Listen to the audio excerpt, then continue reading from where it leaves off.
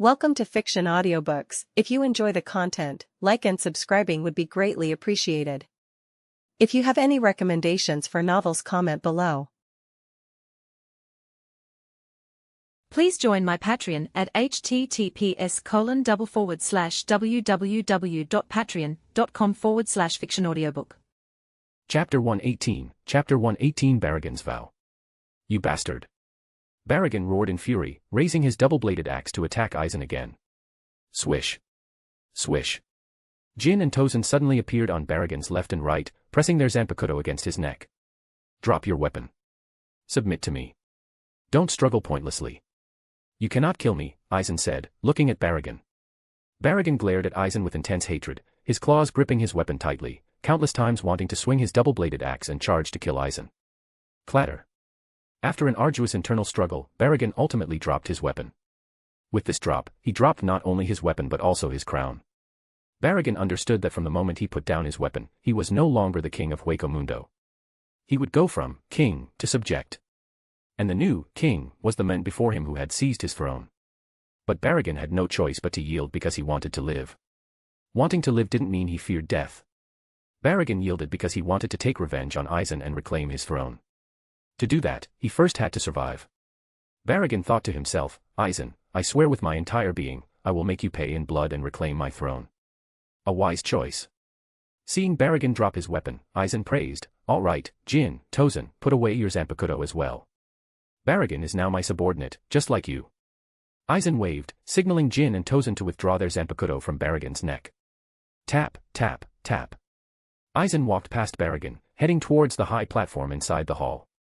Watching Aizen pass by, Barragan tightly gripped his right claw with his left, afraid he might lose control and attack Aizen. Aizen ascended the high platform, then sat on Barragan's bone throne, looking down at him from above. This bone throne isn't very comfortable. Get a new one, Barragan, Aizen said with a smile. Oh. Why aren't you answering me, Barragan? Aizen asked. Yes. Aizen-sama, Barragan said, his voice filled with humiliation. Also, the name Las Noches is quite good. Keep it. However, if it lacks both a roof and walls, it truly cannot be called a palace. So, let's construct Las Noches properly. The renovation task is yours, Barragan.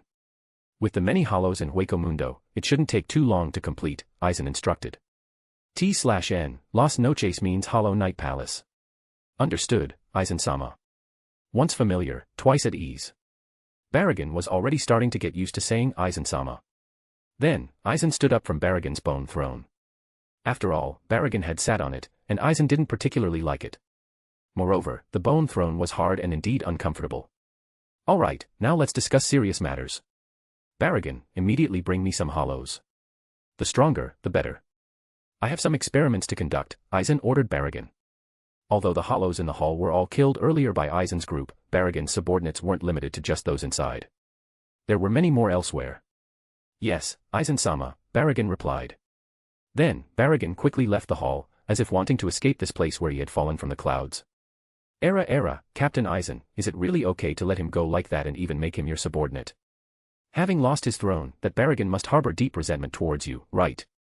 Jin asked Aizen with a smile after Barragan left. It's fine, Jin. Barragan was, after all, the former king of Hueco. He's much more familiar with Hueco than we are. We need his help to fully control Hueco. Moreover, we can't stay in Hueco too long right now, or the Soul Society will notice something amiss. So, someone still needs to manage Hueco, Aizen explained. Besides, even if he resents me in his heart, what can he do? Filled with hatred, yet forced to serve me, secretly waiting for a chance to take revenge, isn't that more interesting, Jin? Aizen said with a meaningful look at Jin, as if referring to Barragan, yet also hinting at Jin. Jin's heart tightened momentarily, but his expression didn't change at all. I see, it is indeed quite interesting, Jin replied, his eyes narrowed. After some time, Barragan returned with some powerful hollows. Aizen-sama, how are these hollows? Barragan asked. Aizen-sama. The hollows brought by Barragan looked at him in shock. These hollows didn't yet know their king, Barragan, had submitted to Aizen. Aizen frowned slightly at the incoming hollows. Most were Yhwachs at lieutenant level, with only a few at the early captain level. Apologies, Aizen-sama. The strongest among my subordinates are these, Barragan said. Oh. Is that so? I seem to recall hearing you have a Vasto Lord under you as well, Aizen said indifferently, looking at Baragon. Baragon's heart tightened. Initially, Baragon thought Aizen, being a Shinigami, wouldn't know much about Hueco Mundo, so he had concealed Vargas's existence. Baragon had previously thought that although he was under Kyoka Suigetsu's influence, Vargas wasn't. Maybe he could rely on Vargas to kill Aizen by surprise later. But he never expected Aizen to know about the Vasto Lord under him. For this reason, Baragon had specifically ordered his subordinates not to mention Vargas when he went out earlier. Apologies, Aizen-sama. My Vasto Lord subordinate had some business to attend to and went out. He hasn't returned yet, so I didn't think of him earlier, Baragon explained. Alright, I won't pursue it this time. Just remember not to try to deceive me again in the future, Aizen said, not delving deeper. What is your Vasto Lord subordinate doing? Have him return as soon as possible. With a Vasto Lord's cooperation, my experiments will progress much faster, Aizen said. Aizen-sama, my Vasto Lord subordinate, Vargas, went to the outer circle to deal with the Shinigami of the Hueco Mundo Expeditionary Force. I can't contact him for now, and we can only wait for him to return, Baragon said, glancing at Aizen as if remembering that Aizen was also a Shinigami. The Hueco Mundo Expeditionary Force. Aizen was momentarily taken aback. He remembered that some days ago, the Soul Society had appointed Toshiro as commander of the Hueco Mundo Expeditionary Force, leading a campaign in Hueco Mundo. Chapter 119, Chapter 119 Aizen's surprise. Hitsugaya Toshiro, huh? Aizen murmured. Go call your Vasto Lord subordinate back, Baragon. If he's still alive, Aizen said to Baragon. Oh. Aizen-sama thinks Vargas can't handle those Shinigami from the Hueco Mundo Expeditionary Force. Baragon asked, somewhat surprised. The newly appointed commander of the Hueco Mundo Expeditionary Force this time is not someone easy to deal with, Aizen said. Captain Aizen, are you saying Hitsugaya Toshiro's strength is already enough to handle a Vasto Lord? Jin asked Aizen. Who knows? As the most talented Shinigami in the Soul Society, he defeated a captain-level Minos Grande even at lieutenant level. Now, at the peak of captain level, it's not impossible for him to defeat a Vasto Lord, Aizen said. Whether Toshiro, at the peak of captain level, could defeat a Vasto Lord, even Aizen couldn't guess. But he knew Toshiro could at least preserve his life even if he couldn't win. Truly terrifying. The Soul Society's #1 genius, probably much stronger than me by now, Jin remarked. Alright, Baragon, immediately send someone to investigate. If your Vasto Lord subordinate is still alive, have him return at once, Aizen ordered. Yes, Aizen-sama. However, the only hollow who knew the location of the Hueco Mundo Expeditionary Force went to guide Vargas. So, I don't know their exact location. I only know they've been operating in the outer circle of Hueco Mundo. But the outer circle is vast, and finding Vargas won't be easy, Baragon replied. Then mobilize more hollows to search. I'll make do with these hollows for experiments for now, Aizen said. Yes, Aizen-sama, Baragon replied. In the outer circle of Hueco Mundo. After Toshiro killed Vargas and rested with the Hueco Mundo Expeditionary Force for a while, he led the Shinigami away from their previous location, starting the work of clearing hollows. He didn't know Aizen had also come to Hueco Mundo, subdued Baragon, and become the new ruler of Hueco Mundo. 10 days later. The location where Toshiro and Vargas had fought received the arrival of some hollows sent by Baragon. Look. What's that? An Ajucha suddenly shouted to the others. Hearing him, the other hollows instinctively looked in the direction he pointed and were instantly stunned. In the seemingly endless desert ahead, countless ice flowers had suddenly appeared. Look, isn't that Vargas-sama? One hollow said fearfully, pointing at Vargas frozen within the ice flowers. Vargas-sama is frozen inside. Quick, get Vargas-sama out. Seeing Vargas frozen inside, one hollow immediately stepped forward, wanting to use its claws to break the ice and rescue Vargas. Crack.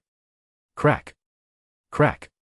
However, the moment this hollow touched the ice flowers, it was instantly frozen.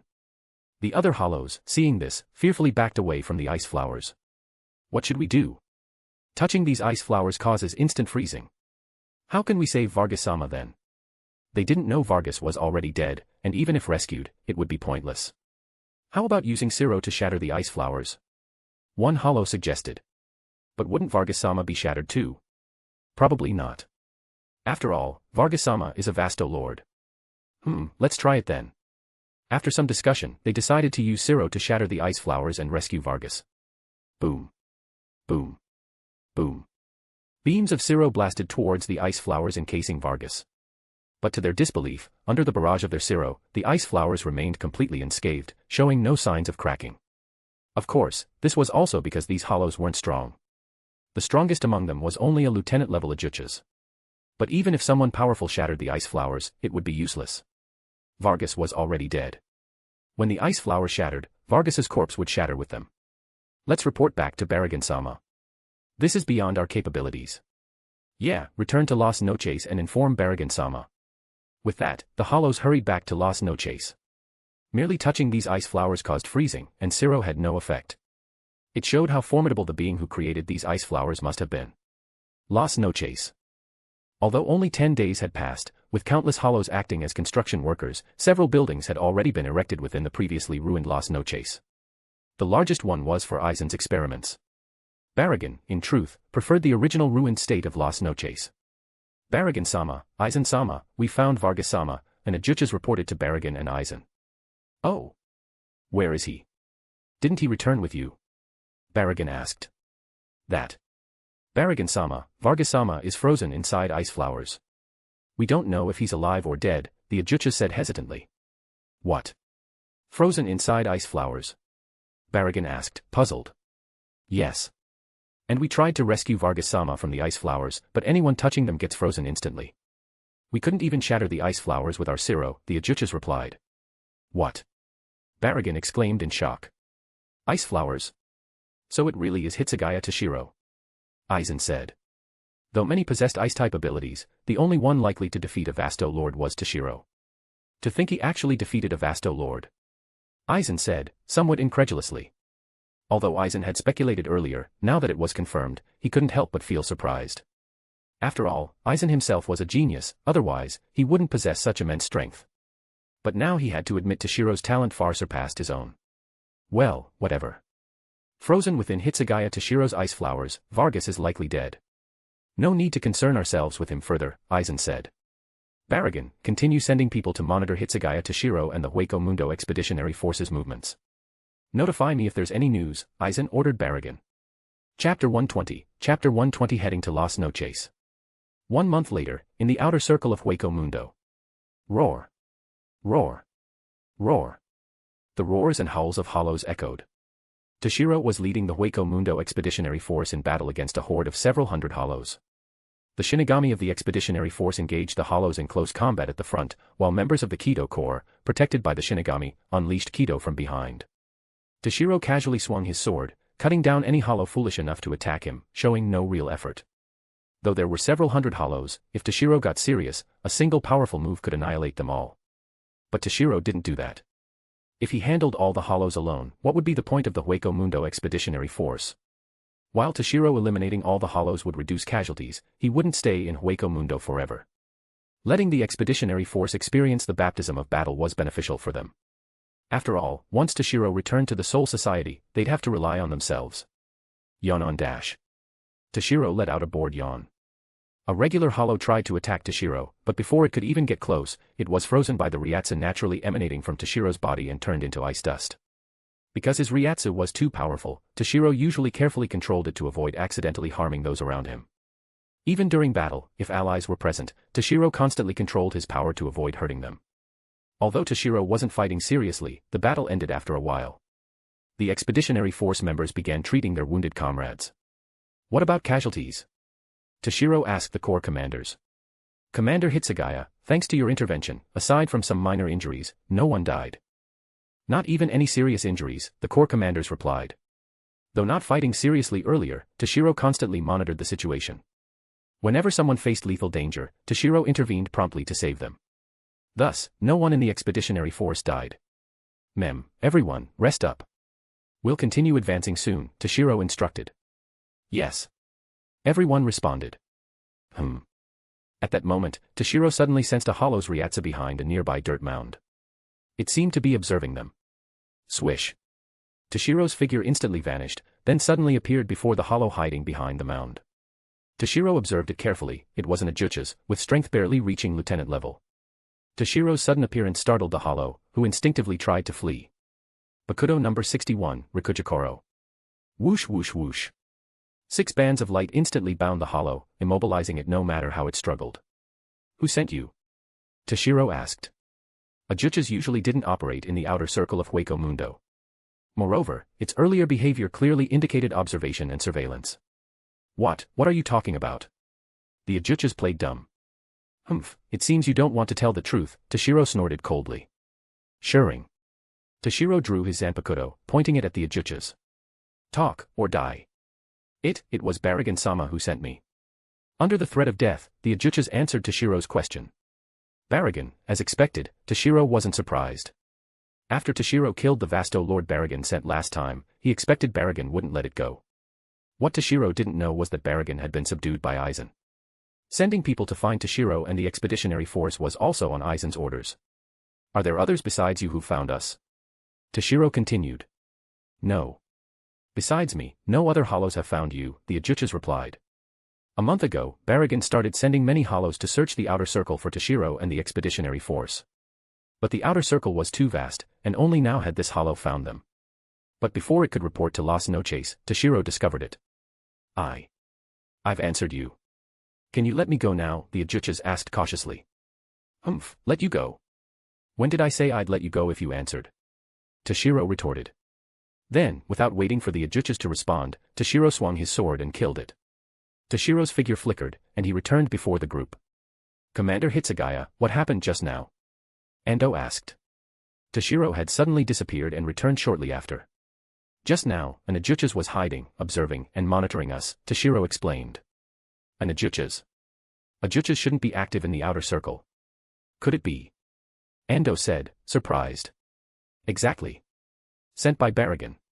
I dealt with it, Toshiro continued. Then what should we do? Although the outer circle is vast, Baragan's people will find us eventually if this continues, Amagai analyzed. Hearing Amagai's words, everyone nodded. Though the outer circle was large, Baragan had many subordinates. They'd be found sooner or later. Decision made. I'm going to Las Noches. Toshiro suddenly declared. Going to Las Noches? Everyone exclaimed in surprise. Originally, the four corps of the Hueco Mundo Expeditionary Force should operate separately. But since we're worried Baragan might attack, we stayed together for mutual support.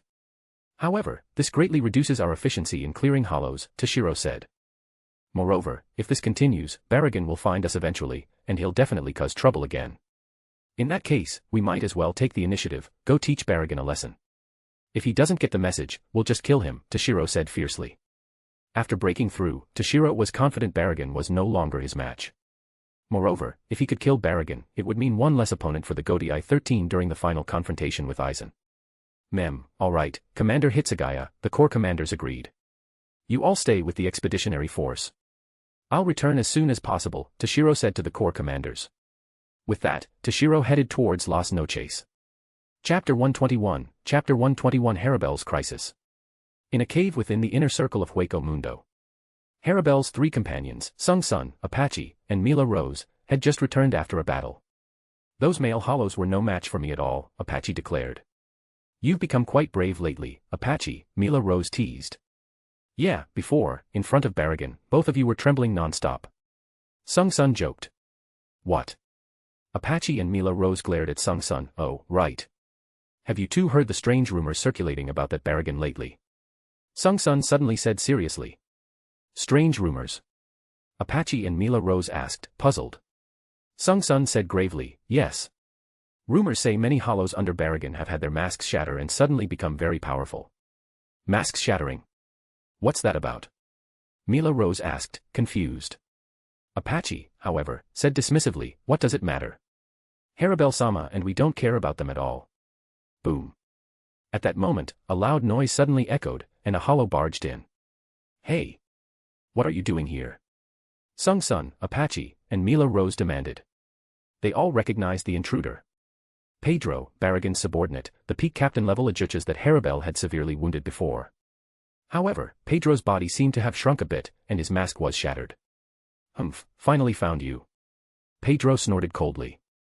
Boom. A powerful surge of Ryatsu suddenly erupted from Pedro's body. Sung-Sun, Apache, and Mila Rose immediately felt a tremendous pressure. His mask is shattered. Is he the one? Apache said with difficulty under Pedro's Ryatsu pressure. Swish. Swish. Swish. Pedro's figure flickered, then instantly appeared before the three. Ha! Pedro shouted, then instantly attacked the three with his claws. Clang.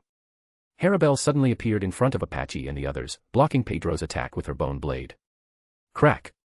Under Pedro's attack, cracks appeared on Harabel's bone blade. Harabel-sama! Sung-sun, Apache, and Mila Rose exclaimed in shock. Harabel, long time no see. Pedro said, staring at Harabel with hatred. It's you. Harabel said, surprised. The hollow named Pedro was the same peak captain-level Yhwach who, during Baragon's invitation to Harabel last time, arrogantly patted Harabel's shoulder and threatened her. Last time, Harabel severely wounded him with one strike. But Baragon showed no intention of helping him. In the end, Pedro dragged his wounded body back to Las Noches himself.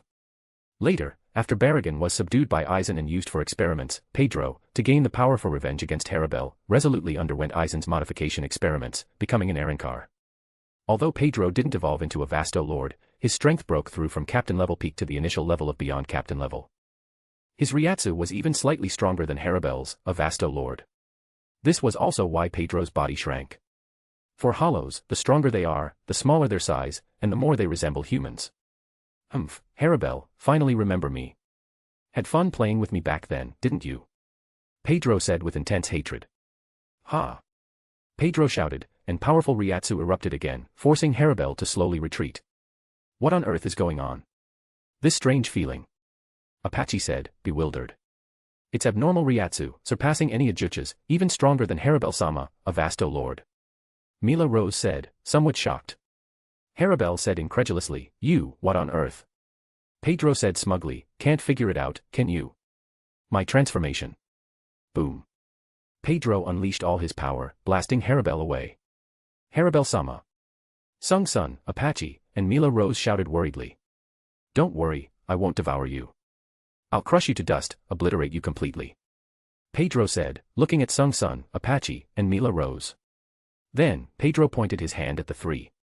Red Zero light began to gather on his hand. Boom. The red Zero beam roared towards Sung-sun, Apache, and Mila Rose. At the critical moment, Harabel, who had been blasted away earlier, reappeared. She slashed at Pedro's arm with her bone blade. Although she didn't sever his arm, she caused his Zero to veer off course. Bang. The deflected Zero blasted a large hole in the cave ceiling. Still resisting. You foolish woman. Pedro sneered. Harabel-sama. Sung-sun, Apache, and Mila Rose cried out in concern. You three, run. Harabel said to the three behind her. The three hesitated, but dash. Hurry, run. Harabel shouted loudly. Yes. The three replied reluctantly and finally ran outside. Sung-sun, Apache, and Mila Rose knew they would only be burdens to Harabel here, unable to help and only holding her back. Watching Harabel's three companions escape, Pedro didn't try to stop them. Well, whatever. Harabel, don't worry. Those small fry can run. I don't care. I just want to fight you. Outside the cave. Sung-sun, Apache, and Mila Rose ran desperately. Are we just going to run away, leaving Harabel-sama behind? Mila Rose said unwillingly. I don't want to either. But there's no choice.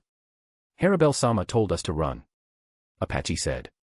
Even if we stayed, we're no match for the enemy. And we'd only hinder Harabel-sama, Sung-sun also said. Boom. The cave wall shattered, and Harabel was blasted outside.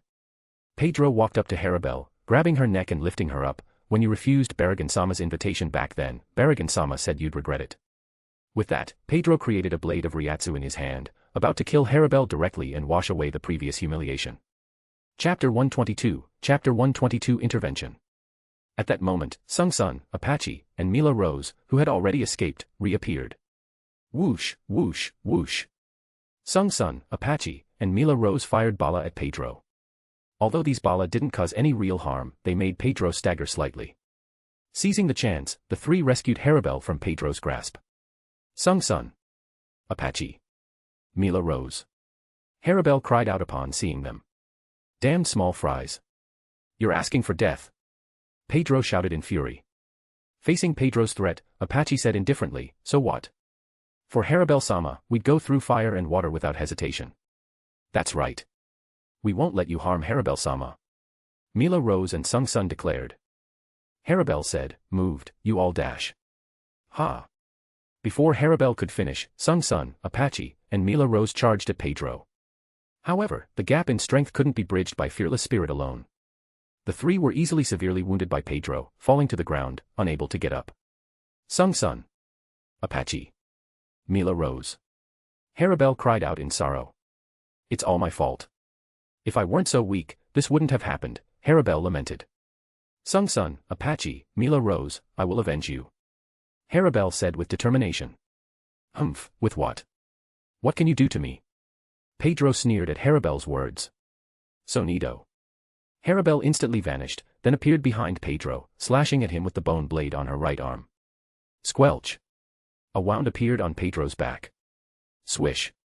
Harabel's figure appeared in front of Pedro again, then slashed with all her might at Pedro's shoulder. Schlick. However, although Harabel wounded Pedro, she only cut his skin, leaving a shallow wound. Harabel, don't underestimate me. Moreover, your blade is too blunt to pierce my hierro, Pedro sneered. Then, Pedro suddenly struck, injuring Harabel with his claws, then delivered a full-force blow that sent Harabel flying. It won't end like this. I'll torture you to death bit by bit. As he spoke, Pedro walked towards Harabel. Pedro walked to Harabel's side, stepped on her, then conjured a blade of Ryatsu in his hand, about to stab Harabel and torture her to death. Just then, a voice suddenly rang out. Could you wait a moment? Hearing the voice, Pedro instinctively paused. Swish. A figure suddenly appeared before Pedro, then kicked him. Thud. Pedro was sent flying. Harabel, who had been lying on the ground waiting for death, couldn't help but open her eyes at the sound. In her vision was a tall, handsome young man with white hair, wearing a cloak. The sudden arrival was Toshiro, Toshiro in his adult form after full Bankai aging. Yo, are you okay? Toshiro asked, looking at Harabel on the ground. Then, Toshiro extended a hand to Harabel, wanting to help her up. Looking at Toshiro's outstretched hand, Harabel was momentarily stunned, then hesitantly extended her left hand. She used her left hand not because she was left-handed, but because Harabel hadn't become an Arrancar yet, so her right arm was a bone blade. Toshiro pulled Harabel up with a tug. At this moment, Pedro, kicked away by Toshiro, stood up. He glared at Toshiro and roared, "Who are you? Why are you suddenly here?" Harabel also looked at Toshiro, wanting to know who this person who suddenly appeared and saved her was. Me. I'm Hitsugaya Toshiro. A Shinigami who acts on a whim. The reason I'm suddenly here is simply because I wanted to ask for directions, Toshiro said casually. Ask for directions? Shinigami, are you mocking me? Pedro said angrily. In fact, Toshiro really wasn't mocking Pedro. Earlier, Toshiro decided to go to Las Noches to deal with the trouble that was Baragon. But after entering the inner circle of Hueco Mundo, Toshiro suddenly realized an awkward problem: he didn't know where Las Noches was.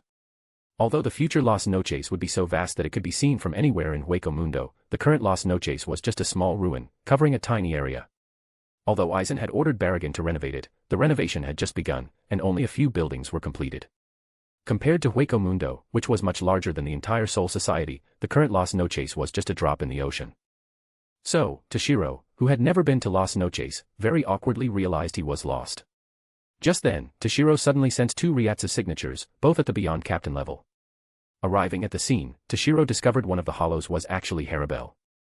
Although Harabel hadn't become an Arrancar yet and looked somewhat different from her anime appearance, Toshiro still recognized her. Seeing Harabel about to be killed by her opponent, Toshiro decided to save her. Although Harabel would later become an Espada, standing on the opposite side of the Soul Society, and even according to the original work, become his opponent during the final battle with Aizen, Toshiro still decided to save her. Why? Simply because Hueco Mundo needed a ruler. Hollows couldn't be completely eradicated because they evolved from human souls after death. As long as humans existed, hollows wouldn't disappear. The number of hollows in Hueco Mundo was nearly endless. Without a ruler to restrain them, if these hollows rioted, they would bring disaster to both the living world and the Soul Society. Therefore, in the original work, after the final battle with Aizen, the Soul Society didn't give Harabel a hard time. Instead, they allowed her to return to Hueco Mundo to become its new ruler. Otherwise, over the years, with the Soul Society's power, eradicating Baragon and previous rulers of Hueco Mundo wouldn't have been difficult. Chapter 123, Chapter 123 An easy kill. Moreover, even this time when Toshiro goes to Las Noches to teach Baragon a lesson, he doesn't necessarily plan to kill him. Of course, if Baragon insists on being an enemy, Toshiro won't spare him. At worst, he can find another hollow to replace Baragon, and Harabel is a good candidate. So, after much consideration, Toshiro decides to save Harabel. At this moment, Pedro speaks up, whatever. No matter why you're here, since you dare to interfere with me, Pedro-sama, be prepared to die. Boom. Pedro releases his powerful Ryatsu, pressing down on Toshiro. Toshiro suddenly notices something off. Although this hollow has beyond captain level strength, it's not a Vasto Lord, it's an Ajuchas. Is this guy an Arankar? Toshiro wonders. If an Ajuchas hasn't evolved into a Vasto Lord, the only way to attain beyond captain level strength is by becoming an Arankar to increase power, possibly breaking through to beyond captain level. Initially, Toshiro didn't notice that this hollow was an Arankar because in his impression, Arankar mostly look very similar to humans. But the current Pedro looks even less human than Harabel. Naturally occurring Arankar in Hueco Mundo are extremely rare. The only known one is Coyote Stark. Most other Arankar are created by Aizen using the Hogyoku. This one is likely also created by Aizen with the Hogyoku. Does that mean Aizen might be here? Thinking this, Toshiro quickly and carefully senses his surroundings but finds no trace of Aizen. Even using his dragon's true eye, he detects nothing. If Aizen were truly nearby, he couldn't possibly hide from Toshiro's dragon's true eye. Not here, huh? Well, first deal with this guy in front of me, Toshiro mused. Hey, no need to waste Ryatsu. Ryatsu pressure won't work on me, Toshiro says to Pedro. Ryatsu pressure only works on opponents with lower Ryatsu. Although Pedro's Ryatsu is slightly stronger than Harabel's, it's only at the initial beyond captain level, a lower level than Toshiro's, so it naturally has no effect. Die, Shinigami. Seeing Ryatsu pressure doesn't work, Pedro directly swipes a claw at Toshiro. Shunkuho. Toshiro instantly appears behind Pedro using Shunkuho, then draws his sword and slashes in one fluid motion. Squelch. Blood splatters. A deep, bone-exposing wound appears on Pedro's body. Ice Dragon Flash. Since Toshiro still has to deal with Baragon later, he doesn't plan to waste time with Pedro and decides to end it quickly, using Ice Dragon Flash right away. Vast, powerful Ryatsu rapidly converges into his Zanpakuto, transforming into a blue slashing attack that strikes at Pedro. Sensing the immense power of Ice Dragon Flash, Pedro's expression changes drastically. He quickly fires a Siro to meet Toshiro's attack. Boom. The red Siro beam and the ice-blue slashing attack collide instantly. However, to Pedro's horror and despair, Toshiro's Ice Dragon Flash obliterates his Siro with overwhelming force, then continues towards Pedro. Squelch. The power of Ice Dragon Flash directly strikes Pedro. Then, it cleaves Pedro in two from the center of his forehead. Subsequently, Pedro's corpse dissolves into Raisure, scattering into Hueco Mundo. Behind Toshiro, Harabel watches in shock as Toshiro kills Pedro with a single sword strike, her expression one of utter disbelief. She was just utterly defeated by Pedro, but now Pedro is easily slain by Toshiro. It's hard for Harabel to imagine just how strong Toshiro is. Although Harabel sees Toshiro easily killing Pedro as incredibly powerful, for Toshiro, it's nothing remarkable. After all, Toshiro is currently in his full Bankai state, with mid-level beyond captain level Ryatsu density far surpassing ordinary beings, and the strongest ice-type Zanpakuto. Even late-stage beyond captain level enemies wouldn't be a match for him, let alone an early stage one. Seeing Toshiro deal with Pedro, Harabel quickly runs to the severely injured Sung-sun, Apache, and Mila Rose. Sung-sun, Apache, Mila Rose, how are you? Harabel asks worriedly. Harabel-sama, we're fine. Don't worry, the three reply. Seeing they indeed seem largely unharmed, Harabel breathes a sigh of relief, then turns to look at Toshiro. Why would a Shinigami like you help us? Does being a Shinigami matter? Just like not all Shinigami are good people, not all hollows are bad, Toshiro says. Although most hollows are cruel and bloodthirsty, Harabel is surprisingly a gentle hollow. She has always been unwilling to grow stronger by devouring other hollows. Even when encountering hollows who try to kill and devour her, she only defeats them, never kills them, let alone devours them to grow stronger. In all of Hueco Mundo, perhaps only Neliel is kinder than Harabel. Of course, after today's events, Harabel might become more eager for power. Is that so? Harabel says, somewhat surprised by Toshiro's words. In Harabel's understanding, since who knows when, Shinigami and hollows have always seemed like natural enemies. No one has ever said such a thing. Besides, I really just wanted to ask for directions. Why doesn't anyone believe me? Toshiro says, somewhat helpless. Ask for directions. Harabel says incredulously. Yeah. If possible, could you tell me how to get to Las Noches? Toshiro asks seriously. Seeing Toshiro's earnest expression, Harabel has to believe he really just wants directions. She points in a direction and says, head straight in that direction, and you'll reach Las Noches. Really? Thanks, Toshiro says, then prepares to head to Las Noches. Wait, please. Harabel suddenly says. What else? Toshiro turns back and asks. Thank you for saving us. Also, my name is Tyr. Tyr Harabel. Chapter 124, Chapter 124 Arriving at Las Noches. Tyr. That's a nice name. I'll remember it. Although Toshiro already knew, he still nodded seriously. I'm Hitsugaya Toshiro. Although mentioned earlier, Toshiro introduced himself again formally. Are you going to Las Noches to cause trouble for Baragon? Harabel asked, somewhat worried. A Shinigami naturally wouldn't go to Las Noches to chat with Baragon, the king of Hueco But Harabel knew well that Baragon wasn't easy to deal with. Toshiro had just saved her and her companions, so she didn't want him to face any danger. Exactly, Toshiro nodded. There was nothing to hide. A Shinigami going to Las Noches certainly wasn't for a visit. You should be careful. Baragon isn't simple, Harabel reminded. Thanks for the warning, but I believe in my strength, Toshiro said confidently. Harabel nodded and didn't say more. She had witnessed Toshiro's strength earlier. He easily killed Pedro, who defeated her. In her view, Baragon might not be Toshiro's match. Then, the two fell into silence, unsure what to say. The atmosphere became somewhat awkward. Cough, if there's nothing else, I'll be going now, Toshiro said. Yeah. Hope we meet again, Harabel said. We will meet again. Definitely. Toshiro said meaningfully. With that, Toshiro turned and left. Harabel watched Toshiro's retreating figure, lost in thought. Harabel-sama. He's already gone far. Could you maybe help us first? Apache, severely wounded and lying on the ground, asked weakly. Oh. Harabel snapped out of it, then somewhat embarrassedly helped the severely wounded Apache. Sung-sun, and Mila rose up. At this moment, Sung-sun teased, Era, is Harabel-sama also feeling spring in her heart? Mila rose, however, said calmly, between a Shinigami and a hollow, it's impossible, Harabel-sama. Besides, our bodies are different, even that can't be done. He. As she spoke, Mila Rose started giggling lewdly. Harabel said angrily, what are you talking about? I just. But she couldn't finish. Alright, our cave was destroyed during the fight. Let's find a new place to settle. Your injuries aren't light, you need proper rest, Harabel said. Las Noches. Although the renovation of Las Noches had only been ongoing for a month, a small palace for Aizen to live and conduct experiments had been built. In Aizen's laboratory, Baragon was undergoing Erincar modification. Soon after, Baragon successfully became an Erincar, his outer appearance transforming into a burly, robust old man. Feeling the unprecedented power within his body, Baragon thought to himself, Aizen, I'll make you regret giving me this power sooner or later. So, Baragon, are you satisfied with this power? Aizen asked. It's amazing. This power is excellent, Aizen-sama. Although Baragon desperately wanted to kill Aizen immediately, he maintained a respectful facade.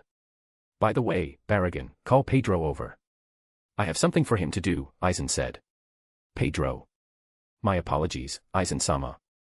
After undergoing your modification to become an Erincar, Pedro immediately went to seek revenge on Harabel, Baragon explained. What? Aizen frowned. To defeat the Soul Society in the future, Aizen recently planned to form an Espada, composed of Erincar. Harabel was one of his chosen candidates. To subdue Harabel, Aizen intended to have Pedro seek revenge on her, then appear at the critical moment to save her and subdue her in one go. But he never expected Pedro to have already actively gone for revenge. How long has Pedro been gone? Aizen asked. Aizen-sama, Pedro left immediately after becoming an Erincar. It's been quite a while. Harabel is probably already dead, Baragon answered matter-of-factly. Well, whatever. In that case, just let Pedro become an Espada, Aizen said somewhat helplessly. Originally, to subdue Harabel, Aizen planned to sacrifice Pedro. After all, although Pedro, after becoming an Erincar, was slightly stronger than the current Harabel, Pedro was ultimately just an Ajuchas, while Harabel was a Vasto Lord. Once she became an Erincar, her strength would far surpass Pedro's. If possible, Aizen even wanted to form an Espada composed entirely of Vasto Lord Erincar. But unfortunately, Vasto Lord were too few, and there weren't many in all of Hueco. Since Harabel was likely already killed by Pedro, Aizen temporarily gave up on sacrificing Pedro. Although Pedro wouldn't be as strong as Harabel after becoming an Erincar, he wasn't weak either and could become an Espada. Seeing Aizen's helpless expression, Baragon inwardly sneered. Baragon knew about Aizen's desire to subdue powerful Vasto Lord. Moreover, Pedro had mentioned wanting revenge on Haribel to Baragan before leaving. But Baragan didn't stop Pedro at all, nor did he inform Aizen. Baragan would take revenge on Aizen someday. For him, the weaker Aizen's forces, the better. Naturally, he wouldn't remind Aizen about Pedro seeking revenge on Haribel. Otherwise, if Aizen subdued Haribel, it might somewhat affect his revenge plans. At that moment, Aizen suddenly sensed a powerful Ryatsu rapidly approaching Las Noches from nearby. Oh, interesting. Baragan, a special guest has arrived. Go welcome them, Aizen said with an amused smile. Not far outside Las Noches. Toshiro looked at the already under renovation Las Noches in the distance, his expression turning grave. Aizen is here too. Toshiro thought. Although Aizen hid his Ryatsu using a special method, and Toshiro didn't notice initially, upon seeing Las Noches under renovation, Toshiro knew Aizen had already subdued Baragan and taken control of Hueco Mundo. Because Toshiro knew that when Baragan ruled, Las Noches was just a ruined wreck. Only when Aizen took over did Las Noches become a true palace. Then, Toshiro activated his Dragon's True Eye, and saw that Aizen was indeed here. Chapter 125, Chapter 125 Toshiro vs Baragan. What should I do now? Toshiro thought. Originally, Toshiro intended to come to Las Noches to cause trouble for Baragan. If possible, killing Baragan wasn't out of the question. At the very least, he wanted to teach him a lesson to make him behave and stop bothering the Hueco Mundo Expeditionary Force. But Toshiro clearly didn't anticipate Aizen being here. Based on the original work's timeline, Aizen subduing Baragan and taking control of Hueco Mundo indeed happened before defecting from the Soul Society, but the exact year wasn't specified. If it were only Baragan, it'd be fine. But if Aizen also intervenes, then it's bad. Toshiro thought worriedly. Although Toshiro was confident that after breaking through, his greatly increased strength meant Baragan was no match for him, facing Aizen, Toshiro still had little chance of winning. Although Toshiro had a method to counter Kyoka Suigetsu, it didn't mean he was already a match for Aizen. If countering Kyoka Suigetsu was enough to defeat Aizen, Toshiro would have acted long ago. But the key point was that Aizen wasn't just formidable because of Kyoka Suigetsu. Even in terms of pure combat power, probably only Yamamoto in the entire Soul Society could match him. Well, whatever. I'll just swallow my pride and retreat for now, Toshiro sighed helplessly, then prepared to turn and leave. But unfortunately, since Toshiro actively came to their doorstep, leaving now wasn't so easy. Before Toshiro could take a step, Baragan had already come out. Who are you? Daring to come to Las Noches seeking death? Baragan demanded. Baragan. I am Hitsugaya. Hitsugaya Toshiro, commander of the Minos Grande Expeditionary Force. I'm here to kill you. Toshiro said coldly. Since leaving easily wasn't possible, Toshiro adopted a tough stance. Although wary of Aizen's presence and believing he wasn't yet Aizen's match, Toshiro was confident in his ability to preserve his life even against Aizen. Ha ha ha. Kill me. Who do you think you are? Baragan sneered. Baragan couldn't help but wonder what was happening in the world. First, an Aizen pops up, and now another Shinigami jumps out saying he'll kill him. Did they really think Baragan was made of mud? Thinking this, Baragan grew even angrier. While Toshiro and Baragan exchanged taunts, Aizen, along with Jin and Tozen, left the laboratory, hiding in the shadows to observe Toshiro. Seeing Toshiro's appearance, Aizen couldn't help but sound surprised. Before, when Toshiro appeared earlier to save Haribel, he used his true Bankai. Since he still had to fight Baragan later, Toshiro hadn't released Bankai. Because of that, from saving Haribel until now appearing before Aizen, Baragan, and the others, it was an adult Toshiro. Oh my. Could it be, is this Hitsugaya Toshiro's big brother? Jin beside Aizen asked, eyes narrowed. No, Jin. Hitsugaya Toshiro doesn't have an older brother, Aizen denied. Aizen paid great attention to Toshiro and knew all his details, naturally aware Toshiro had no older brother.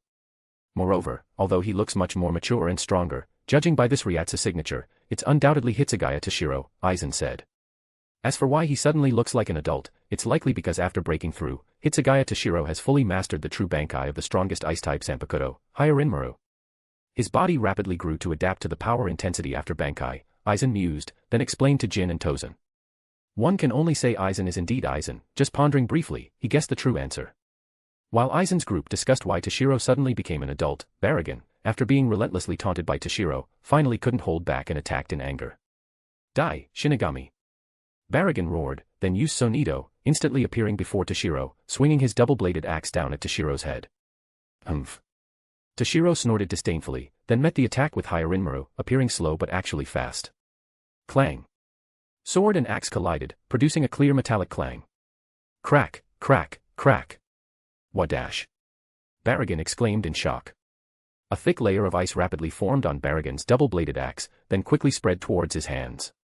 Seeing this, Baragon swiftly retreated, looking at Toshiro with deep caution. Then, he channeled Ryatsu throughout his body into the axe, shattering the ice layer. What was that just now? Baragon asked solemnly, looking at Toshiro. Who knows? Toshiro dismissed casually. After full Bankai, Toshiro's Zanpakuto, Hyarinmaru, emanates extremely low temperatures. Opponents slightly weaker would be instantly frozen upon contact. But Toshiro naturally wouldn't explain such things to an enemy. Casually explaining one's abilities to an opponent during a fight, that's something only Aizen does. Of course, Aizen does that mainly so the audience can understand. Now, it's my turn, Baragon. Toshiro's figure flickered, appearing directly behind Baragon, slashing mercilessly. Sensing the movement behind him, Baragon quickly turned and swung his axe to meet Toshiro's Zanpakuto. Clang!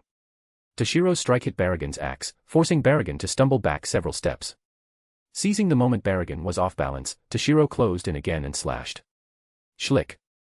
A vivid splash of blood blossomed beautifully on Baragon's body. Ah dash! Baragon couldn't help but cry out in pain. Then, he immediately retreated. Against Toshiro, Baragon was completely overwhelmed. Of course, this was because Toshiro was already in his full Bankai state, while Baragon, initially underestimating Toshiro, hadn't used his Resurrection. Crack, crack. The wound Toshiro inflicted on Baragon rapidly began to freeze, continuously spreading across Baragon's body. Damned Shinigami! How dare you injure me, the great Baragon, king of Hueco Mundo. After being wounded, the furious Baragon paid no heed to Aizen hiding in the shadows, still considering himself the king of Hueco Mundo. Chapter 126, Chapter 126 Decay, Arrogant. Feel honored. Shinigami. Let me show you the power I've newly mastered. Baragon roared. With that, Baragon charged at Toshiro at high speed, then swung his axe down at Toshiro's head.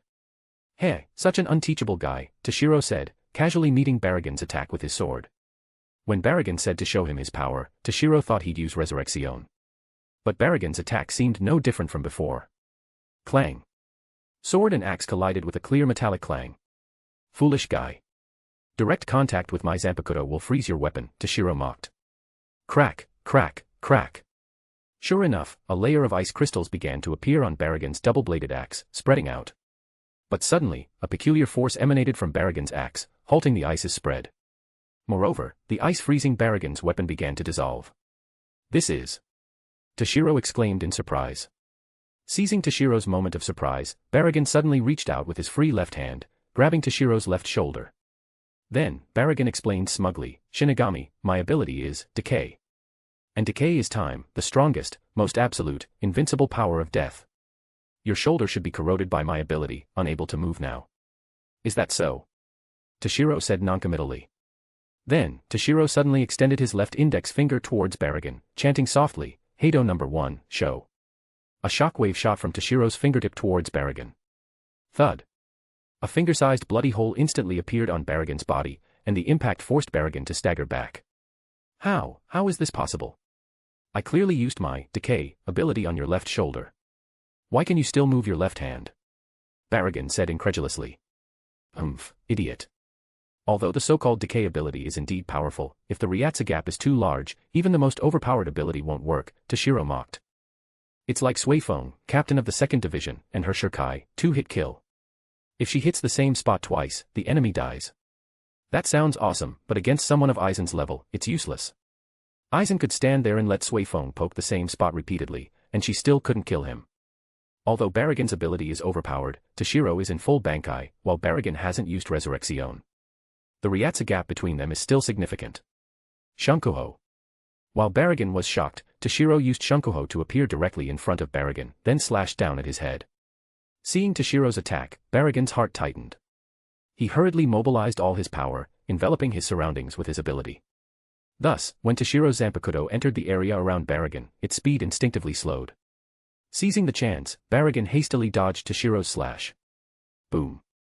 The spot where Baragon stood was gouged into a trench by Toshiro's strike. If Baragon hadn't used his ability to affect Toshiro's speed, he would have been cleaved in two. Truly impressive power, Toshiro praised. Although Baragon didn't use Resurrection, by mobilizing all his power earlier, he still managed to affect Toshiro's attack speed. However, if this is all you've got, Baragon, you still can't escape death. Toshiro shouted. Then, Toshiro's figure flickered, appearing before Baragon again, swinging his Zanpakuto like lightning towards him. Wadash! Baragon exclaimed. This time, Baragon couldn't see Toshiro's movement or attack at all. With no choice, Baragon used the same trick, pouring all his power to affect the flow of time around him as much as possible. When Toshiro's attack entered a certain range around Baragon, although slowed by Baragon's ability, it was still too fast for Baragon to react. He could only try to avoid vital spots. Schlick. Although Baragon dodged with all his might, Toshiro's Zanpakuto still struck Baragon's left shoulder, nearly severing his entire left arm. Arg dash. Suffering such an injury, Baragon couldn't help but cry out in pain. After the cry, Baragon quickly used his right hand to swing his double-bladed axe, forcing Toshiro back. Era, third seat Hitsugaya is really scary. Baragon is completely outmatched. What should we do, Captain Aizen? Jin, hidden in the shadows, asked Aizen. No need to worry, Jin. After Arrancar modification, Baragon isn't only this strong. Moreover, Baragon hasn't used his full power yet. If Baragon still can't match Hitsugaya Toshiro in the end, we can intervene then, Aizen said. Us. Yar, please spare me, Captain Aizen. I'm no match for a genius like Hitsugaya Toshiro. I'm afraid only you can handle him personally, Jin said with narrowed eyes and a smile. Ikamaru Jin, we should unconditionally obey Aizen-sama's orders, not bargain here, Tozen said unhappily. The most loyal subordinate to Aizen is undoubtedly Tozen. This is clear from their address. Tozen calls Aizen Aizen-sama, while Jin calls him Captain Aizen. Moreover, if Aizen ordered Tozen to die, he'd execute it without hesitation. Enough, Tozen. With your strength, asking you to deal with Hitsugaya Toshiro is indeed a bit too much. If Baragon is defeated later, I'll handle it personally. Aizen stopped the argument between Tozen and Jin. Yes, Aizen-sama. Tozen said respectfully. On the battlefield.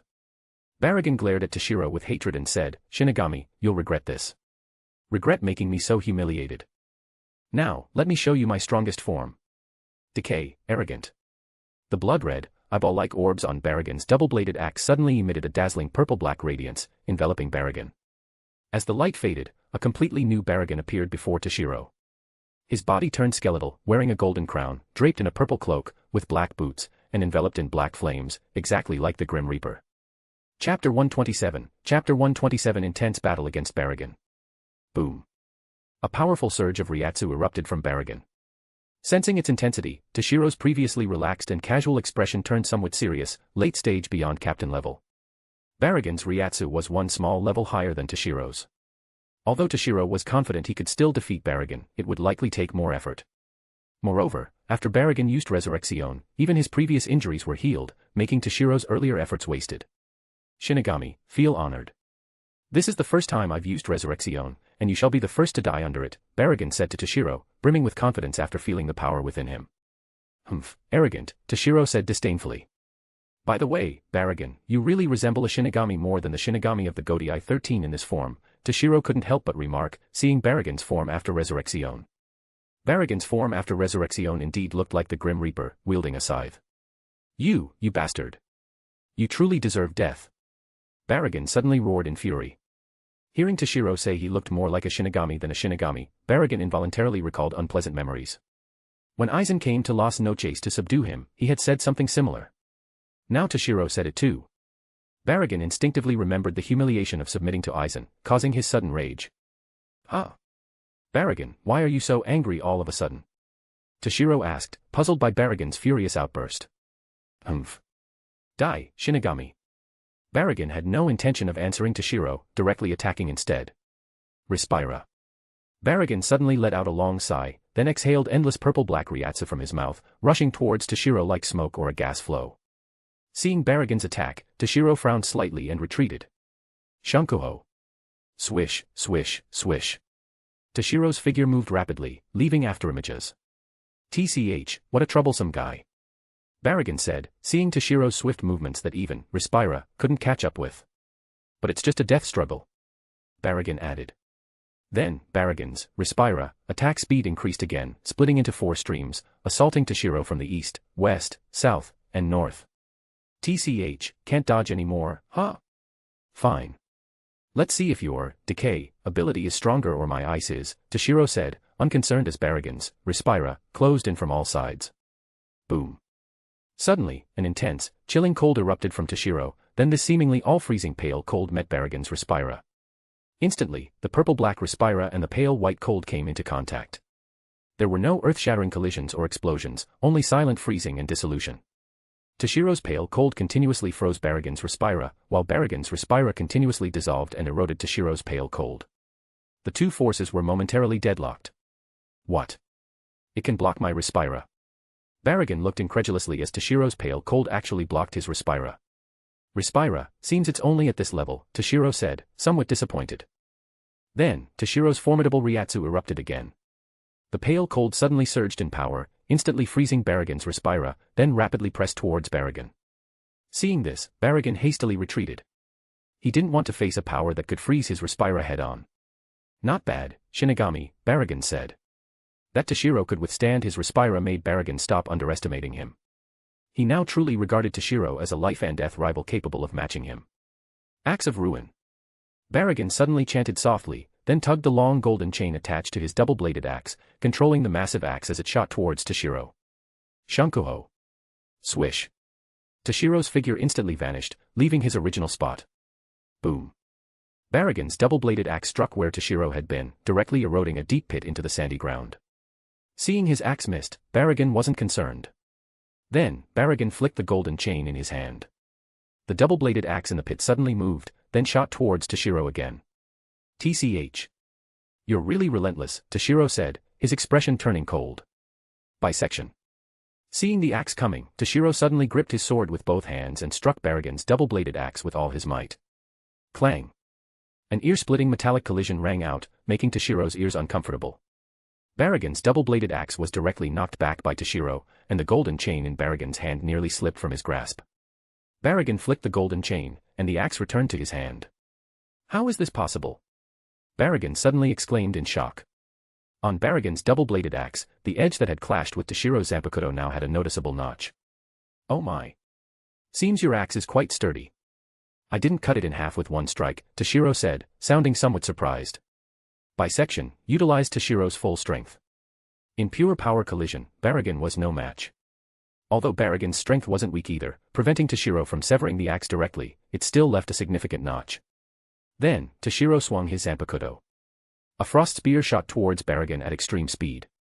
But within 3 steps of Baragon, his purple-black Ryatsu, filled with decay and erosion, suddenly erupted. Toshiro's frost spear advanced less than 2 steps before completely eroding and dissipating just 1 step away from Baragon. Baragon mocked, "Foolish Shinigami, did you think using abilities for ranged attacks could harm me? How laughable. Humans, birds, beasts, plants, Shinigami, all are destined to die. Where there is death, there is decay. All things in the world will die. Shinigami attacks are no exception. Only I, Baragon, king of Hueco Mundo, shall endure forever. Humph, such an arrogant and conceited fellow. I've lost interest in playing with you. Next, I'll get serious and finish you off." Toshiro snorted coldly. Chapter 128, Chapter 128 Baragon's defeat, Aizen intervenes. Toshiro held his sword in his right hand, pointing diagonally at the sky. Clang. Clang. Clang. Countless frost greatswords formed in the sky. As Toshiro lightly swung towards Baragon, the countless frost greatswords in the sky instantly rained down on Baragon like a violent storm. After breaking through to beyond captain level and mastering his full Bankai, Toshiro could freely manipulate ice. As long as Toshiro willed it, the ice could take any form he desired. Seeing the countless frost greatswords descending upon him, Baragon said indifferently, "Truly an unteachable Shinigami. Didn't I say your attacks can't harm me?"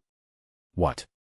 Before Baragon could finish, although some of the overwhelming frost greatswords were eroded by his Ryatsu imbued with decay ability within 3 steps, many still penetrated his defensive Ryatsu and pressed towards him. Seeing this, Baragon hurriedly swung his double-bladed axe to block Toshiro's frost greatswords. Boom. Boom. Boom. Baragon used all his strength to shatter one frost greatsword after another. Watching Baragon exhaust himself blocking the attacks, Toshiro didn't seize the chance to attack. Instead, he said leisurely, "As I thought, Baragon. Although your decay ability is indeed powerful, it's not without weaknesses. While it can erode and decay enemy attacks, there's a limit to how much it can erode in an instant. If that limit is exceeded, attacks can break through your defense and reach your body. Moreover, the stronger the attack and the more Ryatsu it contains, the slower your decay ability erodes it, Toshiro continued. Hearing Toshiro's words, Baragon said nothing, seemingly tacitly acknowledging it. If Baragon's decay ability could instantly erode everything, it would truly be overpowered. Baragon ranked only second among the Espada, meaning Stark must have a way to counter Baragon's decay ability. Otherwise, given Baragon's personality, he'd never willingly be second to Stark. Then, Baragon, now that I understand your ability, I've lost interest in playing with you. Next move, I'll finish you. Toshiro said seriously. Is that so? Baragon said noncommittally. Clearly, Baragon didn't believe Toshiro could defeat him. Although Toshiro could counter his decay ability, Baragon's Ryatsu was still slightly stronger. As long as he prolonged the fight, Baragon would win. Toshiro didn't say more. Ice blue light flashed behind him, and a pair of frost wings appeared on his back. Then, Toshiro flapped the wings, instantly soaring into the sky, looking down at Baragon from above. Humph, Shinigami, daring to stand above me, the great Baragon, king of Hueco Mundo, is unforgivable. Baragon snorted. Then, Baragon used Sonido to appear in the sky as well, confronting Toshiro from a distance. Toshiro ignored Baragon, chanting softly, weather subjugation. Boom. An ice blue pillar of Ryatsu shot into the sky. Then, dark clouds gathered from all directions. Rumble. Lightning flashed and thunder roared within the clouds, like apocalyptic divine punishment. This is... Baragon exclaimed, looking up at the spectacle in the sky. Such a grand, awe-inspiring ability to alter weather would shock anyone seeing it for the first time. Although Baragon always proclaimed himself a god-king, seeing Toshiro, with his solemn and majestic demeanor, create such a world-shaking scene, Baragon felt Toshiro resembled a god more than he did. Moreover, the ability to alter weather was traditionally a divine power. Suddenly, Toshiro gripped his sword with both hands, pointing directly at the heavens, then chanted softly, Frozen Heaven 100-Flower Funeral. Boom. An ice-blue pillar of Ryatsu shot into the dark clouds. An ice-blue void instantly appeared within the sky-covering clouds, aimed at Baragon. At that moment, Toshiro suddenly had a thought, remembering Aizen hidden in the shadows. If I can catch Aizen by surprise and take him out too. And even if I can't kill Aizen, at least I can keep him too occupied to stop me from killing Baragon. Thinking this, Toshiro immediately expanded the ice-blue void's coverage area. The ice-blue void rapidly expanded, covering a 10-mile radius in an instant, including where Aizen was hiding. For Toshiro, a 10-mile attack range was nothing. Even dozens or hundreds of miles were possible. As long as it was under the sky-covering clouds, anywhere was within Toshiro's strike range. Within Toshiro's attack range, Baragon suddenly felt a deadly crisis envelop him. Then, countless snowflakes fell from the ice-blue void in the sky like an avalanche. Seeing the descending snowflakes, Baragon's pupils constricted. Respira. With a sigh, Baragon exhaled countless purple-black Ryatsu, like smoke or gas, towards the falling snowflakes. But to Baragon's shock, his Respira, which could erode and decay everything, had no effect. It was directly frozen into purple-black ice blocks. Then, countless snowflakes drifted down onto Baragon. Crack! Crack! Crack! Ice flowers bloomed one after another on Baragon. Baragon tried to use his decay ability to erode and dissolve these ice flowers but was horrified to find his decay ability could no longer be used. How is this possible? My ability, why can't I use it? Baragon couldn't help but panic. After full Bankai, my ice can freeze the functions of any substance. Simply put, once frozen by my ice, any ability ceases to function. So, Baragon, your decay ability can no longer be used, Toshiro explained. As soon as Toshiro finished, Baragon was completely covered in ice flowers. After Baragon was frozen, Toshiro didn't stop. With Baragon's late stage beyond captain level Ryatsu, even after being frozen by Frozen Heaven 100-Flower Funeral, he wouldn't die immediately if left alone. Thinking this, Toshiro immediately moved forward, preparing to completely kill Baragon. Just then, Toshiro suddenly felt a deadly crisis envelop him. Aizen, so you're finally going to intervene? Toshiro thought, his heart tightening. Chapter 129, First Battle against Aizen. Behind Toshiro, a powerful Kanatsu assaulted him. However, Toshiro was prepared. His figure flickered, directly dodging the incoming pressure. But a figure appeared in front of Baragon, frozen by ice flowers. Toshiro lost his chance to kill Baragon completely. Looking at the figure before him, Toshiro's expression grew grave. Although the person wore a black, hooded cloak, concealing his appearance and even masking his Ryatsu signature with some method, Toshiro knew this person was Aizen. Toshiro hadn't used his full strength in the earlier battle against Baragon. Although Baragon's Ryatsu was one small level higher, Toshiro's Ryatsu density was several times greater than ordinary. In pure Ryatsu comparison, Toshiro wasn't inferior to Baragon. As for abilities, although Baragon's decay ability was indeed powerful, Toshiro's Hyarinmaru's ability was even more extraordinary. Coupled with various powerful techniques, Toshiro didn't need much time to defeat Baragon. But to guard against the hidden Aizen, Toshiro had held back some strength. Toshiro knew Baragon was still useful to Aizen now, and Aizen wouldn't abandon him. If Toshiro tried to kill Baragon, Aizen would certainly intervene. Therefore, when using Frozen Heaven 100 Flower Funeral earlier, Toshiro included Aizen in the attack range, hoping to kill Aizen by surprise or, at the very least, keep him too busy to save Baragon. But Toshiro didn't expect his attack to fail to even delay Aizen, and Aizen still intervened and stood before Baragon. Of course, this was also because Aizen was relatively far away earlier. When Toshiro expanded Frozen Heaven 100 Flower Funeral's range, its power inevitably decreased somewhat. Moreover, Toshiro focused the main attack power on Baragon. Otherwise, even if he couldn't kill Aizen by surprise, he could have at least delayed him. "Who are you? Why stop me?" Toshiro asked, feigning ignorance. "That's none of your concern. Just know that Baragon is still useful to me, so he cannot die yet," Aizen said. Naturally, Aizen's voice was also altered, unrecognizable even to those familiar with him. "Is that so? Seems I'll have to send both you and Baragon to hell," Toshiro said indifferently. Of course, Toshiro didn't really think he could defeat Aizen. He just wanted to see how large the gap between him and Aizen currently was. Although Toshiro believed he wasn't yet Aizen's match, he was confident in his ability to preserve his life. Thinking this, Toshiro initiated the attack. Icicle birds. Swish. Swish. Swish. Countless ice pellets, like flocks of birds, swarmed towards Aizen. Seeing the ice pellets assaulting him like a storm, Aizen simply swung his Zanpakuto lightly. Boom. Powerful Ryatsu directly obliterated the overwhelming ice pellets. Seeing this, Toshiro's pupils constricted. Although icicle birds was a skill Toshiro mastered during Shirkai and its power wasn't immense, he didn't expect it to be so easily destroyed by Aizen. 1,000 Years Ice Prison. Boom. Boom. Boom. Pillars of ice shot up from the ground, surrounding Aizen. Boom. The ice pillars around Aizen rapidly converged, trapping him inside. But Toshiro didn't relax in the slightest. He knew 1,000 Years Ice Prison, one of his powerful techniques, couldn't possibly trap Aizen so easily. Boom. The ice prison shattered instantly, not affecting Aizen at all. This wasn't unexpected for Toshiro. The moment Aizen broke free, Toshiro's next move was ready. Hail Flower Dragon. Toshiro's ice wings flapped, and his figure shot towards Aizen like lightning. Nearing Aizen, Toshiro thrust his sword straight forward. Aizen, having just broken free, had no time to dodge. Reluctantly, Aizen blocked horizontally with his sword. Ding. With speed's addition, the impact force was something even Aizen couldn't withstand. Aizen involuntarily stepped back twice, then both he and his sword were frozen into a cross-shaped ice block. Boom. Unsurprisingly, the ice trapping Aizen shattered again. "You've attacked many times. Now, it's my turn to counterattack," Aizen, freed from the ice, said to Toshiro. Hearing Aizen's words, Toshiro's heart tightened. He focused intently, watching Aizen. Aizen's figure flickered, appearing before Toshiro in the blink of an eye. Perhaps not wanting to reveal his identity, Aizen didn't use any powerful techniques, merely condensing a Kanatsu to slash at Toshiro. Seeing this, Toshiro also condensed a Kanatsu to meet Aizen's. Bang. Kanatsu clashed with Kanatsu, but undoubtedly, Toshiro was blasted away. Bisection. Toshiro charged before Aizen, gripping his sword with both hands, using his most powerful strike. But Aizen still merely met Toshiro's attack with a single-handed grip. Clang. A tremendous metallic collision rang out. Although Aizen used only one hand, his strength surpassed Toshiro's two-handed strike. Sword met sword. Toshiro was directly forced back, his perlicue splitting, blood staining his Zanpakuto.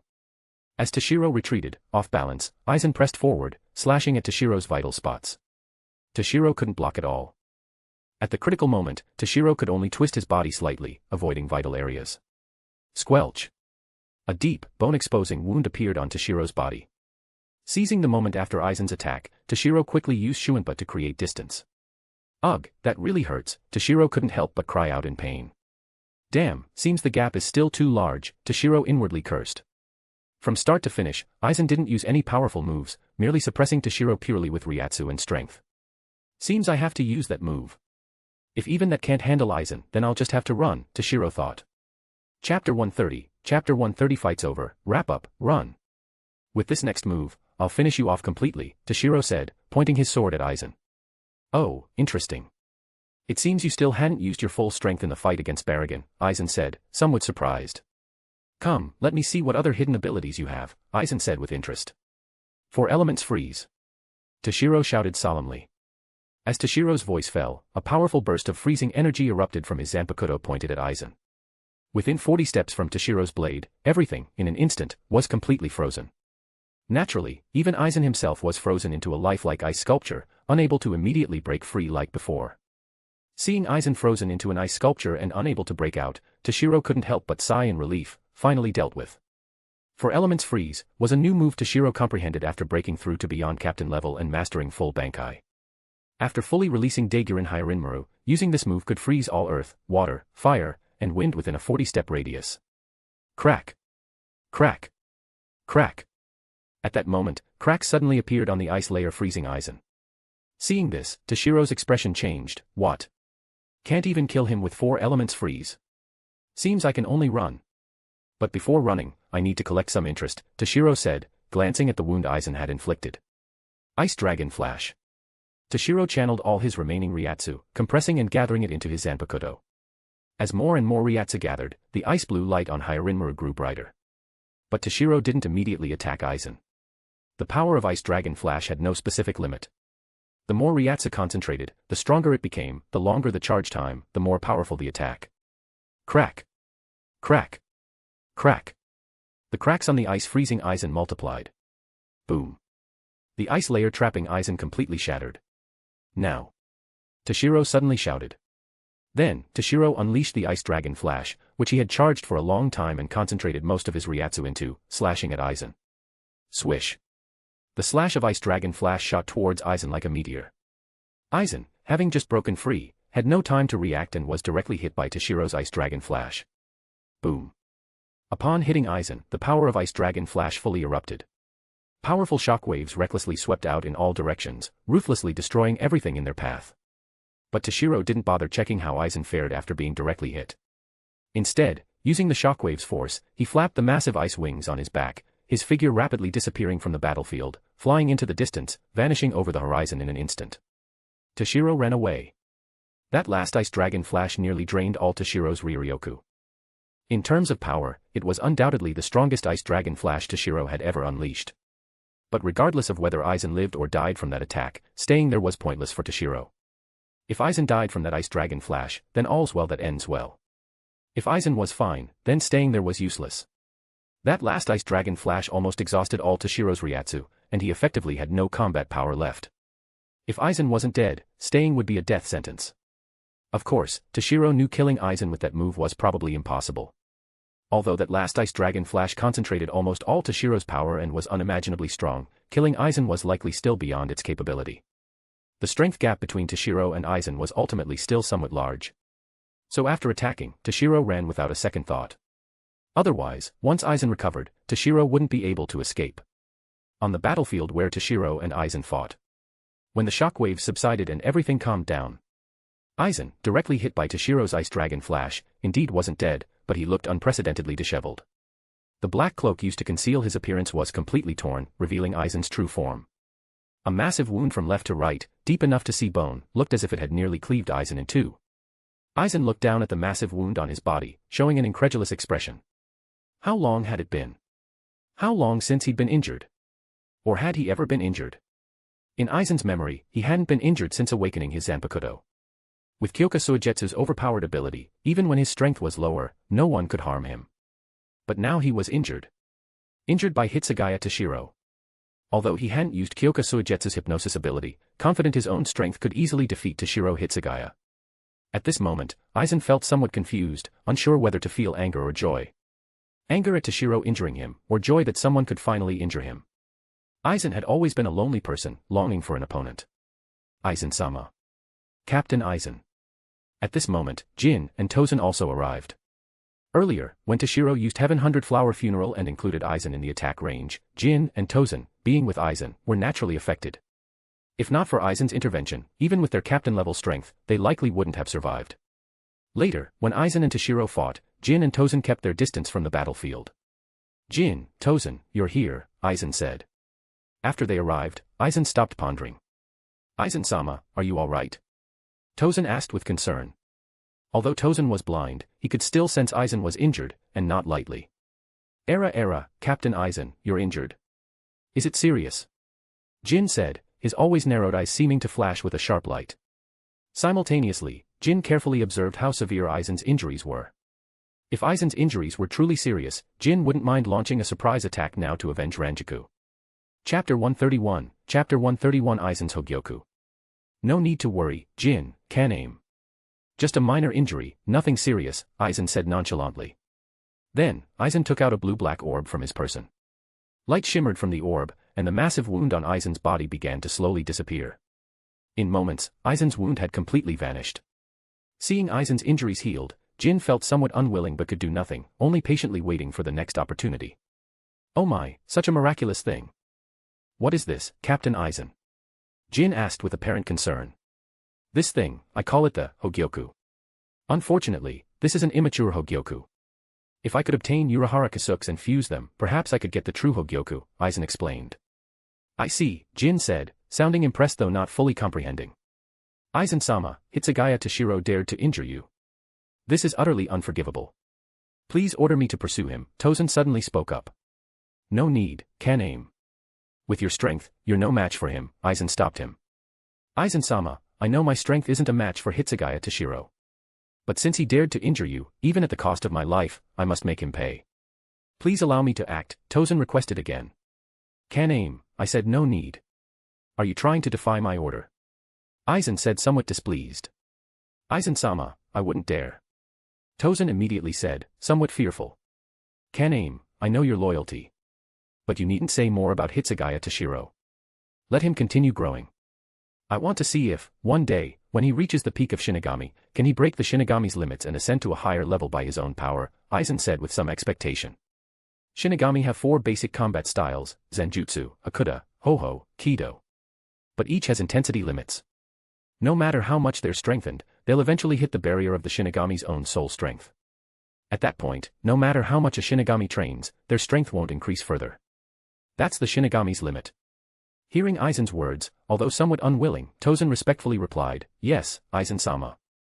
Satisfied with Tozen's answer, Aizen nodded, then looked back at Baragon, frozen in ice flowers. Heaven 100-flower funeral, huh? Truly a powerful technique, Aizen thought, sensing Baragon's life force growing weaker under the ice's erosion. But rescuing Baragon might be slightly troublesome, Aizen frowned. Although with Aizen's strength, forcefully shattering the ice flowers wasn't difficult, Baragon inside would undoubtedly be shattered into pieces along with them. Although Aizen didn't really care about Baragon, to control Hueco Mundo now, he still needed Baragon's help as the former king. That's also why Aizen personally intervened. Seems I still need the Hogyoku's help, Aizen murmured. Then, Aizen took out his Hogyoku again. This time, he spent considerable time using the Hogyoku to dispel the ice flowers freezing Baragon without harming Baragon himself. After all, this wasn't the mature Hogyoku fused with Urahara's. Its miraculous abilities weren't yet perfected. When the ice flowers were dispelled, they revealed the long unconscious Baragon inside. If Tozen hadn't quickly stepped forward to catch the unconscious Baragon, he would have fallen from midair. Currently, Baragon was extremely weak. If Aizen had rescued him any later, he might have truly frozen to death within the ice flowers. It seems we can't use this place for now. Let's find another location first, Aizen said, glancing at the surroundings. Because Toshiro used Heaven 100-flower funeral during his battle with Baragon, the area within a 10-mile radius had become an icy domain, with ice flowers blooming everywhere. They'd have to find a way to clear it later. With that, Aizen's group left the area. As for Toshiro, after the battle with Aizen, he continuously flew towards the outer circle of Hueco Mundo using his ice wings, stopping occasionally to recover Ryatsu before continuing. He didn't know how long he'd flown or where he was. Swish. While passing a small hill in the outer circle, Toshiro couldn't help but land. Huff, huff. Toshiro gasped for breath continuously. Currently, Toshiro's Ryatsu was almost completely depleted. A flash of ice blue light enveloped Toshiro. His adult form rapidly shrank, returning to his elementary school student appearance. Then, Toshiro went limp and collapsed onto the ground. In full Bankai state, although the aging side effect temporarily gave Toshiro an adult body with greater combat power, it was essentially forcing growth. Thus, it placed a heavy burden on his body and couldn't be maintained for long. In a valley within the outer circle. Since Toshiro went to Las Noches to deal with Baragon, the Minos Grande Expeditionary Force had temporarily halted operations, stationed here. Inside a central tent in the valley, the Expeditionary Forces Corps commanders gathered. Commander Hitsugaya has been gone for quite some time. I wonder how things are. Ando, deputy commander of the 1st Corps, said. Based on timing, Commander Hitsugaya should have defeated Baragan by now. Maybe he's already on his way back, Amagai, commander of the 3rd Corps, said. Could something have happened to Commander Hitsugaya? Baragan is, after all, the king of Hueco Mundo, with many powerful hollows under him. If Commander Hitsugaya was surrounded, no matter how strong, he might not be unscathed, Kawano, commander of the 4th Corps, said worriedly. At this, everyone fell silent. Kawano's words made sense. I believe in Commander Hitsugaya. He'll definitely be fine. Oda, commander of the 2nd Corps, affirmed confidently. Since hearing about Toshiro's legends in the Soul Society, Oda had become Toshiro's admirer, more confident in Toshiro's strength than Toshiro himself. Just then, Ando's communicator suddenly rang. Ando immediately answered, Hello, this is Ando Akamine, deputy commander of the 1st Corps. Hello, this is Hitsugaya. Chapter 132, Chapter 132 Everyone's concern, Toshiro's speculation. Commander Hitsugaya. Are you alright? Ando urgently asked into the communicator. Yeah, I'm fine, Toshiro said, touching the wound on his body. In this battle, Toshiro only sustained one wound from Aizen. However, thanks to his strong physique, it had already begun healing and would disappear completely soon. That's great, Ando couldn't help but sigh in relief. Moments ago, Ando and the others were worried about Toshiro's safety, even wondering if agreeing to let him go to Las Noches alone was a mistake. But now it seemed okay. Toshiro was fine. So, Commander Hitsugaya, where are you now? Ando asked. Me. I'm on a small hill in the outer circle. I'll rest a bit, recover my Ryatsu, then return, Toshiro said. Oh, report your exact location. I'll meet up with you later, Toshiro added. Yes, Commander Hitsugaya. After you left for Las Noches, we halted operations, found a valley, and set up camp. The exact location is. Ando reported. Understood. I'll find you later, Toshiro said. With that, Toshiro hung up the communicator. Ando, how is Commander Hitsugaya? After Toshiro hung up, the others quickly surrounded Ando and asked. Commander Hitsugaya said he's fine and will return later, Ando replied. Great. Commander Hitsugaya being fine is what matters, the others said, also relaxing upon hearing Toshiro was okay. I told you Commander Hitsugaya would definitely be fine. Oda said somewhat proudly. Among them, he was the most confident in Toshiro's strength. By the way, did Commander Hitsugaya mention how the battle with Baragan went? Amagai asked. That. Commander Hitsugaya didn't mention, Ando answered. Ando had been too concerned with Toshiro's safety earlier and forgot to ask about the battle outcome. Oda confidently said, Commander Hitsugaya definitely won. That's unquestionable. Otherwise, he wouldn't have said he'd return soon. Just don't know if Baragan is dead or alive. Everyone couldn't help but nod, agreeing with Oda's assessment. Then, Amagai suddenly said, however, if Baragan died, Hueco Mundo would surely fall into chaos. That might not be good for us either. Oda said indifferently, it's fine.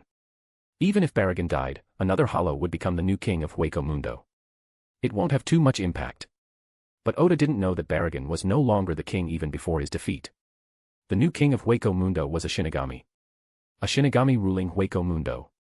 If not seen with their own eyes, probably no one would believe it. On a small hill. Toshiro lay there resting, recovering his Ryatsu. Roar. Suddenly, a hollow's roar sounded. A regular hollow suddenly appeared not far from Toshiro. Although not very intelligent, this regular hollow instinctively felt the erasure within Toshiro was extremely dense. If it devoured Toshiro, it would definitely evolve directly into a Minos Grande. Seeing this regular hollow treat him as prey, drooling greedily, Toshiro couldn't help but mock himself. Hitsugaya Toshiro, look at your sorry state. Even a regular hollow doesn't take you seriously. Toshiro never imagined a day when even a regular hollow would dare to target him. Back when he first awakened his Zanpakuto, he instantly crushed a Jillian. Now, a regular hollow wanted to devour him. Falling to this state, you really look pathetic, Toshiro self-deprecated. Thinking about this incident, Toshiro felt another wave of unwillingness. Originally, after breaking through to beyond captain level, his strength greatly increased, boosting his confidence. He even easily defeated Baragan. But unexpectedly, he encountered Aizen. Moreover, Aizen clearly didn't use his full strength yet easily suppressed Toshiro, forcing him to flee. This undoubtedly poured cold water on Toshiro. My strength still isn't enough, Toshiro sighed. But what level exactly is Aizen's strength at? Toshiro wondered internally. Toshiro was now at the mid-stage of beyond captain level, but his combat power was extremely formidable. He could easily defeat late-stage beyond captain level opponents. Even peak beyond captain level opponents, without powerful abilities, might not defeat him. Yet Aizen easily suppressed him, and his relaxed, casual demeanor clearly indicated he wasn't going all out. Has Aizen's strength already broken through the limits of beyond captain level, ascending to a higher level? But what lies beyond captain level? Toshiro pondered. While Toshiro was lost in thought, the regular hollow gradually approached him, finally swiping a claw at Toshiro. Toshiro seemed completely unaware, still pondering his questions. The hollow's claw got closer and closer to Toshiro but suddenly stopped within 3 steps of him. Crack! Crack! Crack! Without warning, the hollow's claw began to freeze, rapidly spreading across its entire body. In an instant, the hollow was completely frozen, becoming a lifelike ice sculpture. Toshiro temporarily set aside his thoughts, stood up from the ground, and muttered to himself, well, my Ryatsu has recovered a bit. I should go meet up with the others first. As for whether there are levels above beyond captain level, I'll ask Genryusai-sensei back in the Soul Society when I get the chance, Toshiro thought. As the strongest Shinigami in 1,000 years, if there were higher levels above beyond captain level, Yamamoto would definitely know. Then, Toshiro looked at the hollow frozen before him and said coldly, hey. Trash, remember this, even at my lowest, a mere ant like you cannot provoke me. With that, Toshiro turned and left, heading to meet the expeditionary force. Crack! The hollow frozen into an ice sculpture behind Toshiro shattered into countless ice fragments, emitting ice blue light like diamond dust. Chapter 133, Chapter 133 Haribel's Hesitation. Hueco Mundo Expeditionary Forces Camp. After traveling for a while, Toshiro finally reunited with the expeditionary force. Inside the large tent at the camp center. Commander Hitsugaya, are you injured? After Toshiro entered, the corps commanders immediately noticed the wound Aizen had left on him. Don't worry, it's already healing. It'll be fine in a while, Toshiro reassured. What about Baragan, Commander? Did you defeat him? Endo asked. Well, I did defeat Baragan, Toshiro said. Oda quickly asked, so what about Baragan? Is he dead? Baragan. He was frozen by my higher Rinmaru's ability. But later, someone suddenly appeared and rescued him, so he's probably still alive, Toshiro said shamelessly. Seeing Oda's admiring gaze, Toshiro felt too embarrassed to tell them that although he defeated Baragan, he had to flee in disheveled state when facing Aizen in the end. Of course, he couldn't tell them about Aizen. Someone rescued Baragan. Who was it, Commander? They exclaimed in surprise. I don't know. The person wore a black cloak hiding their appearance and used a special method to mask their Ryatsu signature.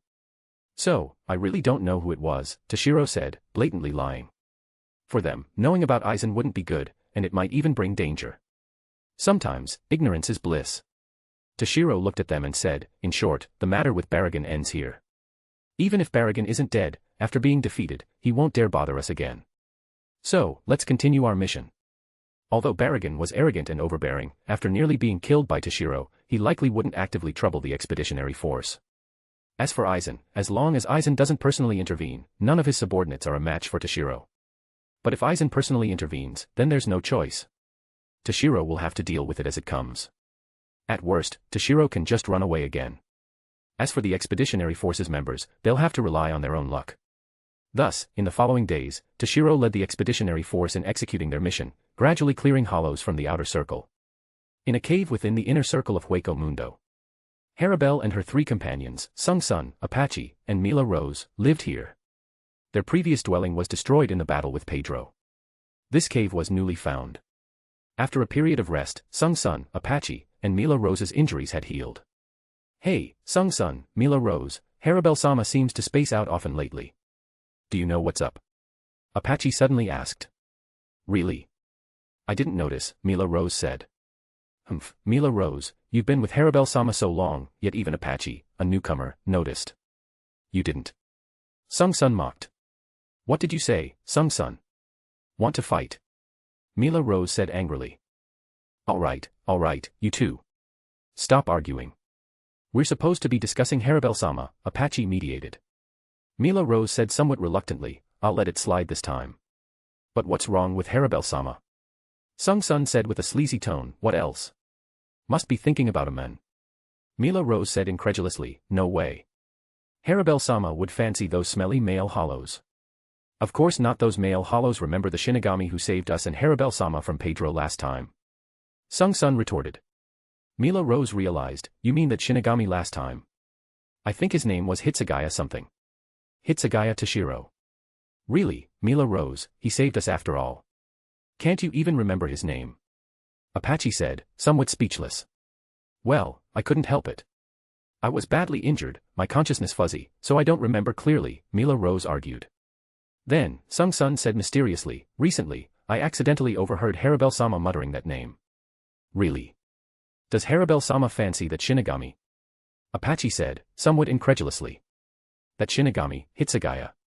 But Harabel-sama being with him is impossible, Mila Rose said helplessly. True, Apache and Sung-sun said quietly. True what? You three, stop talking nonsense here. A voice suddenly sounded behind them. Hearing the voice, Apache, Mila Rose, and Sung-sun trembled, then stiffly turned around. Harabel stood there, staring at them unfavorably. Harabel-sama, weren't you resting inside? Apache, Mila Rose, and Sung-sun stammered. Humph, hearing you talk so animatedly, I came to see. Never expected you'd be spouting nonsense here, Harabel snorted. Hearing Harabel, Mila Rose mustered courage. Harabel-sama, please stop thinking about that Shinigami. It's impossible between you two. What nonsense are you saying, Mila Rose? When have I been thinking about that Shinigami? Harabel retorted. No. Then why have you been spacing out lately? Mila Rose asked, puzzled. I was just thinking about whether I should devour other hollows to increase my strength.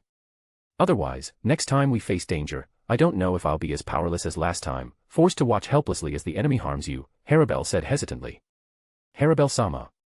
Apache, Mila Rose, and Sung-sun called out, moved. Harabel had always been unwilling to grow stronger by devouring other hollows. Now, to gain the power to protect them, she considered changing her long-held principles.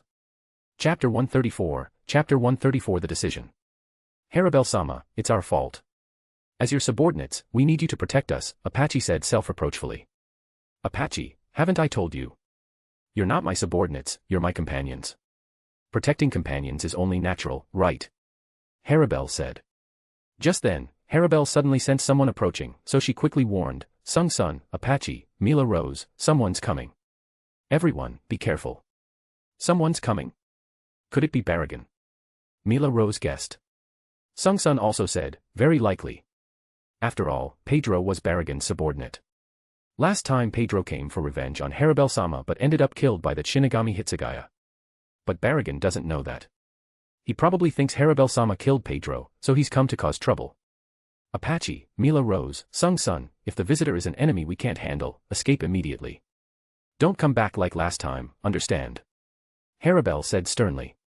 But no more. This time, you must listen to me, Harabel firmly interrupted the three. All right, let's go out and see who it is first, Harabel then said. She led the way out of the cave.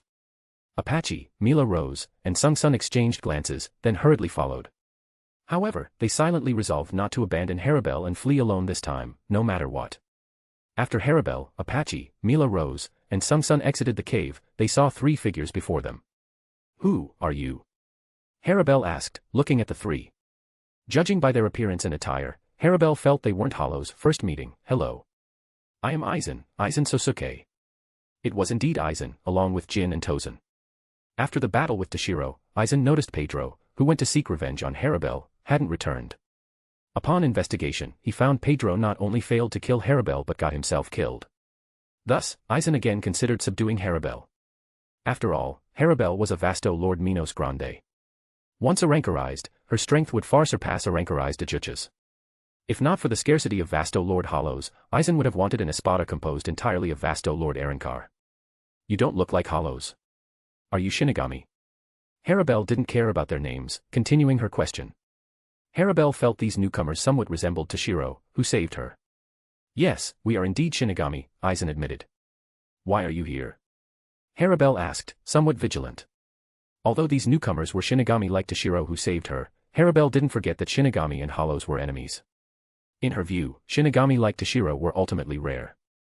Most Shinigami held hostile attitudes towards Hollows. Aizen didn't directly answer Harabel's question. Instead, he asked her, you want to protect your companions, right? Don't want them sacrificed. Want more powerful strength, right? What about it? Harabel said noncommittally. If the power you seek is your ideal, then I can grant it to you, Aizen said. my ideal? Harabel asked, somewhat puzzled. You want greater strength, right? For your companions. If you gain power, you can protect them, prevent their sacrifice. That should be your ideal, right? Don't you want to see the form of your ideal? Aizen's words seemed to carry a persuasive power, making Harabel instinctively want to agree. But Harabel retained her reason, asking Aizen, you can give me greater strength. Why should I believe you? Do you remember Pedro, who sought revenge on you earlier? He was just an Yhwach, yet his strength surpassed a vasto lord. Do you know why? Aizen asked. You know the reason. Harabel exclaimed in surprise.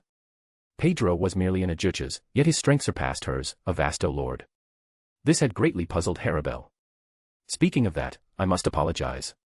I gave him the power of Arancarization, but couldn't give him the mind to control that power, Aizen said without concealing that he granted Pedro his power. If Harabel became his subordinate, she would undoubtedly undergo Arancarization. Then she'd naturally understand where Pedro's power came from. Better to state it now, appearing more forthright. What? You gave Pedro his power? Harabel exclaimed, shocked. Correct. However, I didn't know he'd come for revenge on you. My sincerest apologies, Aizen said with a calm expression. So, now you should know I can grant you greater strength. Therefore, come with us. I'll take you to paradise, a world without sacrifice, Aizen invited with apparent sincerity. Hearing Aizen's words, Harabel didn't immediately agree but pondered. Seeing Harabel not agree on the spot, Aizen wasn't disappointed. He simply stood there, quietly waiting for Harabel's response. Harabel would definitely agree to his invitation. Aizen was very confident of this. Harabel-sama. Apache, Mila rose, and Sung-sun called out hesitantly. The three didn't want Harabel to follow these mysterious people. They knew what it represented. To gain something, one must lose something. If Harabel agreed, it meant abandoning her pride as a strong individual, becoming this person's subordinate. Harabel had always lived freely, unwilling to serve under others, otherwise, she wouldn't have repeatedly refused Baragon's invitations. Seeing Apache, Mila rose, and Sung-sun's concern, Harabel finally made her decision. All right, I agree to go with you, Harabel said to Aizen. Seeing Harabel accept his invitation, Aizen couldn't help but smile, you won't regret today's decision. Thus, Aizen successfully tricked Harabel into becoming his subordinate. Chapter 135, Chapter 135 A Letter from the Soul Society. In the outer circle of Hueco Mundo. Ever since Toshiro returned to the Hueco Mundo Expeditionary Force after the battle at Las Noches against Baragon and Aizen, he had been leading the force in clearing hollows from the outer circle. Initially worried that Aizen might cause trouble, Toshiro had been cautiously on guard. However, after a long time passed without any moves from Aizen, Toshiro gradually relaxed. He had the four corps of the Hueco Mundo Expeditionary Force split into four groups, clearing hollows from the north, south, east, and west directions of the outer circle. This greatly increased their efficiency. Thus, Toshiro diligently performed his duties, leading the Hueco Mundo Expeditionary Force in sweeping through the weak hollows in the outer circle. Time passed swiftly, and in the blink of an eye, 2 years had gone by. Toshiro spent these 2 arduous years in the desolate, birdless wasteland that was Hueco Mundo. In a valley within Hueco Mundo, Toshiro was leading the first corps of the Hueco Mundo Expeditionary Force, over 200 strong, in battle against a group of hollows.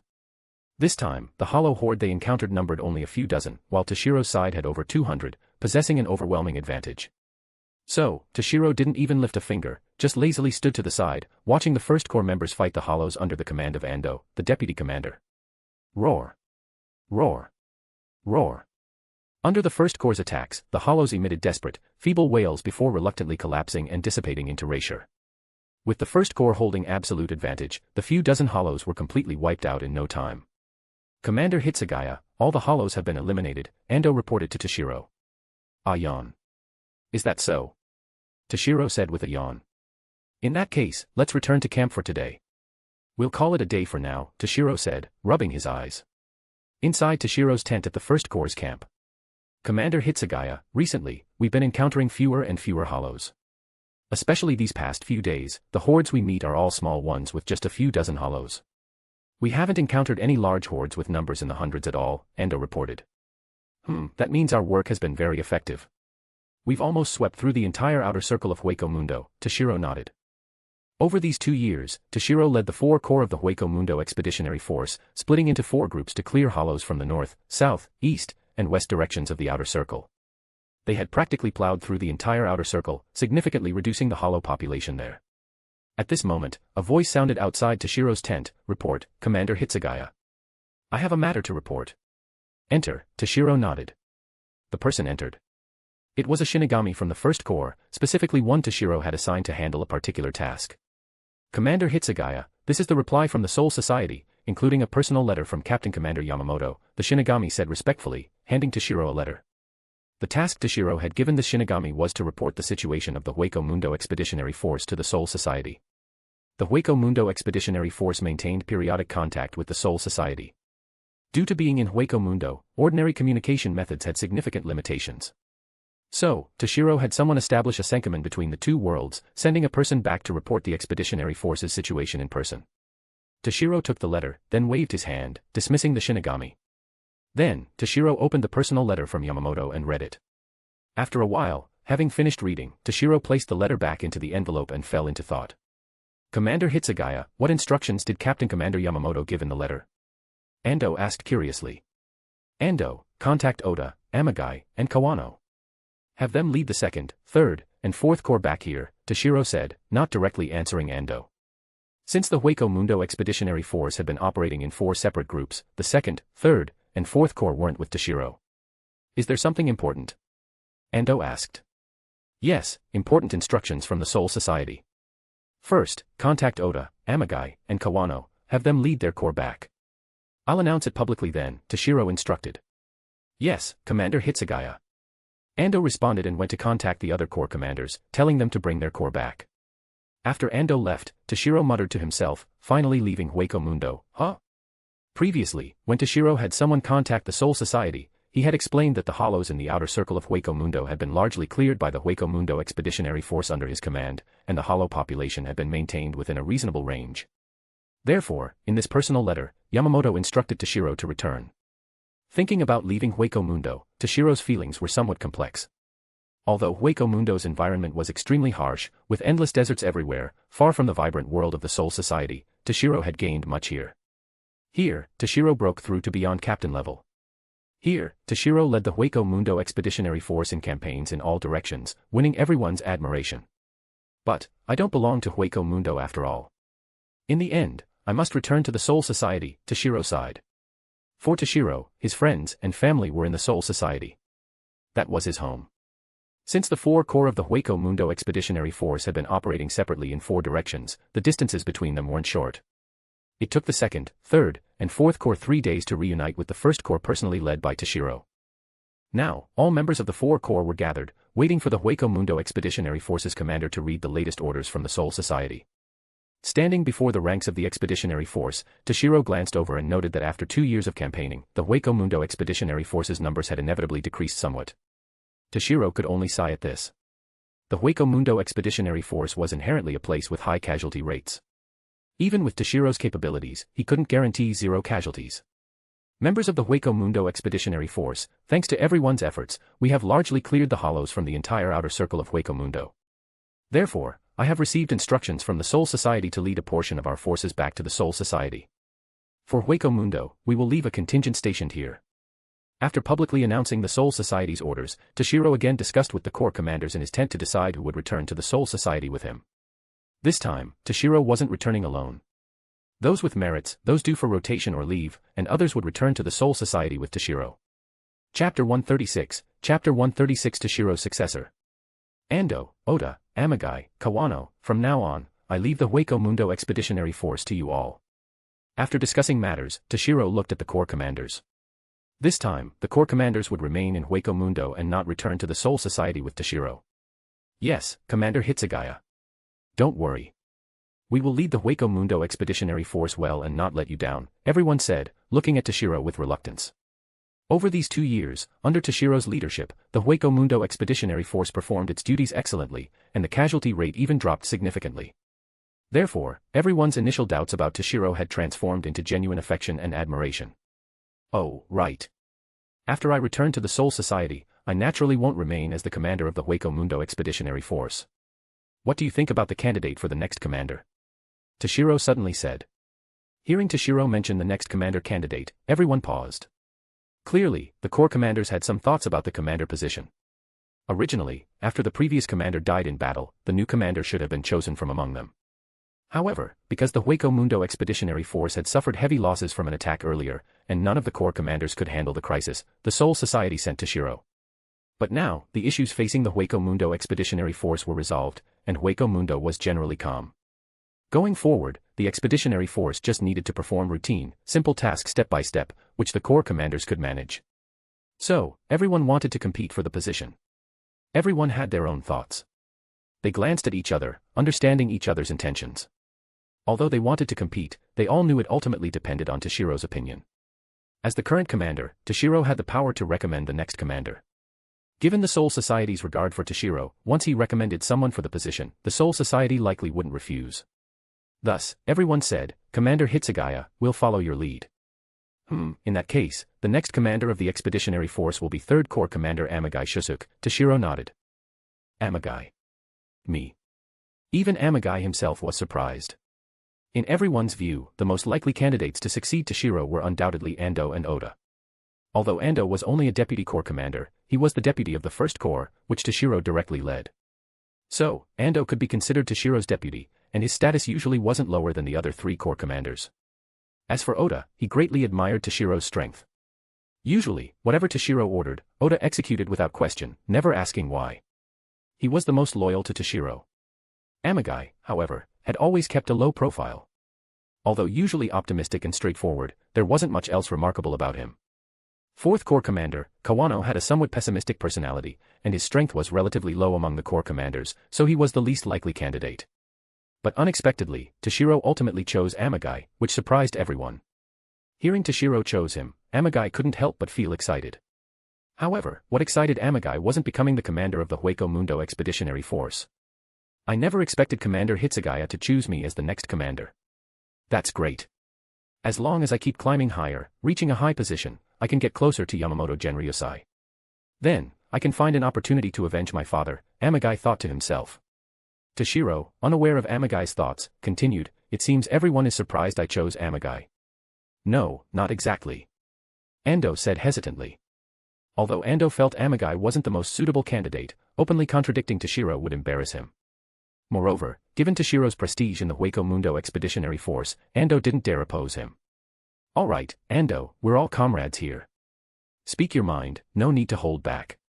Besides, the reason I chose Amagai is simply because his strength is the highest among you all," Toshiro explained. "Amagai's strength is the highest among us."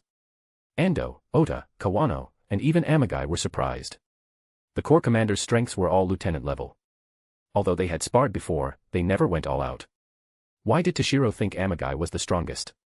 Although Amagai is lieutenant level like you, his Ryatsu has already reached the peak of lieutenant level, hasn't it, Amagai? Toshiro said, looking at Amagai. "Good grief, Commander Hitsugaya saw through me," Amagai said, scratching his head with an embarrassed smile. To avenge his father against Yamamoto, Amagai had been training hard. Now, he finally reached the peak of lieutenant level. Next, he could begin Bankai training. And once he completed Bankai training and mastered Bankai, Amagai would be a captain-level Shinigami, ranking among the top combatants in the entire Soul Society. Wadash. Peak lieutenant level. Amagai, you've grown to this point without us noticing. Oda exclaimed in surprise. That's right, Amagai directly admitted. Sigh. Among U.S. Corps commanders, you're the youngest and joined the Hueco Mundo Expeditionary Force the latest. Yet, you've quietly moved ahead of us, Oda said with some emotion. Although Oda, Ando, and Kawano were also lieutenant level, they were just average within that tier. Amagai, having reached the peak, could begin Bankai training. Once he completed it and mastered Bankai, he'd be captain level, a different level altogether. Therefore, the others had no dissatisfaction with Toshiro's decision. It seems no one has objections. Then it's settled. After I leave, the Hueco Mundo Expeditionary Force will temporarily be under Amagai's charge until the Soul Society's official appointment is issued, Toshiro decided. Chapter 137, Chapter 137 The Forest of Minos.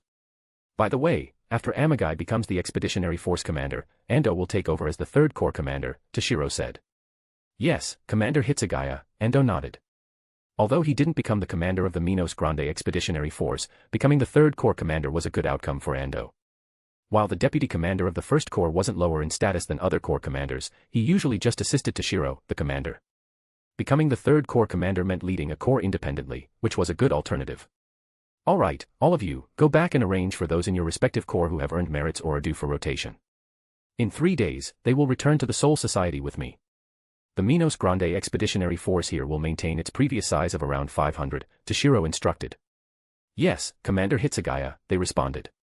After they left, only Toshiro remained in the tent. Leaving Hueco Mundo in 3 days. Toshiro mused. Although he could leave Hueco Mundo anytime after receiving the Soul Society's orders, arranging personnel for the return, setting up the Senkaman connecting the Soul Society and Hueco Mundo, that required at least 3 days. What to do these 3 days? Oh, right. When I came, Shunsui asked me to try and find any news about Ishido, Toshiro suddenly remembered. Well, there is a Shinigami named Ishido in the forest of Minos. I just don't know if he's the one Shunsui is looking for, Toshiro said to himself. According to Kairaku, the Ishido he was looking for was the first commander of the Minos Grande Expeditionary Force, who led a campaign to Hueco Mundo several hundred years ago and then disappeared. The Ishido Toshiro knew was an anime original character. Whether these two Ishido were the same person was unknown. Whatever, I'll just go check, Toshiro decided. If it's not the same person, then nothing can be done, Toshiro added somewhat helplessly. The Ishido Kairaku knew had been missing for centuries. Kairaku didn't really hold much hope of finding him, and he just wanted to try, especially since his friend, the 7th Kenpachi, believed until his death that Ishido was still alive. Afterwards, Toshiro left his tent and found Ando, who was busy. Ando, I have some matters to attend to, Toshiro said. Now? Ando asked, surprised. Yes, Toshiro nodded. But aren't you returning to the Soul Society soon? Ando replied. Returning to the Soul Society is in 3 days. So, I'll be back within 3 days, Toshiro explained. All right then. But please hurry back. Don't miss the departure time, Ando advised. I'll be careful, Toshiro nodded.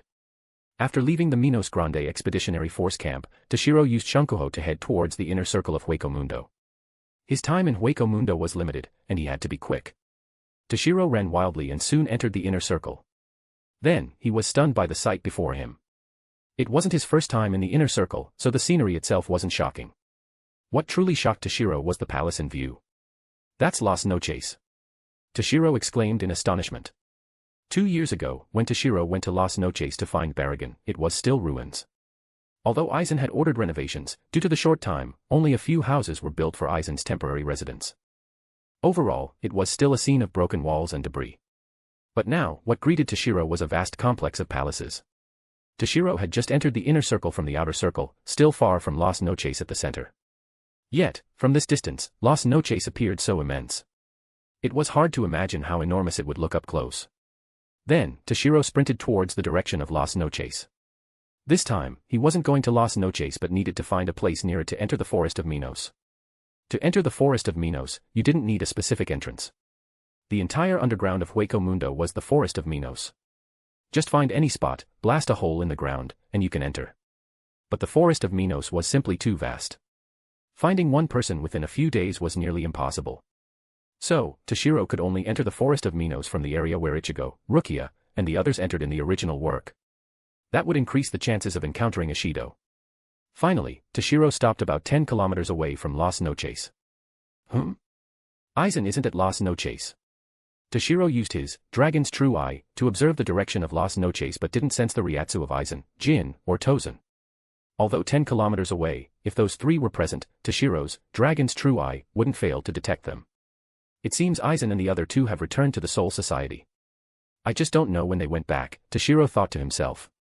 Even with Kyoka Suigetsu's hypnotic abilities, if Aizen himself was absent from the Soul Society for long, anomalies might be noticed. Whatever. Forget about Aizen and them. I should enter the forest of Minos first, Toshiro thought. Then, Toshiro gathered Ryatsu in his foot and stomped hard on the ground. Boom. The ground directly caved in, forming a large hole. Simultaneously, Toshiro's body began sinking underground. After passing through a layer of sand and soil, Toshiro's body started plummeting rapidly. However, Toshiro didn't panic. He simply created a path of erasure in the air and descended step by step as if walking down stairs. Tap. Toshiro's foot landed on the ground of the Forest of Minos. Forest of Minos. Well, it certainly lives up to being called a forest, Toshiro remarked after surveying the surroundings. The Forest of Minos had many withered, giant trees. These trees were extremely tall, some even piercing through the sandy soil layer above and reaching the surface of Hueco Mundo. Chapter 138 Reactions from all sides. However, before Toshiro could properly admire the scenery of the forest of Minos, he was surrounded by countless hollows. Roar. Roar. Roar. Enormous roars came from all directions. The originally dim space lit up with terrifying blue and red glows. Toshiro glanced at the hollows surrounding him and couldn't help but frown. There are way too many of these hollows. And I guess it's worthy of being called the forest of Minos, with so many Minos Grande, Toshiro said, feeling a headache coming on. The number of hollows surrounding Toshiro was simply staggering, densely packed in layer after layer, the lines stretching who knows how far. Moreover, the weakest among them were large hollows. The most numerous were actually Jillian. As for the weakest ordinary hollows, he didn't see a single one. Roar. With a roar, countless hollows began pouncing towards Toshiro. Humph, you think you can attack me? Toshiro sneered disdainfully at the hollows lunging at him. Boom. A powerful surge of Ryatsu erupted from Toshiro, pressing down on the hollows from all directions. Under the pressure of Toshiro's Ryatsu, the hollows below the level of Minos Grande Jillian collapsed one after another, completely losing their combat ability. Some, unable to withstand Toshiro's Ryatsu, died on the spot. Even the Jillian-class Minos Grande were greatly affected, their speed slowing, their already sluggish movements becoming even more sluggish. Forest of Minos, a shadowy place where a considerable number of Ajuchas gathered. In the darkness, the exact forms of these Ajuchas couldn't be discerned, but menacing, fierce shadows of hollows flickered across the ground. Just as Toshiro unleashed his Ryatsu, these Ajuchas' movements paused. Although Toshiro's location was far away, his powerful Ryatsu could be sensed even from a great distance. Ah. Interesting. Seems someone has intruded into the forest of Minos. Judging by this Ryatsu, seems like a Shinigami. However, such powerful Ryatsu. This Shinigami's strength isn't weak either. Humph, so what if he's strong? He'll definitely die here anyway. True. This Shinigami is really ignorant, daring to recklessly release his Ryatsu in the forest of Minos. No matter how strong, he's only destined to die. Voices echoed in the darkness, discussing the intruder Toshiro. Since recklessly releasing Ryatsu and fighting in the forest of Minos would attract endless hollow attacks, in these Ajuchas' view, Toshiro was certainly doomed. They didn't even need to intervene, and Toshiro would die under the assault of countless hollows. After all, no matter how strong Toshiro was, under the endless siege of hollows, he would eventually exhaust his power and be killed by hollows. Toshiro wasn't unaware of this, yet he still chose to unleash his Ryatsu and fight without restraint. The reason Toshiro did this was actually to attract Ishido to reveal himself. After all, the forest of Minos was so vast. Even knowing the general direction, finding one person in a short time was nearly impossible. So, Toshiro chose to fight while recklessly releasing his Ryatsu. As for attracting endless hollows by releasing Ryatsu, Toshiro wasn't concerned. Toshiro believed that with his strength, as long as he didn't exhaust all his power to the point of being unable to move, the hollows of the forest of Minos couldn't harm him. And dealing with some large hollows and Jillian, Toshiro could fight continuously for days and nights without running out of power. In a cave in the forest of Minos. When Toshiro recklessly unleashed his Ryatsu in battle, a person wearing a hollow mask, dressed in a shihakusho, cloaked in a cape with a skull, and carrying a zanpakuto at his waist suddenly sat up. This Ryatsu. It's a Shinigami. Then, this person hurriedly ran towards the direction from which the Ryatsu came. Switching focus back to Toshiro. Although under the pressure of Toshiro's Ryatsu, the hollows below Minos Grande suffered heavy casualties, and the survivors lost their combat ability, posing no threat, the numerous Jillian, while affected, could still fight. Roar. Several Jillian extended their massive claws simultaneously to strike Toshiro. Though their movements were slow, attacking from all directions left Toshiro no room to dodge. TCH.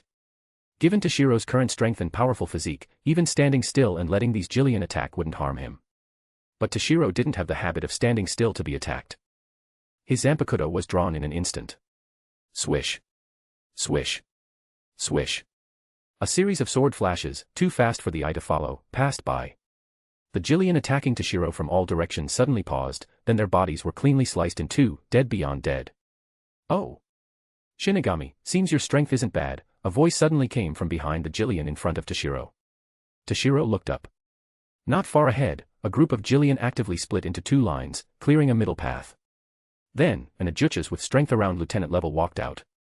An Ajuchas, Toshiro said. Being able to speak, possessing human-like intelligence, aside from some special hollows, only Ajuchas and above has such characteristic. This Ajuchas had been hiding behind the Jillian earlier, its Ryatsu mixed with theirs. Toshiro hadn't sensed carefully earlier and momentarily failed to detect it. Daring to appear before me, you've got quite some nerve, Toshiro said, looking at this Ajuchas. Damn Shinigami, you're really arrogant. The Ajuchas said angrily. Kill the Shinigami. The Yhwachs waved a hand, and then hundreds of Jillian began firing Zero. Hundreds of red Ryatsu glows flickered, momentarily lighting up the surroundings as bright as day. Boom. Boom. Boom. Streaks of red Zero beams shot towards Toshiro. Shunkuho. Toshiro didn't choose to block them head-on. Instead, he directly used Shunkuho to evade the Jillian Zero barrage. Although deflecting these Zero wouldn't be difficult for Toshiro, when facing so many hollows, it was best to conserve Ryatsu where possible.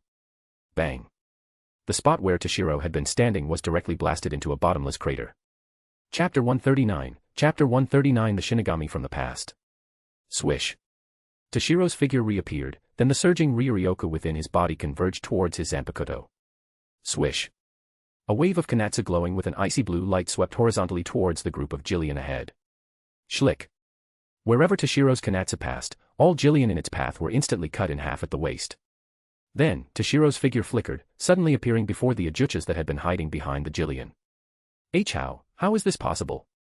The Yhwachs looked at Toshiro with terror-filled eyes. Earlier, when Toshiro easily killed several Jillian, this Yhwachs knew Toshiro's strength was extraordinary and that he likely wasn't Toshiro's match. That's why he hid behind the Jillian, commanding them to attack. But he never expected Toshiro's strength to be this extraordinary. That one wave of sword pressure from Toshiro just now killed at least several dozen Jillian, directly clearing the path of Jillian blocking this Yhwachs.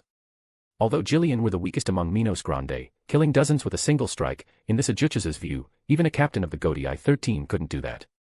Die, trash. Toshiro said, then directly slashed down at its head. Seeing Toshiro's downward slash, the Yhwachs felt a chill and instinctively raised both claws to block overhead. Schlick. Toshiro's Zanpakuto sliced through the Yhwachs' claws as if cutting tofu, smooth and without the slightest resistance, then continued down towards its head. After Toshiro's Zanpakuto fell, the Yhwachs instantly stood frozen in place, motionless. Then, a bloody line appeared right down the middle of its head. Following this line, the Yhwachs split cleanly in two from head to toe. Thud. Thud. Thud. After Toshiro killed this Yhwachs, the remaining Jillian began to fall into chaos. Although Jillian were Minos Grande and their strength wasn't weak, their intelligence was low, and their movements sluggish. Therefore, having lost the command of the Yhwachs, they could only attack Toshiro on instinct. But for Toshiro, if these Jillian could coordinate and attack in an orderly manner, they might cause a bit of trouble. Now, in utter chaos, attacking on instinct, they posed no real threat to him. So, what followed could hardly be called a battle, it was more like Toshiro slaughtering the hollows one-sidedly. And so, Toshiro continuously slaughtered the hollows. Yet, their numbers showed no sign of decreasing, because more and more hollows were being drawn by Toshiro's Ryatsu. The situation reached a stalemate for a while. Unbeknownst to Toshiro, half a day passed. He had lost count of how many hollows he had slain. By now, Toshiro was somewhat numb, only knowing to keep swinging his sword, letting it fall, and watching hollows die under his blade. Sigh. When will this end? Why hasn't Ishido come yet? Is Ishido not in this area? Toshiro began to let his thoughts wander. Once Toshiro started pondering, his hand movements inevitably slowed a beat. And it was precisely at this moment that a Jillian swung its claw at Toshiro. By the time Toshiro reacted, the Jillian's attack was almost upon him. However, Toshiro didn't panic. With his strength, even if hit by this Jillian, it wouldn't really matter. A Jillian's attack power simply couldn't truly injure Toshiro. Unless a large group of Jillian combined their Zero to attack Toshiro simultaneously, they might cause a bit of trouble. The attack of a single Jillian, even if it hit, couldn't cause substantial harm. This was also why Toshiro dared to let his mind wander during the battle. After all, losing focus in battle was a very basic mistake. If an opponent seized the opportunity, it would be a life-or-death situation. But for Toshiro, facing these hollows, even losing focus didn't matter. Yet, just as Toshiro prepared to tank the Jillian's attack, a figure suddenly appeared. Swish. A flash of blade light, and the Jillian about to attack Toshiro was cleanly bisected. Then, a figure appeared in Toshiro's line of sight. The newcomer wore a hollow mask, was dressed in a shihakusho, cloaked in a cape with a skull, and held a Zanpakuto. It's him. Toshiro thought with certainty. This attire, if I'm not mistaken, it must be Ishido, Toshiro surmised. Ishido glanced at Toshiro, then said one sentence, "Follow me." Without waiting for Toshiro's response, he cut his way through the horde and headed out. Seeing this, Toshiro immediately followed. Toshiro's purpose in coming here was to find Ishido, not to fight these hollows. Since Ishido had appeared, Toshiro naturally wouldn't linger. The number of hollows in the forest of Minos was simply too vast. Even if Toshiro wanted to eliminate them all, it was an impossible task. Shunkuho. Toshiro's figure flickered, directly appearing beside the swiftly moving Ashido. Ashido couldn't help but show surprise, clearly not expecting Toshiro's speed to be this fast. However, Ashido didn't say anything more, continuing to move forward. After all, this wasn't the place for conversation. Ashido remained silent the whole way, and Toshiro didn't rashly start a conversation either.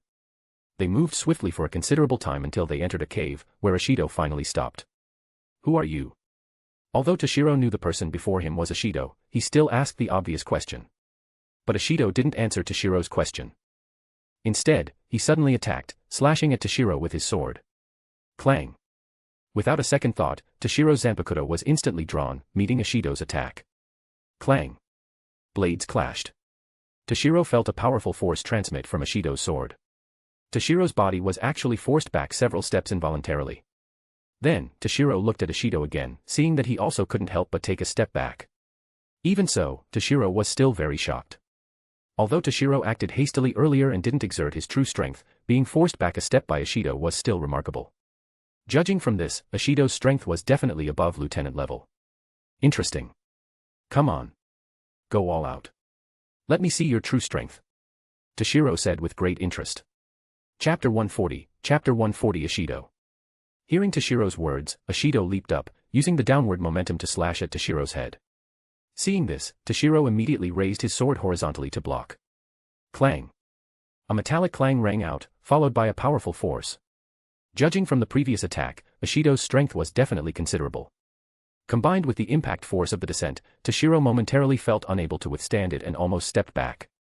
Seeing this, Toshiro immediately extended his free left hand, pressed it against the blunt side of his Zanpakuto, then pushed forward with both hands simultaneously. Tap. Tap. Tap. After Toshiro exerted force with both hands, Ashido was pushed back several steps. Seizing the opportunity, Toshiro immediately closed in on Ashido and slashed. Swish. A flash of blade light, Toshiro's attack shot towards Ashido. At the critical moment, Ashido stamped his right foot hard on the ground, stabilizing himself, then swung his sword to meet Toshiro's attack. Clang. The sound of blades clashing rang out, but this time, Toshiro didn't feel much force from Ashido's sword. A feint. Toshiro exclaimed in surprise. Ashido used the reaction force from the blade clash to rapidly retreat, widening the distance between them. Shuinpa. Ashido's figure flickered, instantly disappearing from Toshiro's sight. So fast. Toshiro praised. But, I found you. Toshiro suddenly turned and swung his sword. The vanished Ashido happened to appear behind Toshiro. Ashido appeared behind Toshiro, about to launch an attack, but never expected Toshiro's reaction to be so quick, turning and attacking almost the instant he appeared behind him. Helpless, Ashido had to raise his sword to block. Clang. Their blades pressed against each other, then both exerted force simultaneously. Screech, screech, screech. Zanpakuto ground and collided, sparks flying everywhere. Truly impressive strength. Powerful force, excellent Shuinpa. You're quite skilled, Toshiro praised. To Toshiro's compliment, Ashido didn't respond, still answering with silence. Regardless of whether Ashido responded, Toshiro continued speaking, judging by your Shihakusho, your use of Shuinpa, and your Zanpakuto, you're a Shinigami from the Godai 13, right? Which division? Ashido still didn't speak. Seeing he couldn't overpower Toshiro, he actively disengaged and retreated. Then, he leaped into the air, forcefully kicked off the cave wall, and used the impact force to charge at Toshiro again. Same trick again. Useless. Toshiro said. Bisection. Toshiro gripped his sword with both hands, gathering his full strength, and met the descending Ashido head-on. Boom. Blades clashed. And this time, Ashido was directly slashed away by Toshiro. Thud. Ashido's body slammed into the cave wall, then rolled down. Cough, cough. Ashido coughed a few times, then stood up from the ground. Seizing this chance, Toshiro's figure instantly flashed before Ashido. Swish. Toshiro's Zanpakuto shot towards Ashido. But this time, Ashido showed no intention of counterattacking at all. In the end, Toshiro's Zanpakuto abruptly stopped. By then, Toshiro's blade was already pressed against Ashido's neck. Had Toshiro been a fraction slower, Ashido would have been dead for sure. Shirring. Toshiro sheathed Hyarinmaru back into the scabbard on his back. Why did you suddenly stop fighting? Toshiro asked. Ashido. Ashido suddenly answered with something unrelated. What? Toshiro was taken aback. My name. Ashido, Ashido explained.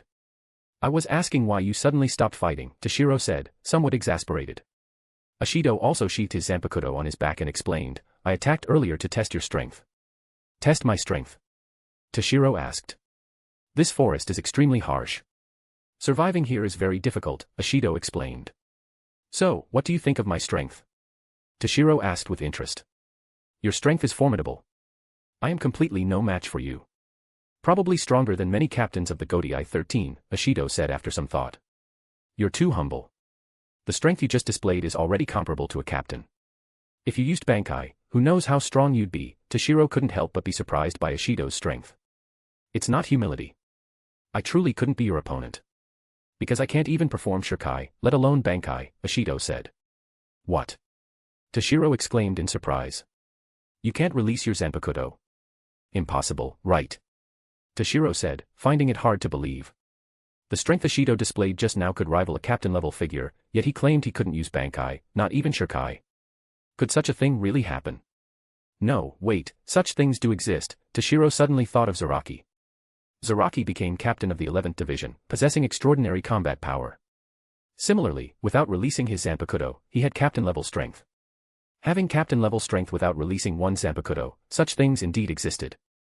For some reason, I just can't release my Zanpakuto. The reason my strength can rival captain level is simply because I've constantly honed my swordsmanship, Shuinpa, and studied how to achieve maximum effect with minimal power. As for Ryatsu, I'm completely incomparable to captain level, Ashido explained. It seems Ashido's situation is different from Zaraki Kenpachi's, Toshiro thought to himself. Zaraki had purely immense Ryatsu, so much that even without releasing his Zanpakuto, his Ryatsu reached captain level.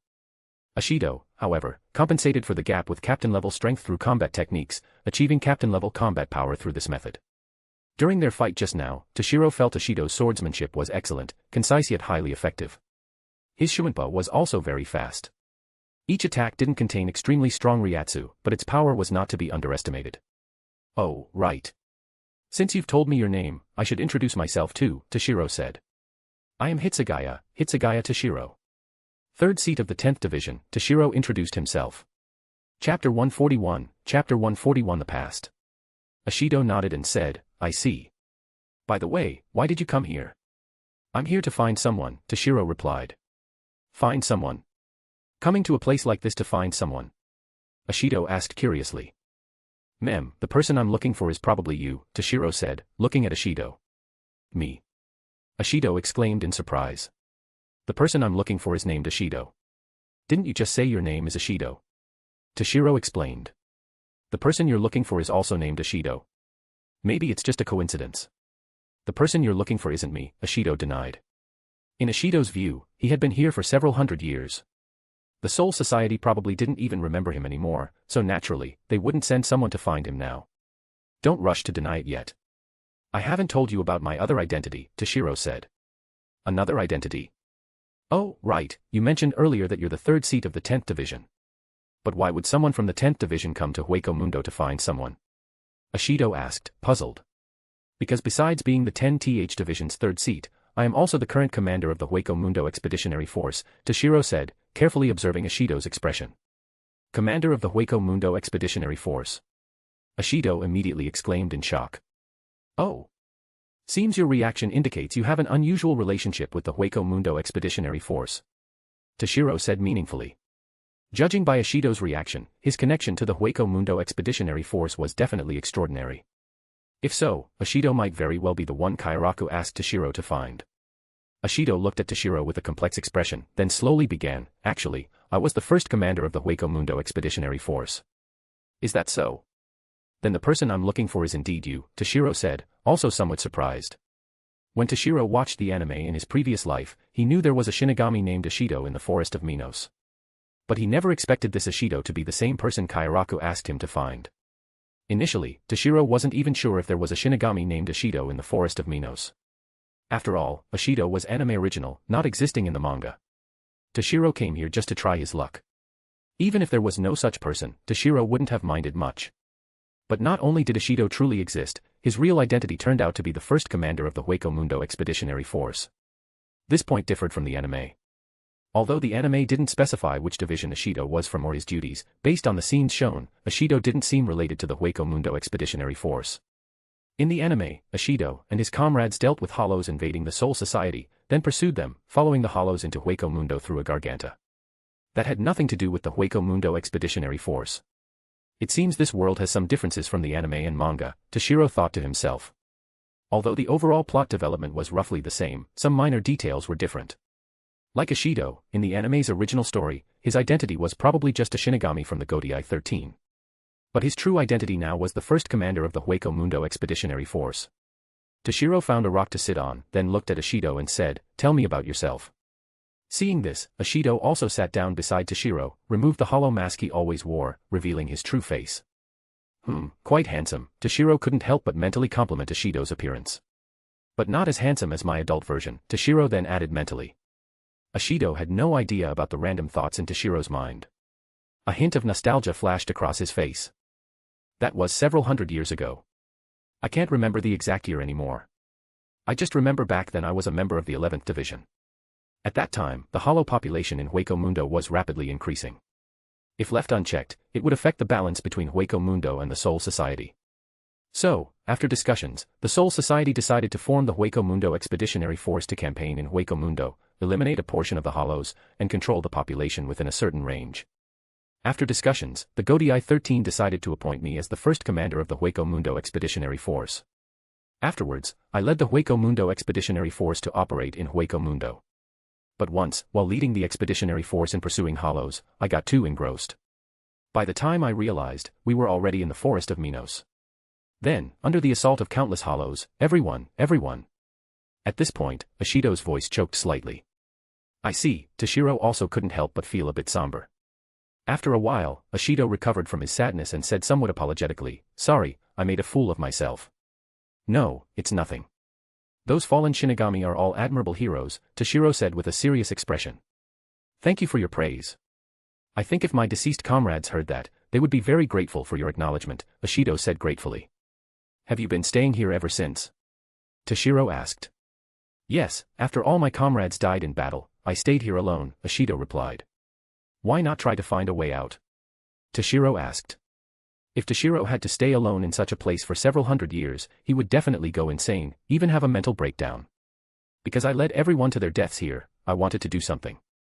And 8 or 9 out of 10 hollows in the living world originate from here. As long as the hollows here decrease, the threat to the living world decreases accordingly. So, I decided to fight hollows here, Ashido said with some guilt. And also, to protect human souls, to honor the promise I made with the comrades I fought alongside here, I've continued fighting until today, Ashido said. "You are a true Shinigami," Toshiro said after a moment of silence. "By the way, who exactly asked you to find me? It's been several hundred years. Does the Soul Society still remember me?" Ashido asked curiously. "It was Captain Kyoraku Shunsui of the 8th Division. When I became commander of the Hueco Mundo Expeditionary Force and came to Hueco Mundo, he said if possible, I should look for a Shinigami named Ashido in Hueco Mundo," Toshiro answered. "Captain Kyoraku?" Ashido said, somewhat puzzled. Although Ashido did know Kyoraku, their relationship wasn't so close that after several hundred years, he would still have someone search for him in Hueco Mundo. Chapter 142 Toshiro's Invitation. Seeing Ashido's puzzled look, Toshiro explained, Captain Kyoraku was very close to Kuroyoshiki Kenpachi. So, Kuroyoshiki Kenpachi once asked Captain Kyoraku to help find any trace of you. Ashido was once a member of the 11th Division and had a good relationship with the then captain, Kuroyoshiki Kenpachi. I see. How is Captain Kuroyoshiki now? Ashido asked with concern. Seeing Ashido's concerned expression, Toshiro hesitated slightly before saying, the current Kenpachi is the 11th Kenpachi. Is that so? Captain Kuroyoshiki has also passed away. Ashido sighed, his expression somewhat despondent. Although Toshiro didn't explicitly say it, Ashido understood the implication. Kenpachi traditionally represented the strongest Shinigami besides the captain commander. To become Kenpachi, one had to defeat the previous Kenpachi. Although it wasn't explicitly required to kill the previous Kenpachi to become the new one, in practice, every Kenpachi defeated by a challenger lost not only the title but also their life, either dying in battle with the challenger or choosing to end their own life after defeat. No Kenpachi ever survived after being stripped of the title. Because Kenpachi represented the strongest, and there could only be one strongest. As for the first Kenpachi, Unohana Retsu, she wasn't defeated by a challenger and stripped of the title. She voluntarily relinquished the Kenpachi position to become captain of the 4th Division. Kurashiki Kenpachi was the 7th Kenpachi, while the current Zaraki Kenpachi was the 11th Kenpachi, several generations apart. So, although not explicitly stated, Toshiro's words implied Kurashiki had been dead for many years. By the way, could you come with me somewhere? Ashido suddenly said. Go somewhere. All right, Toshiro nodded. Toshiro didn't ask where Ashido wanted to go because he could probably guess. After hearing Toshiro's agreement, Ashido stood up from the rock and walked straight out of the cave. Toshiro followed. Hitsugaya, can I ask you a question? As they walked, Ashido suddenly turned and asked Toshiro. What question? Toshiro said. Have the hollows in the living world decreased? Ashido looked at Toshiro with expectant eyes. This. Looking at Ashido's expectant gaze, Toshiro wasn't sure how to answer. Although Ashido had fought hollows alone here for centuries, killing who knows how many, compared to the total number of hollows, it was still insignificant. So, the hollows in the living world hadn't decreased, they might have even increased. I see. Judging by your expression, the hollows in the living world haven't decreased, Ashido said, somewhat disappointed. Sorry, I didn't want to lie to you casually, Toshiro said apologetically. No need to apologize, Ashido said, then continued walking forward. In front of a valley. Ashido and Toshiro stood on a high point, looking down at a valley below. Toshiro looked at the valley below and asked, Is this the place you wanted to bring me? Ashido replied, This is where my comrades and I first arrived. And also where they rest after their deaths, Ashido said with sadness. Toshiro looked carefully, there were indeed many stone tombstones in the valley. They are all heroes of the Soul Society, Shinigami worthy of respect, Toshiro praised. Hitsugaya, earlier on the way here, I asked if the hollows in the living world had decreased. That wasn't because I wanted to know the results of my efforts, but because I thought it would be nice to report to my comrades, Ashido said calmly. Sorry I couldn't give them a satisfactory answer, Toshiro said. I said, you don't need to apologize, Ashido said indifferently. Ashido, why did you bring me here? Toshiro asked. If I speak, you'll respond, ask questions, make sounds. I wanted them to hear our conversation. My comrades, they haven't heard a Shinigami's voice in a long time, Ashido said wistfully. Your comrades are fortunate to have a friend like you, Toshiro said. No, if it weren't for me, perhaps they wouldn't have died, Ashido said with some guilt. That's not your fault, Ashido, Toshiro consoled. Ashido, come with me. Toshiro suddenly said. What? Ashido didn't react immediately. Come with me. Let's return to the Soul Society together. Coincidentally, my mission in Hueco Mundo is over. I'm about to step down as commander of the Hueco Mundo Expeditionary Force and return to the Soul Society. Take this chance to come back with me, Toshiro invited Ashido. Ashido glanced at his comrade's tombstones and didn't respond to Toshiro's invitation. Seeing Ashido's expression, Toshiro knew he couldn't let go of his deceased comrades. Ashido, I know you can't let go of your fallen comrades and want to stay here with them. But have you considered that for your comrades, you living well is what they would most desire? They wouldn't want to see you spend your entire life here, until old age and death, Toshiro persuaded. Hearing Toshiro's words, Ashido's heart wavered slightly. But after some thought, Ashido still said, my path is for me to decide. Ashido, do you truly care about your comrades? Toshiro frowned. Of course, Ashido nodded without hesitation. Then why must you stay here? Do you think staying here makes them happy? Toshiro questioned somewhat sternly. Ashido, look at your comrades, then answer me properly, Toshiro said, pointing at Ashido's comrades' tombstones. Ashido stammered, unable to answer Toshiro. For your comrades, the most important thing is you living well, living vibrantly on their behalf, not staying in this sunless place for a lifetime, Toshiro said sincerely. So, Ashido, come back to the Soul Society with me. Toshiro invited again with sincerity. Looking at Toshiro's earnest expression, Ashido seemed to see the shadows of his former comrades in Toshiro. Then, Ashido seriously considered Toshiro's words and was about to say something. But at that moment, a group of uninvited guests suddenly appeared before the two. Chapter 143, Chapter 143 Ashido's Choice. Oh. Ashido, so you really have colluded with this intruding Shinigami, a voice suddenly rang out from behind Toshiro and Ashido. Toshiro and Ashido turned to see a group of Ajuchas and countless Jillian had suddenly appeared here. The one speaking was an Ajuchas with captain-level strength leading them. Well, after all, you are a Shinigami originally. Colluding with an outside Shinigami isn't surprising, the captain-level Ajucha's leader said. These hollows were tasked by Las Noches with overseeing the forest of Minos. Earlier, when Toshiro recklessly released his Ryatsu to fight, they immediately sensed his arrival. However, initially, they didn't pay much attention to Toshiro. In their view, Toshiro, being so ignorant as to release his Ryatsu carelessly, would certainly attract endless hollow attacks. Without them needing to lift a finger, Toshiro would die under the assault of countless Minos Grande. But unexpectedly, Toshiro's strength seemed very formidable. After being surrounded by countless Minos Grande for half a day, his Ryatsu showed no sign of fading. Later, Toshiro's Ryatsu suddenly vanished. These Ajuchas thought Toshiro had finally died under the siege of countless hollows. But then, they received reports from subordinates saying the intruding Shinigami had left with Ishido. So, they immediately began having their forces search everywhere for Toshiro and Ishido's traces. They were also old acquaintances with Ishido. Although they didn't know Ishido's exact living location, they had a rough idea of his usual activity range. So, they had their subordinate hollows search the area, never expecting to actually discover Toshiro and Ishido's traces. Thus, these hollows immediately came. TCH, seems I really was too careless. I didn't even notice you trash approaching, Toshiro frowned. Earlier, Toshiro was focused on persuading Ishido to return to the Soul Society with him, so he somewhat ignored the surroundings. Otherwise, with so many hollows coming here, Toshiro couldn't have missed it. Hitsugaya, be careful. These Ajuchas are tasked by Las Noches with managing the forest of Minos. Unlike other hollows, their strength isn't weak. Especially the leader, named Teres Halkan. His strength is definitely captain level. I've fought him many times but could never defeat him, Ishido said gravely. Although Ishido knew Toshiro was very strong, and no single Ajuchas here was Toshiro's match, these Ajuchas also brought many other hollows, including quite a few Jillian. If surrounded, even with great strength, it would be hard to gain an advantage. Back then, Ishido and his comrades were also very strong. But under the siege of countless hollows, they gradually exhausted their power and eventually fell one by one to the hollows. No need to worry, Ishido. They're just some small fry, nothing significant, Toshiro said disdainfully, looking at these hollows. Clearly, Toshiro didn't take these hollows seriously. What? Damn Shinigami, who are you calling small fry? The captain-level Ajucha's leader named Teres Halkan, hearing Toshiro call them small fry, immediately flew into a rage. Who am I calling? Of course, I'm calling you, small fry. Toshiro mocked again. Fine, Shinigami. You've successfully angered me. Let me, Teres Halkan-sama, personally send you on your way, Teres Halkan said furiously. Shuring. Toshiro had no intention of wasting more words. The Zanpakuto on his back was drawn directly, and he started walking towards Teres Halkan to finish him. Wait, Hitsugaya. Ishido suddenly spoke up, stopping Toshiro.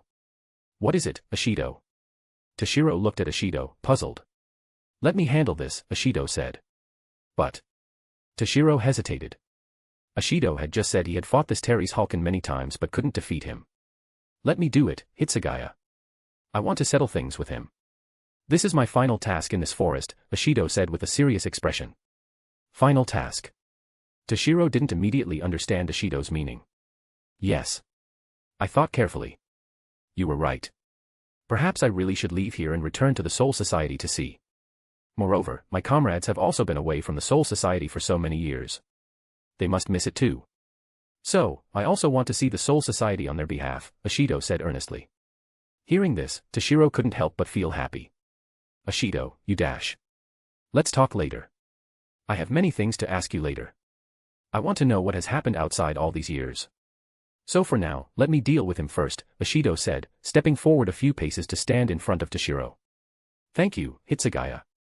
With that, Ishido drew the Zanpakuto at his waist and walked towards the Ajucha's leader, Teres Halkan.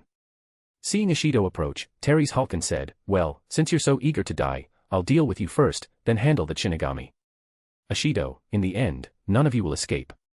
Although Teres Halkan was very angry at Toshiro's disrespect, he and Ishido had fought many times, and they were very wary of each other. Ha! Ishido shouted, stamped his right foot hard on the ground, leaped up, then used the downward momentum to slash at Teres Halkan. Humph. Seeing this, Teres Halkan snorted coldly. His tail, like a whip, lashed towards Ishido. Clang. Ishido's Zanpakuto struck Teres Halkan's tail, actually creating sparks and emitting metallic clanging sounds. Ishido was actually sent flying by Teres Halkan's tail. This captain-level Ajuchas named Teres Halkan had his tail as his hardest body part. He always used his tail as his weapon. Fortunately, Ishido wasn't injured. He performed a backflip midair, then forcefully kicked off a nearby large tree, using the momentum to continue attacking Teres Halkan. This time, Teres Halkan still used his tail to counter Ishido's attack. But just as Ishido's Zanpakuto was about to collide with Teres Halkan's tail suddenly split into two. One met Ishido's Zanpakuto, while the other stabbed towards Ishido like a spear. Chapter 144, Chapter 144. This farce should end. At the critical moment, Ishido used the hollow mask he previously wore to block in front of himself. Bang. Ishido was once again repelled by Terry's Hulken. Crack. A sudden shattering sound was heard. Ishido's mask turned into fragments. Ishido stared at the shattered mask, dumbfounded. This mask was left by his comrades. It is very sturdy and is even capable of blocking hollow Zero. He always wore it on his face, and during battle, it could also serve as a shield. Ishido, are you all right? Toshiro asked with concern. I'm fine, Hitsugaya, Ishido said somewhat despondently. Although Ishido himself wasn't injured, his mask had shattered. For Ishido, this mask wasn't just a weapon for battle, it was the only thing left by his comrades after their deaths. It held extraordinary significance to him. But now it had broken in his hands. Ishido couldn't help but feel a wave of loss and self-blame. Toshiro comforted, Ishido, although your mask. Don't say any more, Hitsugaya. It's good that it broke. Consider it a farewell to the past. From now on, I won't dwell on the past anymore. I'll return to the Soul Society with you and start a new life, Ishido interrupted Toshiro. That's good. Seeing Ishido wasn't too heartbroken, Toshiro also breathed a sigh of relief. Ishido, do you need me to intervene? This guy's strength seems decent. Relying on you alone to take him down might be a bit difficult, Toshiro inquired. Judging from Ishido and Terry's Hulken's earlier exchange, for Ishido to defeat his opponent alone wouldn't be easy. No need, Hitsugaya. Leave this guy to me. I still want to settle things with him. Moreover, he broke my mask, this matter can't just be left like this, Ishido insisted on dealing with Terry's Hulken alone. Although he said he would leave the past behind, after all, Terry's Hulken destroyed the mask left by his comrades. Deep down, Ishido wanted to personally slay Terry's Hulken to give his deceased comrades closure. Alright, Toshiro nodded helplessly. However, although Toshiro superficially agreed with Ishido, if Ishido were truly in danger, Toshiro would definitely intervene. Humph, you're really taking it easy, aren't you? Rushing to die one after another. Terry's Hulken said angrily. Both Toshiro and Ishido were rushing to deal with him, as if he were some pushover. But wasn't he clearly gaining the upper hand in the fight against Ishido? Toshiro and Ishido's attitude truly infuriated him. Toshiro completely ignored Terry's Hulken. To him, Terry's Hulken was a pushover, and crushing him wouldn't take much effort. Ishido also didn't waste words with Terry's Hulken, charging directly forward. Seeing this, Terry's Hulken's tail suddenly split into over a dozen tentacles, then stabbed towards Ishido like sharp swords. Shuinpa. Ishido's figure flickered, directly disappearing from Terry's Hulken's sight, causing his attack to miss. Then, Ishido's figure suddenly reappeared, sharp sword light flashing. Swish. Swish. Swish. After a flurry of blade flashes, the tentacles formed by Terry's Hulken's tail were all severed by Ishido. Then, Ishido's figure rapidly closed in on Terry's Hulken and slashed at his vital points. Seeing this, Terry's Hulken hurriedly twisted his body and retreated. Swish. Ishido's blade light flashed like a shooting star. Schlick. A wound appeared on Terry's Hulken's body. Although Terry's Hulken dodged fairly timely, avoiding vital spots, Ishido still left a not-so-shallow wound on him. After being wounded by Ishido, Terry's Hulken was enraged. Zero. Powerful Ryuryoku converged at Terry's Hulken's mouth, forming a red Zero that blasted towards Ishido. Whoosh. The red Ryatsu pillar attacked Ishido with thunderous force. Seeing this, Ishido also gathered all his Ryuryoku, then unleashed a wave of Kanatsu towards Terry's Hulken's Zero. Boom. Ishido's Kanatsu was utterly shattered by Terry's Hulken's Zero, which continued towards Ishido. Although Ishido's overall combat power could rival captain level, his Ryatsu wasn't strong. In such Ryatsu clashes, he was completely no match for Terry's Hulken. As a captain level Ajuchas, Terry's Hulken's Zero, while appearing similar to a Jillian's Red Zero, was in no way comparable in power. Seeing his Kanatsu easily destroyed by Terry's Hulken's Zero, Ishido quickly flickered, using Shuinpa to evade Terry's Hulken's Zero. Boom. Wherever Terry's Hulken's Zero passed, all trees and rocks vanished into nothingness. This demonstrated Terry's Hulken's considerable strength. Seeing this, Ishido immediately changed his tactics. He stopped competing in Ryatsu with Terry's Hulken and instead used his agile, rapid Shuinpa and concise, fierce swordsmanship to engage Terry's Hulken in hit-and-run tactics. Schlick. Schlick. Schlick. Faced with Ishido's swift, nimble Shuinpa and fierce, effective swordsmanship, Terry's Hulken had no good countermeasures. Thus, he continuously suffered wounds from Ishido's slashes. These wounds weren't very deep, not immediately fatal, but accumulating continuously, Terry's Hulken would eventually die under Ishido's blade. At this point, Terry's Hulken took advantage of a gap in Ishido's attack, hastily using Sonido to widen the distance from Ishido. Huff, huff, huff. Terry's Hulken panted heavily, blood flowing unceasingly from numerous wounds. Ishido, you despicable bastard. If you have the guts, fight me head on. What's the point of running around like a rat? Terry's Hulken said furiously. Ishido kept using his speed and swordsmanship advantages to entangle him, never engaging head-on, preventing Terry's Hulken from utilizing his strength in Ryatsu. Naive. This is a life-and-death battle. Why would I pit my weaknesses against your strengths? The usually taciturn Ishido surprisingly mocked Terry's Hulken. You're right. In battle, to win, even using all means possible isn't despicable. He he he. Terry's Hulken suddenly chuckled maliciously. Everyone, attack. Kill them. Terry's Hulken suddenly shouted to all the hollows behind him. The other hollows, hearing Terry's Hulken's order, swarmed towards Toshiro and Ishido. This farce should end now. Toshiro, who had been observing from the sidelines, suddenly spoke. Chapter 145, Chapter 145 Defeat and Death. Ishido, leave these hollows to me. You focus on dealing with Terry's Hulken, Toshiro said to Ishido. Are you sure, Hitsugaya? Although aware of Toshiro's immense strength, the sheer number of hollows was staggering, including many Ajuchas and Jillian. It's fine. Just a bunch of ants. No matter how many, they can't kill an elephant. On the other hand, you should hurry and finish off that Terry's Hulken. I need to return to the Soul Society soon. My time in Hueco Mundo is running out, Toshiro said casually. As if the hollows surrounding them weren't ferocious, bloodthirsty creatures, but actual ants. It seems I need to speed up too. Can't keep you waiting, Ishido said seriously. Ishido knew if he hadn't insisted on dealing with Terry's Hulken alone and let Toshiro handle it, Terry's Hulken would have been dead long ago. So, he needed to hurry as well, not keep Toshiro waiting. With that, Ishido immediately charged at Terry's Hulken again. Hurry, attack. Stop him. Seeing Ishido charge, Terry's Hulken panicked and hastily ordered his subordinates to intercept. Upon hearing Terry's Hulken's order, his subordinates immediately attacked Ishido. Ishido frowned, about to deal with these obstructing hollows first, when a figure flashed before his eyes. The hollows trying to block him directly collapsed, dissolving into erasure.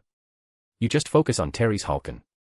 Leave all these hollows to me, Toshiro's voice sounded. Ishido nodded, then brandished his Zanpakuto and attacked Terry's Hulken.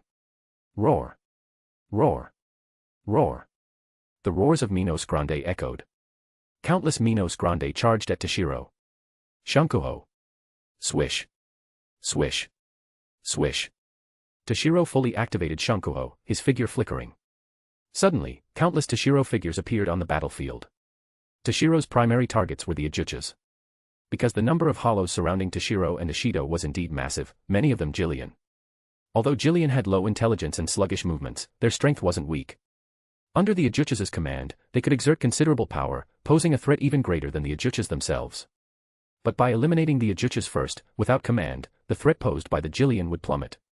With Toshiro's speed maxed out, a Toshiro figure appeared before almost every Ajuchas.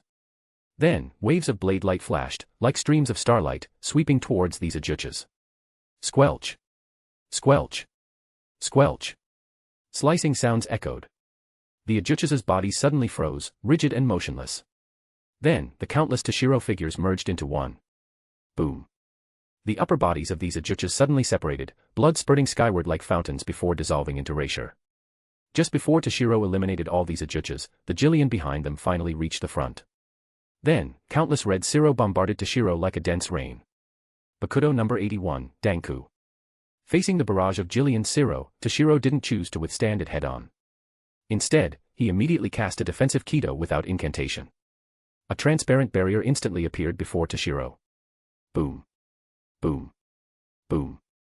The Jillian Siro continuously struck Toshiro's Danku barrier.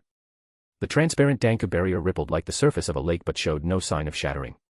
Danku was a very practical defensive Kido, effectively blocking offensive Kido below the 90s. Although Toshiro omitted the incantation, the technique's power didn't diminish. In fact, due to Toshiro's extremely high Ryatsu density and Kido control, its power exceeded the normal range. After the Jillian's large-scale Siro barrage ended, Toshiro immediately seized the chance to counterattack. Toshiro gathered the surging Ryuryoku within his body into his Zanpakuto, then unleashed a massive, ice-blue wave of Kanatsu instantly towards the Jillian ahead. Schlick. Everything in the path of Toshiro's Kanatsu. Hollows, trees, rocks, was cleanly sliced in two. A vast empty area was immediately cleared ahead of Toshiro. But the hollow numbers were too great. The cleared area was quickly filled with new hollows. Seeing this, Toshiro released wave after wave of Kanatsu at the hollows, expending Ryatsu as if it were limitless. Yet the hollows seemed endless, and with one batch was eliminated, another appeared. Phew. Toshiro let out a breath, then frowned. Although he could sustain this reckless expenditure of Ryuryoku using Kanatsu to thin the hollow numbers for a long time, Kanatsu was simply gathering and releasing Ryuryoku with low efficiency. It was somewhat wasteful, and solely using Kanatsu wasn't very effective at clearing hollows either. Thinking this, Toshiro immediately stopped using Kanatsu attacks. Sit upon the frozen heavens, Hyarinmaru. Toshiro solemnly chanted. Roar. A tremendous dragon's roar suddenly resounded. A massive frost dragon materialized from Toshiro's Ryatsu. Then, as Toshiro swung his Zanpakuto forward, the frost dragon roared again and instantly pounced towards the hollow horde ahead. The frost dragon emanated a soul-chilling, seemingly all-freezing cold. Even before reaching the horde, some hollows began freezing. Boom. Once the frost dragon plunged into the hollow horde, it charged left and right. Wherever it went, all hollows froze, even Jillian offering no resistance. For miles ahead, it transformed into a vast, icy domain. All hollows became ice sculptures, frozen in their attacking postures. These hollows had no time to react before being instantly frozen by Toshiro. Phew. Toshiro lightly exhaled. Instantly freezing thousands of hollows, including many Minos Grande. Normally, this move wouldn't be this powerful. Toshiro had simply increased his Ryatsu output. However, although the hollows before him were frozen by his large-scale technique, more hollows in the distance were being drawn by the battle's Ryatsu and approaching. Dash. Suddenly, a scream came from behind Toshiro. Toshiro looked back. Terry's Hulken had been pierced through the heart by Ishido's sword, dead beyond dead. Chapter 146, Chapter 146 Departure. Hitsugaya.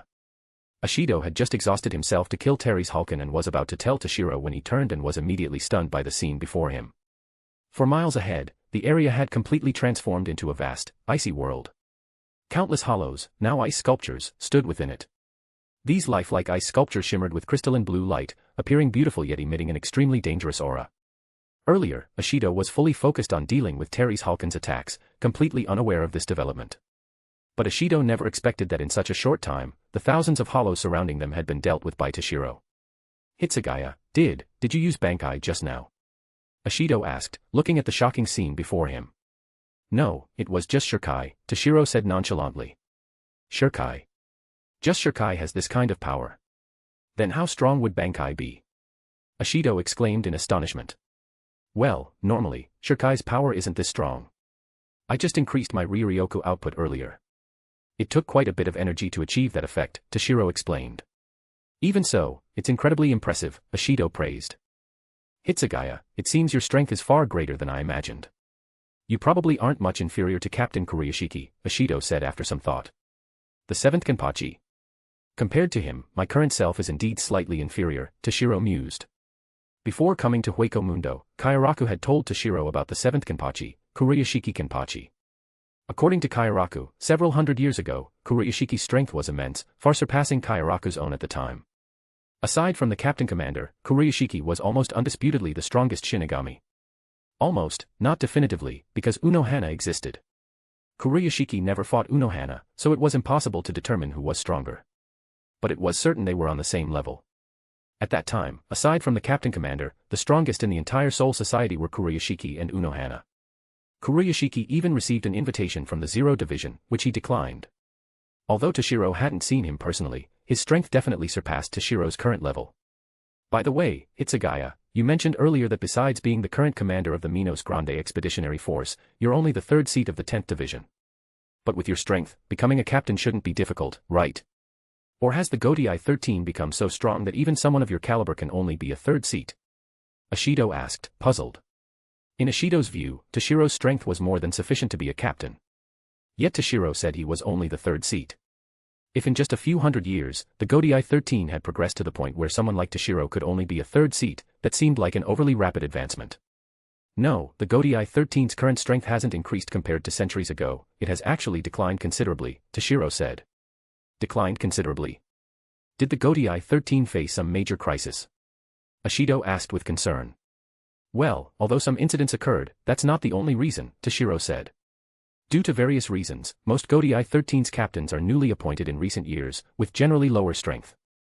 There aren't even many captains who have served for over 100 years, so compared to centuries ago, the strength has declined significantly, Toshiro continued. In ordinary Shinigami's eyes, captains stood at the pinnacle of the Shinigami hierarchy, and distinguishing who was stronger was difficult. But Toshiro clearly understood that the veteran captain's strength far surpassed that of the newly appointed ones.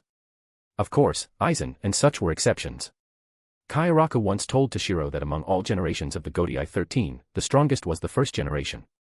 But afterward, due to various events, the first-generation captains gradually faded. Now, among the Godai 13 captains, only Yamamoto and Unohana remained from the first generation. Compared to past generations, the current Godai 13 was almost the weakest. Since the Godai 13's strength has declined compared to the past, and with your strength, few among the captains could be your match, why haven't you become a captain? Ashido asked. No particular reason.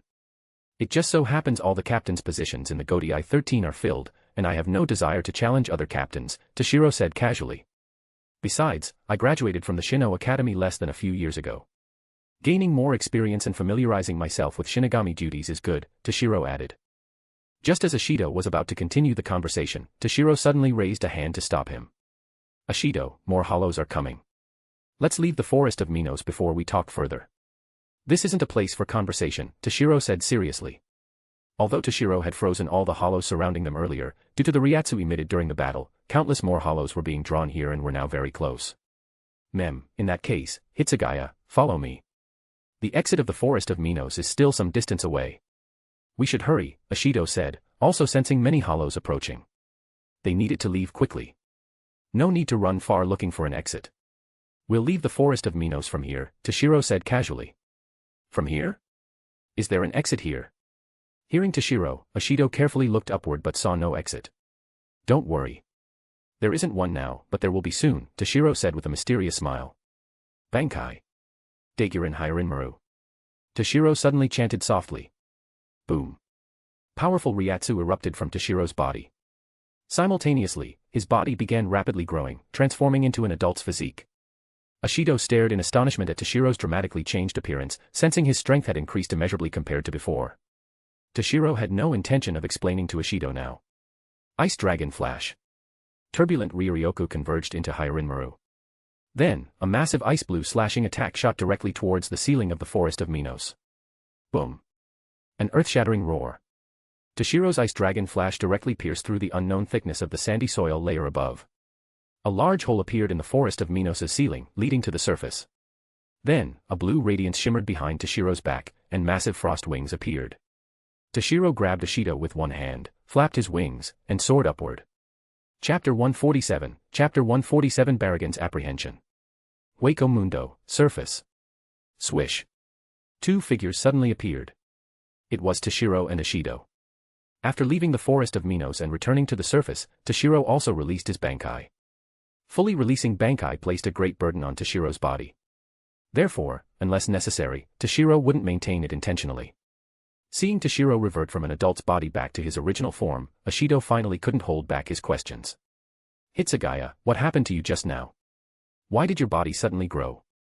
Oh, you mean that sudden growth? That's because of my Bankai, Toshiro said casually. Bankai? Ashido asked, puzzled. Although Shinigami Zanpakuto releases varied widely, with all sorts of strange abilities, Ashido had never seen one that could make a person's body suddenly grow. Yeah, it's a side effect of aging from the complete Bankai release.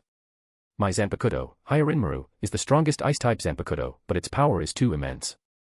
Once fully released, my body rapidly grows in an instant to adapt to the powerful force, transforming into an adult's body, Toshiro explained.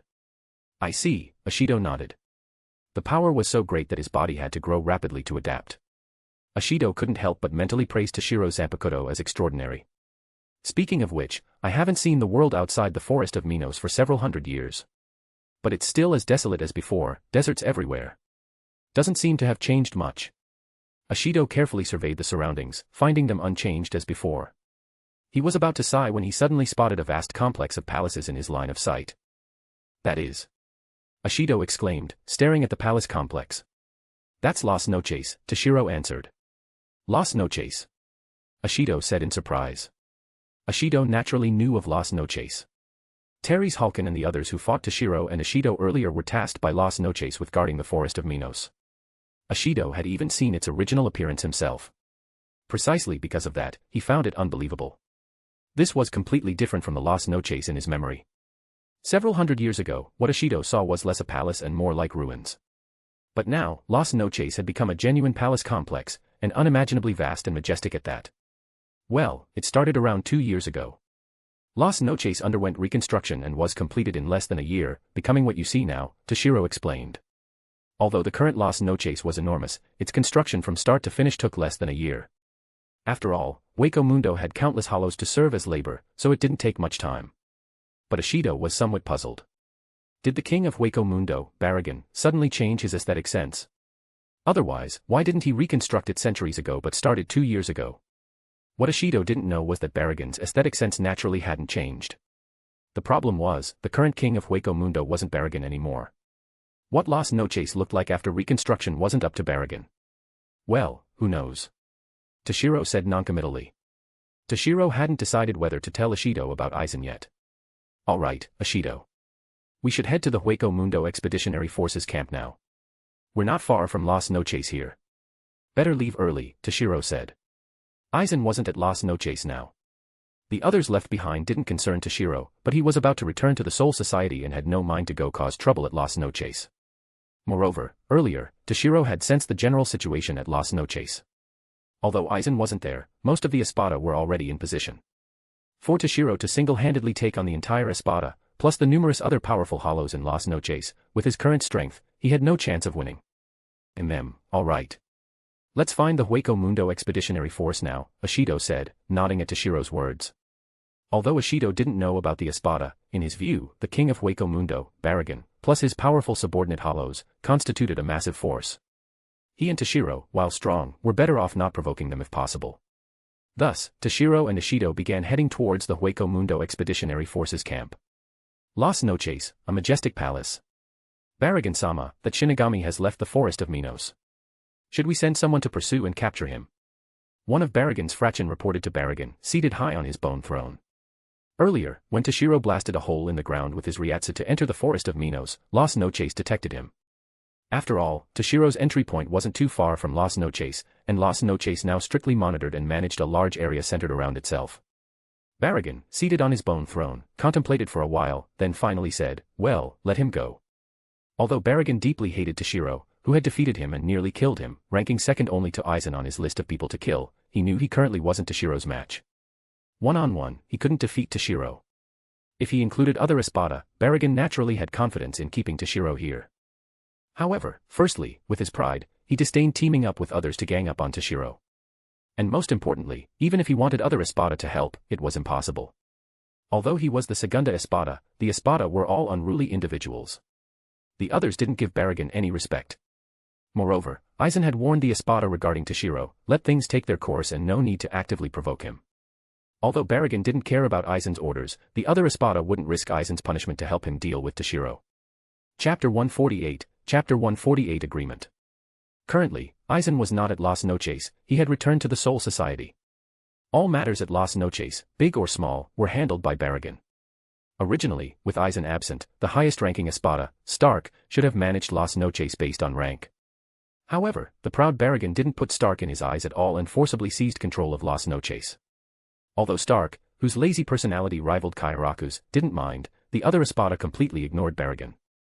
Another palace within Las Noches. A female Arankar with brown skin, emerald green eyes, ample bust, and golden hair tied into 3 braids stood here.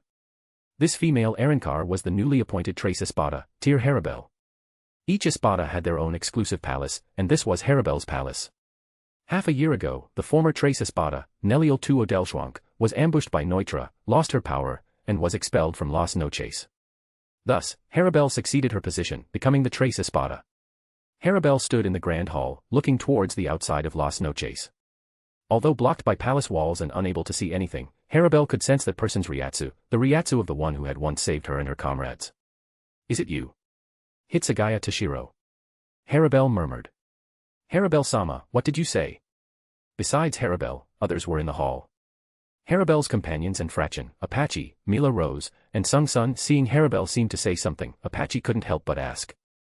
Since coming to Las Noches with Harabel, Apache, Mila Rose, and Sung Sun had also undergone modifications by Aizen, becoming Arankar. They transformed from their original deer, lion, and snake forms into human female appearances. Nothing, Harabel didn't intend to tell Apache, Mila Rose, and Sung Sun about Toshiro being near Las Noches. Harabel-sama must be talking about the Shinigami named Hitsugaya Toshiro who saved us, right? Sung Sun said. Did you hear what I said just now, Sung Sun? Harabel asked, somewhat embarrassed. Toshiro wasn't very close to Las Noches now, his Ryatsu fluctuations not strong. Even Harabel herself didn't sense it clearly.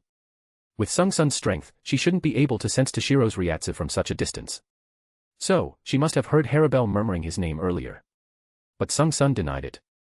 No, I didn't hear what Harabel-sama said just now. Then how did you know I was talking about Hitsugaya Toshiro? Harabel asked, puzzled. Oh, that. I just heard some people say a Shinigami was near Las Noches. Based on their description, it seemed like Hitsugaya Toshiro, who saved us, Sung Sun replied. Hitsugaya Toshiro, that Shinigami? Mila Rose finally reacted. Harabel-sama, you should go see that Shinigami, Apache advised. Although given their identities, meeting might not be appropriate, Apache saw Harabel seemed to want to meet Toshiro. No, better not. Meeting isn't good for him or me, Harabel thought for a moment and still refused. Their identities as Shinigami and Hollow made excessive contact inappropriate. Moreover, since joining Las Noches and becoming Aizen's subordinate, Harabel understood some of Aizen's goals. If Aizen went to war with the Soul Society in the future, they might even become enemies crossing blades. Too much contact now would only make things harder for both on the battlefield. Well, maybe it's better not to meet, Mila Rose said. Among Apache, Mila Rose, and Sung Sun, Mila Rose was the most opposed to Harabel having excessive contact with Toshiro. Although Toshiro was also her savior, for Harabel's sake, Mila Rose didn't want Harabel to have too much contact with Toshiro. Meanwhile, Toshiro, who was being discussed, had just left Las Noches' sphere of influence and was heading towards the Hueco Mundo Expeditionary Forces camp with Ashido. Ashido, after returning to the Soul Society, which division do you plan to join? Still the 11th division. During the journey, just traveling was too boring, so Toshiro took the chance to ask Ashido this question. Although Ashido was once an 11th Division's member, that was centuries ago. By now, the people in the 11th Division had probably changed several times over. He likely couldn't find anyone who recognized him. In fact, forget the 11th Division, probably very few in the entire Soul Society still recognized him. And the 11th Division's captain he was close with, Kuriyashiki Kenpachi, had been dead for a long time. The current 11th Division captain was the 11th Kenpachi, Zaraki Kenpachi. Returning to the 11th Division would only evoke memories and add sadness. Why not come to our 10th Division, Ashido? Toshiro suddenly invited Ashido. 10th Division. Ashido was somewhat surprised by Toshiro's invitation. After all, we fought side by side in the forest of Minos, sharing life and death. We can be considered friends, right? Toshiro said sincerely. Friends. Ashido murmured. All right, I'll go to the 10th Division with you, Ashido thought for a while and agreed to Toshiro's invitation. After all, for Ashido, even if he returned to the Soul Society, no one there knew him anymore, let alone had friends. After the battle in the forest of Minos, Ashido and Toshiro were close comrades in arms. Joining the 10th Division, where Toshiro was, seemed like a good thing. That's great. Toshiro couldn't help but say happily. Before going to the forest of Minos, Toshiro had considered whether he could bring Ashido to the 10th Division. After all, Ashido's strength wasn't weak. Having him join the 10th Division would be a great asset for Toshiro. Of course, there was another reason Toshiro invited Ashido to the 10th Division. Chapter 149, Chapter 149 The one named Nell, the incredible Arankar. In a few years, when Isshin goes to the living world, he will meet Kurosaki Masaki. Then, the captain who values love over his position will resolutely abandon his captaincy for Masaki and leave the Soul Society. At that time, Toshiro will succeed him as captain of the 10th Division. And after becoming captain, Toshiro also wants someone powerful to assist him. As a captain, Toshiro needs someone with formidable strength to handle certain matters for him. Like 1st Division's Chojiro Sasakaibe, 6th Division's Abarai Renji, 11th Division's Madare Mikaku, they are all powerful individuals, not much inferior to some weaker captains. Among them, Sasakaibe never used Bankai, so his exact strength is unknown, but he's at least captain level. Renji's future strength will be even more formidable, eventually surpassing some Godai 13's captains. After Ishin leaves the 10th Division, besides Toshiro, there won't be any powerful members left in the 10th Division. 10th Division's Lieutenant, Matsumoto Ranjaku, is relatively senior among lieutenants, and her strength is considerable within the lieutenant level. But lieutenant level is still just lieutenant level, their role in future major battles won't be significant. Ashido, after all, is a captain-level expert. If he joins the 10th Division, besides Toshiro, the division will have another powerful member. The entire 10th Division won't be left with no capable personnel besides Toshiro. By the way, Ashido, I should clarify up front. I'm only a third seat. If you come to the 10th Division, your rank probably won't be very high either, Toshiro suddenly said to Ashido. No problem, Hitsugaya. I don't really care about ranks, Ashido said somewhat indifferently. For Ashido, status, power, none of that mattered. He just wanted to fulfill his duty as a Shinigami, protect human souls, and contribute to the Soul Society. If he cared about fame and fortune, Ashido wouldn't have fought hollows alone in the forest of Minos for centuries. Ashido, from now on, just call me Toshiro. We're friends, aren't we? And you'll be joining the 10th Division after we return, Toshiro suddenly said. Names weren't to be used casually. Only very close friends and family used given names, not surnames. Toshiro letting Ashido call him by his given name signified Toshiro truly accepting Ashido as a comrade. I understand, Toshiro, Ashido nodded seriously. After Ashido accepted Toshiro's invitation, the two continued walking and chatting, heading towards the Minos Grande Expeditionary Force camp. While Toshiro and Ashido were on their way, Toshiro suddenly stopped. What's wrong, Toshiro? Seeing Toshiro stop, Ashido also halted, looking at Toshiro questioningly. There seemed to be a few hollows ahead, Toshiro said with a somewhat strange expression. Hollows. Hearing Toshiro, Ashido immediately became serious, drawing his Zanpakuto, ready for battle. Don't be nervous, Ashido. The approaching hollows don't seem very strong, Toshiro said. Not very strong. Impossible. Ashido exclaimed in surprise. Their current location wasn't too far from Las Noches, just outside its sphere of influence. Hollows active in this area were generally powerful, at least Ajuchas. Well, judging by Ryatsu, they indeed aren't very strong, even quite weak, Toshiro also said curiously. They do seem very weak, Ashido also sensed the other party's Ryatsu now. As Toshiro and Ashido conversed, those hollows had arrived not far from them. Roar. Ha ha ha. Hiya ha ha ha.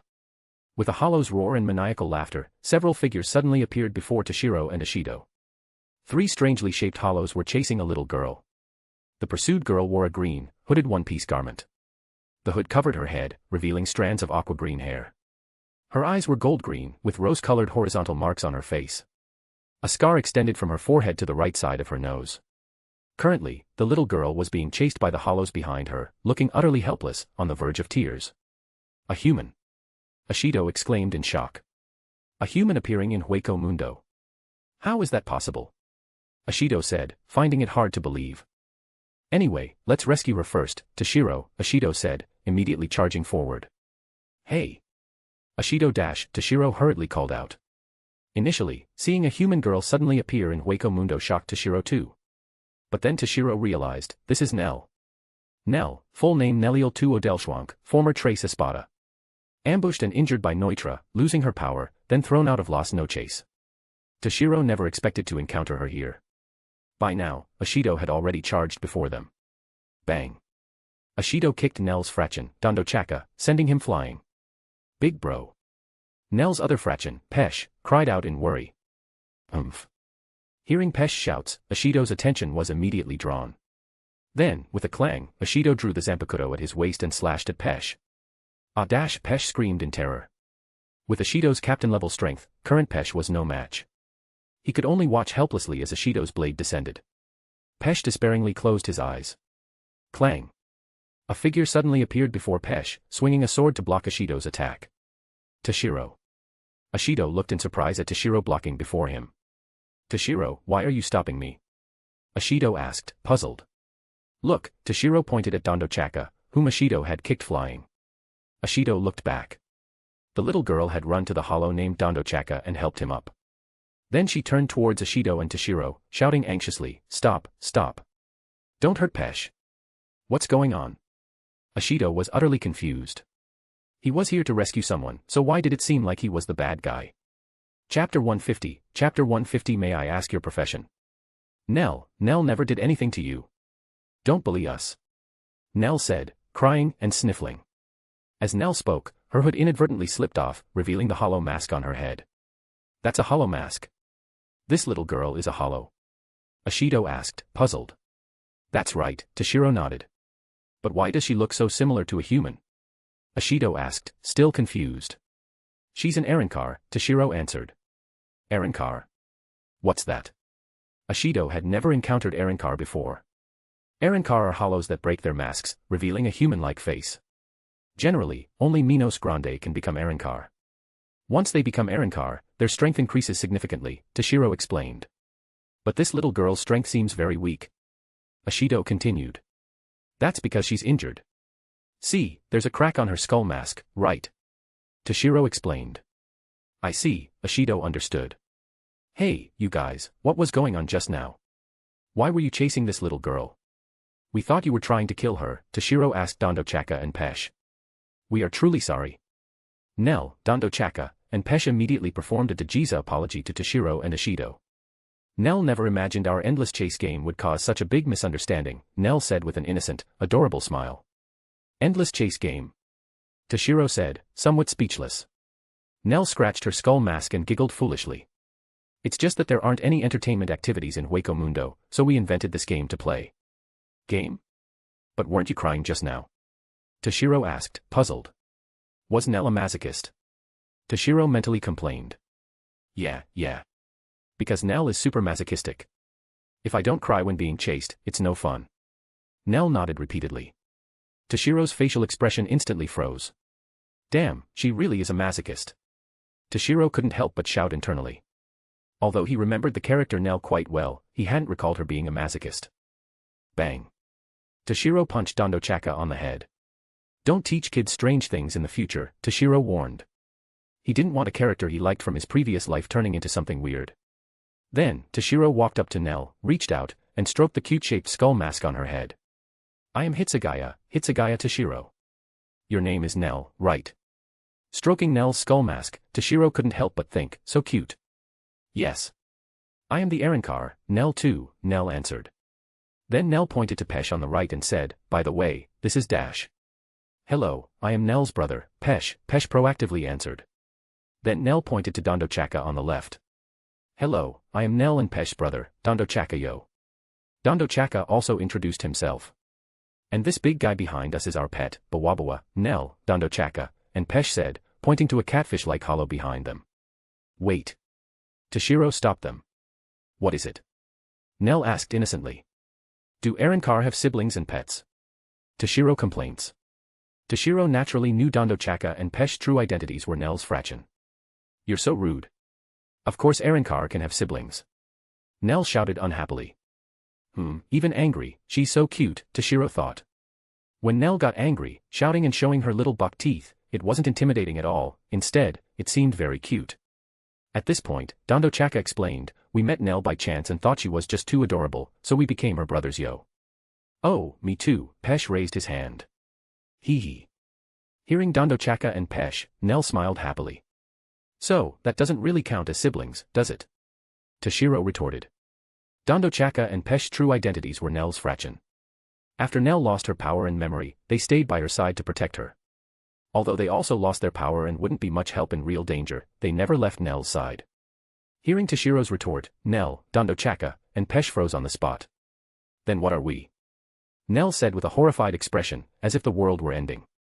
We're not siblings. Dondo Chaka also screamed in terror. How can this be?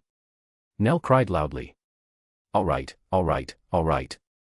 It's my fault. That won't do. You can be siblings, okay. Toshiro couldn't stand their shouting anymore.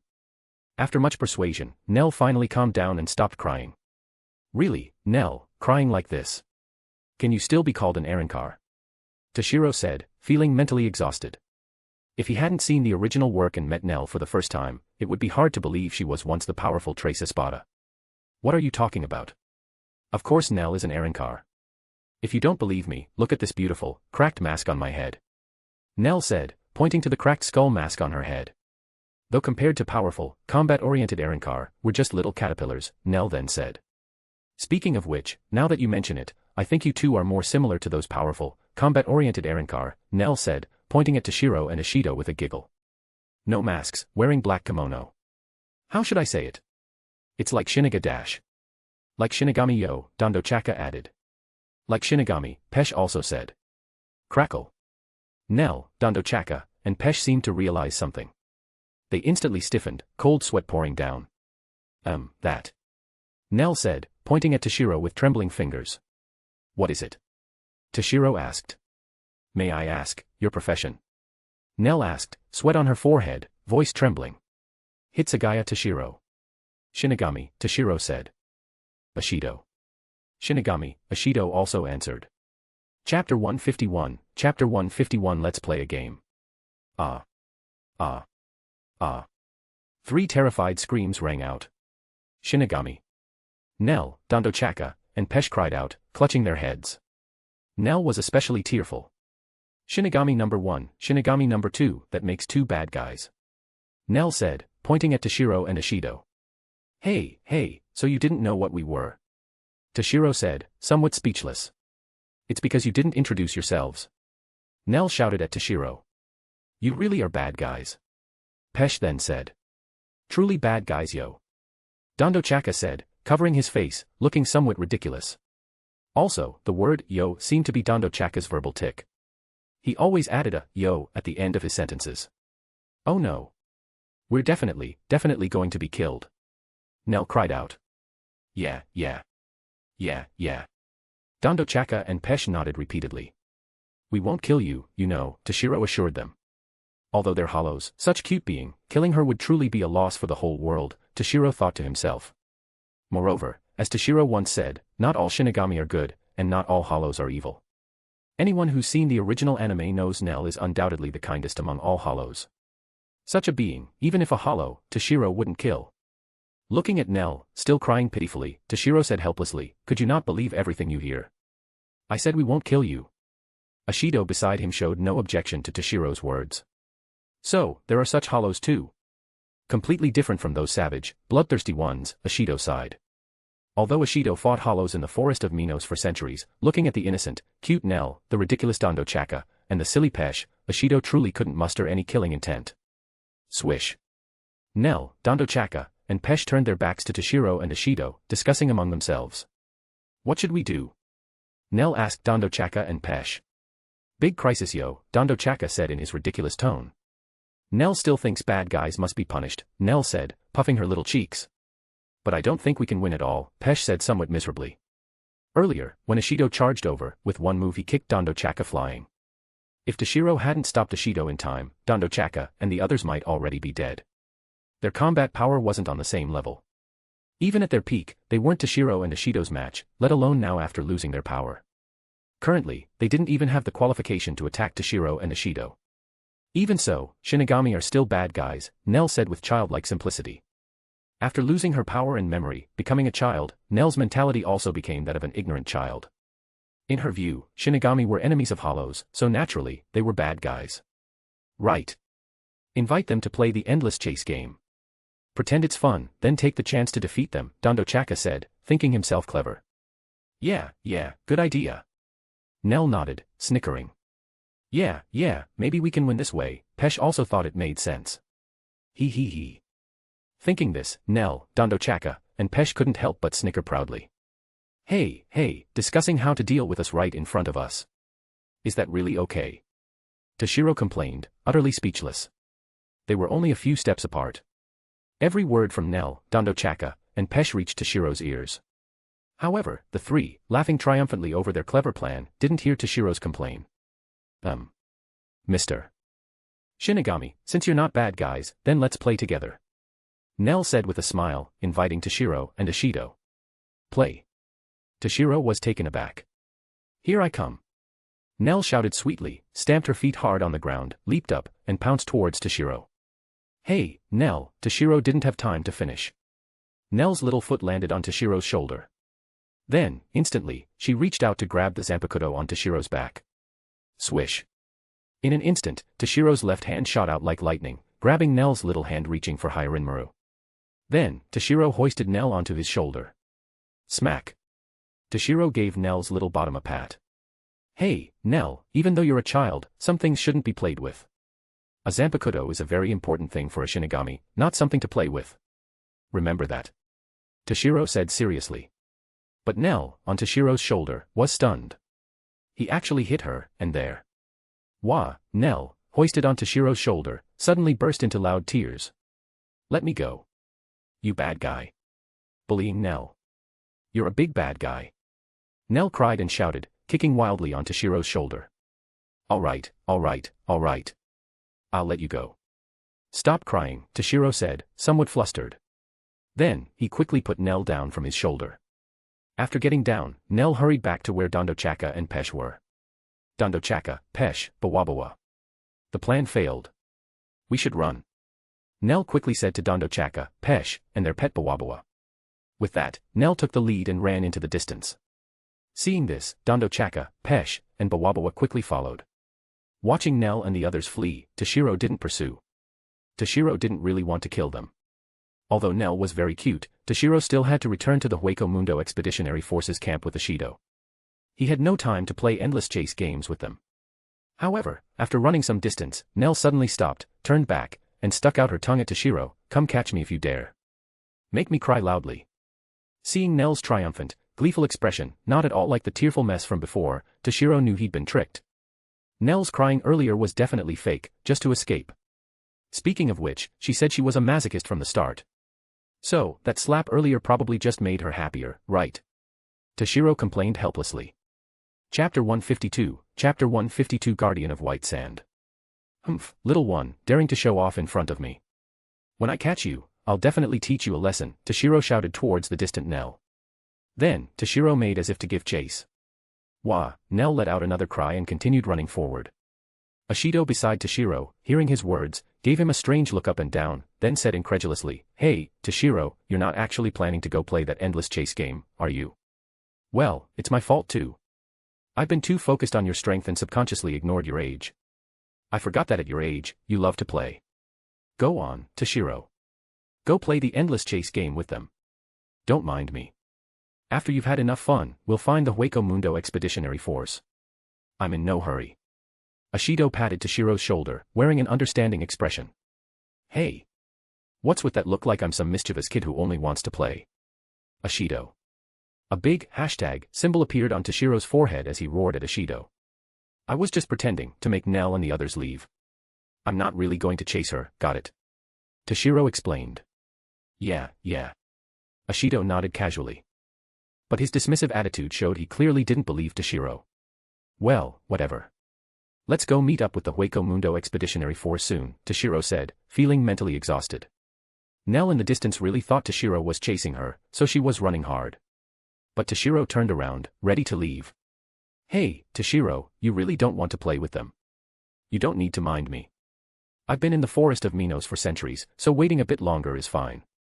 You can have your fun, then we'll go, Ishido persuaded. Toshiro's eyes turned icy. Enough. Ishido. I said I. Suddenly, a scream rang out. Toshiro looked back. Nell, running too excitedly, didn't watch her feet and tripped over a dried branch on the sandy ground, falling hard. Moreover, Dondochaka, Pesh, and the large pet Bawabawa following closely behind couldn't break in time, also tripped, and their bodies crashed towards Nell. The current Nell had lost her power. If crushed by Dondochaka, Pesh, and the large Bawabawa, she'd be seriously injured or worse. Shunkuho. Toshiro's figure flickered, instantly vanishing from his spot. Swish. Toshiro's figure appeared beside the fallen Nell, scooped her up, and instantly moved away. Thud. Just after Toshiro carried Nell away, Dondochaka, Pesh, and Bawabawa crashed heavily where Nell had fallen. The large Bawabawa pinned Dondochaka and Pesh underneath. Dondochaka and Pesh screamed miserably under Bawabawa. Toshiro placed the Nell in his arms on the ground. Nell, are you okay? Can you stand? Toshiro asked with concern. Saying this, Toshiro brushed off the sand stuck to Nell from her fall. You saved me. Nell asked softly after recovering, none of her earlier wild playfulness remaining.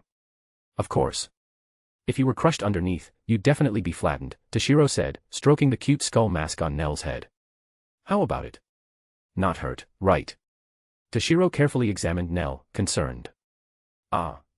Yeah. Seeing Toshiro's caring expression, Nell was taken aback, then nodded repeatedly. A strange feeling rose in Nell's heart. Few cared so much about her safety. Although Dondochaka and Pesh also cared and often played with her, they never expressed it so earnestly. That's good. As long as you're not hurt, Toshiro said. We have things to do, so goodbye, Toshiro said somewhat reluctantly. With that, Toshiro turned to leave. Watching Toshiro's receding figure, a strong sense of loss surged in Nell's heart. It felt like something important was slipping away. If she didn't hold on, she'd surely regret it. Are you running away? Nell shouted at Toshiro's back. Huh? Toshiro turned, puzzled. You're just going to escape like this? Nell shouted, her face full of reluctance. Toshiro said somewhat helplessly, I'm not. But before Toshiro finished, tears welled up in Nell's eyes. She pursed her lips, trying not to cry. Sigh. We have things to do, so no time to play with you, Toshiro sighed, somewhat helpless. Wah, you're so mean. I wanted to play more. You actually refuse so heartlessly. If I'd known, I'd rather you killed me outright. Nell cried pitifully. Could you stop crying? Toshiro said, unable to bear it. Just then, a voice suddenly rang out. Then let me be the one to kill you. Hearing the voice, Toshiro immediately became alert, scanning the surroundings. Here. After carefully sensing the surroundings, Toshiro quickly locked onto his right-hand direction. Underground to Toshiro's right, a Ryatsu was rapidly approaching. Boom. Sand and soil flew. A massive figure suddenly emerged from underground. This is. Toshiro looked at the giant sand-formed humanoid creature before him, feeling somewhat familiar but unable to recall. This is the guardian of white sand. Toshiro, having retreated to the side, put Nell down, then charged at Runaganga. Seeing Toshiro charge, Runaganga swung his massive fist hard. A giant whirlwind, carrying sand and soil like a sandstorm, swept towards Toshiro. Toshiro frowned, immediately using Shuinpa to evade Runaganga's sandstorm. Dash. After dodging, Toshiro was about to counterattack when a terrified scream came from behind. Toshiro looked back. The sandstorm Toshiro avoided was rapidly heading towards Nell. With no resistance, facing the sandstorm's powerful suction, Nell's body was quickly pulled towards its center. If left alone, once drawn, the powerful tearing force would shred Nell to pieces. Nell! Toshiro shouted. Then, his figure flickered, instantly appearing midair beside Nell. He grabbed Nell's small hand and immediately retreated rapidly with her, putting distance between them and Runaganga. What tenacious fellows! But you're definitely no match for the great Runaganga said. Don't get too cocky, Runaganga. You're just relying on elemental intangibility. As for other aspects, you're not that impressive, Toshiro snorted coldly. Toshiro put Nell down, then pointed his sword at Runaganga. However, although I don't know hockey or anything, killing you isn't difficult either. With that, Toshiro moved rapidly. When not far from Runaganga, another slash imbued with powerful Ryatsu flew towards Runaganga. But unlike before, this slash emitted a soul-freezing, terrifying cold. Boom. Toshiro's attack struck Runaganga. But unlike before, this attack didn't slice him in half. Crack. Crack. Crack. The icy power within Toshiro's slash erupted completely, instantly freezing Runaganga. Thus, the previously arrogant Runaganga was directly turned into an ice sculpture. Boom. The frozen Runaganga shattered into countless tiny ice crystals, scattering everywhere, shimmering with a faint blue glow, streaking across the sky like meteors before falling to the ground, never to recover. Seeing a small ice crystal land at her feet, Nell exclaimed, Runaganga-sama is dead. Toshiro, you're really amazing. Well, it's not that big a deal. Apart from elemental intangibility, Runaganga's strength wasn't that great. And my power is ice, which restrained him, Toshiro said, walking over. Although Runaganga's strength wasn't overwhelming, his body was composed of sand. Normal physical attacks weren't very effective, like elemental intangibility in One Piece. If it were someone else, even if stronger, dealing with him would be tough. After all, this world doesn't have hockey or such. But Toshiro's power, ice, like water, directly countered Runaganga. Elemental intangibility. What's that? Nell asked, puzzled. Cough, kids shouldn't ask too much. Anyway, Runaganga is dealt with, Toshiro said. Explaining One Piece to Nell would be incomprehensible. Runaganga is dealt with. So, Nell, I should go. If there's another chance, we'll meet again next time. Toshiro said. Chapter 154, Chapter 154 The Promise. With that, Toshiro and Ishido turned and left. Pesh, they're gone. Dondochaka, is this all right, Nell? Nell, who was already very reluctant to see Toshiro leave, mustered her courage upon hearing Pesh and Dondo Chaka's words and shouted towards Toshiro's departing figure, "Wait! Shiro-chan. Hey! What's with Shiro-chan? My name is Toshiro. Hitsugaya Toshiro. Don't get it wrong." Toshiro turned around and shouted back in dissatisfaction. "That's not important," Nell said dismissively. "Of course it's important, dummy. Anyway, you can call me whatever, but absolutely no, Chan, got it?" Toshiro said firmly. "Alright, it's Toshiro, okay." Nell conceded. "But let Nell help you," Nell said, clenching her little fists. "Help me?" Toshiro asked, puzzled. Toshiro really couldn't think of anywhere he needed Nell's help. "Aren't you going somewhere?" "Nell can take you there," Nell said, looking at Toshiro expectantly. If she took them, she could spend a bit more time with Toshiro. Nell knew Toshiro couldn't stay with her, so for her, even spending a little more time with him was good. "Take us." "But we can walk ourselves," Toshiro refused. Toshiro and Ishido were going to the Hueco Mundo Expeditionary Force camp. Naturally, Nell wouldn't know where that was, so how could she take them? "Walking is too slow." "I can have Bawabawa carry you," Nell said, pointing to Bawabawa, who played the role of a pet. "Bawabawa is very fast." "So, Toshiro, let me take you," Nell pleaded. Even though she was offering help, Nell's tone was like she was begging Toshiro. "Well, all right." Toshiro thought for a moment and agreed. Although Toshiro and Ishido could use Shuinpa, which would definitely be faster than Bawabawa, it would also consume a significant amount of Ryatsu. While Toshiro's strength was formidable and he didn't care about the consumption, Ishido didn't have much Ryatsu to spare. So, reducing consumption was good. Moreover, spending a bit more time with Nell was also a good thing for Toshiro. After all, Toshiro was quite fond of the gentle and kind Nell. Of course, it was just fondness for the character, without any improper thoughts. Great. Hearing Toshiro agree to let her take him, Nell immediately jumped for joy. So, Toshiro, Ishido, Nell, and the others sat on Bawabawa. With Toshiro giving directions, they headed towards the Hueco Mundo Expeditionary Forces camp, still located in the outer circle. As for whether the camp's location would be exposed, Toshiro wasn't worried at all. First, Toshiro believed Nell and the others wouldn't do such a thing. Second, even if it was exposed, it didn't matter much. The Hueco Mundo Expeditionary Force camp wasn't fixed, and it frequently moved along with their operations. Even if the location was exposed, by the time anyone arrived, the expeditionary force would have already relocated. Bawabawa was a hollow that looked like a giant loach, only its size was countless times larger than a real loach. Toshiro, Ishido, Nell, and the others sitting on it weren't crowded at all, it was very spacious and stable, with almost no sense of bumpiness. And Nell, once aboard, sat in Toshiro's lap and refused to move, which Toshiro didn't mind. However, even though he held a girl in his lap, Toshiro's mind was pure, without any improper thoughts. Because the current Nell was just a child, making it hard to harbor any improper notions unless one had specific preferences. I wish I could see the adult version of Nell, Toshiro thought to himself, looking down at Nell in his lap. Nell was a magical being who could be both a lowly and a mature woman. Due to severe injuries and Riryoku loss, she became a cute lowly. But her original form was a mature woman. However, Toshiro probably wouldn't have the chance to see the mature version of Nell now. In the original work, Nell reverted to her original form due to strong external stimuli. Without such stimuli now, Nell naturally wouldn't revert. In the outer circle of Hueco Mundo, not far from the Hueco Mundo Expeditionary Forces camp, Toshiro, Nell, and the others sat on Bawabawa. Following Toshiro's directions, they arrived here. "Bawabawa, stop here." Toshiro didn't take Nell and the others directly into the Hueco Mundo Expeditionary Forces camp. Instead, he had Bawabawa stop here. After all, Nell and the others were still hollows. Although they were kinder than many Shinigami, other Shinigami might not care about kindness or evil, and any hollow would be seen as an enemy. Especially the members of the Hueco Mundo Expeditionary Force.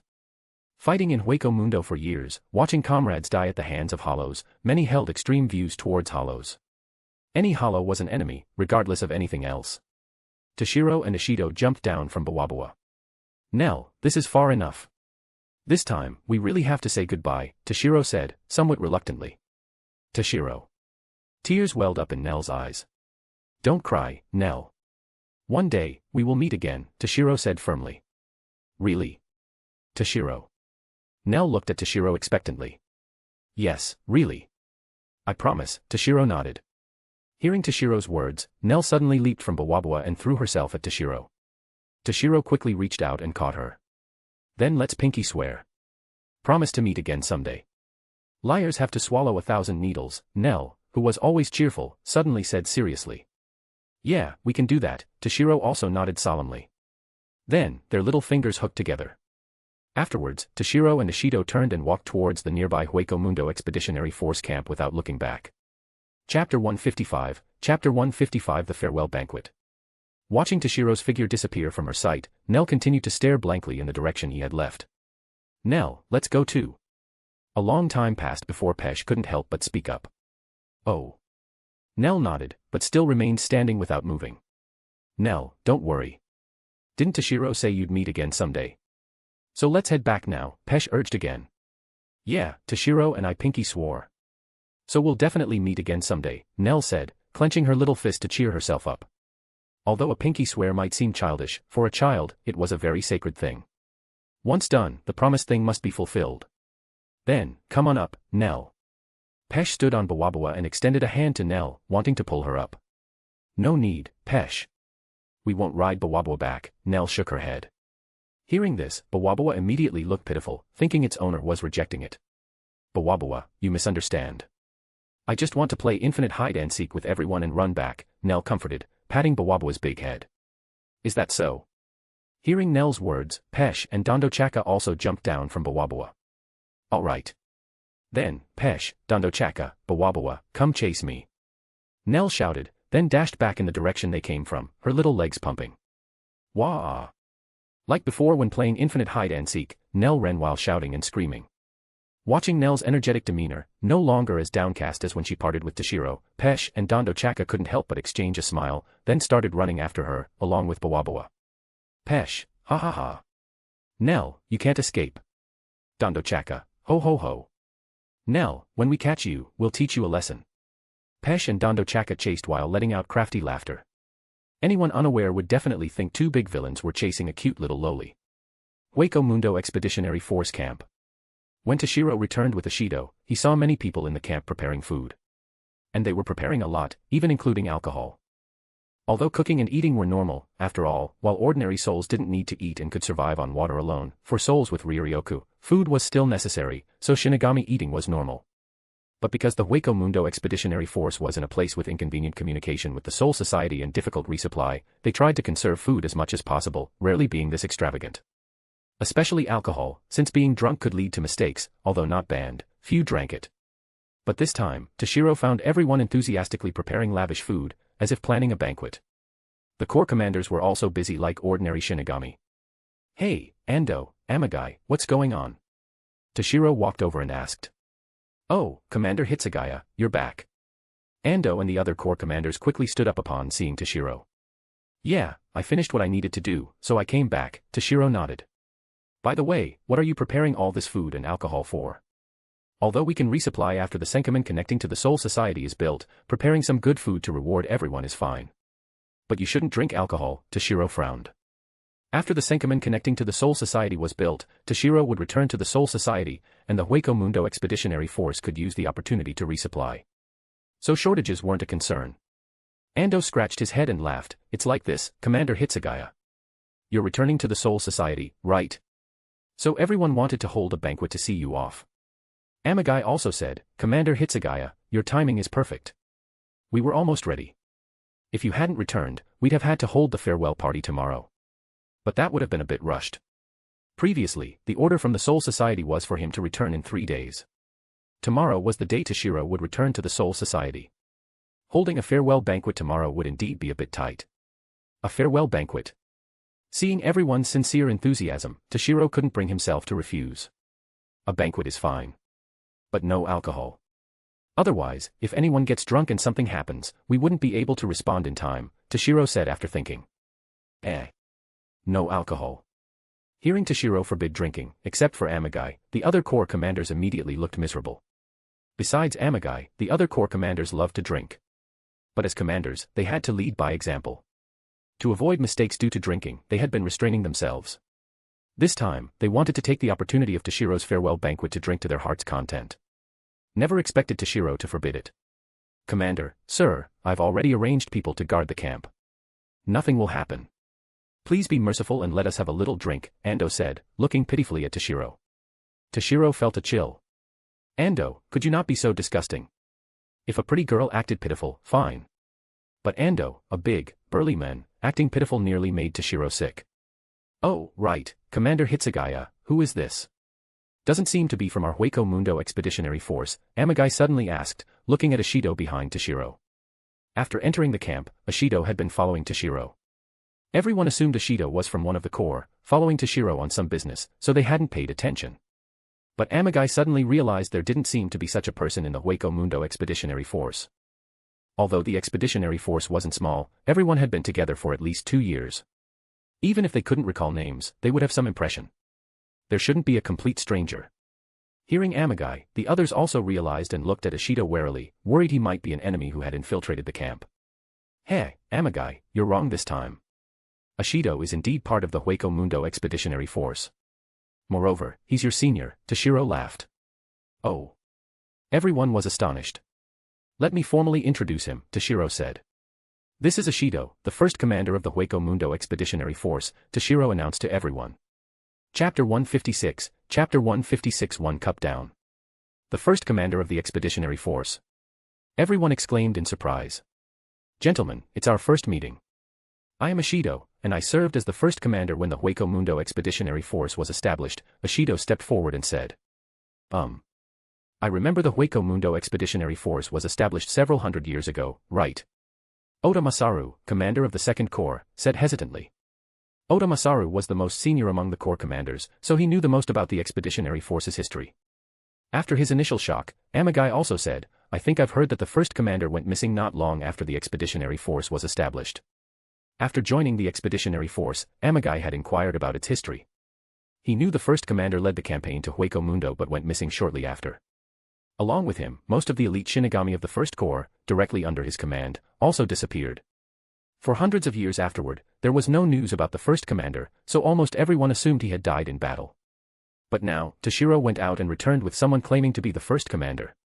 It was a huge shock. Here's what happened. Toshiro explained to everyone, after the Hueco Mundo Expeditionary Force was established, Ashido served as the first commander.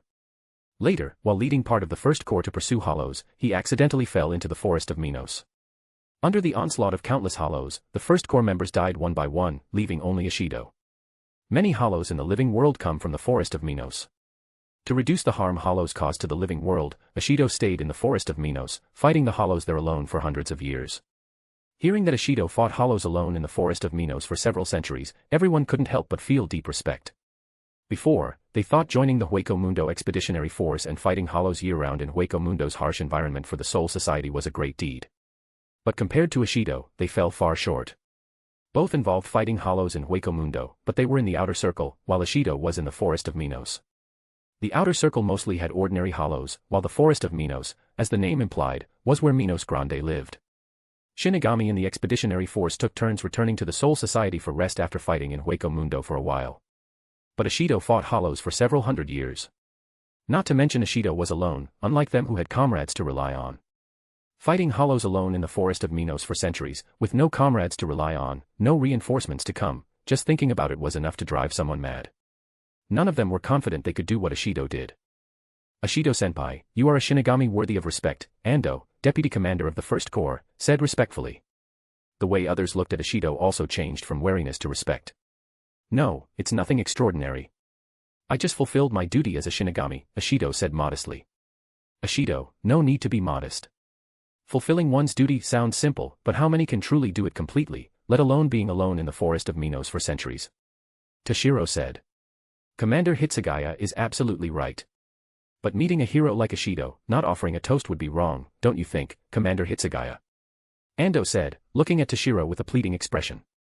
Except for Amagai and Ashido, everyone else also looked at Toshiro expectantly. Toshiro sighed helplessly. Fine. But no getting drunk. Toshiro wasn't a harsh superior. He was just worried that if everyone got drunk and something happened, they wouldn't be able to respond in time. However, as long as Toshiro himself wasn't drunk, even if something did happen, it wouldn't be a big issue. So, letting everyone drink a little to relax occasionally was fine. Great. Long live Commander Hitsugaya. Ando cheered. Not long after, once the banquet was ready, except for those on guard duty, everyone in the Hueco Mundo Expeditionary Force began to celebrate. Everyone sat around the campfire on the ground, enjoying food and drink. Toshiro, Ashido, and the corps commander sat together. Once seated, Ando eagerly poured himself a drink, raised his cup, and said, "Come on, everyone. Commander Hitsugaya returns to the Soul Society tomorrow. So let's all toast Commander Hitsugaya." Hearing Ando, everyone except Amagai raised their cups and drank in one go. "Ah. Amagai, you're not drinking." Toshiro noticed Amagai had been hesitantly looking at the cup in front of him and hadn't drunk like the others. Ando grinned mischievously. Hey. Amagai, this is Commander Hitsugaya's farewell banquet. Not even having one drink. That's too disrespectful, he. Amagai said hesitantly, "This. With alcohol." Toshiro asked, puzzled, "Amagai, what's wrong? Can't you drink? Then forget it. Don't force yourself." Hearing Toshiro's words, the previously hesitant Amagai instead looked resolved. "No. Ando is right. This is Commander Hitsugaya's farewell banquet. I'm grateful for Commander Hitsugaya's trust in choosing me as the next commander of the Hueco Mundo Expeditionary Force. No matter what, I must toast you." With that, Amagai picked up the cup in front of him, steeled himself, and poured it down his throat. He looked like he was facing execution. Watching Amagai drink as if facing a great enemy, Toshiro said, somewhat speechlessly, "Hey, Amagai, it's just one drink. Even if you can't drink, no need to act like it's an execution, right?" They were drinking sake, with a very low alcohol content, only slightly higher than beer. Even someone who couldn't drink would be fine with one cup. Amagai swayed dizzily. "So, sorry, Commander Hitsugaya." Thud. Before he could finish, Amagai fell to the ground, completely drunk.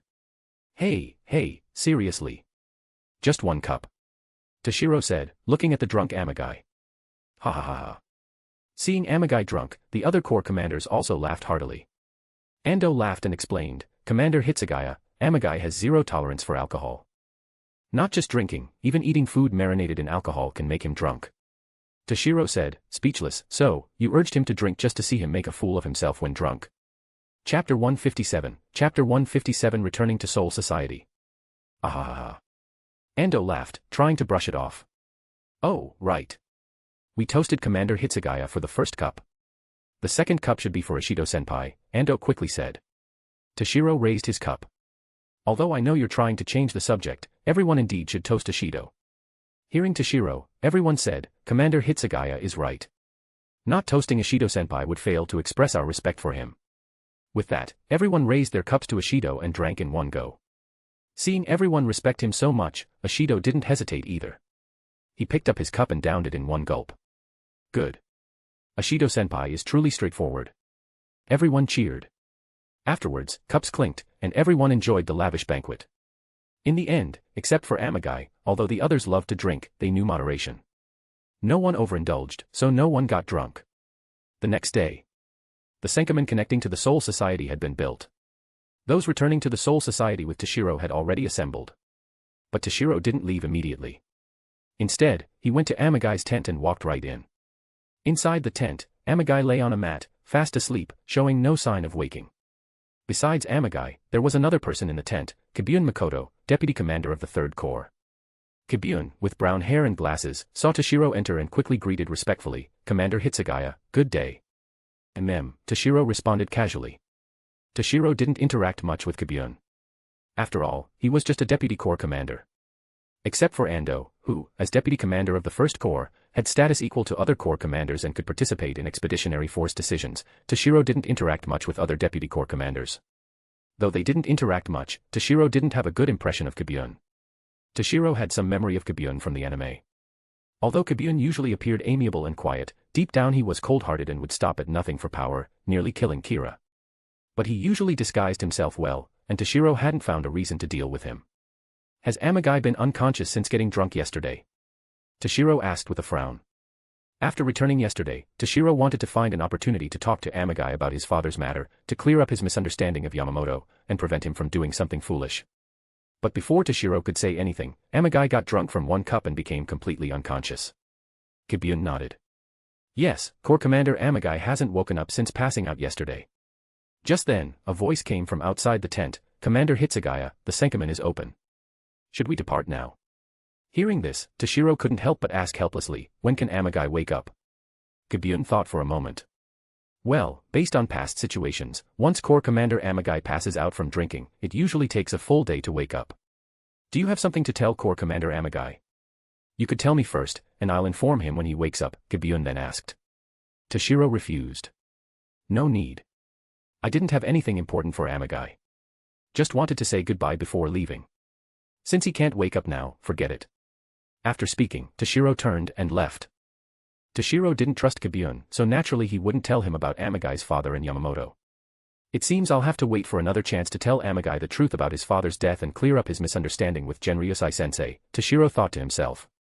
Amagai would stay in Hueco Mundo for now. Even if he wanted to do something bad, like seeking revenge on Yamamoto, he wouldn't have the opportunity. If Amagai wanted revenge, he'd need to return to the Soul Society first. Once he returned, as long as Toshiro explained the true cause of his father's death before he made a serious mistake, tragedy could be avoided. At the center of the Hueco Mundo Expeditionary Forces camp, the Senkaman connecting to the Soul Society was built there. Currently, most of the expeditionary force had gathered here. Besides those returning to the Soul Society with Toshiro, the others came to see him off. Toshiro walked to the Senkaman, then turned back and said to everyone, serving as commander of the Hueco Mundo Expeditionary Force and fighting alongside you has been a great honor. I hope we can meet again someday. So, until then, don't die here. Yes, Commander Hitsugaya. Everyone shouted loudly. Commander Hitsugaya, take care. The corps commanders all called out. You all take care too. Toshiro said, then turned around, waved goodbye without looking back, and walked into the Senkaman. Behind Toshiro, Ashido, and the Shinigami returning to the Soul Society followed. After entering the Senkaman, the scene shifted, and Toshiro was back in the Soul Society.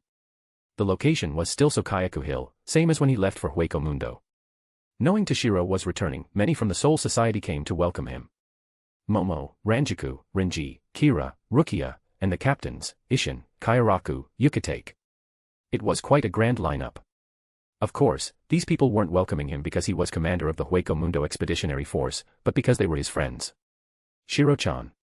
You're finally back. Momo rushed forward, wanting to hug Toshiro excitedly, but felt shy with so many people around. But Toshiro didn't hesitate. He pulled Momo into an embrace. I'm back. Momo. Era, so affectionate, Toshiro, Momo. Ranjaku teased. Ranjaku-san. Momo called out shyly, then broke free from Toshiro's embrace. Toshiro, you're back. Yo, welcome back, Toshiro. Yar, you're finally back, Toshiro. Everyone greeted Toshiro. Chapter 158 Meeting Yamamoto. 2 years had passed since Toshiro left the Soul Society. Seeing everyone again filled him with excitement, so he exchanged greetings. While Toshiro greeted everyone, Ashido, who returned with him, also stepped out of the Senkaman and walked straight to stand behind Toshiro. Seeing Ashido, no one was particularly surprised, assuming he was just one of Toshiro's subordinates. But Kairaku felt a familiar sense from the depths of his heart, though he couldn't immediately recall who Ashido was. You are. Kairaku asked Ashido.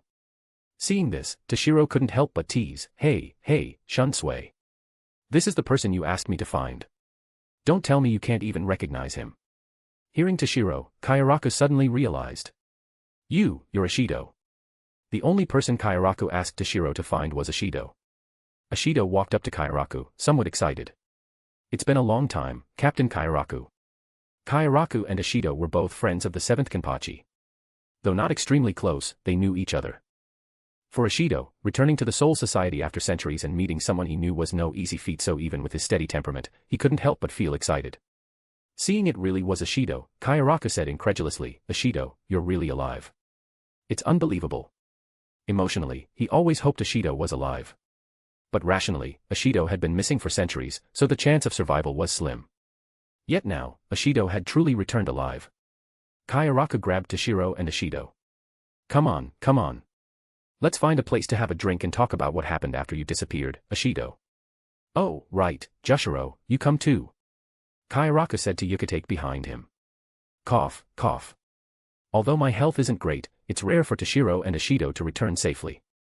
I'll make an exception and join you for a drink, Yukitake smiled. But Toshiro declined. Jushiro, Shunsui. Although I'd really like to get together now, unfortunately, I need to report to the Captain Commander first. So you'll have to wait a bit. Hearing this, Kairaku released Toshiro's hand. Well, that's true. I wasn't considerate. How about tonight, same place? We won't leave until everyone arrives. That's fine, Toshiro nodded.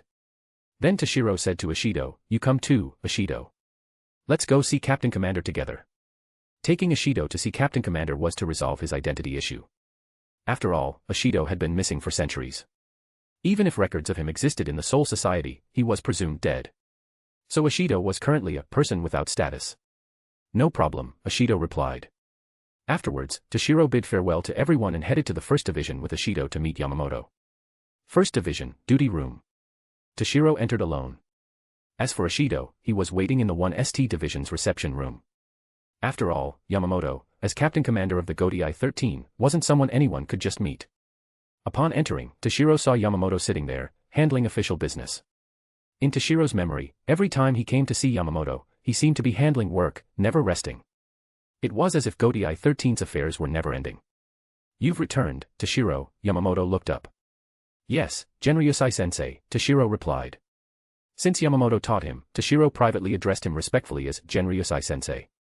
Yamamoto's sharp gaze studied Toshiro for a moment, then he finally said, you've grown stronger again, Toshiro. Toshiro was somewhat surprised. Yes, Genryusai-sensei. My Ryatsu has broken through the peak of captain level to a higher level. Moreover, I've mastered true Bankai, no longer in the immature state like before. Although Toshiro didn't deliberately hide his power, Yamamoto seeing through his breakthrough at a glance still surprised him. Hearing Toshiro's explanation, Yamamoto sighed. Your growth truly exceeds my expectations. With your current strength, even among the Godai 13's captains, you are at the very top. It seems it won't be long before you catch up to, or even surpass, this old man. No, catching up to Genryusai-sensei won't be easy, Toshiro said. This wasn't just modesty. Although Toshiro was confident that few in the entire Soul Society could match him, when he fought Aizen in Hueco Mundo, Aizen easily suppressed him. This showed there was still a significant gap between Toshiro and Aizen. Moreover, purely in terms of combat power, excluding Kyoka Suigetsu's hypnosis ability, Aizen still had some gap compared to Yamamoto. The current Toshiro was even further behind. Yamamoto didn't comment on Toshiro's words. Next, Yamamoto had Toshiro report on the Hueco Mundo Expeditionary Forces matters. Toshiro answered one by one, even telling about defeating Baragon and encountering Aizen. Of course, Toshiro didn't directly say it was Aizen, only mentioning a mysterious person in a cloak, concealing their appearance, who saved Baragon and repelled him. Although somewhat surprised that the mysterious person was stronger than Toshiro, Yamamoto clearly didn't connect the mysterious person's identity to someone within the Godai 13. He just assumed it was a hidden powerhouse in Hueco Mundo. After all, Hueco Mundo was vast, and the number of hollows far exceeded Shinigami. It was normal for someone stronger than the nominal king of Hueco Mundo, Baragon, to be hidden there. Toshiro didn't say anything more about that. Now wasn't the time to confront Aizen. Even if Toshiro told Yamamoto about Aizen, without evidence, would Yamamoto believe him? Even if he did and wanted to deal with Aizen, aside from Toshiro, no one could handle Kyoka Suigetsu. And Toshiro currently wasn't a match for Aizen. Exposing Aizen's true nature early and disrupting the plot's development wouldn't be good for Toshiro either. I also brought someone back, Genryusai-sensei, Toshiro said. Who is it? Yamamoto asked. The first commander of the Hueco Mundo Expeditionary Force, Toshiro said. The first commander of the Hueco Mundo Expeditionary Force. Yamamoto exclaimed in surprise. Chapter 159, Chapter 159, A Mountain of Piled Up Work. Yes. Before going to Hueco Mundo this time, Shunsui asked me to help find Ishido, the first commander of the Hueco Mundo Expeditionary Force. I found him in the forest of Minos, Toshiro explained. Hearing this, Yamamoto said, tell me the details. So Toshiro explained Ishido's situation to Yamamoto.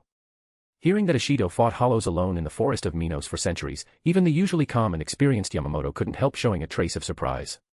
Finally, Yamamoto sighed, Ishido is a model for all Shinigami. Such a Shinigami deserves to be entrusted with important duties in the Soul Society. Then Yamamoto considered which important positions within the Godai 13 could be assigned to Ishido. Seizing the opportunity, Toshiro said, Genryusai-sensei, you needn't worry about Ishido's assignment. While in Hueco Mundo, he already accepted my invitation to join the 10th Division. Hey, you're clever, preemptively recruiting Ishido for the 10th Division, Yamamoto said. Then Yamamoto nodded. Since Ishido has already agreed to go with you to the 10th Division, let it be decided. Afterwards, Yamamoto specifically summoned Ishido and, in his capacity as Captain Commander, encouraged Ishido on behalf of the Godai 13. Then Ishido and Toshiro headed to the 10th Division. 10th Division. 3rd Seat Hitsugaya, hello. Third seat Hitsugaya, you're back. Third seat Hitsugaya, it's so great you're back. Ever since Toshiro entered the 10th division, everyone he met along the way excitedly greeted him. Beside him, Ashido said in surprise, Toshiro, you're only a third seat, right? Above you are the lieutenant and captain. Yet these 10th division's members respect you so much. You're probably more beloved by your division's members than some division's captains. Well, the 10th division is a bit special. The captain and lieutenant are both lazy. So before, many of the 10th division's affairs were handled by me, the third seat. That's why everyone respects me, Toshiro explained. I see, Ashido understood. As they talked, they arrived before the captain's office of the 10th division. Earlier, Isshin, Ranjaku, Momo, and the others went to welcome Toshiro. But Toshiro had to go to the 1st division to see Yamamoto, so Isshin and the others returned to the 10th division first. Therefore, Isshin should be in the captain's office now. Looking at the familiar captain's office, Toshiro couldn't help but feel emotional. 2 years. Now I'm back in the 10th division again. I wonder how everyone's been while I was away. Although everyone went to welcome him earlier, Toshiro had to report on the Hueco Mundo Expeditionary Force to the 1st division, so he didn't have a chance to talk properly with them. These past 2 years, Captain Shiba and Ranjaku probably haven't had it easy. Thinking of something amusing, Toshiro couldn't help but laugh. Before, when Toshiro was in the 10th division, Isshin and Ranjaku often slacked off, so the division's work was handled by Toshiro. But after Toshiro went to Hueco Mundo, no one helped them with the work.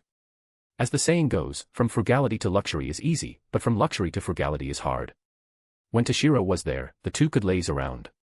But after Toshiro went to Hueco Mundo, no one helped with the 10th division's work. Thinking of the two struggling with work, Toshiro couldn't wait to open the door and see. Toshiro pushed open the captain's office door. Whoosh! While pushing the door, Toshiro called out, Captain, Ranjaku, I'm Yhwach. Seeing the scene inside the captain's office, Toshiro's words got stuck. The originally spacious captain's office was mostly occupied by mountains of piled-up documents, leaving only a narrow path. Moreover, because Toshiro opened the door too forcefully, it caused a breeze. The towering piles of documents wobbled and collapsed, burying Toshiro underneath like a landslide. Hey! What the hell is this? Toshiro stood up from the small mountain of documents and shouted angrily. At this moment, Isshin, sitting behind the desk, stood up excitedly upon seeing Toshiro. Toshiro! You're finally back. And Ranjaku rushed over directly, hugging Toshiro. It's so great you're back, Toshiro. These documents are all yours now. Toshiro only saw Ranjaku rushing at him, then everything went dark as his head sank into something extremely soft. Hey, you, let me go. Toshiro struggled while speaking in a muffled voice. Oh, I got it. Seeing Toshiro struggling violently, Ranjaku immediately reacted and released him. Phew. Ha. Toshiro immediately took deep breaths of air. Just now, after being hugged by Ranjaku, Toshiro almost suffocated between those magnificent assets. After finally recovering, Toshiro frowned at the countless documents scattered on the floor. What is this? Why are there so many documents? Don't tell me you haven't handled any work since I left. Ranjaku immediately laughed it off. No, that's impossible. And Isshin added with a shameless grin, we only handled the urgent work. As for the documents that weren't urgent, we saved them for you. See, Toshiro, how much I, your captain, trust you. Shouldn't you thank me properly? Bang. Before Isshin finished, Toshiro directly punched him in the stomach. Ah, that hurts. Isshin hugged his stomach and cried out in pain. Why, Toshiro? Isshin stretched out a trembling finger pointing at Toshiro. Hee. Toshiro sneered disdainfully. You dare ask why? I thought after I went to Hueco Mundo, you'd be more diligent. But I never expected you could be this lazy. In just 2 years, you actually piled up a roomful of documents.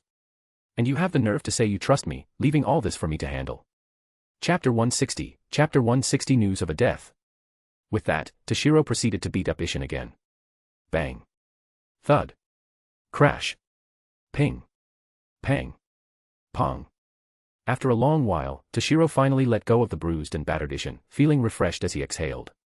After the commotion, everyone quieted down. Then Isshin suddenly said, Oh, right, Toshiro. I have some family matters to attend to today, so I'll head back first. Toshiro frowned. Captain, you're not slacking off again, are you?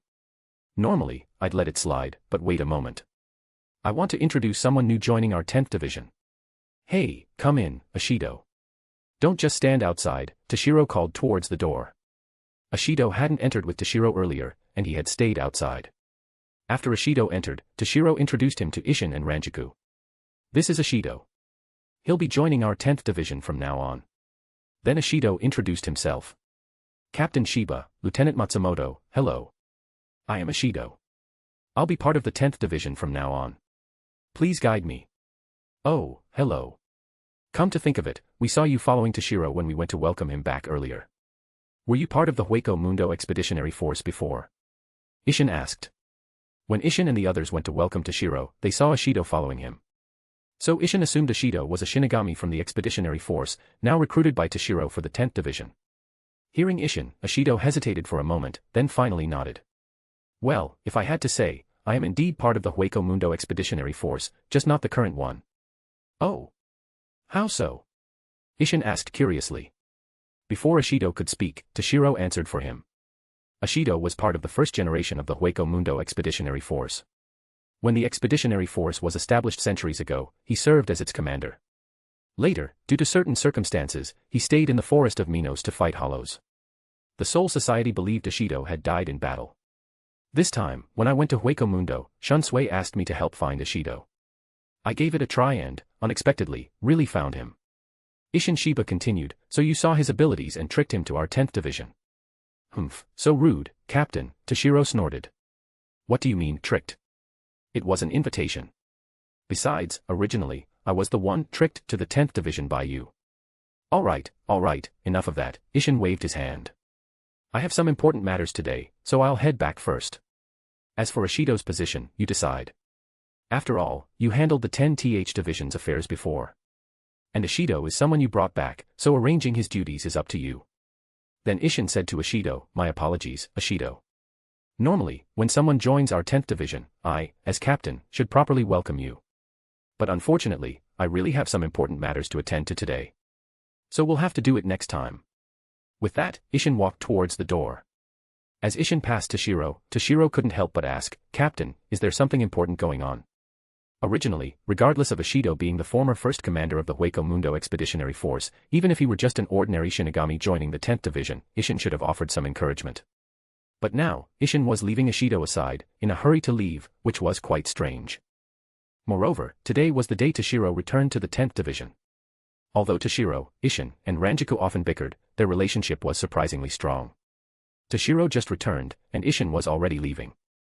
There must be something important, making Toshiro both curious and concerned. Hearing Toshiro, a trace of sadness appeared on Isshin's face. He wanted to say something to Toshiro but ultimately couldn't bring himself to. He just said somewhat sorrowfully, it's nothing much. Just some family matters I must attend to. Then, without waiting for Toshiro's next question, Isshin quickly left. Toshiro frowned, looking in the direction Isshin left, then turned to Ranjaku and asked seriously, Hey, Ranjaku, what exactly happened to the captain? Sigh. Hearing this, Ranjaku sighed. The usually unserious Ranjaku became uncharacteristically serious. Toshiro, actually, while you were away from the Soul Society, something happened here. What happened? Toshiro asked with a serious expression. Although he didn't know what it was, judging by Ranjaku's expression, it wasn't trivial. Ranjaku took a deep breath and answered solemnly, the head of the Shiba clan, one of the 5 great noble houses, former lieutenant of the 13th division, Shiba Kyan, died in battle with a hollow. What? Toshiro exclaimed in shock. Ranjaku explained to Toshiro, some time after you went to Hueco Mundo, a hollow with fusion abilities, capable of devouring and assimilating others, appeared in the Soul Society. Shiba Miyako, the 3rd seat of the 13th division and wife of Lieutenant Shiba, was unfortunately devoured. So Lieutenant Shiba sought revenge for his wife, but unfortunately, he was also devoured and assimilated. To maintain clear consciousness and uphold Shinigami dignity, Lieutenant Shiba ultimately impaled himself on Kuchiki Rukia's Zanpakuto and sacrificed himself. I see. No wonder Captain, who's usually carefree, looked so sad, Toshiro understood. Isshin was the head of the Shiba clan's branch family and Shiba Kyan's uncle. With Kyan's death, Isshin was essentially an elder mourning a younger generation's death. Although Isshin wasn't much older than Kyan and his hair wasn't white, losing a relative must be painful. Ranjaku continued explaining to Toshiro, your return timing is unfortunate. Today, Captain and other Shiba clan's members are going to pay respects to Shiba Kyan. So he doesn't have time to properly welcome you and Ashido. Toshiro shook his head. A welcome wasn't important to him. He was just worried about Isshin. Chapter 161, The Truth Behind. Regarding Kaien, although he was the head of the Shiba clan and Ishin's nephew, Toshiro didn't have much interaction with him. Ishin rarely mentioned Shiba clan's matters while in the 10th division, so Toshiro didn't know much about Kaien, only some things from the anime in his previous life. However, Kaien didn't appear much in the anime either, only in Rukia's memories. Also, when Rukia and Ichigo went to Hueco Mundo to rescue Orihime, he appeared, but that was the 9th Espada, Erinjero Araruri, transformed, not the real Kaien. In short, Toshiro's impression of Kaien wasn't deep, and he didn't know much. But he roughly knew the real cause of his death. The hollow with special abilities that caused the deaths of Kaien's wife and himself was an experimental creation by Aizen. In other words, the real cause of Kaien's death was simply an experiment by Aizen. Aizen, you truly are a man laden with sins, Toshiro sighed inwardly. Before transmigrating, Toshiro quite admired the character Aizen from the anime. Powerful strength, ruthless personality, grand ambitions. Aizen had countless fans. But reality isn't an anime, and one can't view this real world through an anime lens. After experiencing Aizen's threat and seeing people die because of his ambitions, Toshiro couldn't view Aizen's existence as a mere bystander. As for any former admiration for Aizen, Toshiro had long since thrown it to the winds. Ranjaku, when did Lieutenant Shiba sacrifice himself? Toshiro asked Ranjaku. Ranjaku thought for a moment. Probably a little over a year ago, a few months after you went to Hueco Mundo. Is that so? Toshiro said. Toshiro then thought to himself, that timing. It should be around when Aizen returned to the Soul Society after going to Hueco Mundo. Aizen also went to Hueco Mundo earlier, like Toshiro. Although Toshiro didn't know exactly when he returned, it was definitely earlier than Toshiro. After all, although Aizen could temporarily hide his trip to Hueco Mundo from the Soul Society using Kyoka Suigetsu, if he stayed away too long, the Soul Society might detect anomalies. So Aizen definitely wouldn't stay in Hueco Mundo long. That hollow with special abilities was an experimental creation by Aizen. Meaning Aizen subduing Hueco Mundo, returning to the Soul Society, and Kaien's sacrifice likely happened around the same time. Based on Kaien's death timeline, Aizen probably returned to the Soul Society not long after fighting Toshiro in Hueco Mundo, then created that experimental hollow, leading to Kaien's death. I wonder if Aizen randomly chose Shiba Kaien to test that hollow's abilities or specifically targeted him, Toshiro pondered. Among so many Shinigami in the Soul Society, it happened to be Kaien who died. It was hard for Toshiro not to suspect Aizen did it deliberately. Sigh. Whatever. Shiba Kaien is already dead. Overthinking won't change anything, Toshiro sighed helplessly in his heart. Currently, Toshiro's strength wasn't a match for Aizen, and he couldn't handle so many matters. He could only try his best to protect those around him, then continue strengthening himself to eventually defeat Aizen. Afterwards, Toshiro stopped overthinking and sat in Ishin Shiba's captain's chair, pouring himself a cup of tea. Ranjaku, no matter what, you and Captain are too lazy. How could you pile up this much work? Toshiro said after taking a sip of tea, frowning at the mountain of documents in the room. Seeing Toshiro frown, Ranjaku immediately defended herself. Actually, it's not entirely mine and the captain's fault. After Lieutenant Shiba's death, Captain was too grief-stricken to handle division affairs. So, Captain was too sad to handle work. What about you? You're the lieutenant. Handling division affairs is also your duty, Toshiro said unhappily. Well. Seeing Captain sad, I was also affected by grief and sorrow, so I couldn't focus on work either.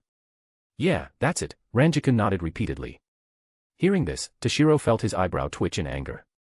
This excuse was clearly something Ranjaku just came up with to fool him. But if Toshiro nitpicked with Ranjaku, he'd have died from anger long ago. So Toshiro sighed helplessly. Well, whatever. I won't argue with you. I'll handle half of these documents.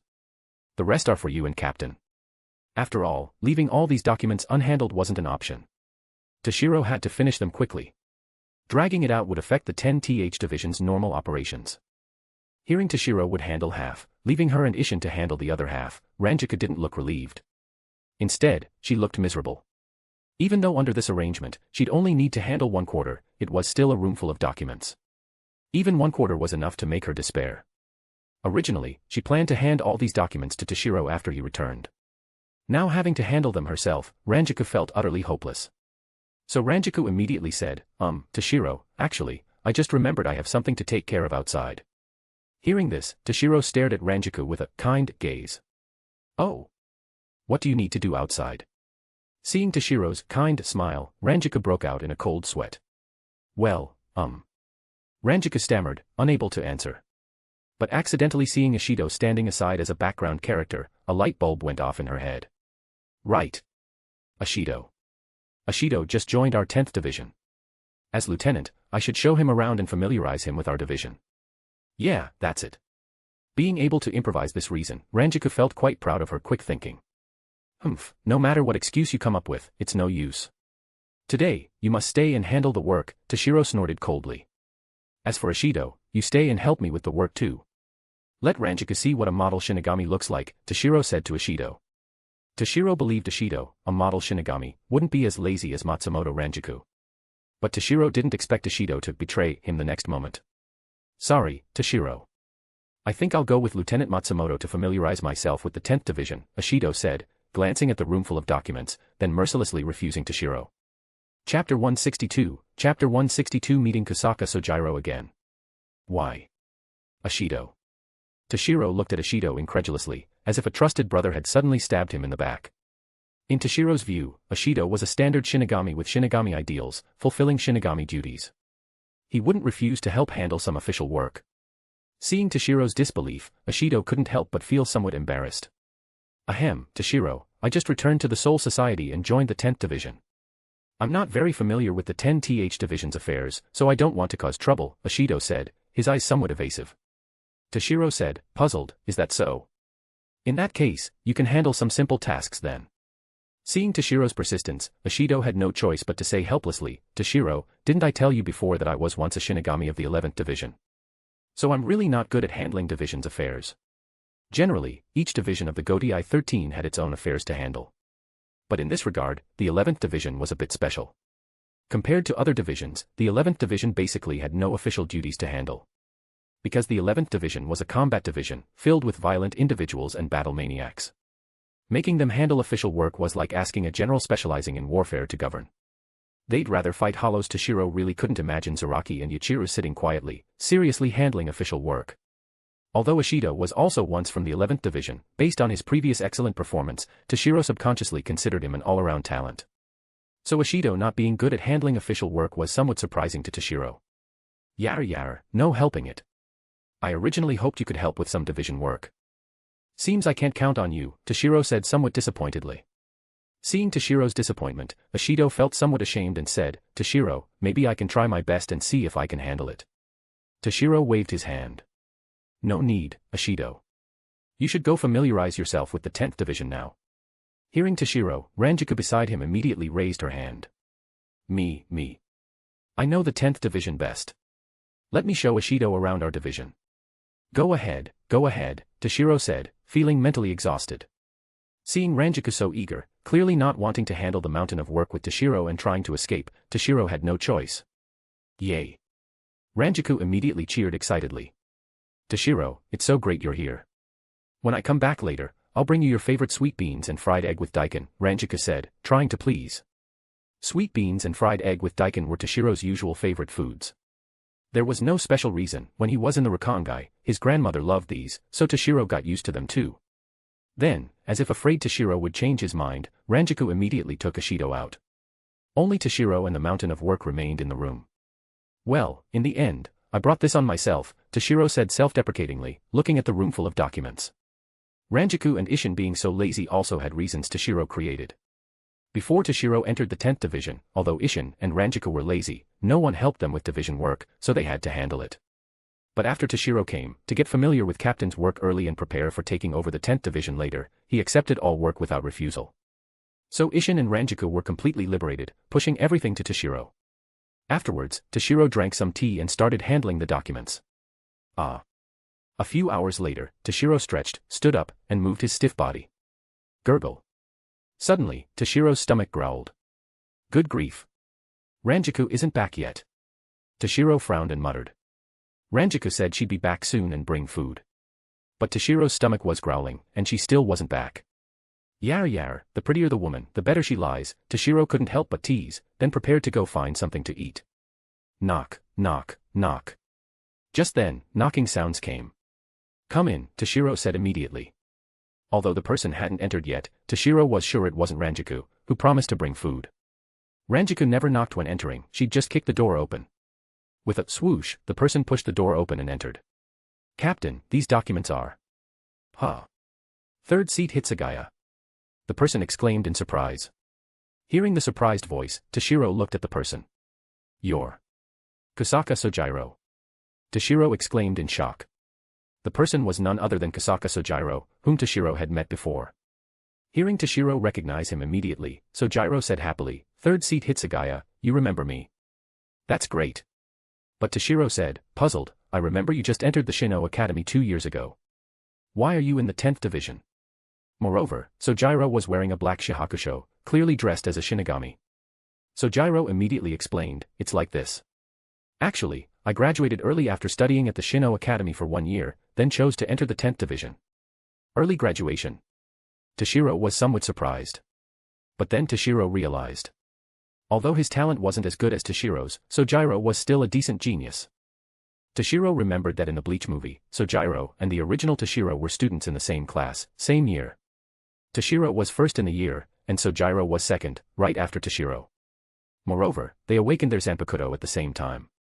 Although Sojiro was older than Toshiro, awakening a Zanpakuto in less than a year after enrollment was actually quite rare. Most people couldn't awaken their Zanpakuto even upon graduation. In the original work, Toshiro graduated from the Shino Academy in 1 year.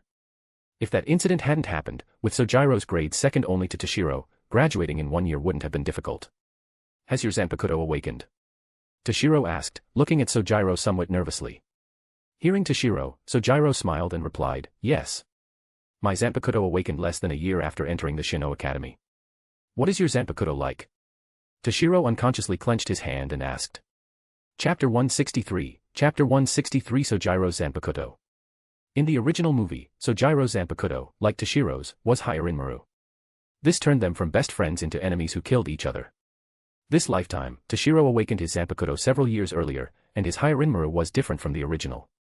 So their Zanpakuto shouldn't be the same again. But when asking this question, Toshiro couldn't help but feel nervous. If their Zanpakuto were still the same, it would mean one of them had to die. Hearing Toshiro's question, Sojiro smiled. "It's quite a coincidence. My Zanpakuto is also Ice-type, and its name is very similar to 3rd seat Hitsugaya Zanpakuto." "Ice-type? Very similar?" Toshiro asked, puzzled.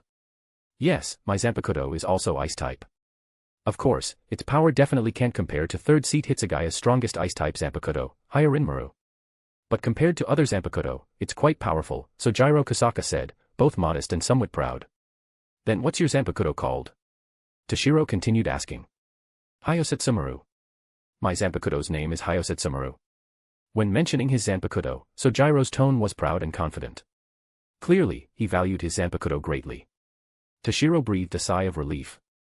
Although their names seemed similar, one being Hyarinmaru and the other Hyosetsumaru, but ultimately, they were only similar, not identical.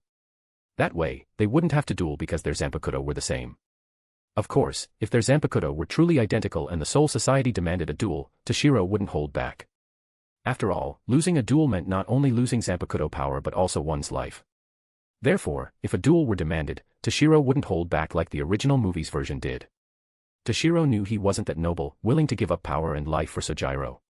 Then Toshiro asked Sojiro, "Kusaka, graduating early from the Shino Academy means your grades were excellent. So why choose the 10th division?"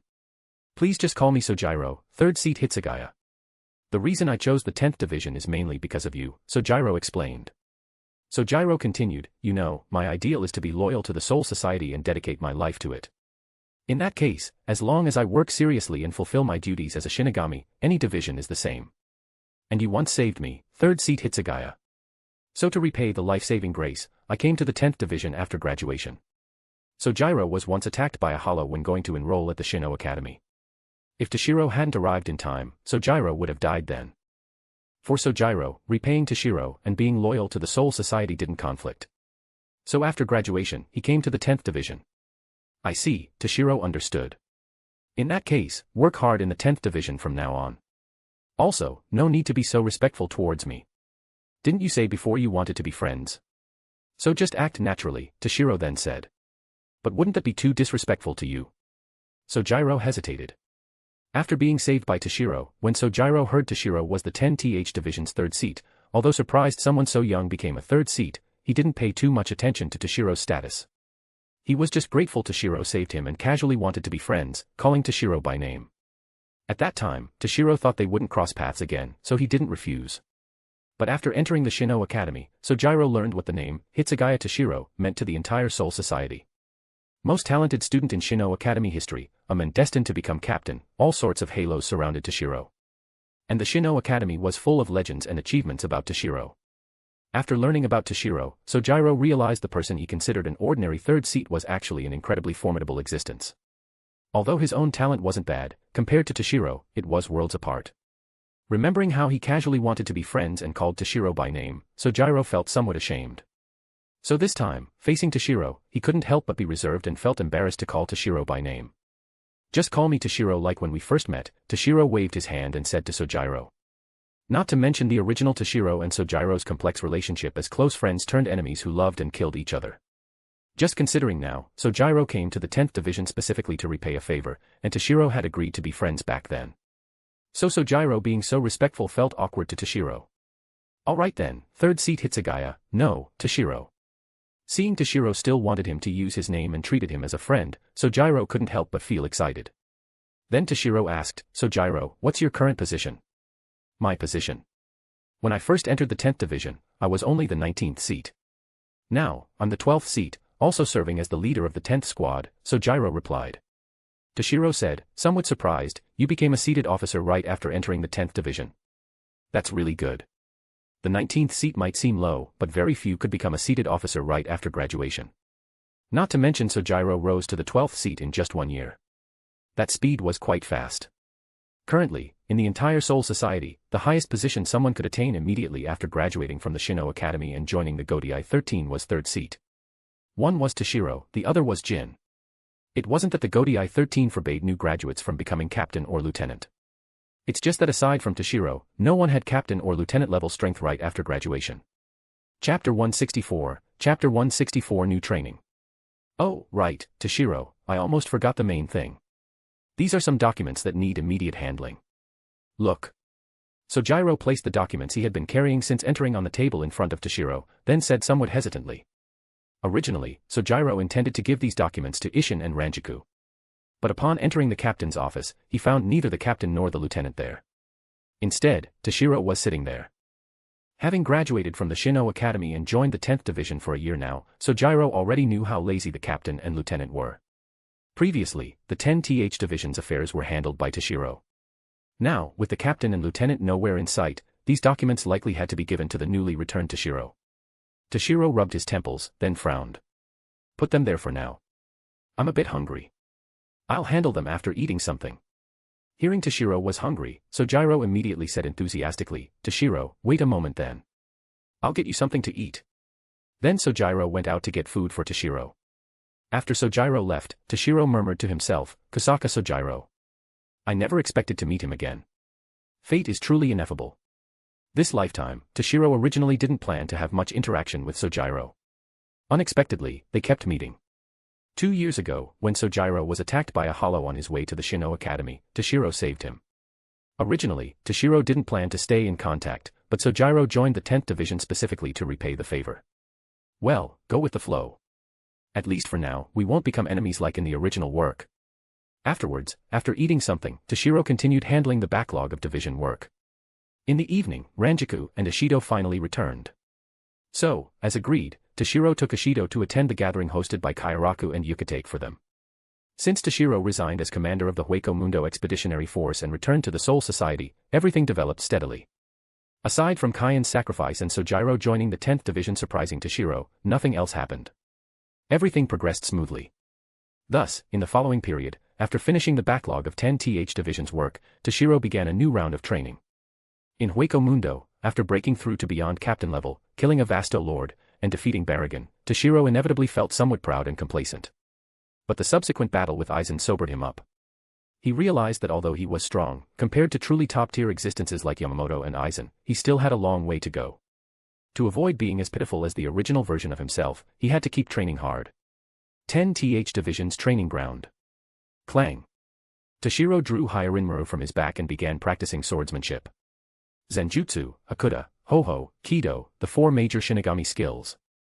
Among the 4, none was absolutely superior, but Zanjutsu was the most frequently used. Since basically all Shinigami fought with Zanpakuto, Zanjutsu became the most commonly used of the 4 major skills. Swish. Swish. Swish. Sword lights flickered sharply. Simultaneously, a desolate, cold aura spread. Although Toshiro didn't use Hyarinmaru's abilities, the surrounding environment made one involuntarily feel cold. Toshiro was now at the 9th dan of Zanjutsu, having long comprehended his own path. But he still had a way to go before reaching the highest level, the 10th dan.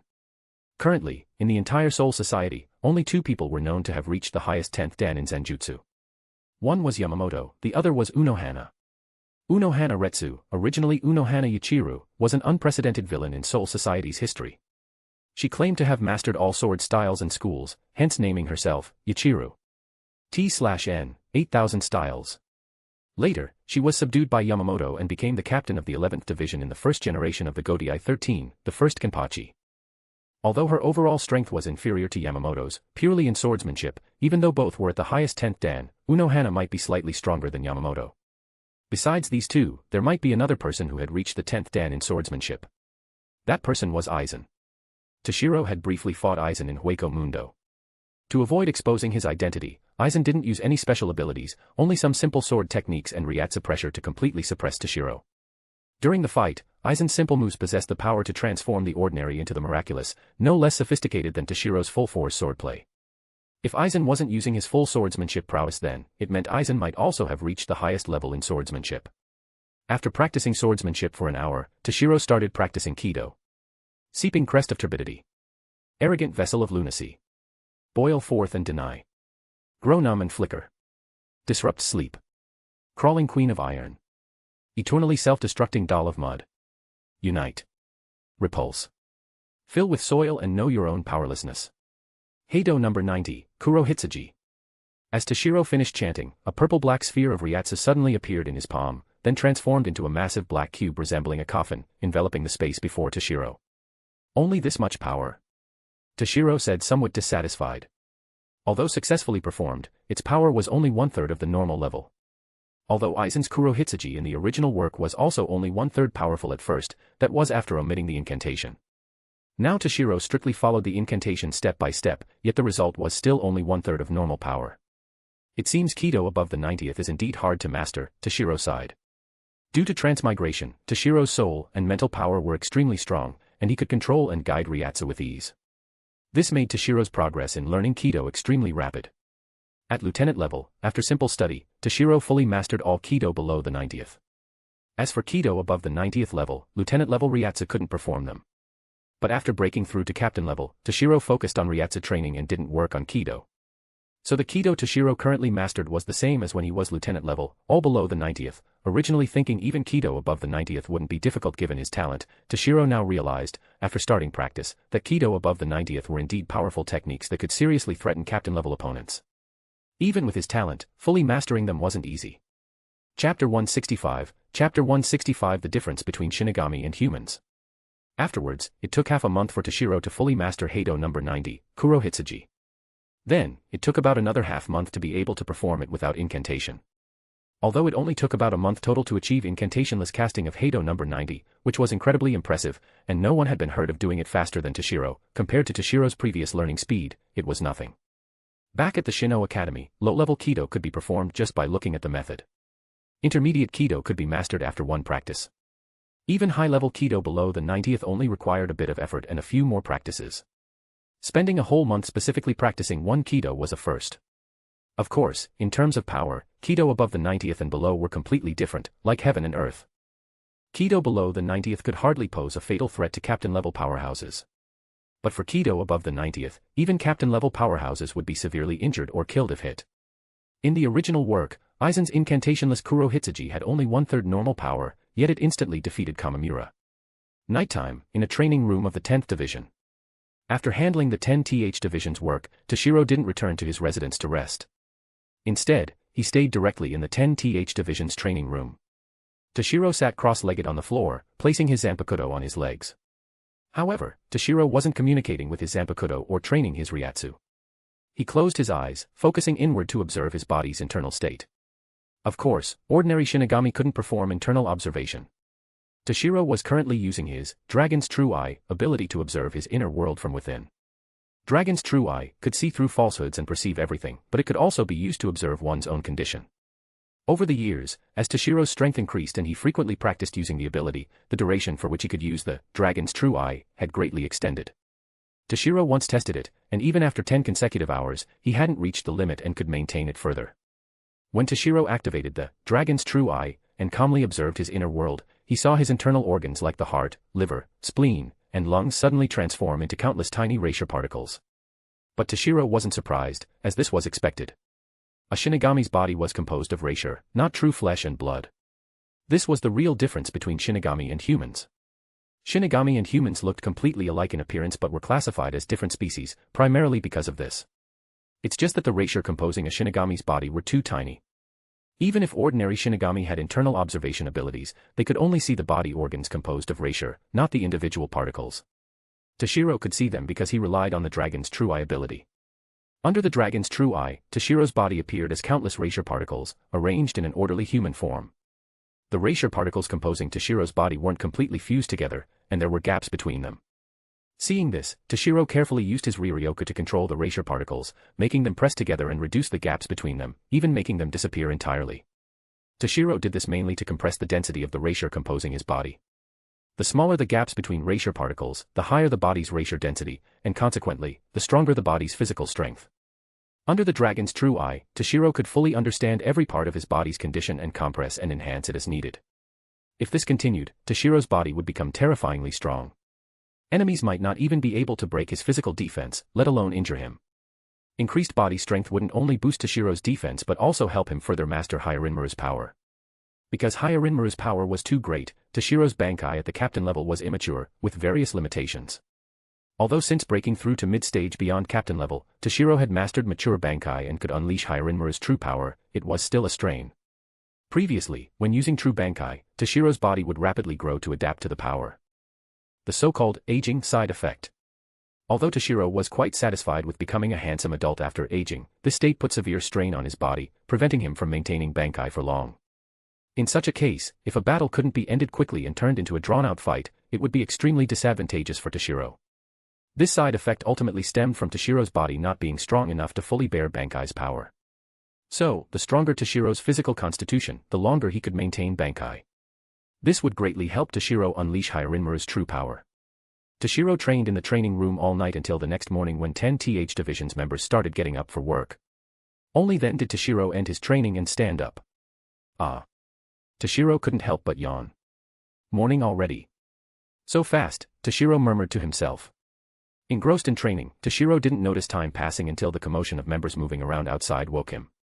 Then, Toshiro walked to the training room's weapon rack and took out a sharp katana. Shirring. Toshiro drew the katana from its scabbard. Looking at the blade's cold gleam, Toshiro nodded in satisfaction, then gripped it with his right hand and slashed fiercely at his left arm. Clink. A crisp sound rang. Toshiro's arm was completely unharmed. Instead, the katana in his right hand broke into two pieces. Seems my body's strength is pretty good, Toshiro said contentedly. Although it was a katana, not a zanpakuto, in terms of sharpness alone, it wasn't much inferior. Moreover, Toshiro had infused the blade with Ryatsu no less than lieutenant level. This showed how strong Toshiro's physical constitution had become. Of course, this wasn't achieved overnight. Compressing his body's Raisher density and increasing physical strength were things Toshiro had started long ago. After testing his body's strength, Toshiro left the training room, ready to start a new day. Chapter 166, Chapter 166 An important matter. Time flies, years pass. In the blink of an eye, over a decade had passed since Toshiro resigned as commander of the Hueco Mundo Expeditionary Force and returned to the Soul Society. During these years, nothing major happened in the Soul Society, it appeared harmonious and stable. But Toshiro knew this was merely the calm before the storm. The start of the main plot wasn't far off. Throughout these years, Toshiro didn't waste a single moment. After handling the 10th Division's work each day, he followed his planned schedule, training systematically. 10th Division, Barracks. 10th Division's Lieutenant, Ranjaku was moving through the barracks, looking around as if searching for something. Captain. Where are you, Captain? Ranjaku walked while shouting loudly. Lieutenant Matsumoto is at it again. Doesn't she get tired of this every day? Two 10th Division's members passing by with trays whispered nearby. Ranjaku seemed to notice something, her eyes lighting up. She said to the two passing members, "You two, lend me your trays." Huh. Ah. The two members were taken aback, then quickly nodded. Yes, yes. Ranjiku took the trays, then shouted, Captain. I found you. Saying this, she forcefully threw the trays in her hands towards a large tree not far away. Bang. The trays seemed to hit something, making a loud noise. Wah!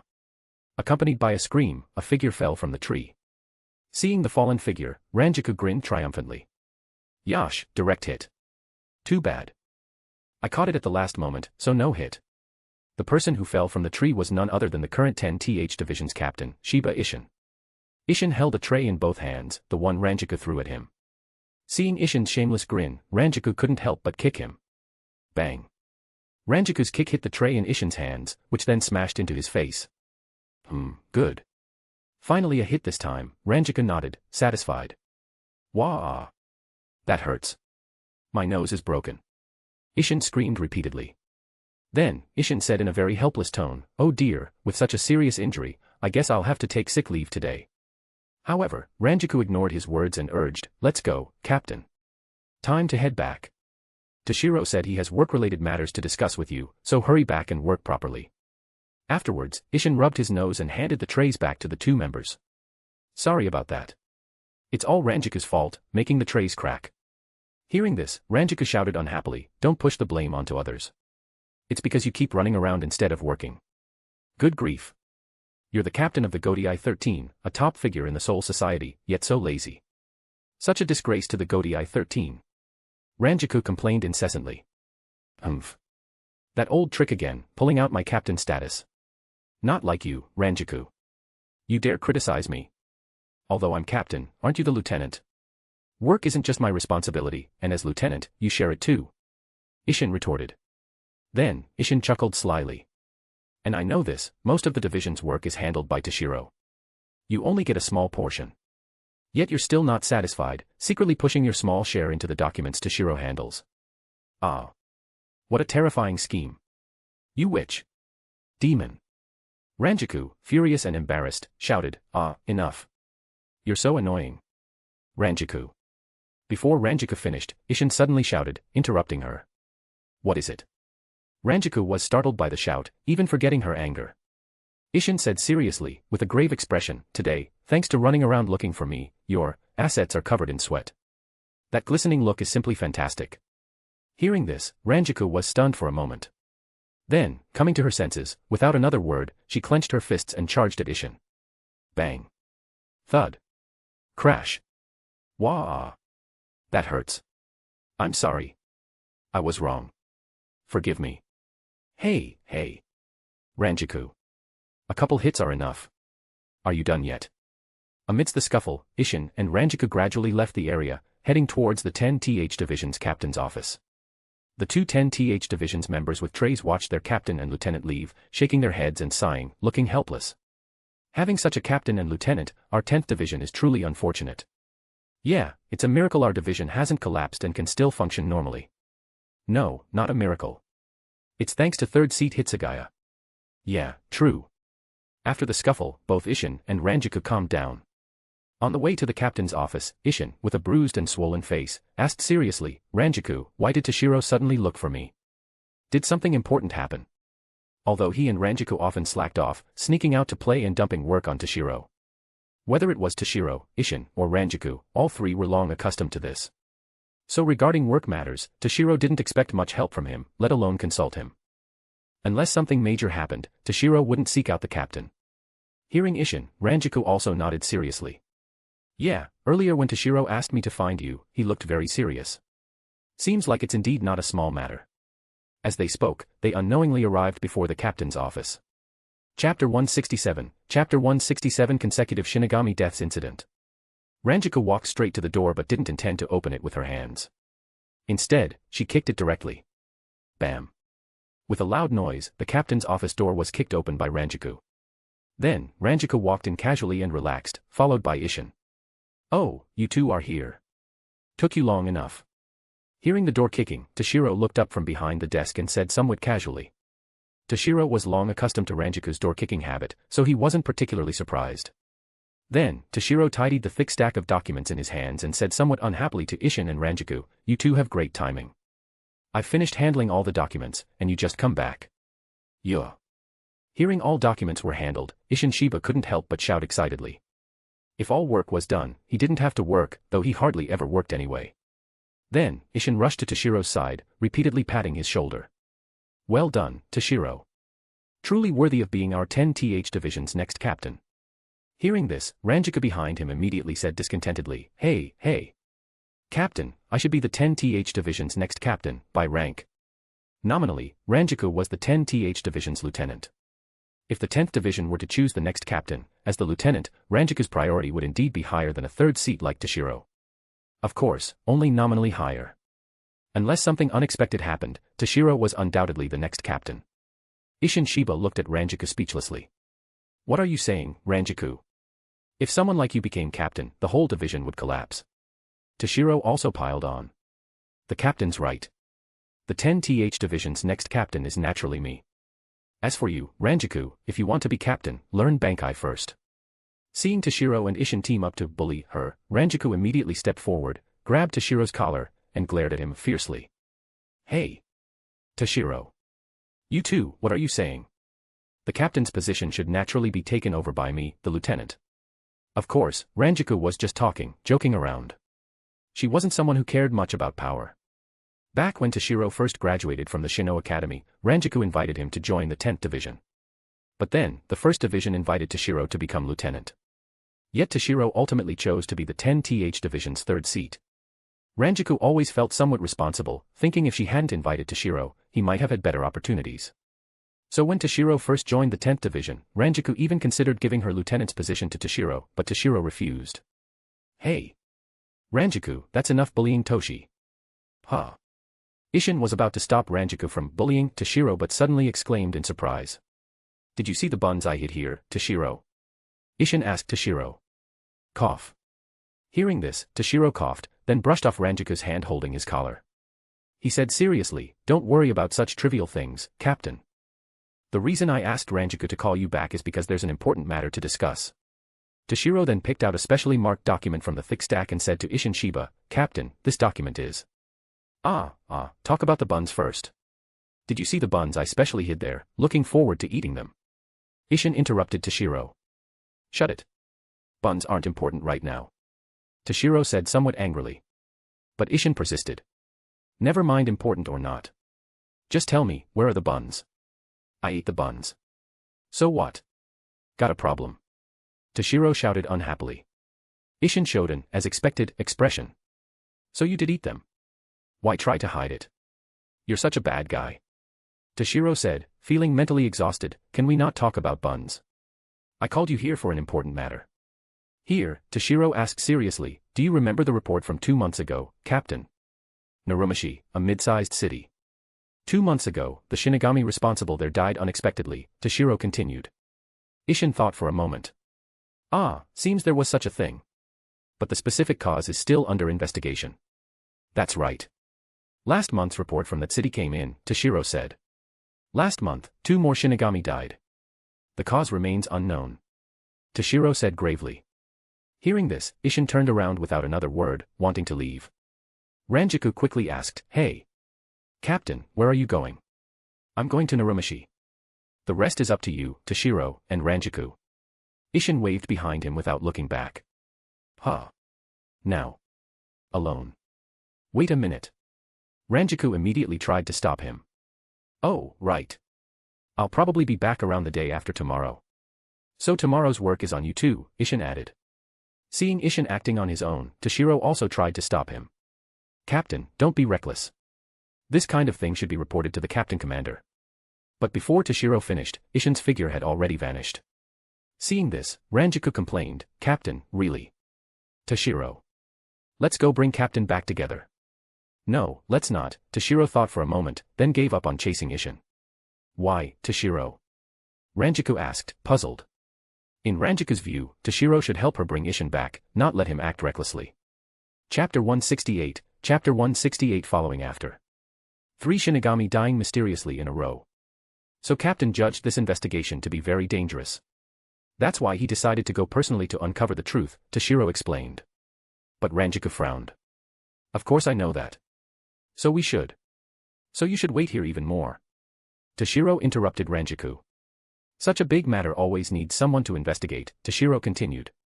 Then I'll go too. I'm a bit worried if Captain goes alone, Ranjaku said. However, Toshiro objected. No, Ranjaku, you should stay here honestly. Although this doesn't sound pleasant, you should understand deep down, your current strength is far from sufficient.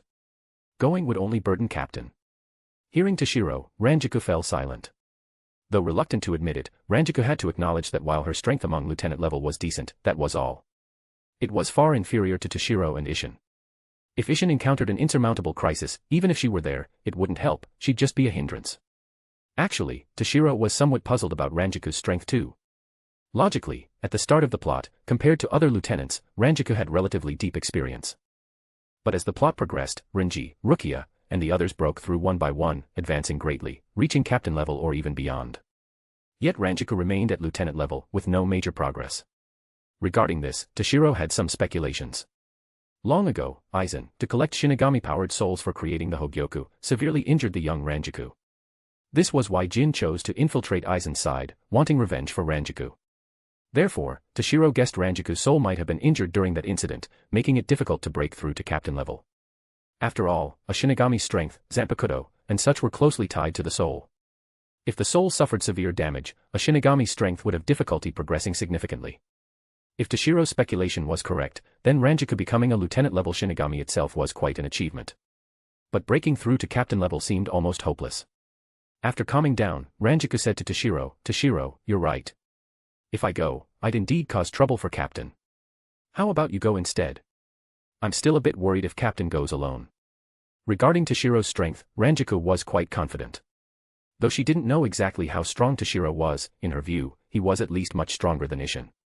Hearing Ranjaku, Toshiro said dismissively, "Ranjaku, you underestimate Captain too much.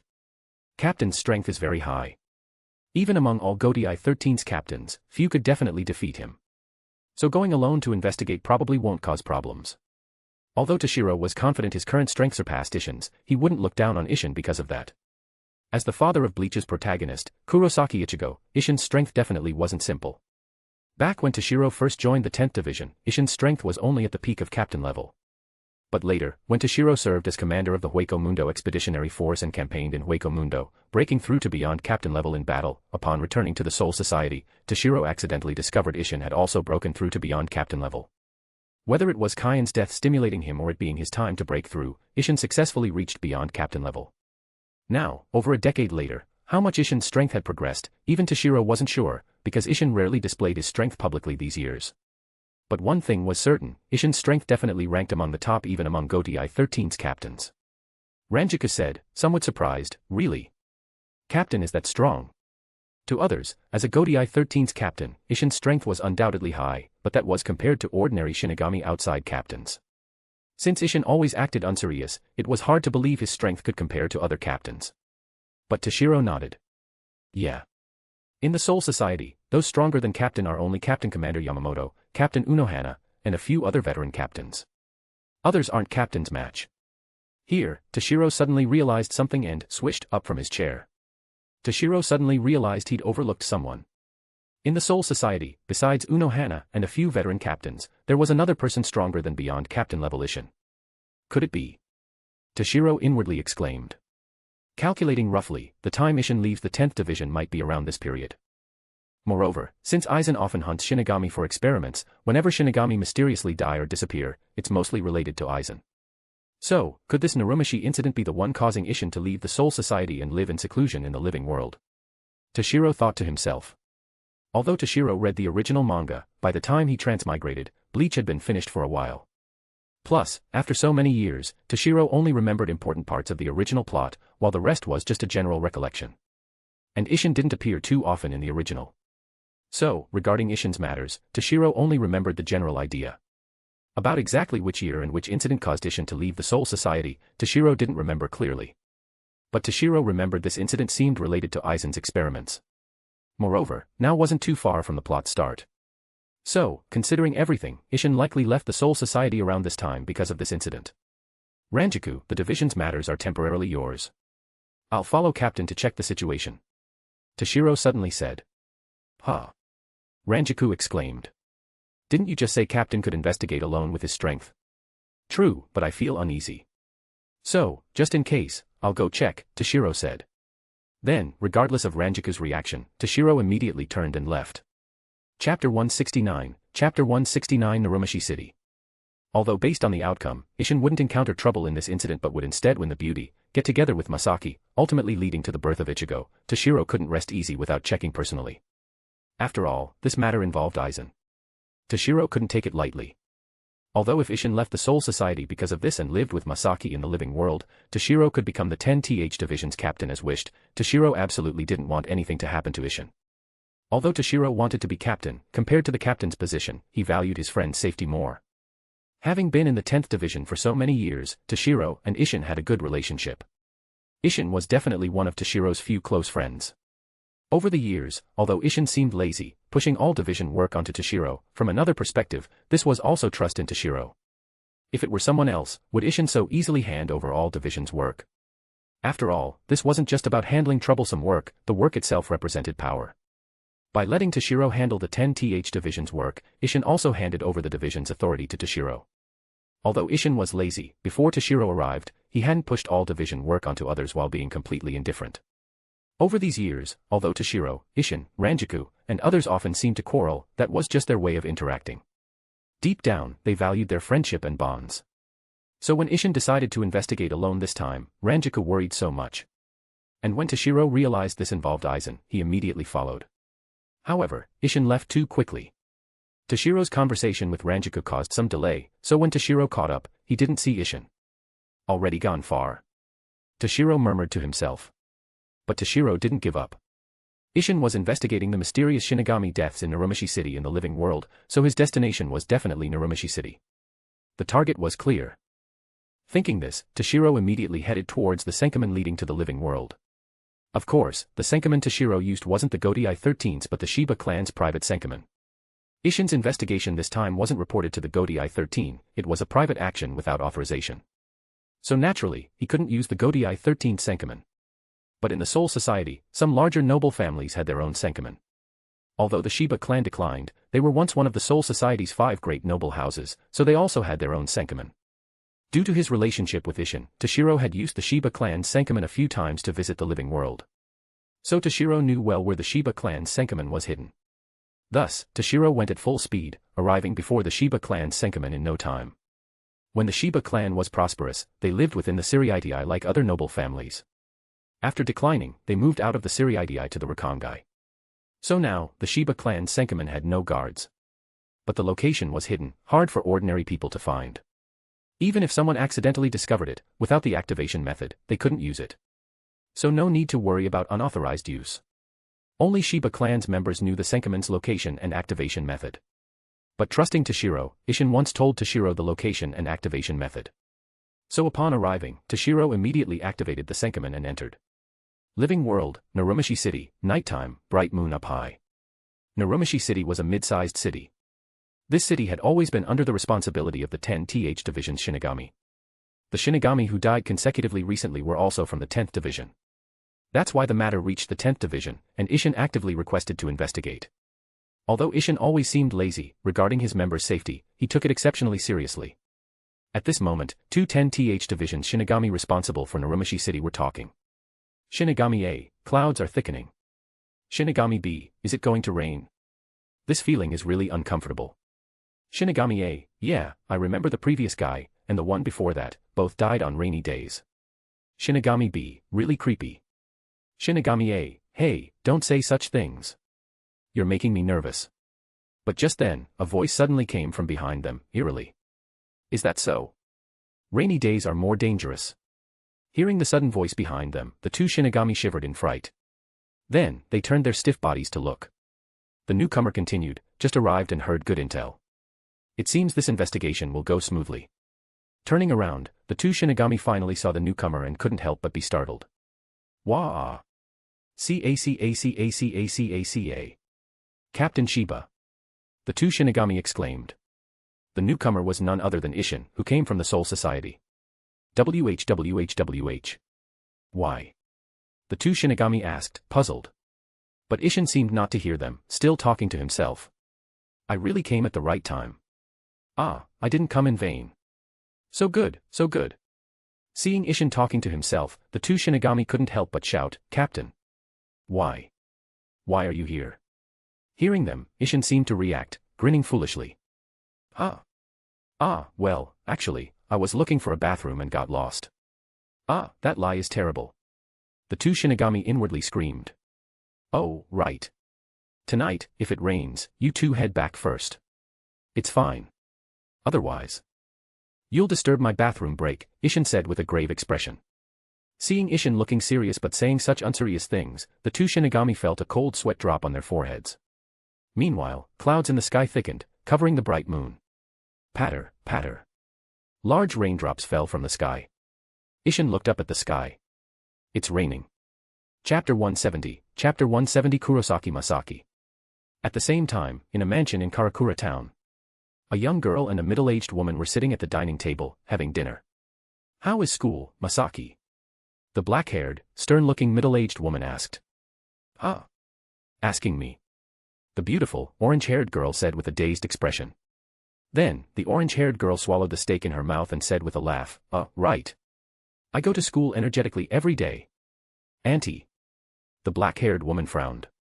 "I'm not asking about you. I'm asking about the school situation." The orange-haired girl said, "The schools, recently, I found the cabbage and side dishes at the school cafeteria can be refilled for free." "Enough." The black-haired woman interrupted. "Then, how about sacred training?" The orange-haired girl lowered her head somewhat shyly. Sacred training, it's okay, barely getting by." "Barely getting by?" the middle-aged woman roared. Yes, I'm." The orange-haired girl nodded repeatedly in apology. But the black-haired woman wouldn't let it go. "Do you understand your position? With family gone, no siblings, as the sole remaining bloodline of the Kurosaki family, you were raised by Quincy relatives." The beautiful orange-haired girl was Kurosaki Masaki, Ishin's future wife, the mother of the protagonist, Kurosaki Ichigo. Masaki lost her relatives young and moved into the Ishida family, who is also Quincy and close to the Kurosaki family, living a dependent life. The black-haired middle-aged woman was the current mistress of the Ishida family, Ishida Izumi. Although Izumi scolded her harshly, Masaki still forced a smile. "Yes, I know the steak is delicious, ahaha." Seeing Masaki play dumb, Izumi grew angrier. "You. Mother." A voice suddenly interrupted Ishida Izumi. A young man with silver hair and glasses pushed the door open and entered. "Please stop, mother. Even outside can hear." The young man entering was the Ishida family's young master, Ishida Ryukin, father of Bleach's supporting character, Ishida Uryu. Well, he's also Masaki's fiancé. In fact, Ishin was the third party, stealing Masaki away from Ryukin. Of course, Masaki didn't love Ryukin. The engagement was due to her dependent situation and for Quincy development. Seeing Ryukin intervene, Izumi stopped scolding Masaki and said to him, "I'm returning to my room. As for your meal, I'll have someone prepare it. After eating, have Katajiri clean up." "What about father?" Ryukin asked. "The fifth training ground. Even I want to know when he'll come back," Izumi said in a low voice. With that, Izumi left. After Izumi left, Ryukin said hesitantly, "Masaki." "What's wrong?" Masaki asked, puzzled. Ryukin said apologetically, "Sorry. Please forgive mother. She just vents her loneliness on you," Ryukin pleaded. But Masaki smiled foolishly. "What are you saying, Ryukin? Forgive or whatever, I'm not angry. Besides, this isn't something you need to worry about, right?" Masaki added. "I'm full. I'm heading back to my room." With that, Masaki turned to leave. Masaki." Ryukin wanted to say more but didn't know how. Masaki looked back. "Today's baked shrimp was delicious, you know. If you can't finish, Ryukin, I can help eat it, no problem." Then, Masaki waved. "That's it then." With that, Masaki left. Ryukin watched Masaki leave, a hint of admiration in his eyes. Although the engagement was arranged by his parents without consulting him or Masaki, Ryukin genuinely loved her. Just then, a woman in a maid outfit pushed a food cart in. "Young master, the meal is ready. May I set the table?" the maid asked. Hearing the maid, Ryukin snapped back to reality. Please, Katajiri." The maid was the Ishida family's maid, also Ryukin's future wife, Katajiri Kane.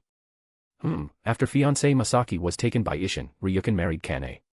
"Katajiri," Ryukin suddenly said. Kane, arranging the meal, quickly responded. "Yes. What does young master need?" Ryukin said hesitantly, does Masaki know?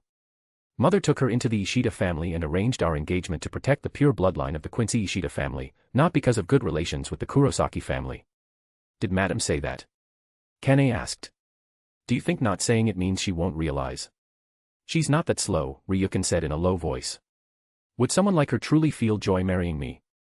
Ryukin murmured, as if talking to himself or confiding in Kane. Although Ryukin loved Masaki and wanted to be with her, he hoped she'd be with him out of love, not to repay the Ishida family's kindness or for Quincy pure bloodline. Hearing this, Kane couldn't help but look sorrowful. Kane had always loved Ryukin in her heart, but Ryukin loved Masaki. Forcing a smile, Kane said, young master believes joy is necessary in a Quincy marriage. That's truly gentle. Young master's gentleness is enough to bring joy to Miss Masaki. What nonsense. Where am I gentle? Ryukin denied. I just want Masaki to be happy. It's just that without happiness, one can't face the future. Not my future, but the Quincy's future. Although Ryukin denied it, his words were full of love for Masaki. Hearing this, Kane felt heartbroken. A teardrop slid from her eye. Chapter 171, Chapter 171 Ishin's Crisis. Masaki's Resolve. Patter, patter. Large raindrops fell from the sky, wetting everything on the ground. Ishin looked up at the sky. It's raining. Meanwhile, the two 10th Division's Shinigami responsible for Narumashii City whispered nearby. Shinigami A said hesitantly, what should we do? Captain told us to go back. Don't be ridiculous. Going back means returning to the Soul Society. If we do that, we'll get reprimanded. Shinigami B interrupted. Let's hide somewhere nearby. After all, leaving this to Captain should be fine, Shinigami B added. Yeah, okay. Shinigami A nodded, then both found a hiding spot nearby to watch Ishin's actions. Seeing the two Shinigami hide, Ishin leaped onto the tallest nearby building, observing the surroundings. Shinigami being targeted. Does that mean Shinigami themselves are the targets, or does it react to high Ryatsu? Not sure which, Ishin pondered. Since I don't know, let's try luring it out with Ryatsu. Thinking this, Ishin's right hand reached for his Zanpakuto. Shirring. Ishin's Zanpakuto slowly unsheathed. Simultaneously, an immense, powerful Ryatsu erupted from him. Boom. Beyond captain-level Ryatsu spread recklessly in all directions. Whoa. So strong. This is Captain Shiba's Ryatsu. In the distance, the two hiding Shinigami responsible for Narumashii City exclaimed in awe. Though some distance away, under Ishin's Ryatsu, they couldn't help but tremble, their bodies stiffening, movements slowing. Just then, a dark figure suddenly appeared beside the two Shinigami. A sharp gleam flashed. Schlick. Schlick. Two sounds of blades cutting through flesh. Ugh. Ah. The screams cut off abruptly. The two Shinigami were instantly decapitated. Hearing the screams, Ishin immediately looked towards their hiding spot. Seeing his dead comrades, Ishin roared in fury, damn it. No reaction to high Ryatsu. The one who released Ryatsu was Ishin, but it attacked the two Shinigami hiding nearby. At that moment, Ishin suddenly felt intense danger. His senses screamed warnings. Instantly, without thinking, Ishin trusted his intuition and instinctively leaned forward. Schlick. Though Ishin reacted extremely fast, his left shoulder was still injured. Ishin slowly turned to look. A creature with two horns, pitch-black body, blade-like arms, wearing a hollow mask stood there. Its overall appearance resembled Ichigo's complete hollowification form, the horned hollow form. A drop of cold sweat slid down his head. Ishin's pupils contracted. What is this thing? This thing is a pitch-black hollow. The creature looked very different from ordinary hollows. Ishin had never seen such a hollow before. Yet, it wore a hollow mask, confirming it was undoubtedly a hollow. Roar. The pitch-black hollow hauled at the sky. I see. Entirely black, with its holes plugged. But judging by Ryatsu and mask, definitely a hollow. No mistake. Ishin affirmed. As soon as Ishin spoke, the pitch-black hollow instantly charged at him. So fast. Seeing its speed, Ishin's expression turned grave. He swung his blade to meet it. Soul Society, Technological Development Bureau. Three figures watched a screen displaying Ishin. Oh my, what a surprise. Isn't that the 10th Division's captain? Why is he there? Aizen smiled slightly. Hearing Aizen, Tozen behind him immediately answered, Aizen-sama, the Godai 13 hasn't issued any deployment orders. Beside him, Jin smiled with narrowed eyes. Era, acting on his own. That's problematic. No, this is good. An unexpected harvest, Aizen said gently. I'd like a closer look. Anyway. Karakura Town, Ishida residence. Masaki stood by the window, watching the lightning, thunder, and pouring rain outside. Suddenly, Masaki's expression turned serious. An incredibly powerful Ryatsu is moving. It's a hollow. And the other. Here, Masaki immediately pushed open the door, wanting to go outside. Where are you going, Masaki? Ryukin suddenly appeared. Masaki hesitated. Ryukin, I just. No need to answer. I know. But give up, Ryukin interrupted. Masaki said unwillingly, but. How many times must I say it? We Quincy should act after the Shinigami, Ryukin said. And that deployment should be left to mixed bloods like Katajiri and others. That's the ancient custom. Masaki, you should think more about your position. You must cherish yourself more. Our pure-blooded Quincy blood must not be spilled lightly. Ryukin said seriously. But, Ryukin.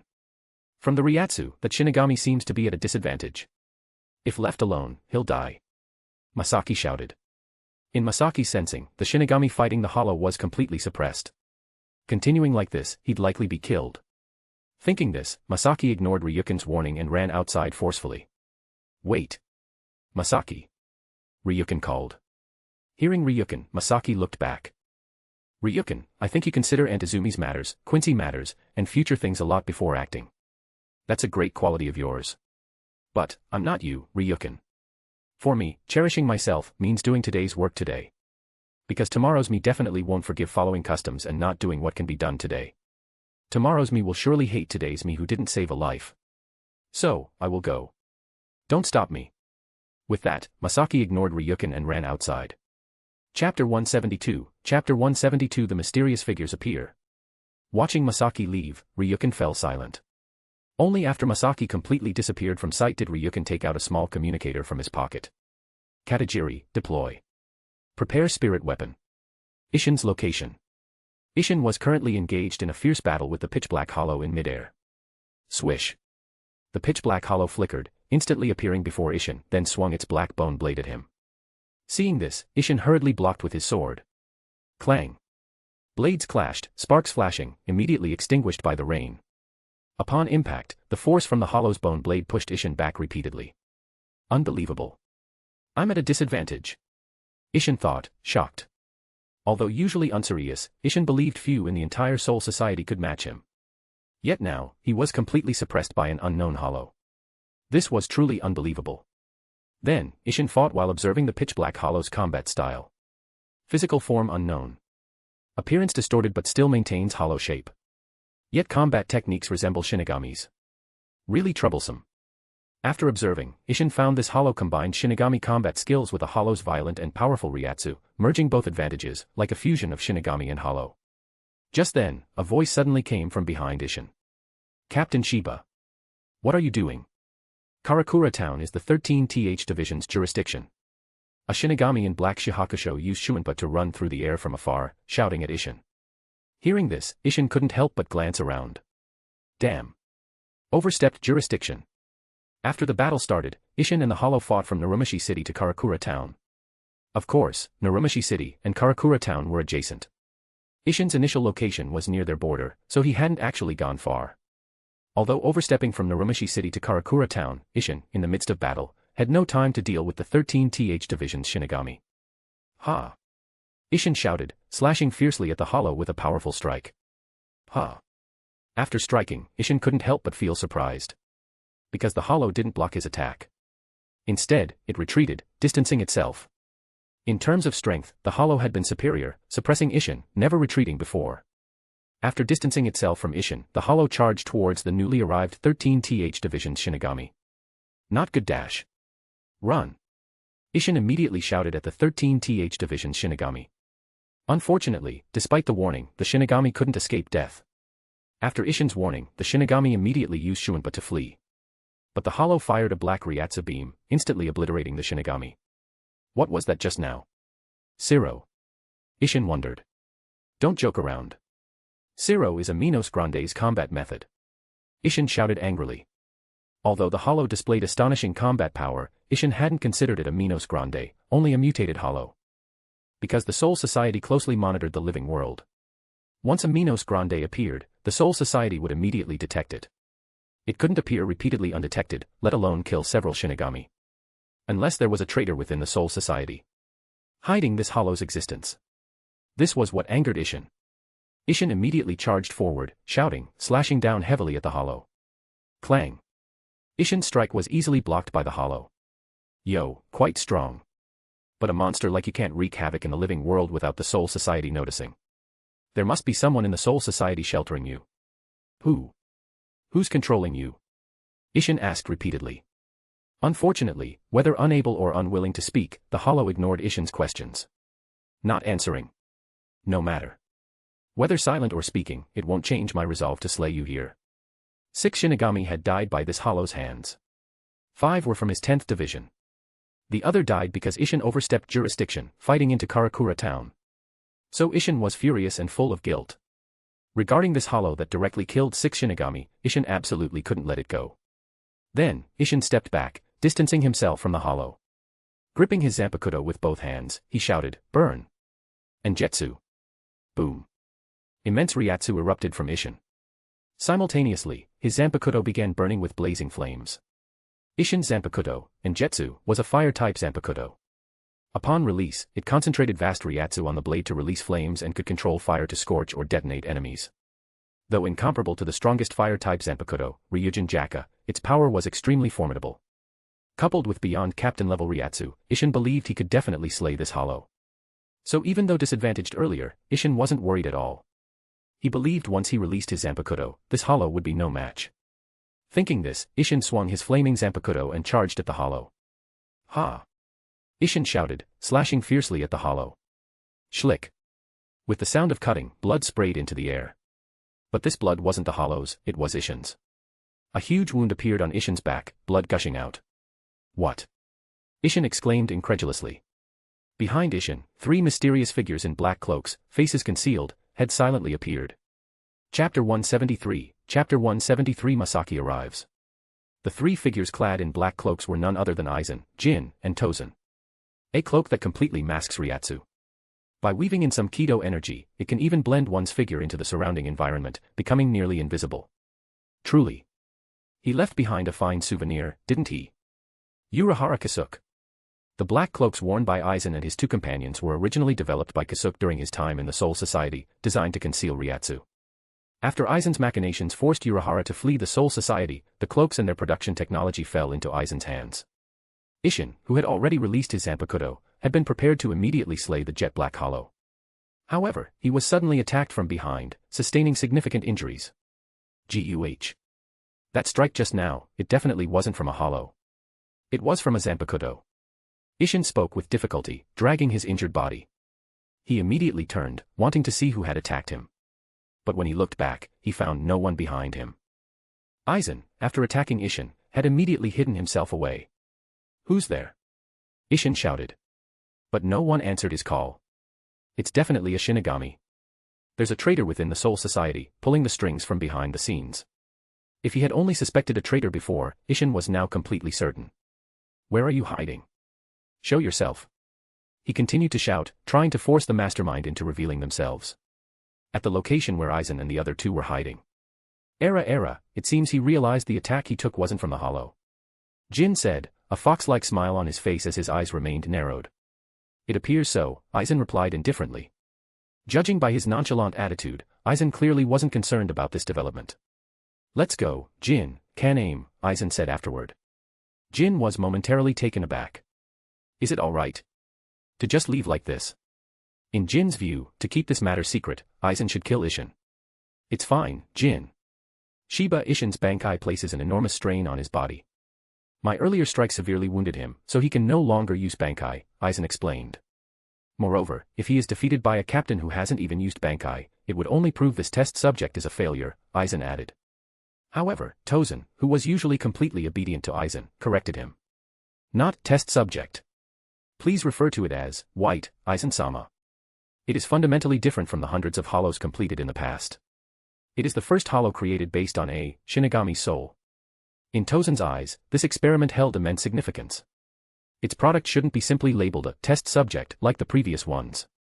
You are correct. My apologies, can aim, Aizen readily apologized. However, its body is enveloped in that pitch-black armor, yet its essence is white, hence the name, White. What an ironic name, Aizen remarked with a hint of mockery. Meanwhile, elsewhere, Isshin and the jet-black hollow, dubbed White by Aizen, clashed once more. Clang. Isshin's Zanpakuto met White's bone blade. Gah. Even though he wasn't directly hit by White, Isshin couldn't help but grunt in pain. The impact caused the wound on his back to tear open further, blood flowing freely. The wound is too deep. My Ryatsu is unstable. I absolutely cannot use Bankai like this. The situation was extremely unfavorable for Isshin. Without Bankai, he couldn't even defeat the hollow before him, let alone deal with the hidden mastermind still watching from the shadows. If nothing changed, he would undoubtedly die here. Roar. White let out a roar, its powerful energy erupting and forcing Isshin back. Then, a jet-black surge of Ryatsu, like a sword beam, flew through the air towards him. TCH. Isshin clicked his tongue in frustration and was forced to use Shuinpa to evade White's attack. In his severely wounded state, direct confrontation was extremely disadvantageous. Boom. After Isshin dodged, White's attack struck a commercial building below, cleaving it directly into ruins. Fortunately, it was late at night, and no one was working inside, or else no one would have survived that strike. Seeing Isshin evade its attack, White relentlessly charged at him again. Watching White approach, Isshin couldn't help but feel enraged. Damn it. Don't look down on me. Ugh. Before he could finish, a tearing pain shot through the wound on his back again. Isshin reached back to touch the wound, only to see his entire hand stained red with blood. At that moment, White had already closed in, launching a black Zero at Isshin. Damn it. Isshin swore angrily. Hitsugaya Toshiro. Gritting his teeth against the pain from his back wound, Isshin launched a counterattack. A crescent-shaped blade of Ryatsu shot forth to meet White's black Zero. Boom. The Zero and Hitsugaya Toshiro collided, sending a powerful shockwave sweeping in all directions. Had their battle not been taking place in the sky, it would have devastated countless areas and caused innumerable casualties. Boo-hoo. Once the shockwave dissipated, Isshin, still fighting through his injuries, engaged White in fierce combat once more. It was at this moment that a girl with orange short hair suddenly appeared on the ground below the battlefield. It was Masaki, who had rushed all the way from the Ishida residence, determined to help the Shinigami. Standing on the ground, Masaki looked up at the fierce battle between Isshin and White in the sky, sensing the immense Ryatsu from both sides. A cold sweat broke out on her forehead. Plop. Suddenly, something fell from the sky, landing right beside Masaki. She looked closely and was startled. It was an arm. A pitch-black arm that didn't look human at all. Undoubtedly, it was White's arm, torn off by Isshin during their clash, even at the cost of further injury to himself. Back in the battle between Isshin and White. Bang. At the same moment Isshin tore off White's arm, he was also struck by his opponent and sent crashing hard onto the roof of a building. White, however, seemed to feel no pain. Even missing an arm, it relentlessly charged at Isshin as if nothing had happened. Huff, huff, huff. Watching White charge towards him, Isshin wiped the blood from the corner of his mouth, panting heavily.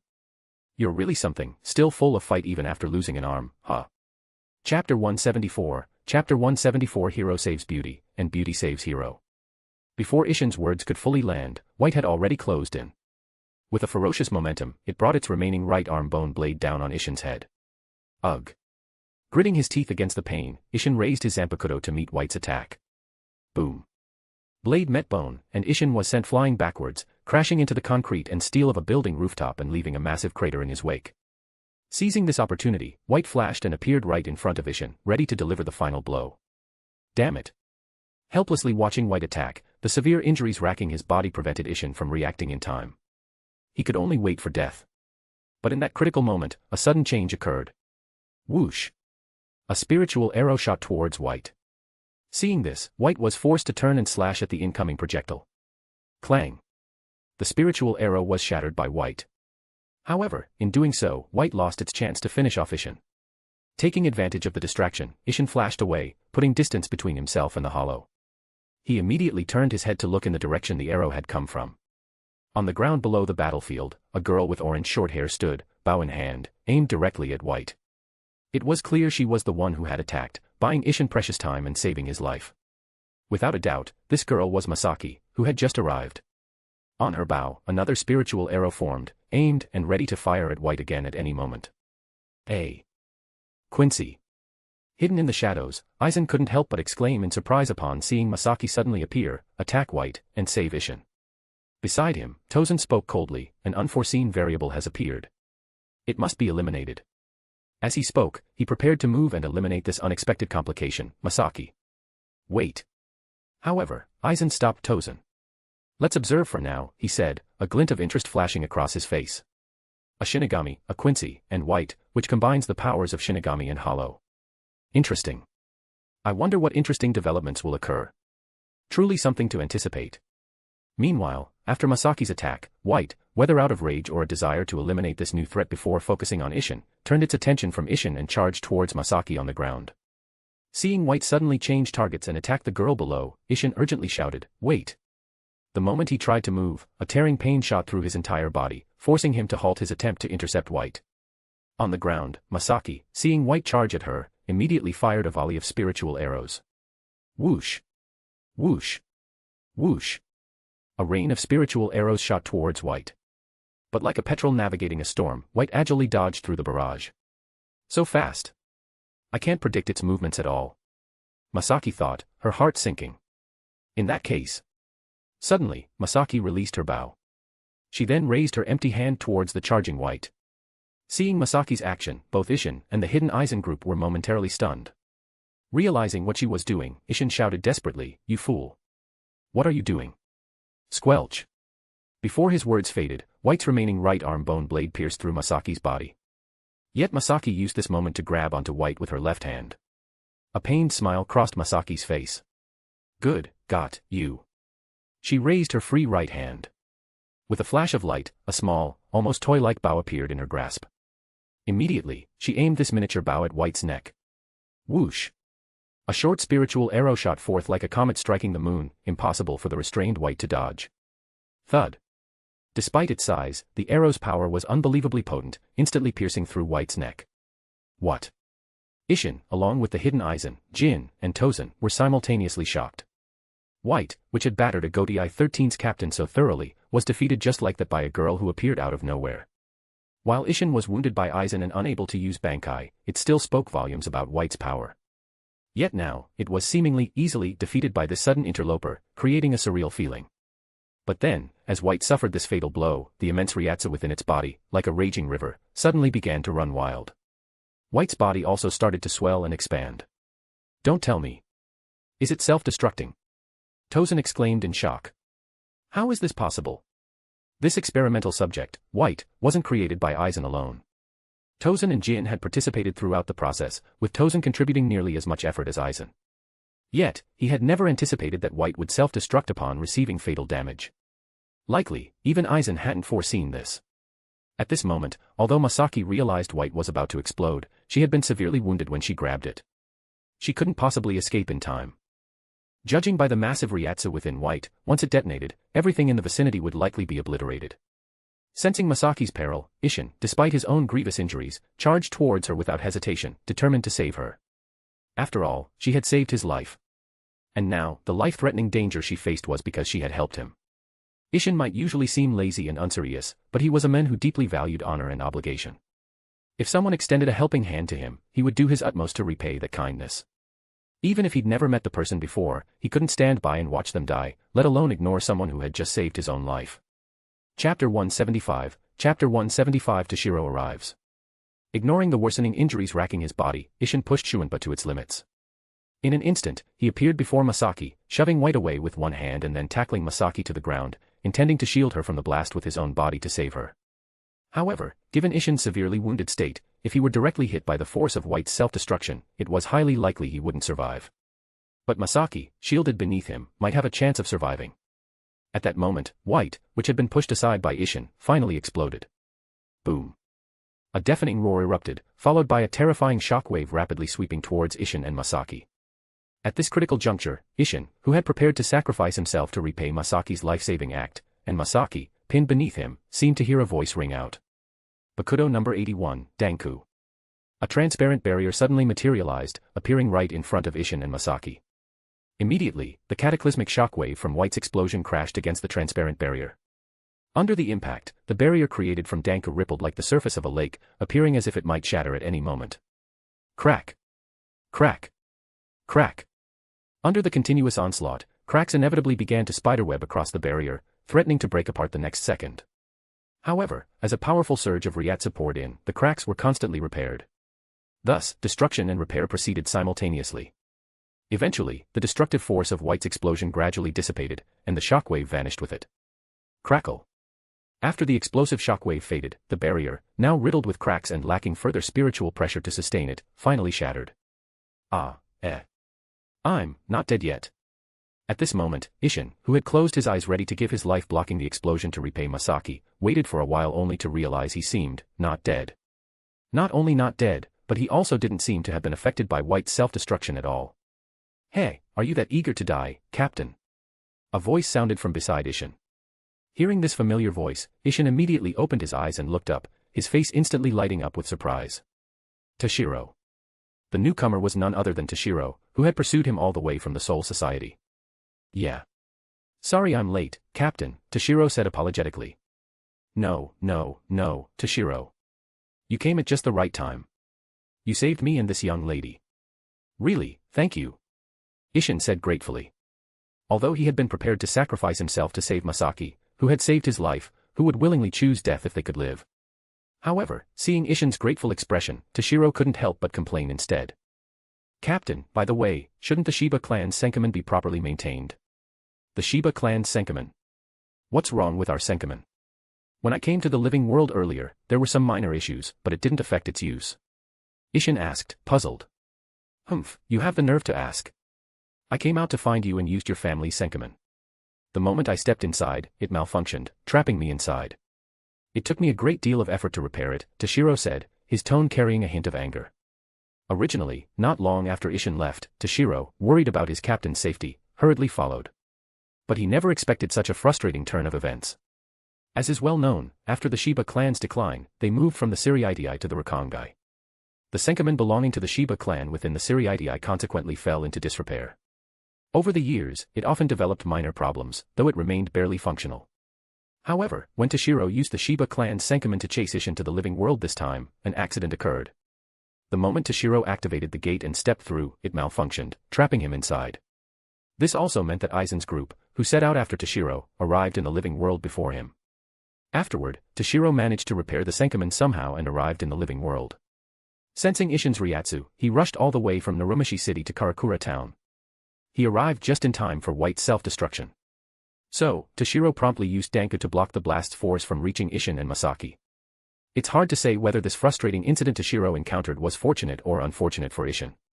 Unfortunate because, if not for this mess, Toshiro would have definitely followed closely behind Isshin, arriving in the living world before Aizen and finding him. In that case, Isshin wouldn't have been severely injured and nearly killed. Fortunate because Toshiro wasn't too late. He arrived precisely during White's self-destruction, acted in time to block the blast, and even gave Masaki a chance to play the "beauty saves the hero" role, likely boosting the rapport between the two. Ahaha, I see. My apologies, Toshiro. Once I get back, I'll definitely have it thoroughly checked and guarantee no more problems, Isshin said sheepishly. Just then, a soft, hesitant voice came from beneath Isshin. Mr. Shinigami, could you maybe get off me first? Isshin looked down to see the orange-haired girl he had been pinning down. Sorry. My deepest apologies. Isshin hurriedly apologized. Masaki just smiled and said, No, Mr. Shinigami, there's no need to apologize. I know you did that to protect me. Masaki understood perfectly well that the Shinigami had tackled her to the ground to shield her with his own body from the explosion. If not for his companion's timely arrival, the Shinigami might have died saving her from the blast. Isshin then tried to struggle up from Masaki, but as soon as he stood, his injuries flared up, and he collapsed back to the ground with a thud. Are you okay, Captain? Are you okay, Mr. Shinigami? Toshiro and Masaki asked simultaneously. Ow, ow, ow. Isshin yelped in pain. Yar, what a disgrace. A captain of the Godii 13, saved twice in a row by a young girl and his own subordinate. Chapter 176, Chapter 176 Delight. Hearing Isshin's self-deprecating words, Masaki quickly walked over to him and comforted, Please don't think that way, Mr. Shinigami. Even though I saved you earlier, weren't you just about to risk your life to save me too? So we're even, it cancels out. As for being saved by your subordinate, aren't you comrades? Isn't it natural for comrades to help each other? Yeah. Isshin felt both amused and exasperated. He hadn't really been thinking that way, he was just mocking himself for ending up in such a pathetic state. He never expected this girl to take it so seriously and show such concern. Let me treat you. Please don't move for now, Masaki offered proactively. All right. But I never expected you to be able to handle that thing alone. So, who exactly are you, miss? Ishin asked, his tone a mix of curiosity and hesitation. Upon hearing this, Masaki's heart tightened, and her pupils constricted slightly. What should I do? How should I answer? Masaki hesitated internally. If he knows I'm a Quincy, what will this Shinigami do? Sometimes, the saying, the enemy of my enemy is my friend, isn't necessarily correct. Although Shinigami and Quincy are both factions that fight hollows, they are far from friendly with each other. No, they could even be considered hostile. So, if this Shinigami tried to kill her immediately upon learning she was a Quincy, Masaki wouldn't be surprised. However, Masaki had always hoped for mutual understanding and peaceful coexistence between Quincy's and Shinigami. After a fierce internal struggle, she decided to tell the truth. My name is Kurosaki Masaki. I am a Quincy. After uttering these two sentences, Masaki immediately watched Ishin nervously, wanting to see his reaction. When Ishin heard Masaki was a Quincy, he was indeed surprised for a moment. But then, he smiled nonchalantly. So you're a Quincy. This is my first time seeing one in person. Wow, seeing a living Quincy feels kind of like I've hit the jackpot. Masaki, however, was stunned by his response. Ishin showed no hostility upon learning she was a Quincy, which greatly exceeded her expectations. In her view, it would have been good enough if he didn't attack her, let alone be completely indifferent to her Quincy identity. Masaki couldn't help but think to herself, what should I say? Is this person like this?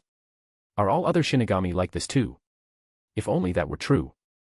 Then surely, Ryukin, Auntie, and everyone could all. A string of glistening droplets rolled down Masaki's face. It was unclear if they were raindrops or tears of emotion and joy. Masaki was undoubtedly a kind and gentle person who had always hoped for mutual understanding and friendly relations between Quincy's and Shinigami.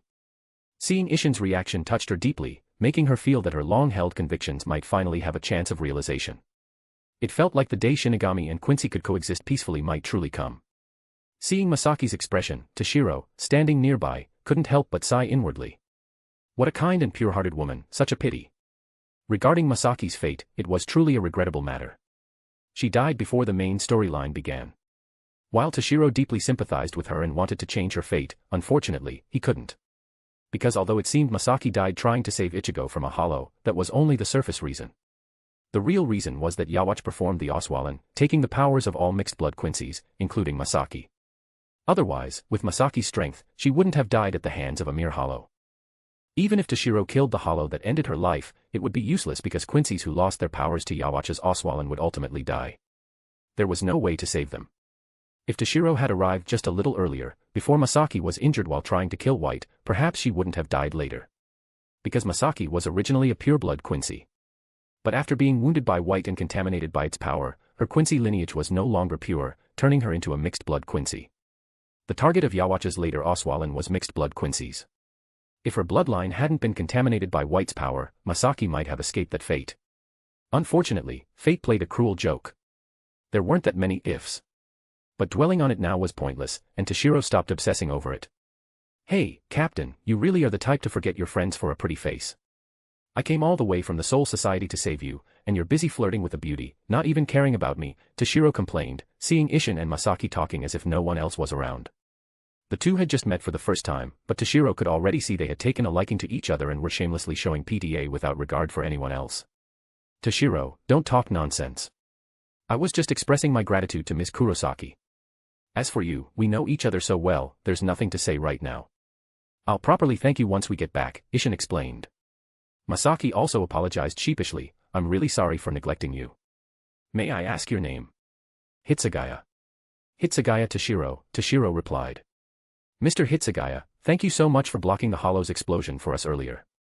Otherwise, who knows what would have happened. Masaki expressed her gratitude.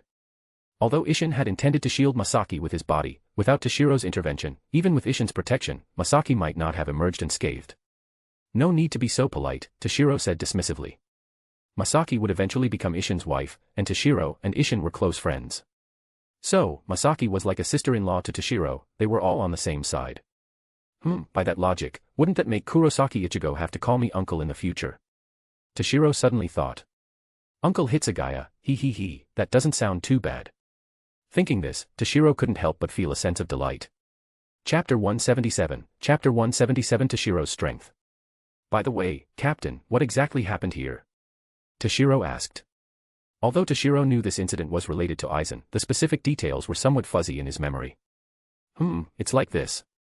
Isshin explained everything he had experienced to Toshiro. Afterward, Isshin said with a grave expression, in short, even though that pitch-black hollow self-destructed just now, there is definitely a mastermind behind it, and it's very likely someone from our own soul society. A mastermind? And they injured you? Toshiro asked. Exactly. If I hadn't been injured by the hidden mastermind and couldn't use Bankai, I wouldn't have been in such a sorry state, Isshin said with a bitter smile. I see. That means the true culprit might still be here. Toshiro suddenly turned, his sharp gaze sweeping across their surroundings. Toshiro's sensory abilities were exceptionally powerful. Even though Aizen's group used cloaks that concealed Ryatsu, Toshiro still detected a trace of abnormality. However, while he confirmed someone was indeed hiding nearby, Toshiro couldn't pinpoint their exact location. Toshiro, what's the situation? Is the mastermind still here? Seeing Toshiro carefully sensing the area, Isshin couldn't help but ask. After being ambushed earlier, Isshin had desperately tried to sense his surroundings but found nothing. Yes, they are definitely still here, Toshiro said, his back to Isshin and Masaki. Ms. Kurosaki. Toshiro suddenly called out. Yes. What is it, Mr. Hitsugaya? Masaki quickly responded. I'll leave Captain in your care for now. Please tend to his wounds. As for me, I'm going to go meet this mastermind. A cold glint flashed in Toshiro's eyes. With that, Toshiro lightly tapped the ground, and his figure instantly appeared in the air. Mr. Hitsugaya. Masaki could only call out worriedly, wanting to stop him, but Toshiro had already left the ground and was high in the sky. Dragon's True Eye. Once in the air, Toshiro immediately activated his Dragon's True Eye, scanning everything in all directions. Relying solely on his sensory abilities, he could sense Aizen and the others were nearby but couldn't lock onto their precise locations. Moreover, to avoid being affected by Kyoka Soijetsu during a potential battle with Aizen, Toshiro didn't hesitate to use the Dragon's True Eye. A flash of ice blue light in Toshiro's eyes, and instantly, everything in the world became crystal clear, unable to conceal anything from him. When Toshiro's gaze swept over Aizen's hiding spot, the hidden Aizen suddenly felt a chill in his heart, as if he had been completely seen through, with no way to hide. How is this possible? Has he detected me? Aizen was shocked. Jin, can aim, let's go. Aizen immediately said. Although Aizen was confident Toshiro was no match for him, he didn't want to tangle with Toshiro here. If Toshiro discovered something during a battle, it would be troublesome. Moreover, if the commotion became too great, attracting the Soul Society's attention would also be a problem. Trying to leave. Too late. Toshiro shouted, his figure flashing rapidly as he charged towards Aizen. Clang. Hyarinmaru left its sheath, gleaming with a cold, menacing intent as it slashed towards Aizen. Last time they met in Hueco Mundo, Toshiro had schemed and struggled desperately just to escape with his life from Aizen. But this time, when Aizen wanted to leave, Toshiro was the one launching the attack. This wasn't due to arrogance or a death wish. It was confidence born from his vastly increased strength. After resigning as the commander of the Hueco Mundo Expeditionary Force and returning to the Soul Society, Toshiro hadn't been idle during these past 10-odd years. Through over a decade of diligent training, his Ryatsu had now reached the peak of the beyond captain level. Moreover, his swordsmanship had reached the 10th dan, making him the third known Shinigami in the Soul Society, besides Unohana and Yamamoto, to achieve this rank in swordsmanship. His mastery in Kido, Hakuda, and other areas had also reached their peak. It could be said Toshiro had currently reached the known limit of a Shinigami's potential. Toshiro was confident that within the Soul Society, besides Yamamoto and Aizen, no one could defeat him. Even facing Aizen, he believed he now possessed the strength to fight. Even if he wasn't Aizen's match, the battle wouldn't be as one-sidedly oppressive as their first encounter. Aizen. Let me show you my current strength. Toshiro shouted in his heart. With Toshiro moving at full speed, despite the considerable distance to Aizen, he closed the gap in an instant. Oh. So you really did discover my location. When Toshiro looked in their direction earlier, Aizen felt he might have been detected and wanted to leave with Jin and Tozen. But Toshiro immediately gave chase. Very well. Let me see how much you've improved since our battle in Hueco Mundo. Aizen thought. Back then, after Aizen went to Hueco Mundo to subdue Baragan and others, he happened to encounter Toshiro, who was serving as the commander of the Hueco Mundo Expeditionary Force on a campaign. During the fight, Aizen was wounded by Toshiro, though it was largely due to Aizen's carelessness and not using his full power, it was still a remarkable feat to injure Aizen. Therefore, Aizen, who had already been paying close attention to Toshiro due to his monstrous talent, placed even greater importance on him afterward. To see how far Toshiro could go, Aizen even ordered his subordinates not to trouble Toshiro. So, Aizen abandoned the thought of leaving. Instead, he drew his sword to meet Toshiro's attack, wanting to test the extent of Toshiro's current progress. Clang. Sword met sword, producing a clear metallic clang. Their zanpakuto locked together, neither giving ground, friction creating sparks that were immediately extinguished by the rain. Toshiro took this chance to look at Aizen. Aizen was clad in a black cloak, a hood concealing his head and features. Even the nature of his ryatsu was hidden by some method, even someone familiar with Aizen's ryatsu would never recognize it. Even the hilt of the sword locked with Toshiro's was hidden within a sleeve, only the blade resembling an ordinary katana visible, making it impossible to tell if it was a zanpakuto or a regular sword. You've hidden yourself flawlessly, Toshiro thought to himself. Who are you? Toshiro asked Aizen, feigning ignorance. Chapter 178, Chapter 178 Second Battle with Aizen. However, what responded to Toshiro was a flying kick. Facing Aizen's kick, Toshiro immediately retreated, then launched another attack. As Toshiro and Aizen clashed, Jin, not far away, smiled with narrowed eyes. Era, things have gotten a bit troublesome. That genius Hitsugaya, we were ready to leave, yet he actively chased us down. Beside him, Tozen frowned slightly. It's fine. Aizen-sama will handle him. Is that so? Jin said noncommittently. By the way, Kan-Aim, aren't you going to help Captain Aizen? Jin asked. Unnecessary. Since Aizen-sama has already taken action, we shouldn't disturb him. Moreover, judging by our strength, we are no match for Hitsugaya Toshiro. Acting rashly would only cause trouble for Aizen-sama, Tozen said somewhat reluctantly. Over a decade ago in Hueco Mundo, witnessing Toshiro defeat Baragon and fiercely battle Aizen, Tozen knew Toshiro's strength far surpassed his own and Jin's. Even after more than 10 years and significant personal improvement, he still couldn't compare to Toshiro from back then, let alone the current Toshiro. With Toshiro's talent, his progress over more than a decade would undoubtedly be far greater. Tozen couldn't help but resent his own weakness for being unable to assist Aizen, forcing Aizen to act personally, feeling a sense of powerlessness. While all captains were undoubtedly talented and brilliant individuals, Tozen had to admit there existed monsters like Toshiro whose talent was beyond his comprehension. At that moment, Jin spoke with a complex expression. Hitsugaya Toshiro. You can't possibly be Aizen-sama's match. However, I still hope you won't die here. Otherwise, Ranjaku would be sad. Of course, Jin didn't voice this last part aloud. In Jin's view, no matter how strong Toshiro was, as long as he couldn't break Kyoka Suigetsu's hypnosis ability, he had no hope of victory. Yet, Jin didn't wish for anything bad to happen to Toshiro. Because in Jin's heart, Ranjaku was more important than anything else, and Toshiro and Ranjaku were very good friends. If something happened to Toshiro, Ranjaku would surely be heartbroken. Back in the battlefield where Toshiro and Aizen fought. Although they had exchanged blows for a while, the combat wasn't intense, it was rather measured. Both intended to probe the other's true strength, not going all out, so for a time, their exchange seemed quite calm. After another exchange, they separated, facing each other. It seems I need to show some real skill to gauge Aizen's true power, Toshiro thought. After so many exchanges, Aizen remained composed and unfathomable. Thinking this, Toshiro stopped holding back and ceased his leisurely probing. Shankuho. Toshiro's figure flickered, and in the blink of an eye, he appeared to Aizen's left. A sword strike imbued with boundless frigid intent slashed towards Aizen. Just one strike, yet it seemed to seal off all escape routes, giving a feeling of inescapability.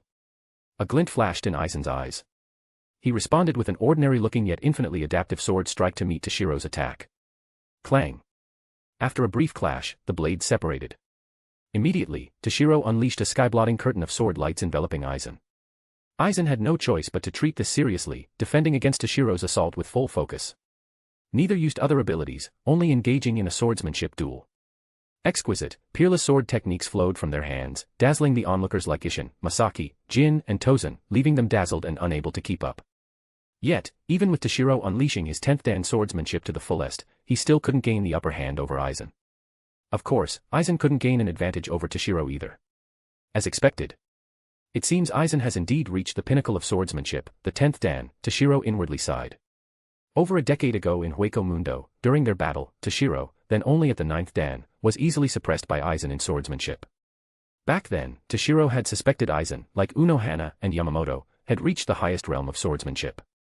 Now that Toshiro himself had stepped into the 10th dan, the pinnacle, yet still couldn't overcome Aizen in swordsmanship, it undeniably proved Aizen's swordsmanship was also at the 10th Dan, the highest realm.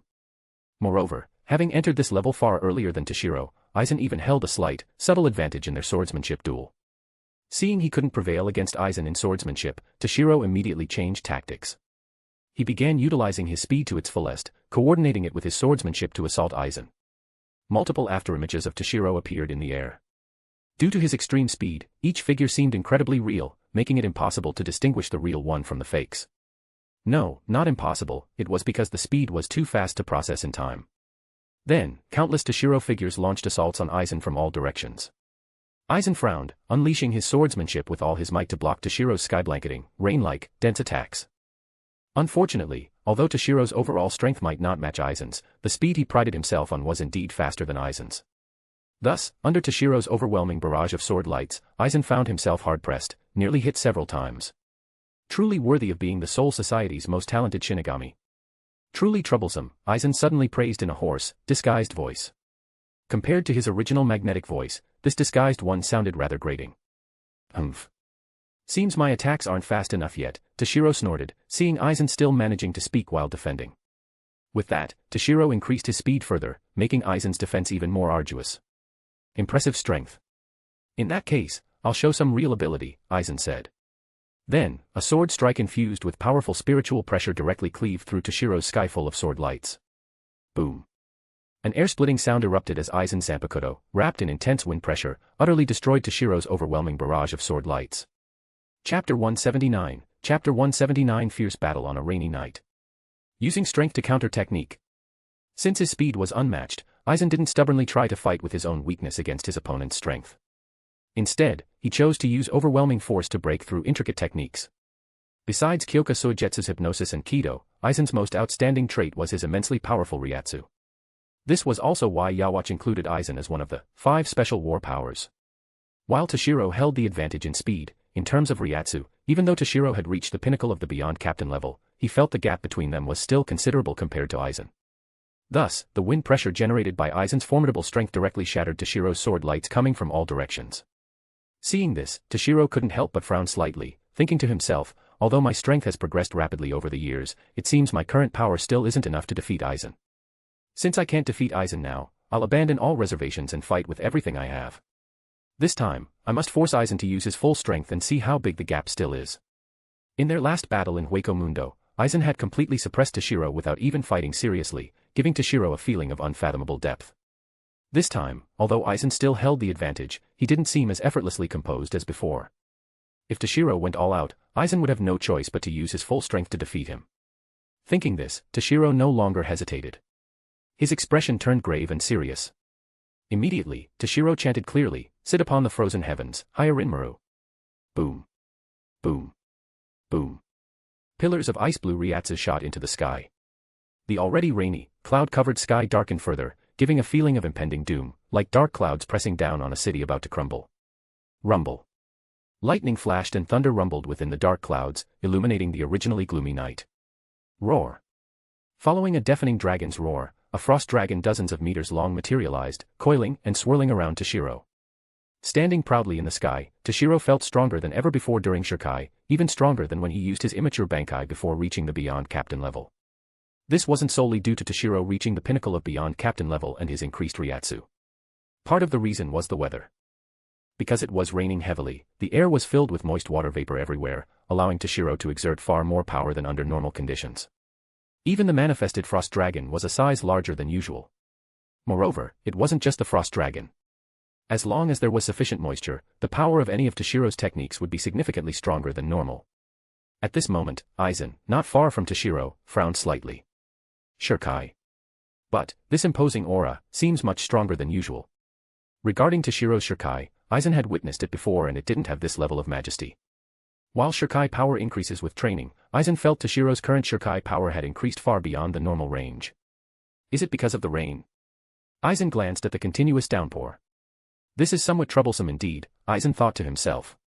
Before Aizen could finish his thought, Toshiro's attack was already upon him. The blue frost dragon charged towards Aizen with an overwhelming, destructive momentum, as if aiming to annihilate him outright. As the frost dragon charged, raindrops falling from the sky froze before even getting close, transforming into hailstones the size of a baby's fist that pelted the ground. Faced with Toshiro's fierce assault, Aizen didn't meet it head-on but chose to retreat. Aizen's figure flashed repeatedly, continuously evading the Frost Dragon's successive assaults. Seeing this, Toshiro pointed Hyarinmaru at Aizen from a distance and chanted lightly. Weather subjugation, air restriction. As Toshiro's words fell, Aizen's continuously evading figure suddenly stalled for an instant. Weather subjugation granted dominion over the sky. Weather subjugation, air restriction was a technique Toshiro developed, using his sky dominion to repel and restrain enemies in the air. Although the stronger the enemy, the lesser the effect, Aizen had never seen this move before. Caught off guard, he was inevitably affected. Although Aizen's strength was immense, allowing him to quickly break free, his movement unavoidably halted for a split second. In a battle between masters, a split second could determine many things. The moment Aizen's figure stalled, Toshiro's Frost Dragon immediately seized the opportunity and charged at Aizen. By the time Aizen reacted, it was too late to evade. Seeing the situation, Aizen ceased dodging and chose to confront it head-on.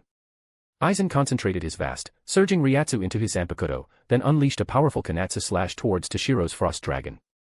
Boom. Aizen's Kanatsu collided with Toshiro's Frost Dragon, producing a tremendous roar. However, although Aizen's Kanatsu was powerful, it didn't shatter Toshiro's Frost Dragon. After Aizen's Kanatsu was neutralized, the heavily damaged Frost Dragon, its surface covered in cracks, stubbornly continued its assault on Aizen. Unable to launch another attack in time, Aizen could only raise his sword horizontally to block. Boom. Under the powerful impact, Aizen's body was forced backward continuously. Crackle, crackle, crackle. A freezing sound erupted.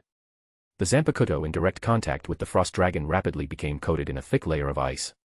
The ice spread to Aizen's sword-wielding hands and then began extending towards his entire body, attempting to freeze him completely. Seeing this, Aizen unleashed his vast internal Ryatsu once more. Boom. Crack. Crack. Crack. Both the ice covering Aizen's body and Toshiro's nearly spent Frost Dragon were utterly shattered by his immense Ryatsu. However, before Aizen could catch his breath, Toshiro's voice rang out again. Vacuum ice blades. As Toshiro's words faded, the countless raindrops falling from the sky seemed to freeze in place for an instant. Then, under the influence of Toshiro's power, they instantly transformed into sharp ice blades, raining down on Aizen like a storm of pear blossoms, overwhelming, dense, and countless. Chapter 180, Chapter 180 The Might of the Pinnacle Beyond Captain Level. Under normal circumstances, the vacuum ice blade technique wouldn't create so many ice blades. However, in this heavy downpour, every raindrop in the sky could be transformed into an ice blade under Toshiro's power. Thus, the number of blades produced by this technique vastly increased, while Toshiro's Ryatsu consumption actually decreased somewhat. Facing this onslaught, Aizen swung his Zanpakuto into an impenetrable whirlwind, forming a protective net around himself. Any ice blade approaching him was shattered. However, Toshiro's ice blades were not only numerous but also quite powerful. Although each blade nearing Aizen was broken, the resulting recoil force was continuously transmitted to Aizen. While the force from each individual blade wasn't great, as this recoil accumulated, Aizen would eventually be unable to withstand it, creating a flaw in his defense and giving Toshiro an opening. Even though it appeared Toshiro held the upper hand, pressing Aizen into a passive defense, Toshiro wasn't complacent. There really wasn't much to be pleased about. Toshiro had already used his Shurikai and was benefiting from advantageous weather and terrain, yet he only managed to gain a slight edge. In contrast, Aizen hadn't even used his Shurikai and could still fight Toshiro to this extent. If both used Bankai and fought seriously, Toshiro's defeat was almost certain. However, at this moment, the saying, prolonged defense inevitably fails held true. If this continued, Aizen would eventually be hit by Toshiro's ice blades. It's only been a little over 10 years. Yet the extent of his progress truly exceeds my imagination. Hitsugaya-kun. Aizen thought to himself. Prolonged defense will fail. It seems without releasing my Zanpakuto, I cannot defeat the current Hitsugaya Toshiro. Moreover, to conceal his identity, many of Aizen's signature abilities were unusable. Besides his unknown, masterful swordsmanship, Aizen could only use widely known, common techniques. But relying solely on those clearly wasn't enough to defeat Toshiro. If I released my Zanpakuto and used Kyoka Suigetsu's hypnosis ability. Thinking this, Aizen decided to release his Zanpakuto. Shatter, Kyoka Suigetsu. A peculiar glimmer flashed across Aizen's Zanpakuto, vanishing as if nothing happened. However, Aizen seemed to unleash his full capabilities, no longer holding back, even beginning to use Shinigami-specific Kido abilities. Bakudo number 73, Tazansho. As Aizen's words fell, a massive, inverted triangular crystal pyramid suddenly appeared, enveloping Aizen within. Clang. Clang. Clang. Countless of Toshiro's ice blades struck the inverted crystal pyramid, producing a series of clanging sounds. However, Toshiro's ice blades couldn't penetrate the defense of Aizen's Kido. If this continued, it would devolve into a battle of attrition. Although Toshiro had the advantage of favorable conditions, reducing his technique consumption compared to normal, he still lacked confidence in outlasting Aizen, who held the advantage in Ryatsu. Therefore, Toshiro ceased his ice blade assault, stopping the pointless consumption. Ice Dragon Flash. Toshiro compressed and concentrated his entire Ryatsu into his Zanpakuto. Hyarinmaru glowed brightly with blue light, and then a high-density Ryatsu slash was unleashed by Toshiro, shooting towards Aizen's defensive Kido. Boom. Toshiro's slash struck Aizen's Kido barrier fiercely. Crack. Bang. First, a crack appeared on Aizen's defensive Kido, Tazancho, then it shattered completely.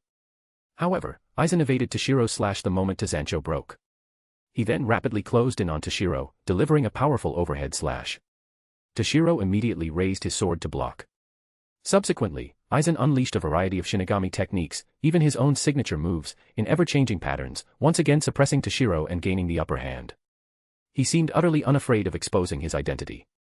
In fact, Aizen indeed wasn't worried about exposure because he had activated Kyoka Suigetsu's hypnosis ability when he released his Shirkai earlier. Every move and technique Aizen used would be automatically interpreted by everyone present as something else. Therefore, Aizen currently had no concerns about his identity being revealed. However, to probe Toshiro's true strength, Aizen didn't choose to instantly defeat Toshiro using hypnosis. Although Toshiro had a way to counter Kyoka Suigetsu and wouldn't be affected by the hypnosis, Aizen obviously wasn't aware of this. At this moment, facing Aizen, who had released his Shirkai and was employing various abilities, Toshiro once again found himself completely at a disadvantage, thoroughly so. Under Aizen's assault, Toshiro could only barely parry, liable to be injured if he lost focus for even a moment. Damn it. Even though we've both released our Shirkai, this gap in strength is just too great. Toshiro cursed inwardly. This guy Aizen, his true strength definitely surpasses the Beyond Captain level. Toshiro's current strength had reached the pinnacle of the Beyond Captain level, and his mastery in Zanjutsu, Hakuta, Ho-Ho, and Kido was already reaching the peak. Yet, even with both using Shirkai, Toshiro was completely suppressed. This could only mean Aizen's true level had transcended the Beyond Captain level. Otherwise, with both at Shirkai, and Toshiro being an exceptionally formidable combatant, Aizen shouldn't be able to suppress him so completely. It seems defeating Aizen now is indeed impossible. But if I can force Aizen to use his Bankai and catch a glimpse of his true strength, then this battle will have been worth it. Toshiro thought. Regarding Aizen's Bankai, even the original work never revealed it. So Toshiro was very curious about it. Thinking this, Toshiro's expression turned grave. Using his speed, he created distance between them, preparing to unleash his full strength without holding back. Bankai.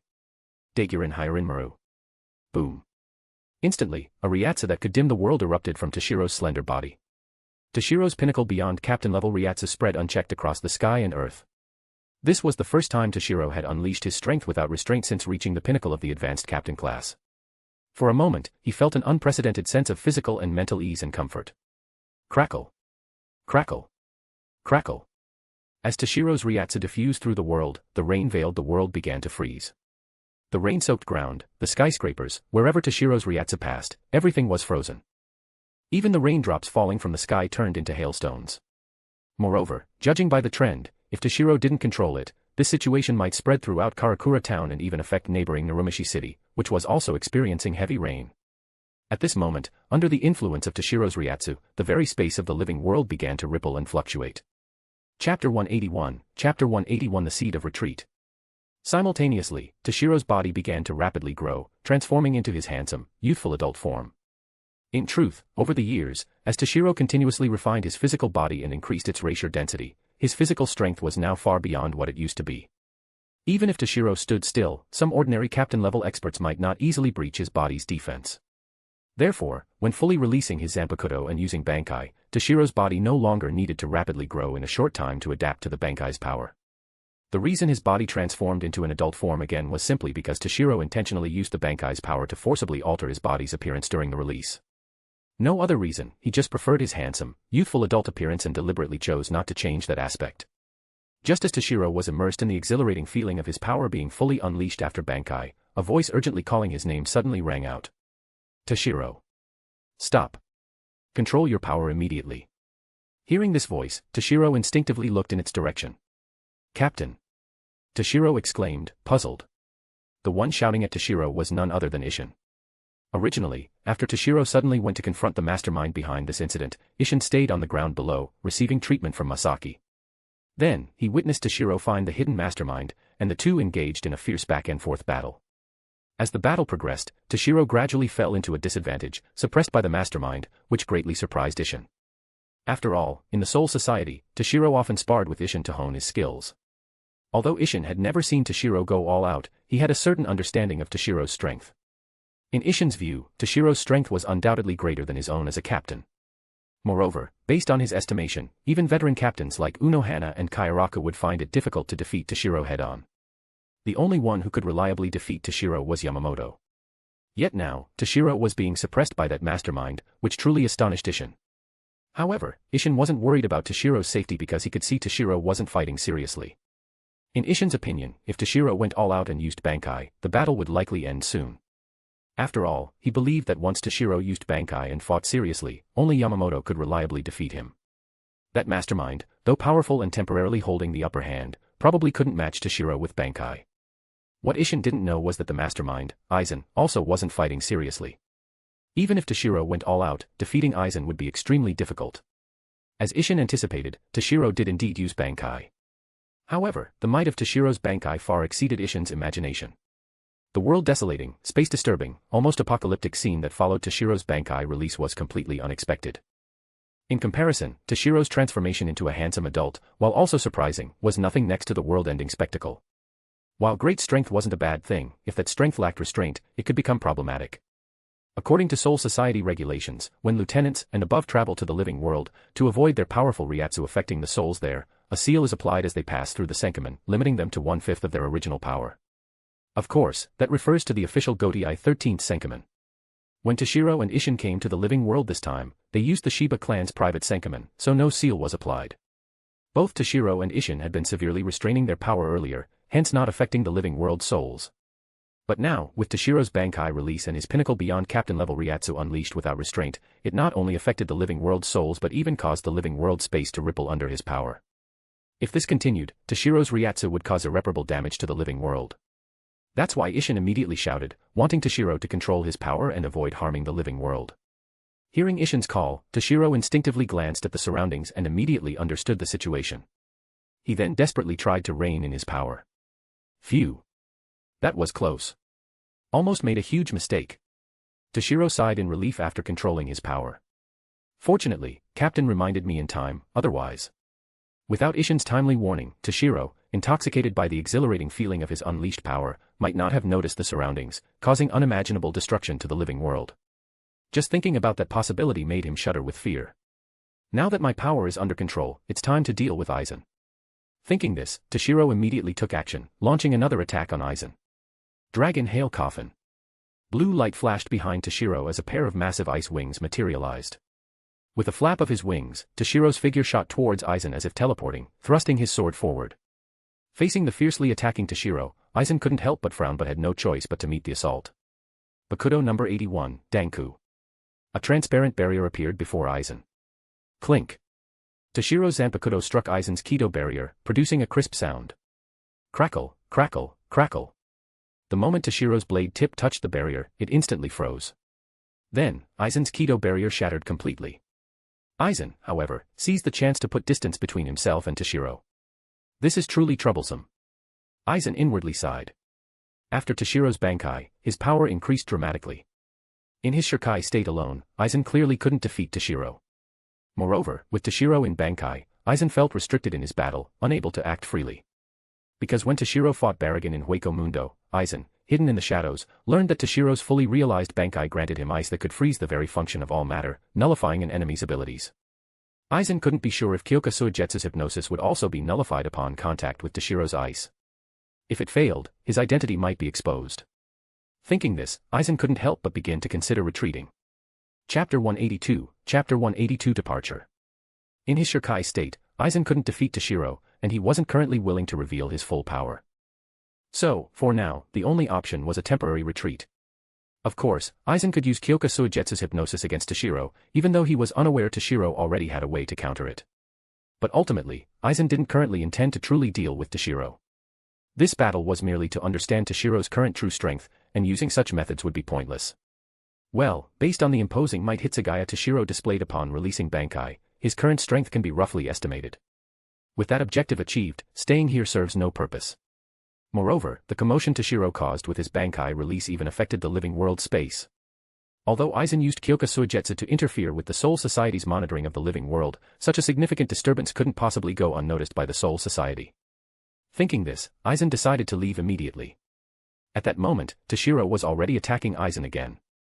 Seeing this, Aizen immediately activated Kyoka Suigetsu's complete hypnosis ability. While he didn't intend to use it to kill Toshiro, using it to affect Toshiro's perception and seize the chance to leave was no problem. Immediately, a peculiar glimmer flashed across Aizen's Zanpakuto as he used Kyoka Suigetsu's complete hypnosis on Toshiro, aiming to disrupt his perception and make him unable to see Aizen. Then, Aizen turned and walked away nonchalantly, ignoring Toshiro. Unfortunately, Aizen had no idea Toshiro already had a way to counter Kyoka Suigetsu's complete hypnosis. On the other hand, Toshiro, seeing Aizen suddenly turn his back and walk away so brazenly, seemingly without any defense, was momentarily stunned. He instinctively suspected Aizen might be setting a trap or plotting something. But then Toshiro realized, Aizen had just used Kyoka Suigetsu to affect his perception, assuming Toshiro couldn't see him, hence the unguarded departure. However, Toshiro had been using Dragon's True Eye the entire time and wasn't affected at all. A perfect opportunity. Toshiro thought. Aizen thinks I'm affected by Kyoka Suigetsu and can't see him, so he's completely unguarded. If I launch a surprise attack from behind now, could I kill him in one strike? At this thought, Toshiro's heart began racing rapidly. But is Aizen really that easy to kill? He questioned. Moreover, if I attack and fail to kill him, Aizen will definitely suspect I might have a way to counter his complete hypnosis. Although he had always wanted to kill Aizen, now that a golden opportunity presented itself, Toshiro couldn't help but hesitate. Damn it. Do it.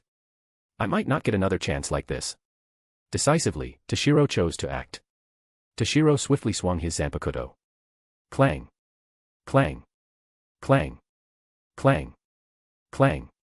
Suddenly, countless blades formed of ice appeared in the sky, identical in shape to Toshiro's Hyarinmaru. They rained down on Aizen and the surrounding area like a dense shower of arrows, an all-encompassing, saturation bombardment. This way, even if Aizen remained unharmed, he couldn't be entirely certain Toshiro had broken Kyoka Suigetsu. He might think Toshiro simply couldn't locate him and was resorting to a wide-area attack, hoping to get lucky. At that moment, Aizen, who had turned his back to leave, suddenly sensed intense danger approaching from behind. Wadash. Aizen turned to see countless icy blades descending from the sky like an arrow storm, sealing off the surrounding space, leaving him no room to dodge. Bakudo number 81, Danku. Caught off guard, Aizen had no time to react properly and could only hurriedly cast the defensive Kido, Danku. A transparent barrier instantly appeared before him. However, this didn't help much. Although Toshiro's attack was dispersed into countless blades, to ensure Aizen's demise, Toshiro had poured most of his Ryatsu into this single strike. So, even divided among many blades, each contained significant power. Crack. Crack. Crack. Aizen's Danku barrier developed numerous cracks after just a few impacts, on the verge of shattering. Boom. Finally, Aizen's Danku barrier lasted only a moment before crumbling completely. Instantly, Toshiro's countless icy blades engulfed Aizen. What's the situation? Is Aizen dead? Just as Toshiro tried to sense whether Aizen had perished, an overwhelmingly powerful Kanatsu suddenly shot towards him. Toshiro prepared to dodge but realized the attack wasn't aimed at him. Captain. Following the Kanatsu's trajectory, Toshiro saw its target was Isshin on the ground below. Damn it. Toshiro completely forgot about Aizen's fate and charged towards Isshin with everything he had. Shunkuho, Frost Wings, anything that could boost his speed, Toshiro used without hesitation. At this moment, Toshiro's speed broke through another limit. He finally reached Isshin and Masaki before Aizen's Kanatsu could strike. With a single sword stroke, Toshiro shattered the incoming Kanatsu. However, when Toshiro looked back towards Aizen's previous location, Aizen was already gone. Not only Aizen, but Jin and Tozen, who had been hiding nearby, had also vanished. I'm sorry, Toshiro. If not for saving me, that mastermind wouldn't have escaped, Isshin said apologetically. Toshiro reassured him, don't worry about it, Captain. It's fine if he escaped. We'll eventually uncover him. And, well, never mind. What Toshiro didn't say was that even if Aizen hadn't left, he likely couldn't have done much more. Toshiro had launched a surprise attack when Aizen was off guard. Although he didn't know how Aizen had countered it, the fact Aizen could still retaliate meant he wasn't severely injured. Once the element of surprise was lost, in a direct confrontation where Aizen went all out, Toshiro might not be a match. Then, they would be the ones in trouble. While Toshiro was confident in his ability to preserve his own life against Aizen, he couldn't guarantee the safety of Isshin and Masaki. "All right, Captain, it's time for us to leave too," Toshiro said. Chapter 183, Chapter 183 Aizen's Doubts. "Yeah, you're right," Isshin said, glancing reluctantly at Masaki, his tone hesitant. Although it was only their first meeting, Isshin felt he might have developed feelings for this gentle, kind-hearted girl. The thought that he might never see her again after returning to the Soul Society actually made him reluctant to leave.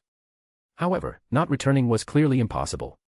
So, Isshin looked at Masaki with reluctance and said, "Well, Ms. Kurosaki, we should be going now."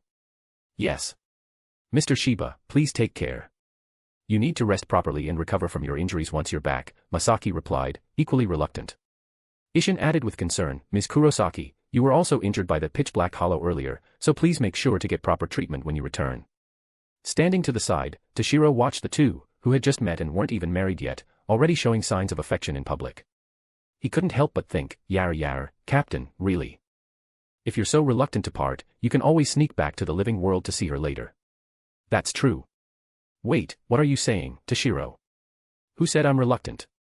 Isshin glanced at Masaki, then somewhat guiltily averted his gaze. Toshiro also bid farewell to Masaki. Then we'll be heading back now, Ms. Kurosaki.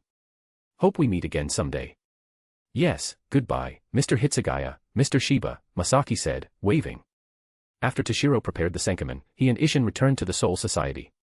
Seeing them leave, Masaki also began making her way back to the Ishida residence, nursing her injuries.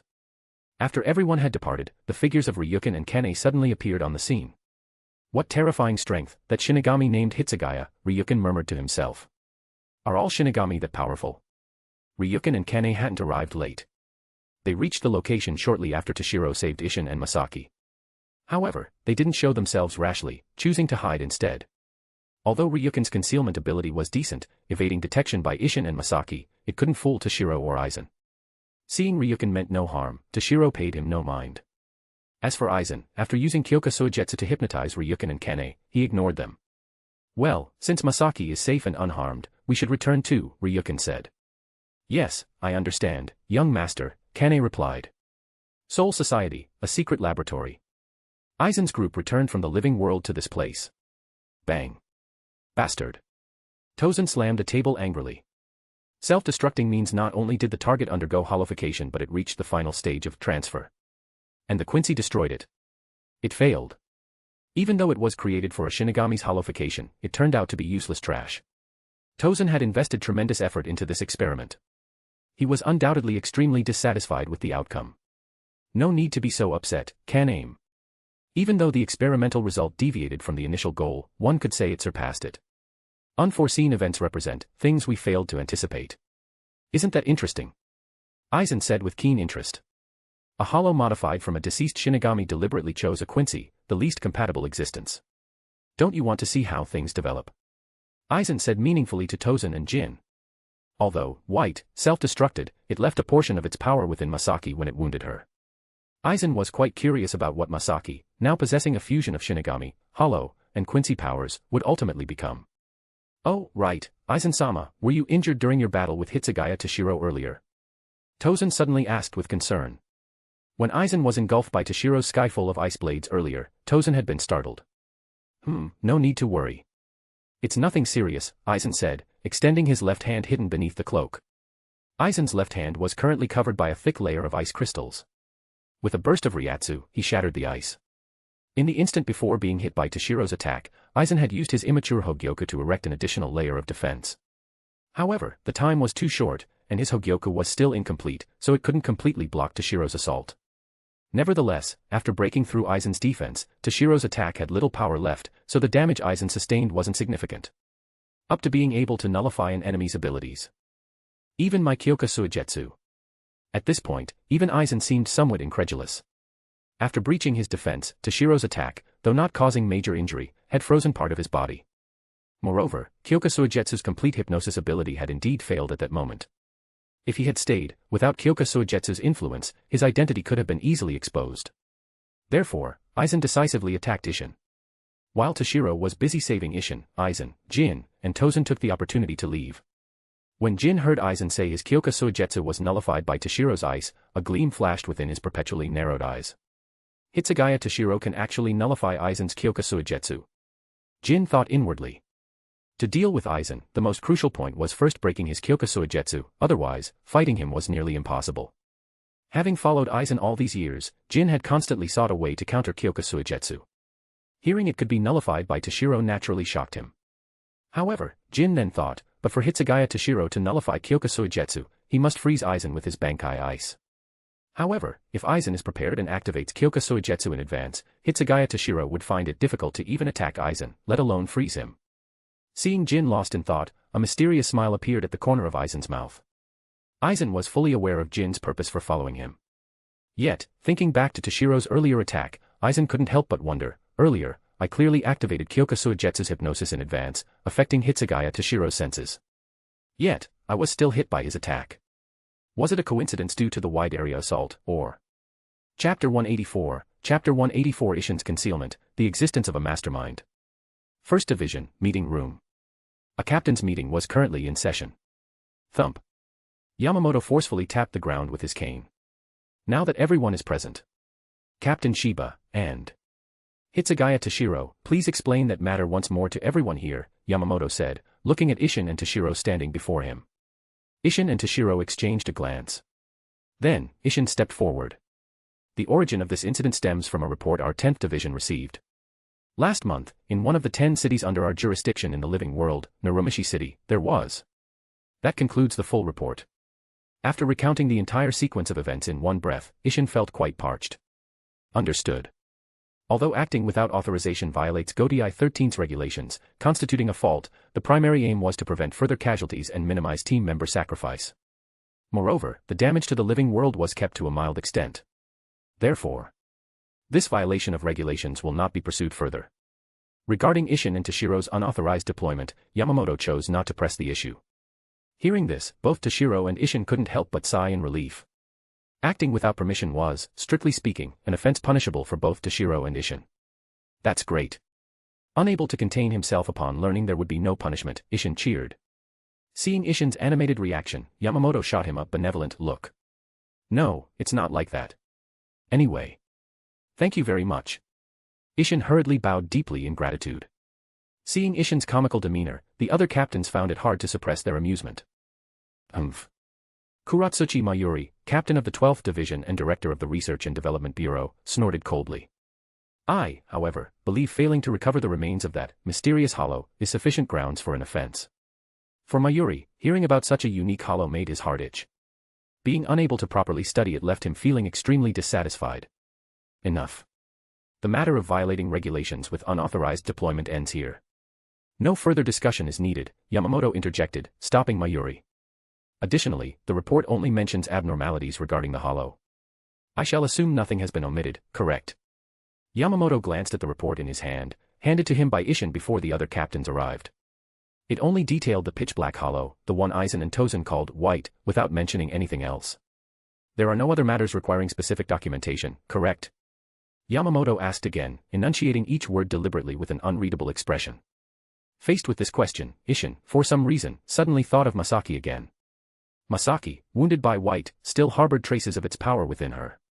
If this were discovered, the Soul Society, to research the truth about white, might act against Masaki's interests. Mayuri alone, once aware of Masaki's situation, would undoubtedly try every means to capture and dissect her like a lab rat. Thinking this, Ishin, as if guided by an unseen force, answered, yes. There is nothing else.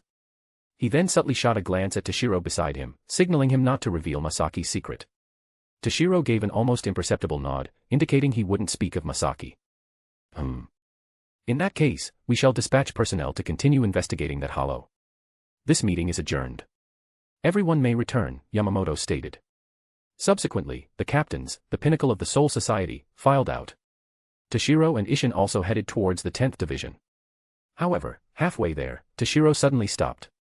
Captain, you go back first. I still have something to report to the Captain Commander, Toshiro said. Hey. Toshiro, you're not planning to reveal Ms. Kurosaki's situation, are you? Ishin immediately grew tense. That won't do. You agreed earlier not to talk about Ms. Kurosaki. You can't go back on your word, even if you only signaled agreement with your eyes. Ishin began chattering incessantly. Yar, it seems love truly lowers one's IQ, Toshiro sighed helplessly. Then, he said to Ishin, Captain, you're so focused on your Ms. Kurosaki, have you forgotten about the mastermind behind this incident? Ishin suddenly understood. You mean? Yes. Based on my confrontation with him, although he tried hard to conceal it, my judgment suggests the other party is most likely a Shinigami. Toshiro stated. Ishin also said gravely, I think so too. Before you arrived, he ambushed and wounded me. Judging from my injuries, the weapon used was most likely a Zanpakuto. In that case, Captain, I'll head to the First Division again. You return first. First Division, duty room. Creak. The duty room door suddenly opened. It's you, Toshiro. Yamamoto, who had been resting with his eyes closed, opened them and said. Yes, Genryusai-sensei. Toshiro entered. Now that you're here, tell me everything about this incident truthfully. Don't conceal things like Captain Shiba did, Yamamoto stated. Oh. How did you know Captain was concealing something, sensei? Toshiro asked. Yamamoto snorted disdainfully. That boy Ishin is still too green to hide things from me. Earlier, an immense Ryatsu erupted in the living world, even causing the entire space there to tremble. Although fleeting, hiding it from me is impossible. The owner of that Ryatsu was you, wasn't it, Toshiro? Without waiting for Toshiro's answer, Yamamoto continued, such powerful Ryatsu, aside from myself, no one else in the Soul Society should be stronger than you. If it were merely an abnormal hollow, it shouldn't have necessitated you unleashing such power. You must have battled someone else at the time, correct? Correct. Besides the hollow, there was a mastermind controlling it. Toshiro said with a grave expression. A mastermind? A glint flashed in Yamamoto's eyes. Why wasn't this mentioned during the earlier captain's meeting? Yamamoto asked. Because the mastermind is a Shinigami from the Soul Society. And the most likely suspects are the captains of the Godai 13. Toshiro stated impassively. Chapter 185, Chapter 185 Yamamoto's response, Masaki's longing. What? Yamamoto exclaimed in shock. What exactly happened, Toshiro? Explain it to me in detail, Yamamoto said urgently to Toshiro. Given that this involved a Shinigami, especially one at the pinnacle like a Godai 13's captain, Yamamoto couldn't take it lightly. Toshiro immediately explained, here's what happened. Captain Shiba and I didn't go to the living world together. After learning about the situation in Urumqi City, Captain went to the living world without authorization. Worried something might happen, I followed shortly after. However, there was an issue with the Senkaman, so I arrived later. Before I got there, while Captain Shiba was fighting that special hollow, he was ambushed from behind. According to him, although he didn't see the attacker's appearance, the weapon used was a Zanpakuto. Hearing this, a cold gleam flashed in Yamamoto Genryusai's eyes. His tone turned icy. A Zanpakuto. So that means. A Zanpakuto is a Shinigami's exclusive weapon. The attacker using one confirmed their identity as a Shinigami, indicating a traitor had indeed appeared within the Soul Society. Toshiro continued, after I arrived later, I located the hidden mastermind and fought him. Although he wore a black cloak and concealed his Ryatsu signature, I'm almost certain he was a Shinigami, and his strength was immense. During the battle, I essentially went all out, even using Bankai in the end. Yet, he still escaped. Or rather, he chose to withdraw, likely fearing his identity would be exposed if the fight continued, not because he was inferior in strength. Hearing Toshiro's account, Yamamoto's expression turned grave. I see. That means his strength is at least at captain level or above. In the Soul Society, the only ones who could achieve that are the captains of the Godai 13. Yamamoto had some understanding of Toshiro's strength.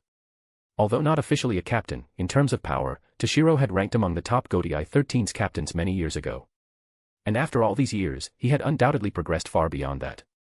The might of Toshiro's Bankai release in the living world had even been faintly sensed by Yamamoto in the Soul Society.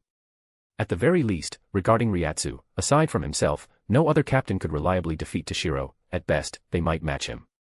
Coupled with Toshiro's extraordinary combat prowess, Yamamoto believed only he could claim absolute victory over Toshiro within the Soul Society. Yet even so, that mastermind could retreat calmly after Toshiro's Bankai, showcasing his formidable power. In the Soul Society, only those at the pyramid's peak, the captains, could do this, and not even ordinary captains. Only those ranking among the very top in strength among captains might accomplish it. Although the possibility of an exceptionally strong, reclusive Shinigami existed, the most suspicious were still the powerful captains. Yamamoto then asked Toshiro, does anyone else know about this? Toshiro replied, besides Captain Shiba, who was directly involved, I haven't told anyone. Even this report to you was done discreetly. No one else knows besides Captain Shiba. When Toshiro came to report to Yamamoto this time, he avoided everyone along the way. Even members of the First Division didn't see his arrival.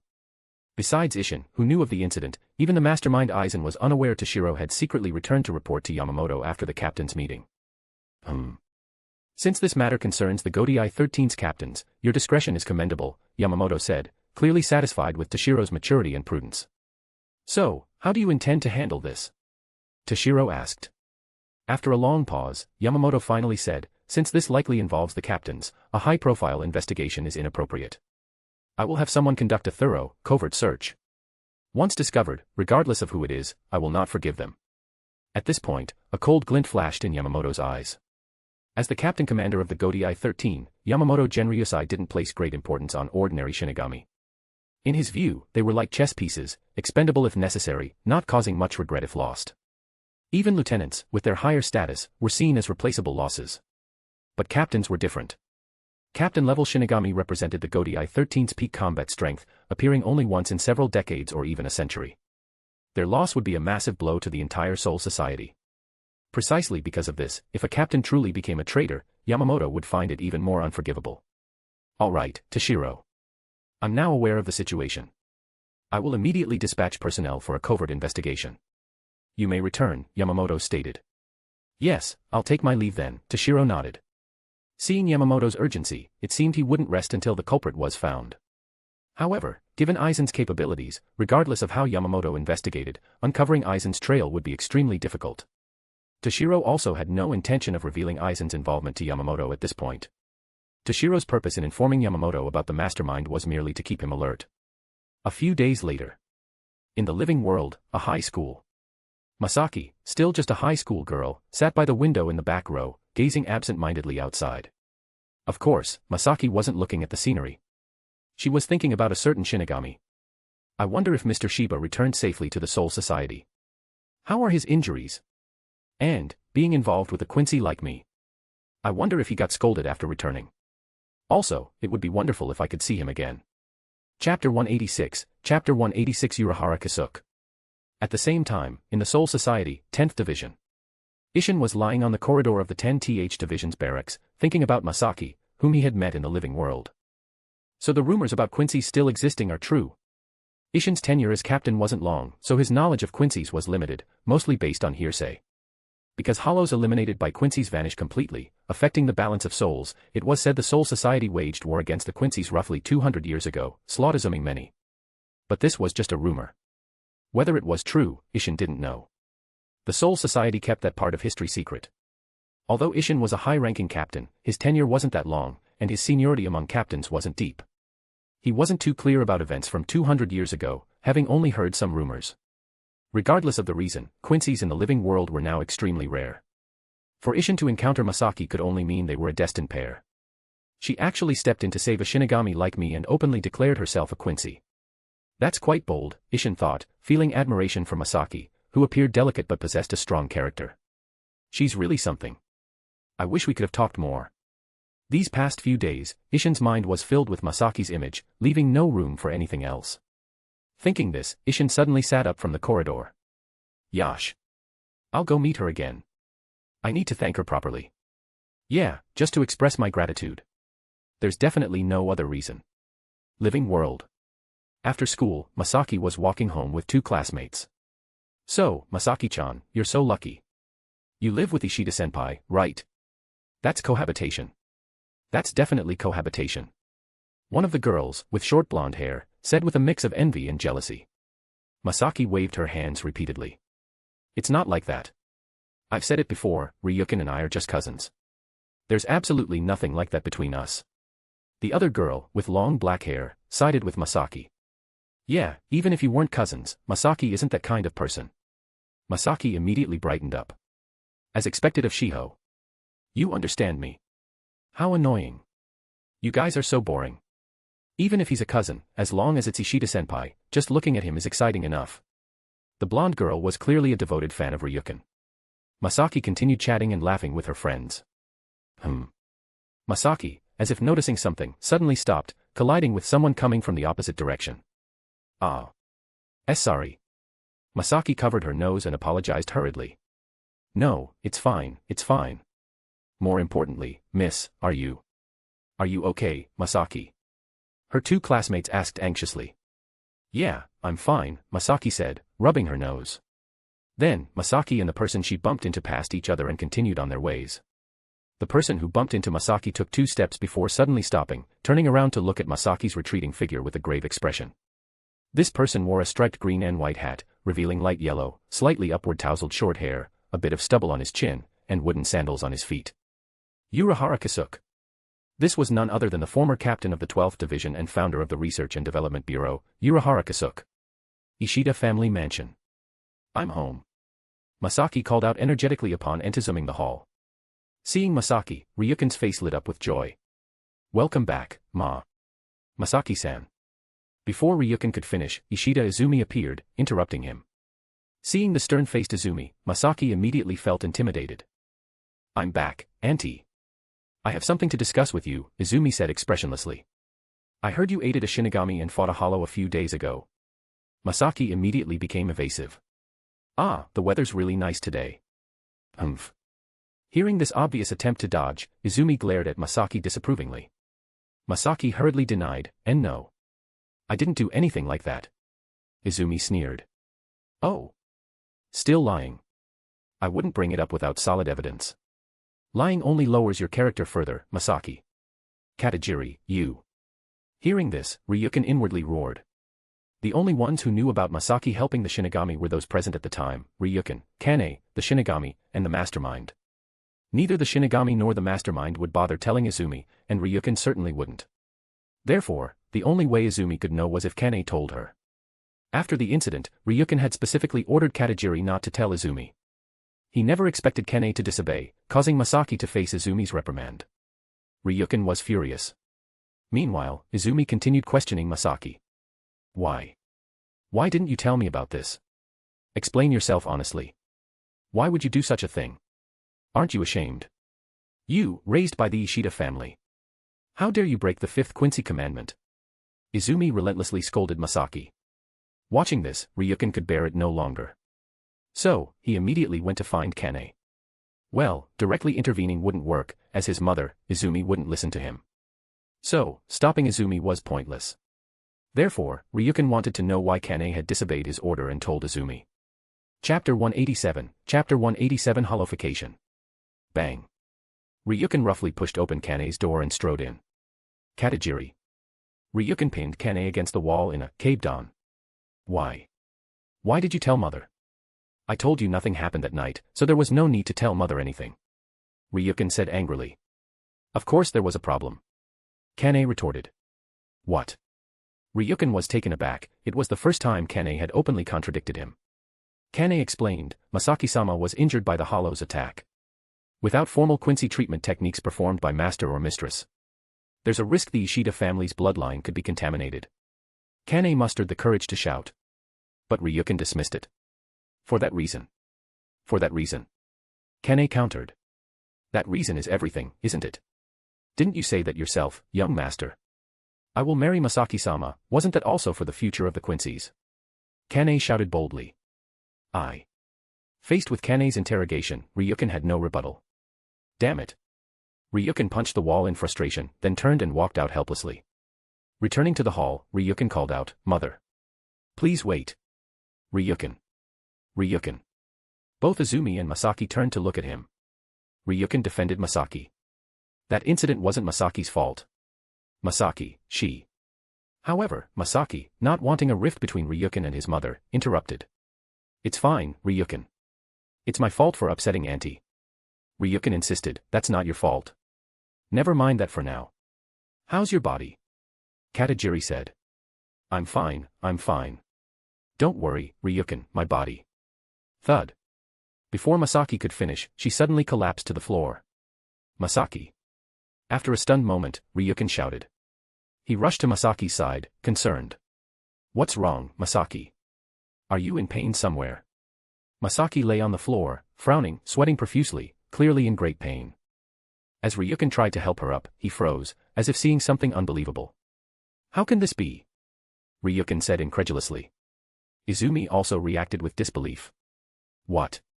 Is that a hollow hole? Beneath Masaki's neck, a hole had appeared, identical to the holes on hollows. After the initial shock, Ryukin picked up Masaki and headed outside. "What are you planning to do, Ryukin?" Izumi demanded. "Where's father?"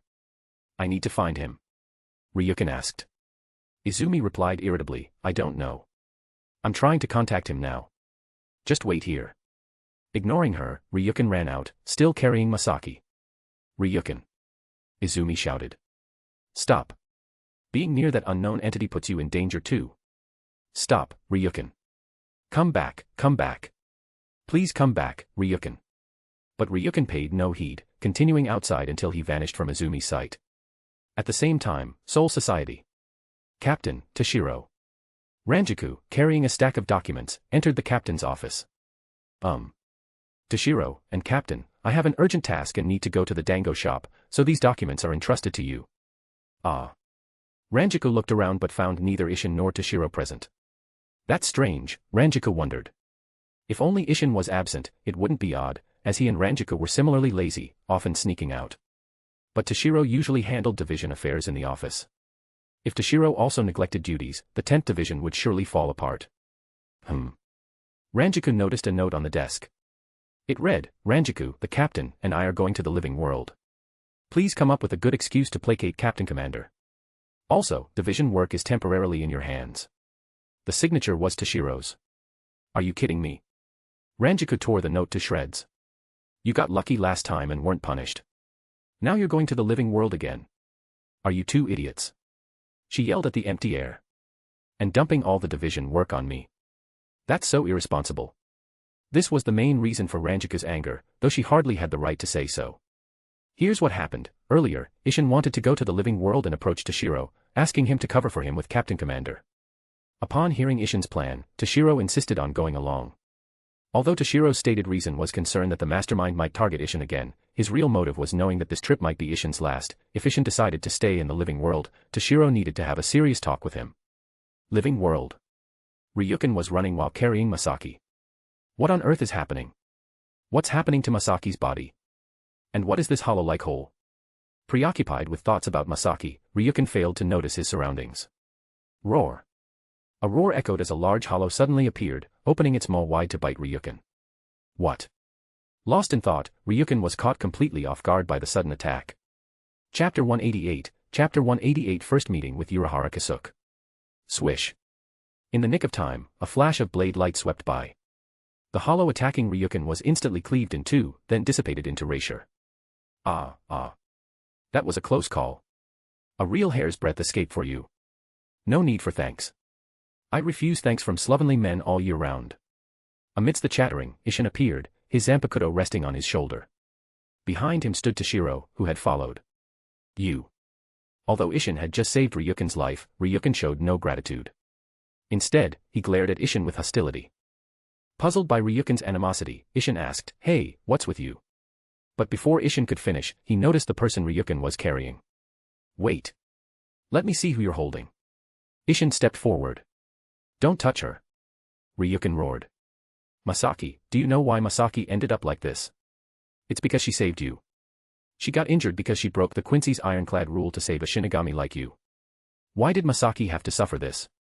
Ryukin, red-eyed and almost hysterical, screamed at Isshin. Hearing this, Isshin felt as if struck by a heavy blow, filled with self-reproach. Was it because of the injury back then? What other reason could there be for this hollow-like injury? It's all because of you. If not for you, Masaki wouldn't be like this. I'll. As Ryukin spoke, he prepared to attack Isshin. Consumed by guilt and self-blame, Isshin showed no intention of resisting. Seeing this, Toshiro frowned and was about to intervene. But suddenly, as if sensing something, he released his grip on Hyarinmaru and looked ahead. "Stop." A voice rang out. A man wearing a green and white striped hat, wooden sandals, with stubble on his chin, suddenly appeared. Hearing the voice, Toshiro, Isshin, and Ryukin instinctively looked over. "It's him," Toshiro inwardly exclaimed. The newcomer continued, "There's no time for quarreling here. Please, all of you, come with me. I will tell you the choice to help that girl." Isshin and Ryukin exchanged glances but ultimately chose to follow. After all, neither Isshin nor Ryukin had any way to save Masaki, so they might as well trust this suddenly appearing man and gamble. Karakura Town, inside a shop. That girl's condition. I've been researching it for nearly a century, the men who invited them said. A century? Ryukin exclaimed, surprised. Ishin also asked, so, you're not as young as you look. Who exactly are you? Me. My name is Urahara Kasuke. A fugitive from the Soul Society. Clearly, this was Urahara Kasuke. Hearing the name, while Toshiro and Ryukin showed little reaction, Ishin was deeply shaken. Toshiro wasn't surprised because he had recognized Kasuke earlier. Ryukin, unfamiliar with Soul Society affairs, had no idea what Urahara Kasuke signified. Ishin said solemnly, Urahara Kasuke. So you're. But before Ishin could finish, Ryukin shouted, your identity doesn't matter at all. You have a way to save Masaki, right? Hurry up and restore her. Ryukin couldn't care less about Kasuke's identity, he only cared if Kasuke could cure Masaki. However, Kasuke answered mercilessly, that Masaki-san will never return to normal. Hearing this, both Ishin and Ryukin's hearts sank. Kasuke continued, having Ryukin place Masaki on a futon. So-called holification is. Kasuke proceeded to explain the concept of holification to them. In short, this Masaki-san will likely never return to her original state, Kasuke concluded. Never return to normal. So you can't save Masaki? Ryukin said despairingly. No. I said she cannot be restored. But saving her life is still possible, Kasuke clarified. Hearing this, Ishin and Ryukin instantly revived, their spirits renewed.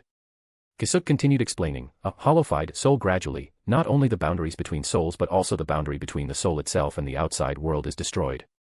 It self-destructs regardless of self-awareness. This is called soul suicide. Ishin. Ryukin. The two academic slackers clearly didn't understand a word. Actually, not just Ishin and Ryukin, even Toshiro couldn't fully grasp Kasuke's explanation. Probably only Aizen could comprehend it. Unfazed by their confusion, Kasuke continued, during my century of research, I discovered a method to prevent soul suicide.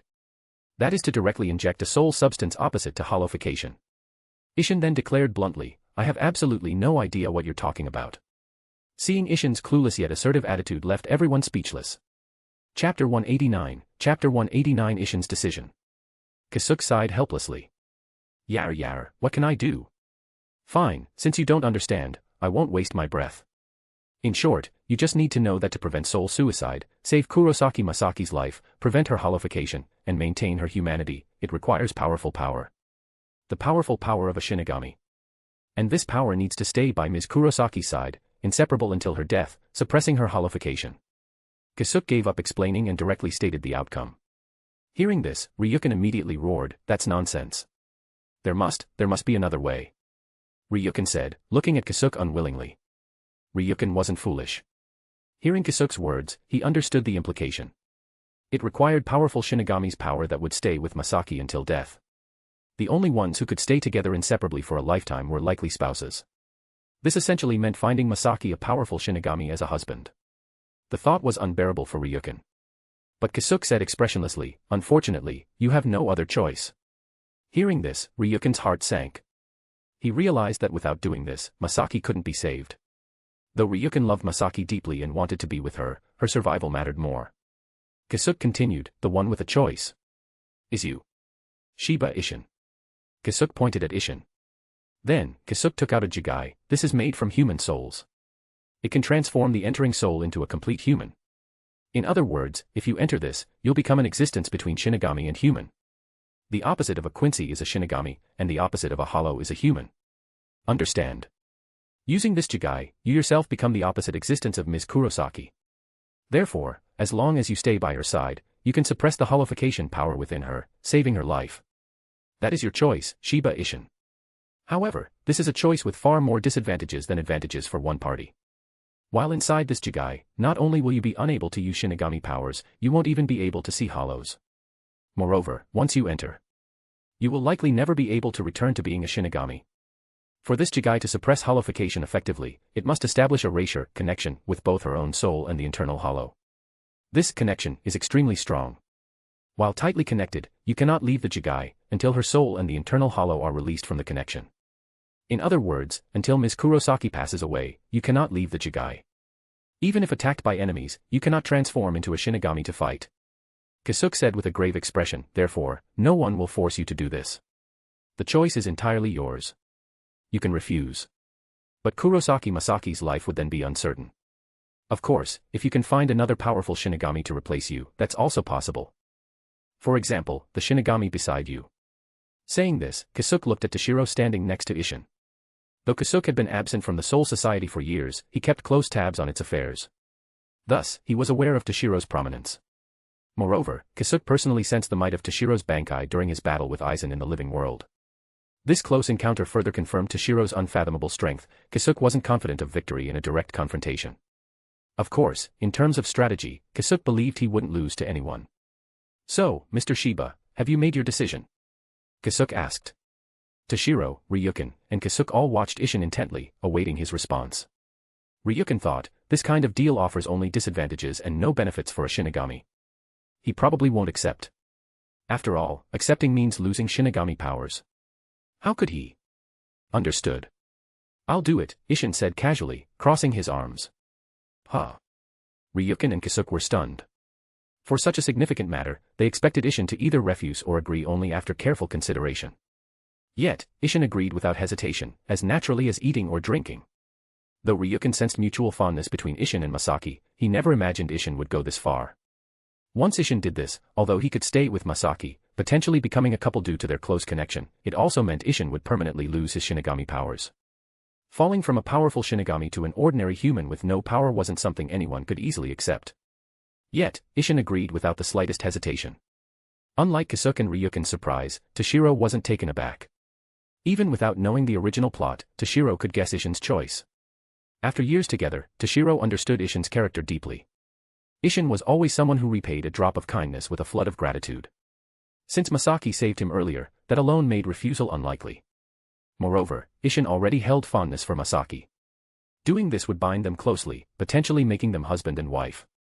For Isshin, making this decision might even bring a hint of excitement. That, wouldn't you reconsider? Kasuke asked. I already said I'll do it.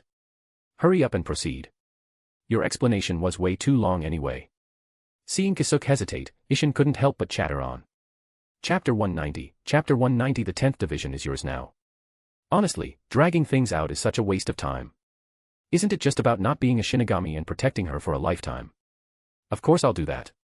Isshin declared matter-of-factly. No regrets? Kasuke asked, somewhat incredulously.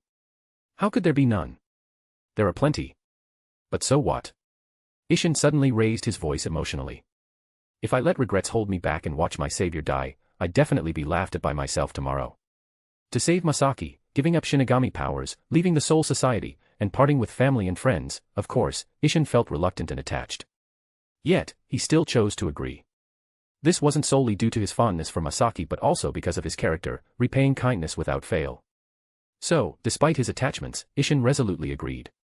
Hearing Isshin's words, apart from Toshiro who understood him, both Kasuke and Ryukin were deeply moved. Then, Kasuke spoke, understood. Come over here. Isshin and Kasuke walked over to the unconscious Masaki. Let the ritual begin. Kasuke said solemnly. Wait. Isshin suddenly spoke. What is it, Mr. Shiba? Are you having second thoughts? Kasuke asked. As if. I, Shiba Isshin, always mean what I say. Isshin retorted unhappily. Then, Isshin turned to Toshiro. Sorry, Toshiro. Please forgive me for making such a selfish decision. As for the 10th division, I leave it to you. Isshin said, looking at Toshiro expectantly. For abandoning the 10th division, his family, and friends in Soul Society to stay by Masaki's side, Isshin felt too ashamed to face Toshiro and others. Humph, I'd be glad if you do. That way, the captain's seat will be mine, Toshiro pretended nonchalance. Toshiro. Isshin said guiltily. Go on, go on. Hurry up and save your Miss Kurosaki, Toshiro urged. Under Toshiro's urging, Isshin reluctantly turned and began assisting Kasuke in saving Masaki. As Isshin turned away, a trace of melancholy surfaced on Toshiro's face. After all, they were close friends of many years. Thinking Isshin would now leave the Soul Society forever, staying in the living world, even if Toshiro could immediately become the 10th Division's captain, he felt no excitement or joy. Following Kasuke's assistance, Isshin and Masaki successfully underwent soul bonding, suppressing Masaki's holification. Phew. Kasuke sighed in relief, then grinned, making a V sign with his hands.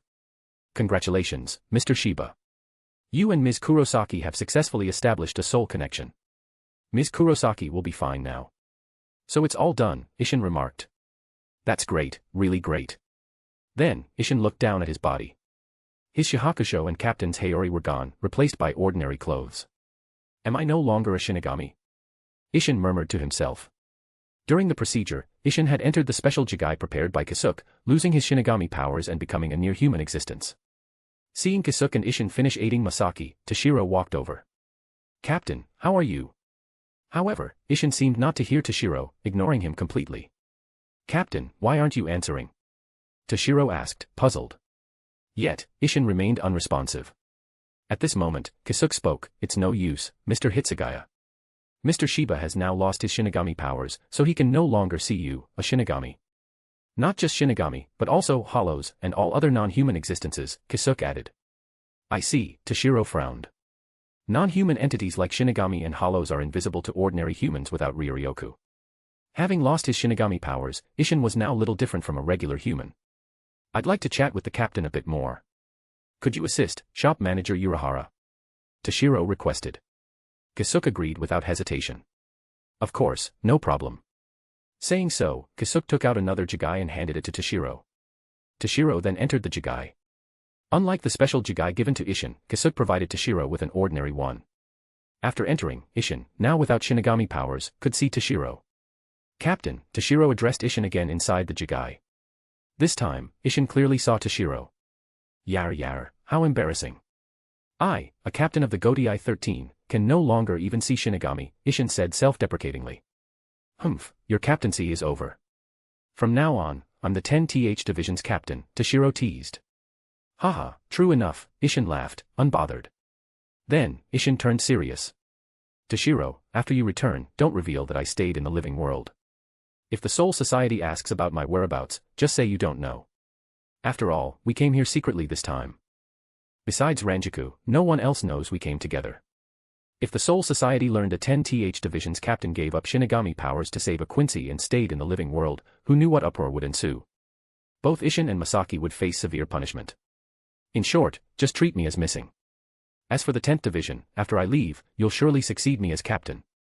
You've been managing division affairs all along anyway, so even if I suddenly disappear, you taking over won't cause issues, Ishin said. Rest assured, Captain. I'll manage the 10th Division well.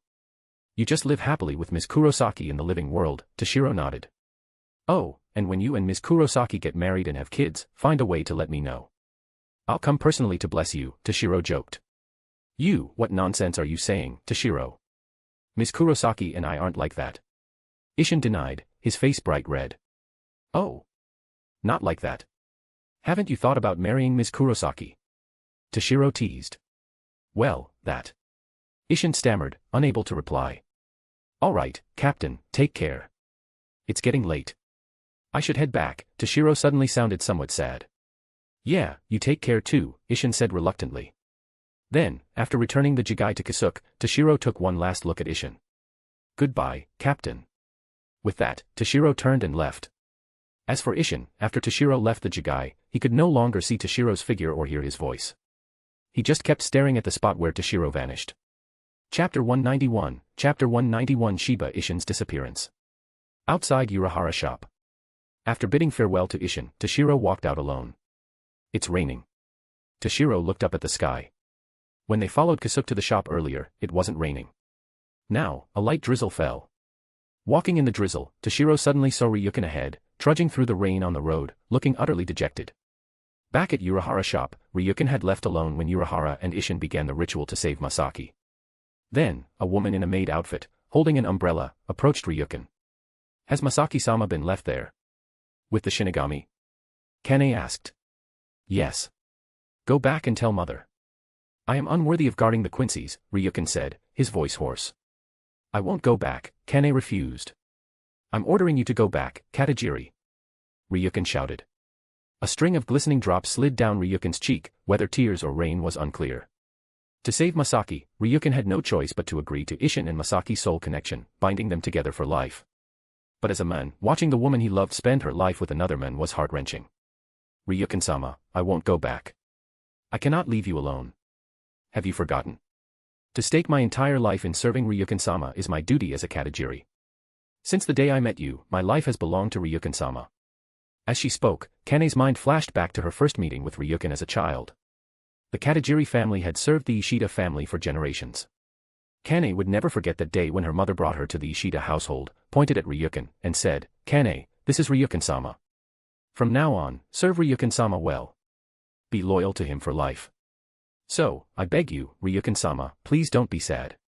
If Ryukin-sama grieves, my heart feels as if it's being torn apart," Kane wept. "If Ryukin-sama sheds tears, I..." "Enough." Ryukin suddenly interjected. "Let's go back," he then said. "Yes. As you command, young master." Kane replied, surprised and overjoyed. Then, holding the umbrella for Ryukin, they walked towards the Ishida family's residence together. Yar, this could be considered losing the East but gaining the mulberry, Toshiro mused, watching them walk away. Objectively speaking, Ryukin was indeed pitiable.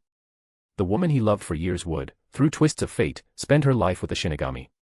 However, though he couldn't be with Masaki in the end, another woman, Katajiri Kane, deeply loved him.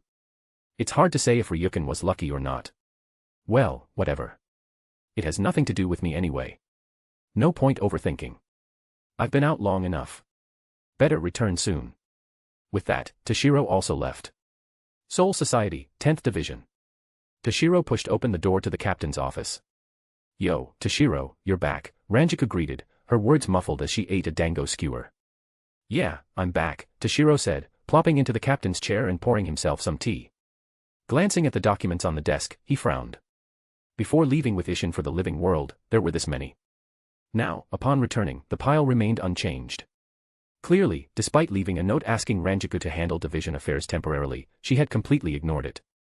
"Hey, Ranjiku, didn't I leave a note asking you to handle division work temporarily?" Toshiro said unhappily. "Ah, that. Actually, it's like this. Earlier, I had an urgent task and had to go to the dango shop, hee. So I couldn't attend to division work," Ranjiku explained, looking guilty. "Ha. An urgent task, to the dango shop." Toshiro was almost amused by the absurdity. All right, don't dwell on it. At most, I'll share a skewer with you," Ranjiku said, offering a skewer of dango to Toshiro. "Go on, keep it for yourself," Toshiro said impatiently. Truthfully, Toshiro wasn't angry. He had anticipated that someone of Ranjiku's temperament wouldn't diligently handle work. This was just their usual banter. "Humph, you chose not to eat. Don't blame me later," Ranjiku said, resuming her eating. After finishing, Ranjiku suddenly remembered something and asked Toshiro, "By the way, Toshiro, where's Captain? Didn't he go to the living world with you? Why didn't he return with you?" "Captain will never return," Toshiro said with a hint of sadness. Puffed. Ranjiku, who had just taken a sip of tea after eating, spat it out upon hearing Toshiro's answer. Cough, cough.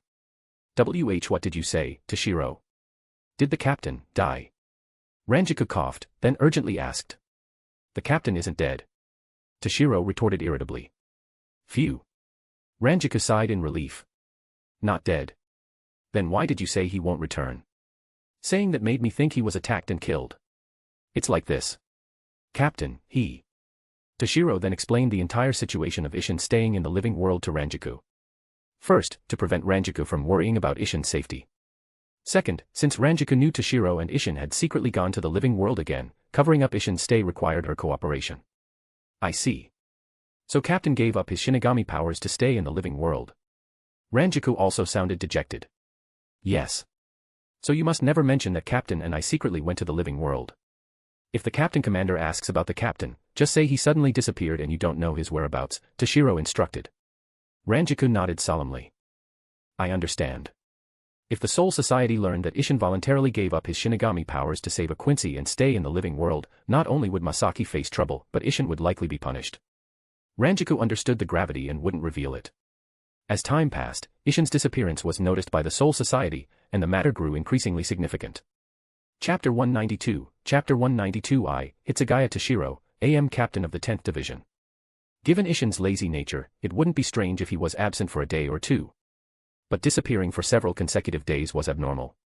Even with his laid-back, idle character, it was unlikely he'd vanish for so long without a trace. Usually, even when sneaking out, Ishin would show up at the 10th Division first, find an excuse, then leave. This time, there was no warning, no news, just gone. Especially when a captain's meeting was held during this period, and Ishin neither attended nor sent word, it directly drew Yamamoto's attention. Captains' meetings were important, and captains generally attended. If something urgent prevented attendance, they should have notified Yamamoto. But Ishin did neither, he didn't attend nor send any explanation. First Division, Duty Room. Yamamoto was speaking with Toshiro. Toshiro, regarding Captain Shiba's whereabouts, do you have any leads? Yamamoto asked. Apologies, Genryusai-sensei. I truly don't know about Captain's whereabouts, Toshiro replied, mustering his Oscar-worthy acting skills. Earlier, Captain just said he had something to attend to and left.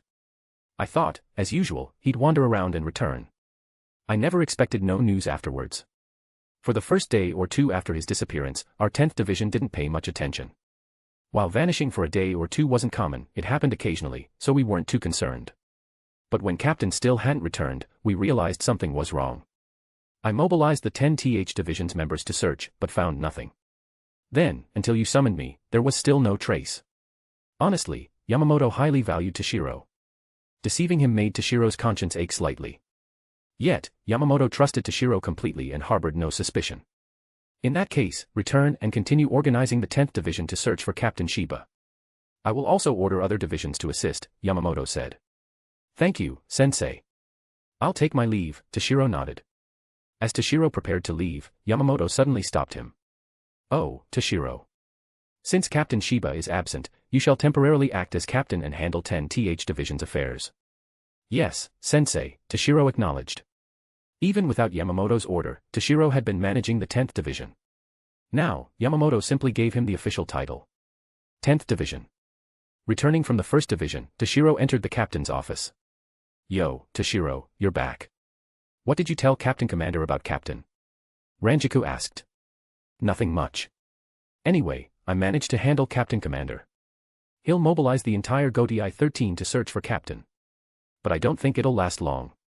The Gotei 13 can't just focus on finding the captain and ignore everything else, Toshiro answered. As Toshiro predicted, events unfolded accordingly. Yamamoto ordered the entire Gotei 13 to search for Ishin.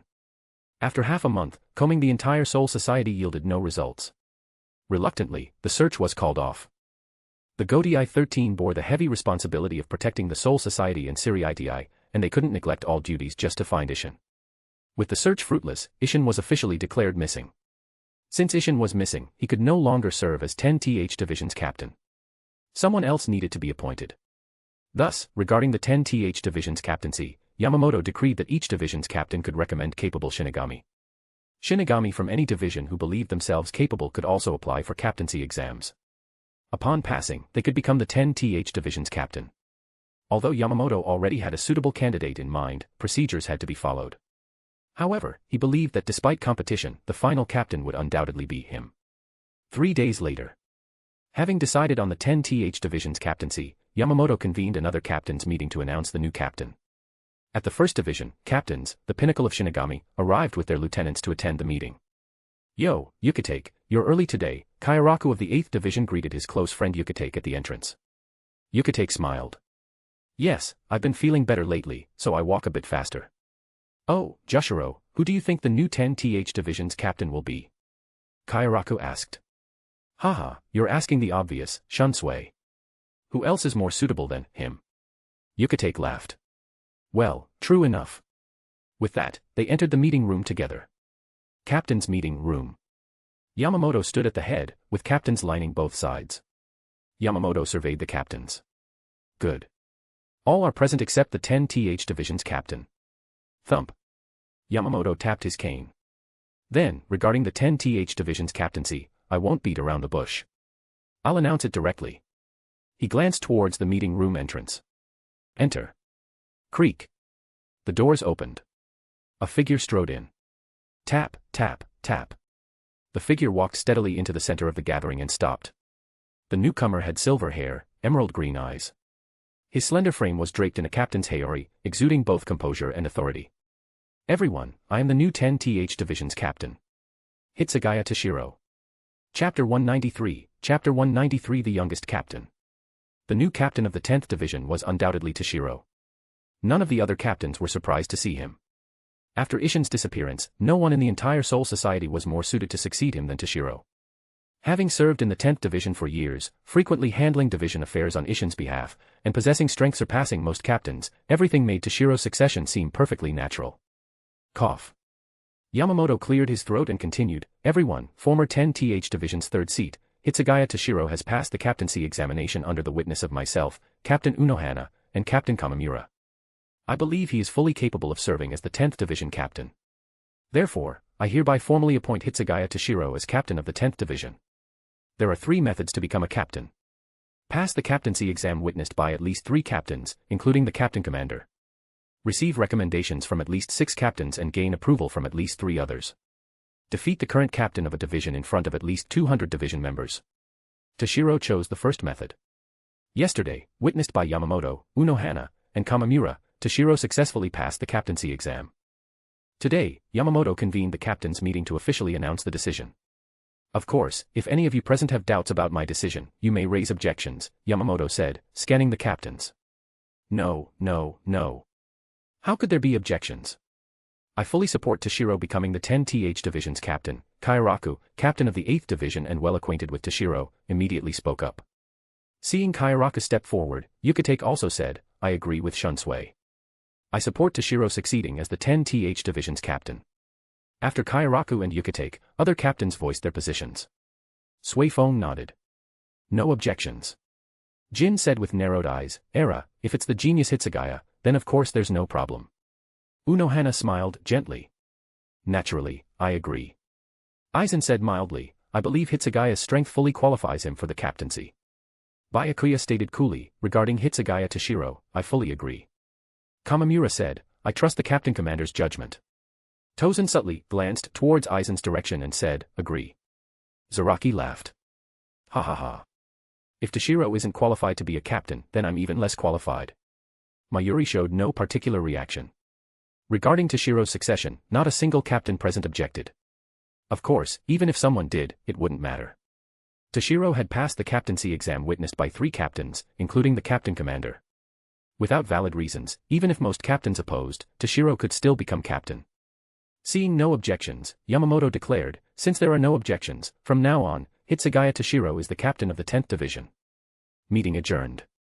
Yamamoto concluded the meeting briskly. Today's meeting was primarily to announce Toshiro's captaincy, and there were no other matters. Afterwards, Toshiro left the meeting room with the other captains. Kairaku and Yhwach intentionally walked alongside Toshiro. Yo, Toshiro, no, should I call you Captain Hitsugaya now? Kairaku grinned. Toshiro waved a hand. No need to be so formal. Just call me Toshiro like before, Shunsui. Yamamoto had also instructed Toshiro in training, so Toshiro, Kairaku, and Yhwach shared a close, almost brotherly relationship in private. Hearing this, Kairaku dropped the formality. By the way, Toshiro, I recall you're just over 100 years old, right? Yar, becoming a captain at such a young age, that's never happened in the Soul Society before. TSK, you seem to have accidentally broken another Soul Society's record, becoming the youngest captain in the history of the Godai 13. Kairaku marveled. Toshiro replied indifferently, well, seems that's the case. Toshiro had already broken numerous Soul Society records. Now, even breaking another record to become the youngest captain barely stirred his emotions. Kairaku patted Toshiro's shoulder, anyway, let's find time to have a drink to celebrate. Toshiro nodded. Sure. But I need to handle some 10th Division's matters first. How about tomorrow? Deal. See you tomorrow then. With that, Kairaku and Yhwach went their separate ways. As the captain's meeting ended, the adjacent lieutenant's meeting also concluded. Ranjaku, who had accompanied Toshiro, stood nearby. Seeing Toshiro emerge, she intended to approach but noticed him conversing with Kairaku and Yhwach, so she waited. After they left, Ranjaku walked over. Toshiro, since the meeting's over, let's head back. Hearing her, Toshiro frowned slightly and coughed lightly. Cough, Ranjaku, be more serious. I'm a captain now, not a 3rd seat below you like before. Show some respect. Call me Captain-sama, understand? Humph, putting on airs, Ranjaku snorted, giving no respect. She turned and walked away. Hey, Ranjaku. How dare you be so disrespectful? Believe me, I'll remove you as lieutenant. Hey. Ranjaku, don't walk so fast. Wait for me. 10th Division. 3rd seat Hitsugaya, no, Captain Hitsugaya. Walking through the 10th division, a member who usually greeted Toshiro noticed he now wore the captain's Hayori. Recalling Toshiro had taken the captaincy exam, they realized Toshiro had become their division's captain. Chapter 194, Chapter 194 The level above beyond captain level.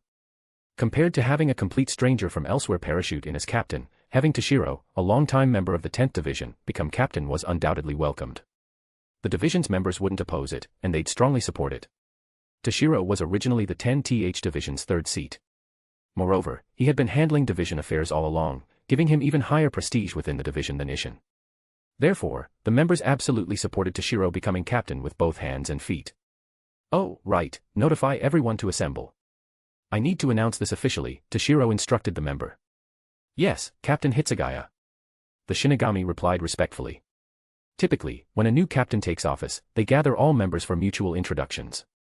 Although Toshiro was already familiar to everyone, going through the formalities to officially announce the news was necessary. 10th Division, large training ground. Most 10th Division's members had gathered. Toshiro stood before the ranks, with Ranjiku beside him.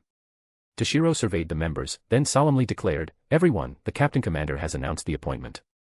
Therefore, from today onward, I, Hitsugaya Toshiro, am the captain of the 10th Division. Captain Hitsugaya. Captain Hitsugaya. Captain Hitsugaya." Hearing the announcement, all members cheered enthusiastically. Seeing their joyful response, Toshiro felt deeply gratified. It seems all these years of effort weren't in vain, he thought inwardly. After graduating from the Shino Academy, Toshiro declined the 1st Division's invitation to become the 10th Division's third seat not just because the original Toshiro belonged there, but also because he knew Isshin would eventually leave the Soul Society. So, he joined early to familiarize himself and prepare for eventually taking over. Over the years, Toshiro diligently handled division affairs, boosting his prestige. He invested far more effort and care into the 10th Division than the so-called captain, Isshin. Toshiro's efforts paid off. Now officially captain, the members held him in high regard. Therefore, his transition encountered no obstacles, and everyone cooperated fully. For the rest of the day, the newly appointed Toshiro focused on handling division work. The search for Isshin had caused backlog, so the new captain immersed himself in tasks. After a busy day, Toshiro finally found time to meet with Kairaku and Yukitake. Then, to celebrate his captaincy, Momo, Ranjiku, Renji, Kira, and others held a celebration party. Only after celebrating with all close friends and colleagues did Toshiro fully devote himself to work again. 1 month later. Having cleared the accumulated work, Toshiro found himself with some leisure again. Although daily tasks remained, given his efficiency, they didn't take much time. So, he refocused on training. Judging from his recent battle with Aizen in the living world, Toshiro felt his strength still fell short. While the gap had significantly narrowed compared to their first encounter in Hueco Mundo, Toshiro estimated he'd still lose if Aizen fought seriously. Although Toshiro had means to escape even if he couldn't win, mere survival wasn't his goal, he sought the strength to truly defeat Aizen. 10th Division Captain's private training room. Toshiro, seated cross-legged with eyes closed, suddenly opened them. For an instant, a piercing light seemed to flash in the room before subsiding. Sigh. Ending his session, Toshiro sighed helplessly. My training hasn't progressed at all recently, he muttered, frustrated. Since reaching the pinnacle of beyond captain level, his progress had slowed dramatically, recently coming to a complete halt. It seems without breaking through the beyond captain level, my strength can't improve further. But, what is the level above beyond captain level? Shinigami power levels were categorized as ordinary Shinigami, seated officer, lieutenant level, captain level. There was no official classification beyond captain level. Even beyond captain level was a term Toshiro coined himself, as the Soul Society had no such designation. Yet, even among captain level, strength varied immensely. Could one say Yamamoto and those captains often instantly defeated were equally strong? Simply labeling all Bankai users above lieutenant level as captain level was too vague. To better distinguish power levels, Toshiro introduced the beyond captain level, tier above captain level. But now, by his own classification, he had reached its peak. Captain level and beyond captain level essentially involved honing Bankai and increasing Ryatsu, nothing overly complex. But regarding the next level, whether it followed similar principles, Toshiro was uncertain, let alone how to break through. He could explore independently, but that would likely take more time and involve detours. It seems I must seek out Genryusai-sensei, Toshiro decided. If a level truly existed above beyond captain level, Yamamoto was undoubtedly part of it. First Division, Duty Room. Toshiro, what brings you here? Are there unfamiliar aspects of captaincy work? Yamamoto asked, seeing his visitor. No, it's not about work, Toshiro replied. Although newly appointed, he had been performing captain's duties for over 2 decades and was thoroughly proficient. I came to seek your guidance on training matters, Toshiro explained. Training? Of course, no problem. Ask whatever you wish, Yamamoto agreed without hesitation. He held high hopes for Toshiro, wishing for him to surpass himself, so he wouldn't withhold knowledge. My question is, what is the level above beyond captain level? Toshiro asked gravely. Chapter 195, Chapter 195 God. Beyond captain level? Yamamoto asked, puzzled. Seeing his confusion, Toshiro realized beyond captain level was his own classification for better distinguishing power levels, and it wasn't an official Shinigami concept. He explained, it's like this. Since even among captain level, strength varies immensely, I added the beyond captain level concept above captain level to differentiate more precisely. Yamamoto nodded in understanding. I see. Beyond captain level. Indeed a good idea to better understand each captain's strength. Toshiro continued, whether it's captain level or beyond captain level, I feel my strength has reached the limits of a Shinigami. Now, every time I train, making further progress feels extremely difficult, as if an invisible barrier restrains me. Without breaking through this barrier to a higher level, my strength can hardly improve significantly. So, my question is, what is this higher level, and how can one break through to it? Toshiro looked intently at Yamamoto. Ah, so that's what you wish to know, Yamamoto said. Yes. I believe no one understands this better than you, Sensei, the strongest Shinigami in 1,000 years, Toshiro replied. After a long pause, Yamamoto spoke, regarding a higher level, strictly speaking, it does exist. Oh. What exactly is this realm level? Toshiro eagerly asked. This realm has never had a fixed name. If forced to give one, you could tentatively call it God level. Or perhaps Soul King level, Yamamoto stated solemnly. God level. Soul King level. Toshiro exclaimed, surprised. The Soul King. Isn't that correct? The very Soul King you've heard of, Yamamoto affirmed gravely. The Soul King was the nominal ruler of the Shinigami world, the supreme existence. Nominally, the Godai 13, the Royal Guard, all nobles and Shinigami in the Soul Society pledged allegiance to the Soul King. However, the Soul King remained secluded in the royal palace, rarely appearing, shrouded in mystery. Even Toshiro knew little about him, with only limited knowledge from the original manga. In the manga, the Soul King made a brief appearance before being easily killed, with no extensive portrayal. Toshiro didn't fully understand what kind of existence the Soul King truly was. So, what is God level or Soul King level like? Toshiro inquired. Yamamoto pondered before answering. As known, a Shinigami's power manifests in Ryatsu strength and combat styles like Zenjutsu, Hakuta, Ho-Ho, and Kido. Through training, Shinigami enhance their Ryatsu and refine these abilities. However, no matter how much a Shinigami trains their Ryatsu and abilities, they eventually encounter the inherent limit of their soul's strength. Upon reaching this limit, further training yields no significant improvement. You could call this the Shinigami's limit, precisely what you're facing now. But if one can break this Shinigami's limit, they gain godlike power, akin to becoming a god. Since the only known entity with such divine might is the Soul King, this realm is also called Soul King level. However, breaking the Shinigami's limit to become a godlike existence like the Soul King is nearly impossible. Throughout the Soul Society's countless years, numerous brilliant talents have emerged, yet none have succeeded. At this, Yamamoto sighed with emotion. Sensei, have you not broken the Shinigami limit to reach god level either? Toshiro asked. Correct. Even I cannot achieve it, Yamamoto admitted. But that doesn't seem right. Toshiro frowned, puzzled. What seems off? Yamamoto asked. If Sensei hasn't broken the Shinigami's limit, wouldn't that mean we're at the same level? Then our strengths should be comparable. But I don't believe my current strength matches yours, Toshiro reasoned. From his recent battle with Aizen, Toshiro knew a gap still existed between him and Aizen, let alone Yamamoto, who was even stronger. With his monstrous talent and Hyarinmaru's power, Toshiro believed he was at least unmatched within the same level.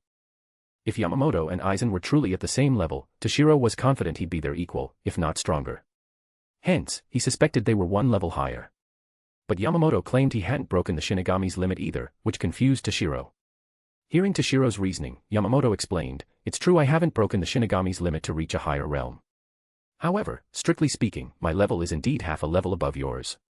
Half a level? Toshiro questioned. Yamamoto nodded. Yes. Ultimately, while your strength has reached the Shinigami's limit, you've only recently reached it. I, however, reached this limit over 2,000 years ago. Over these 2 millennia, although I couldn't advance further to break the limit and reach a higher realm, I've taken half a step forward. I'm only half a step away from god level.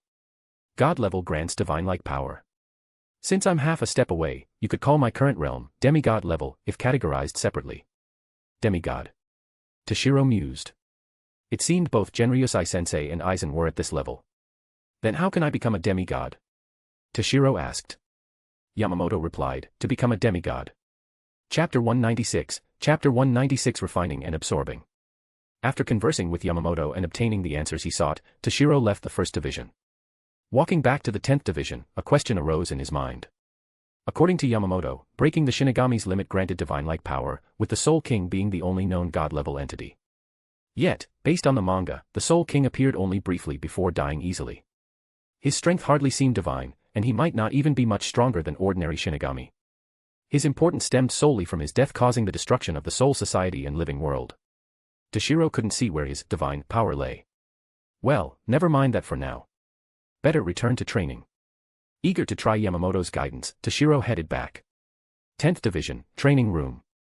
Toshiro sat cross-legged, eyes closed, focusing his mind. According to Yamamoto, the key to breaking the Shinigami limit and reaching god level lay in divine power, power possessed by gods. To advance, a Shinigami needed to transform their Ryatsu into divine power. Divine power possessed incredible, miraculous abilities. After Yamamoto's explanation, Toshiro recalled the Sternritters Quincy in the Thousand-Year Blood War arc, who received power from Yhwach. They exhibited bizarre, unpredictable abilities, some even survived fatal injuries. For instance, Kyoraku's battle with Sternritter X, Leal Baro. In true strength, Kyoraku surpassed Leal. During the fight, Kyoraku even severed Leal's neck but couldn't kill him. Only by using the sacred sword passed down through Ise Nanao's family did he defeat Leal, who possessed divine power granted by Yhwach. This demonstrated divine power's potency. Beings like Yamamoto, at the demigod level, hadn't fully broken the Shinigami's limit or converted their Ryatsu into divine power. However, their Ryatsu had begun transforming, acquiring some divine power attributes, making them far stronger than peak beyond captain-level Shinigami like Toshiro. While Toshiro didn't expect to instantly break the Shinigami's limit and become a god, he aimed to at least reach the demigod level like Yamamoto. Typically, even with exceptional talent, acquiring divine power attributes to become a demigod required an immensely long time. Toshiro estimated that, relying solely on his monstrous talent, it might take nearly a century to become a demigod. As for fully breaking the limit to become a true god, that wasn't something talent alone could determine. Fortunately, Toshiro now possessed a shortcut. Toshiro's inner world. Toshiro sat within the majestic ice crystal palace, facing Hyarinmaru, who also sat cross-legged. An ice-blue pearl emerged from Hyarinmaru's body, hovering above Toshiro's head, emitting a stream of power that flowed into him. This ice-blue pearl was the ice dragon pearl that brought Toshiro to this world. Its original owner, the ice dragon, was a mighty being from Toshiro's previous world on Earth. That the pearl could transport Toshiro across space to this world indicated the ice dragon's strength was undoubtedly at god level or beyond. Thus, the ice dragon pearl contained the ice dragon's divine power. By continuously refining and absorbing this divine power, Toshiro could drastically shorten the time needed to reach the demigod level, and perhaps even become a true god. Upon hearing Yamamoto mention divine power as the key, Toshiro immediately thought of the power within the ice dragon pearl. Returning to the 10th division, he eagerly began experimenting. Guiding a strand of divine power from the pearl into his body, Toshiro cautiously enveloped it with a portion of his spiritual pressure, attempting to refine and absorb it. However, the divine power's overbearing strength surprised him. Facing Toshiro's encirclement, the divine power fearlessly counterattacked. Within moments, it shattered Toshiro's Ryatsu. What? Toshiro inwardly exclaimed. Although he had anticipated divine power's potency, Toshiro had been extremely cautious for his first attempt, drawing only a tiny strand from the pearl. Yet, even this small strand possessed such formidable power. Humph. After breaking free, the divine power rampaged through Toshiro's body. Reacting swiftly, Toshiro mobilized all his Ryatsu to block and with full force refine and absorb it. Fortunately, though the divine power was stronger than expected, it was just a single strand. Against Toshiro's entire Ryatsu, it eventually exhausted itself and was absorbed. Upon absorption, Toshiro noticed a subtle change in his Ryatsu, its quality had slightly improved. Though almost imperceptible, this was remarkably rare. After years of compression and refinement, Toshiro's Ryatsu quality had far surpassed other Shinigami, seemingly unable to improve further. Yet now, it had advanced again, confirming his approach was correct. Continuing down this path, reaching demigod level wouldn't be difficult, and becoming a true god might even be possible.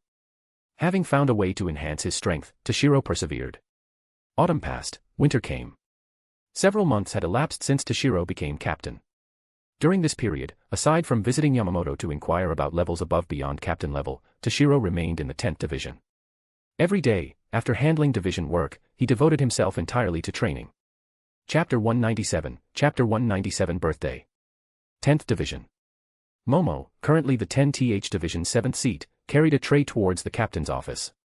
On it were pastries she made for Toshiro and a pot of hot tea. Due to Toshiro, Momo joined the 10th Division after graduating from the Shino Academy.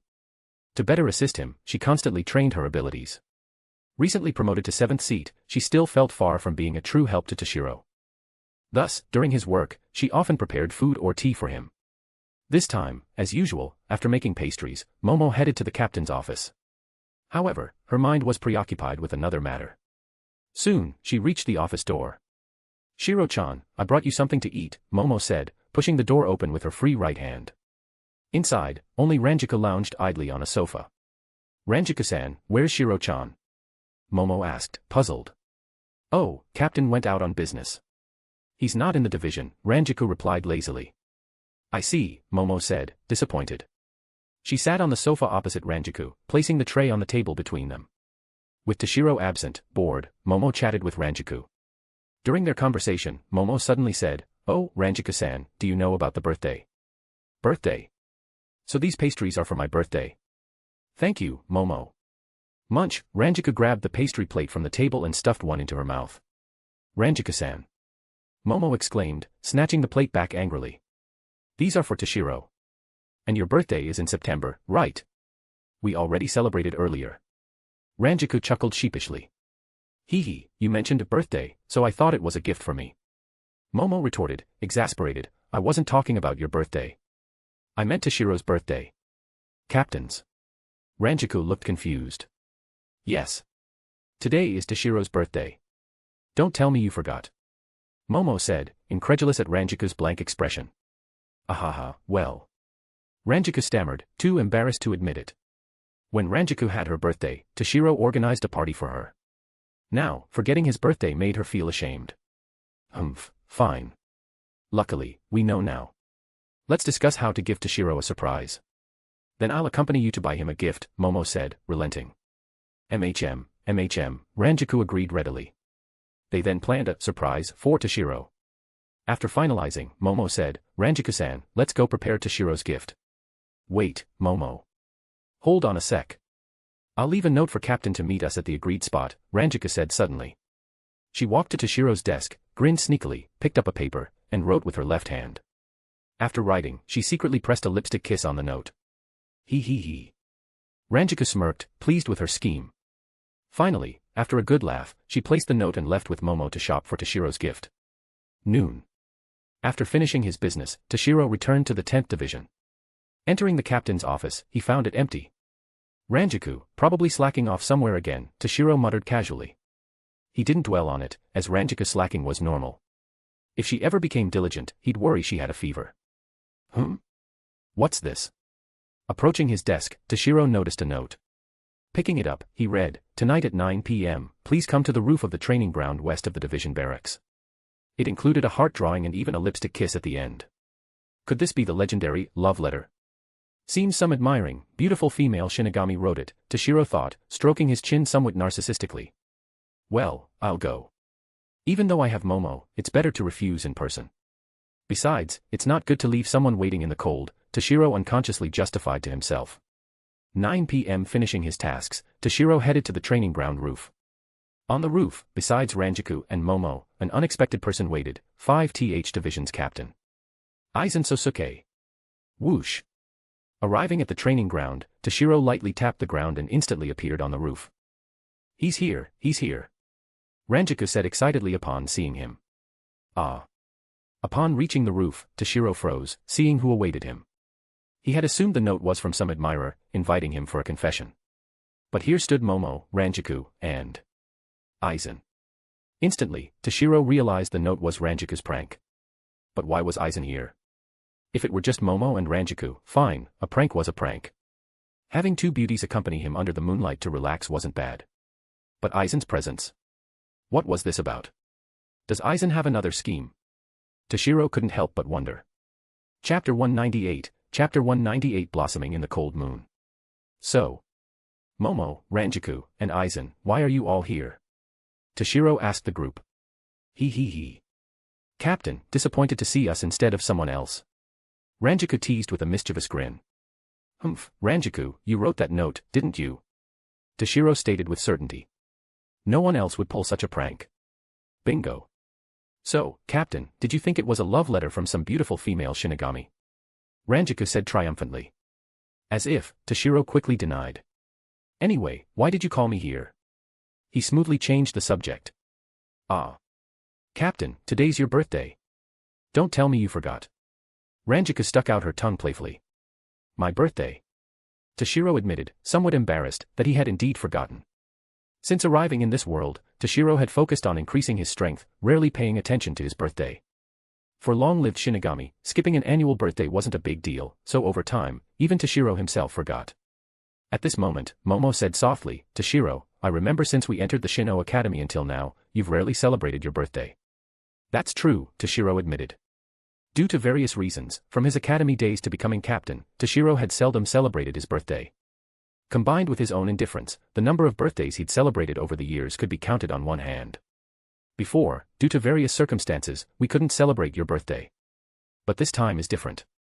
This is your first year as captain, so we must celebrate properly, Momo insisted. All right then, Toshiro conceded. Though he didn't care much, he didn't want to disappoint their kind intentions. Oh, right, Captain Aizen, why are you here too? Did you come specifically to celebrate my birthday? Toshiro asked casually. Aizen, who had been standing aside, spoke only when addressed. Actually, earlier, when Lieutenant Matsumoto and the others went to the Rakangai to prepare birthday gifts for you, I happened to meet them. Thus, I learned today is Captain Hitsugaya's birthday and asked to join. Moreover, as fellow Godai 13's captains, more interaction fosters unity in serving the Soul Society, Aizen explained with a smile. Is that so? Toshiro said noncommittally. Hearing, serving the Soul Society, from Aizen's mouth felt rather ironic. Just then, Ranjaku suddenly called out, Hey, Captain, and Captain Aizen, stop chatting. Come over here. What is it? Toshiro walked over to Ranjaku and Momo. Look, Captain. Ranjaku pointed at the night sky. Toshiro looked up, puzzled. Look at what? There's nothing. Whoosh. Boom. Before Toshiro finished, a firework blossomed in the night sky. Like a chain reaction, one after another, fireworks began blooming in succession.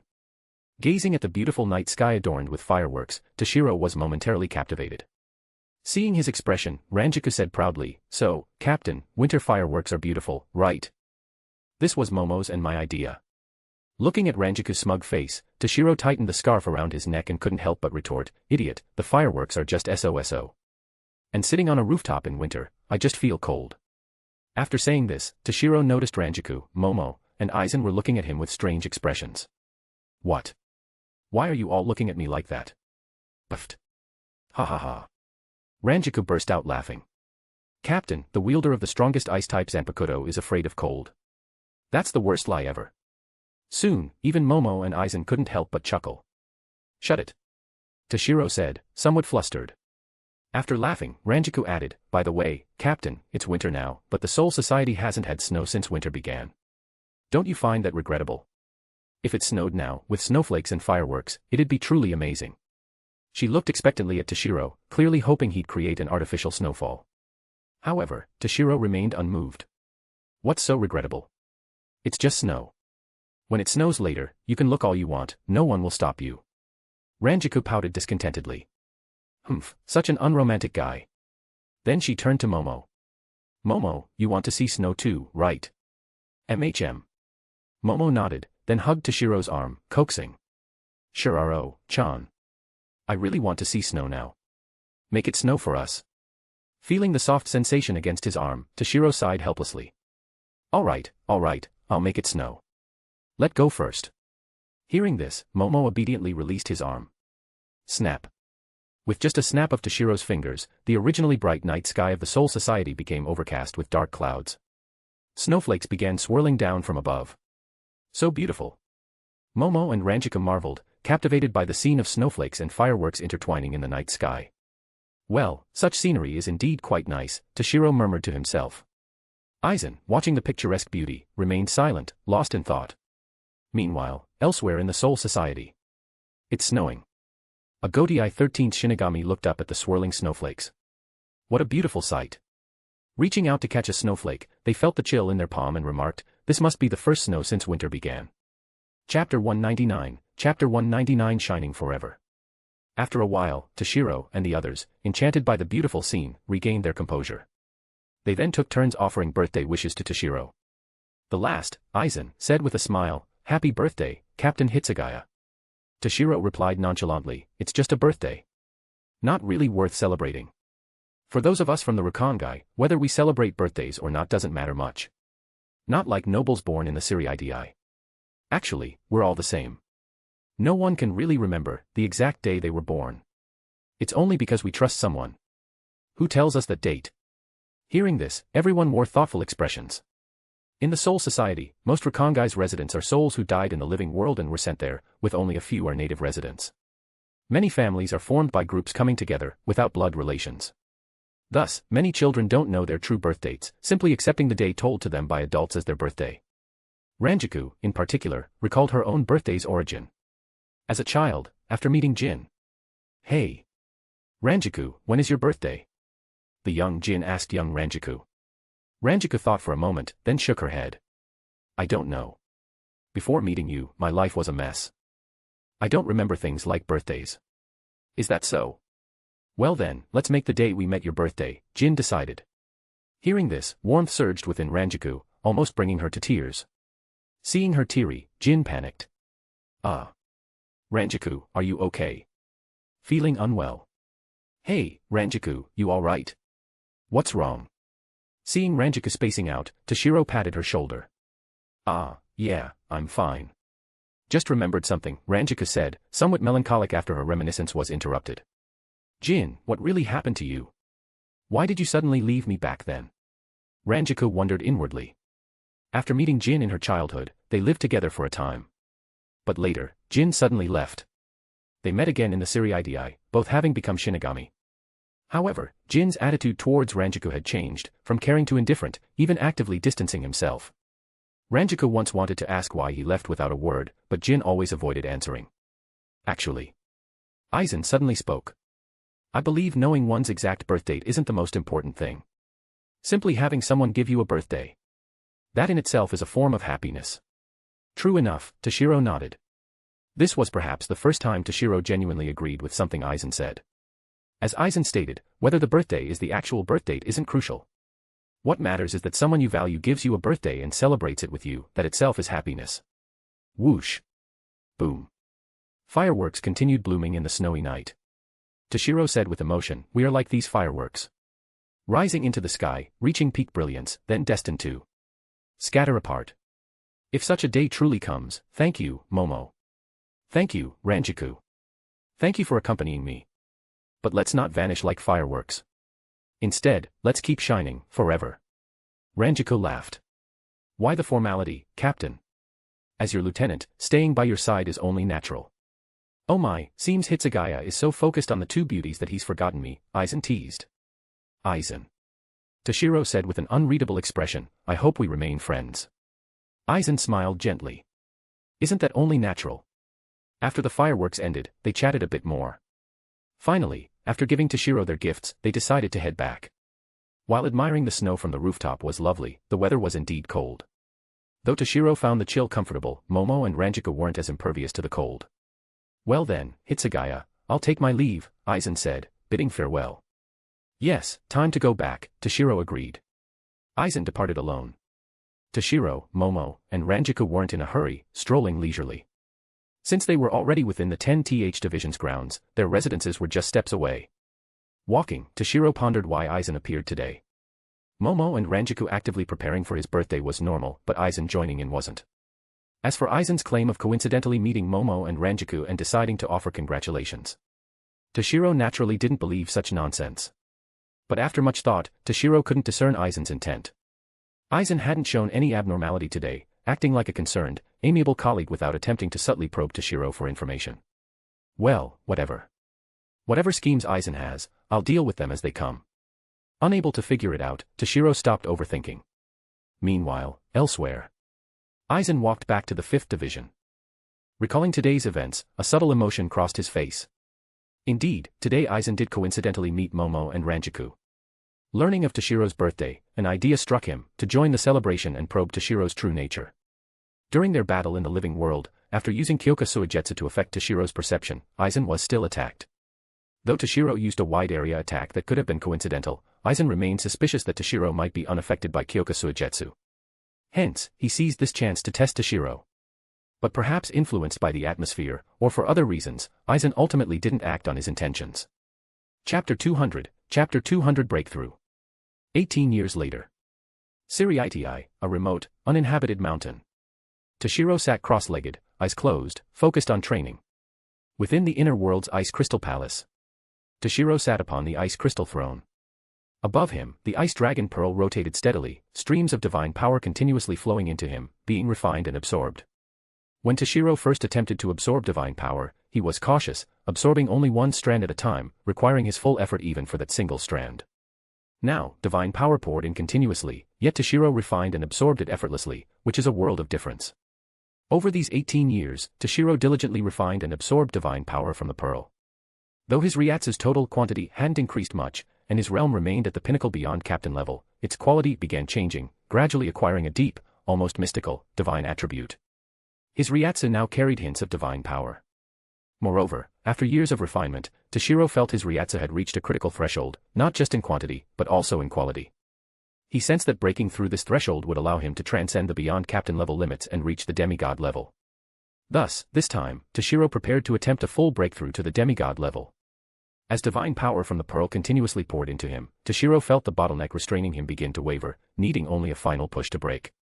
But that final gap stubbornly blocked him. As time passed, the wavering bottleneck started stabilizing again. Seeing this, the previously calm Toshiro grew anxious.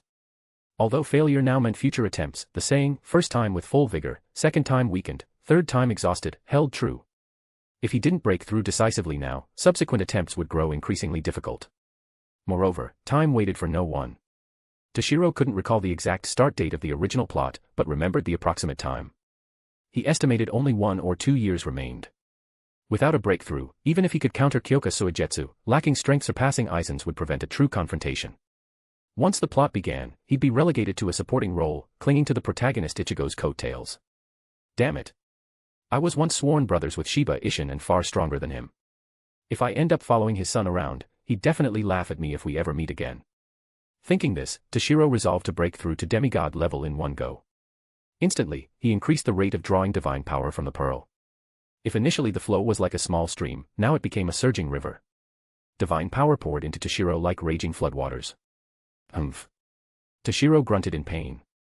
The influx overwhelmed his refinement speed.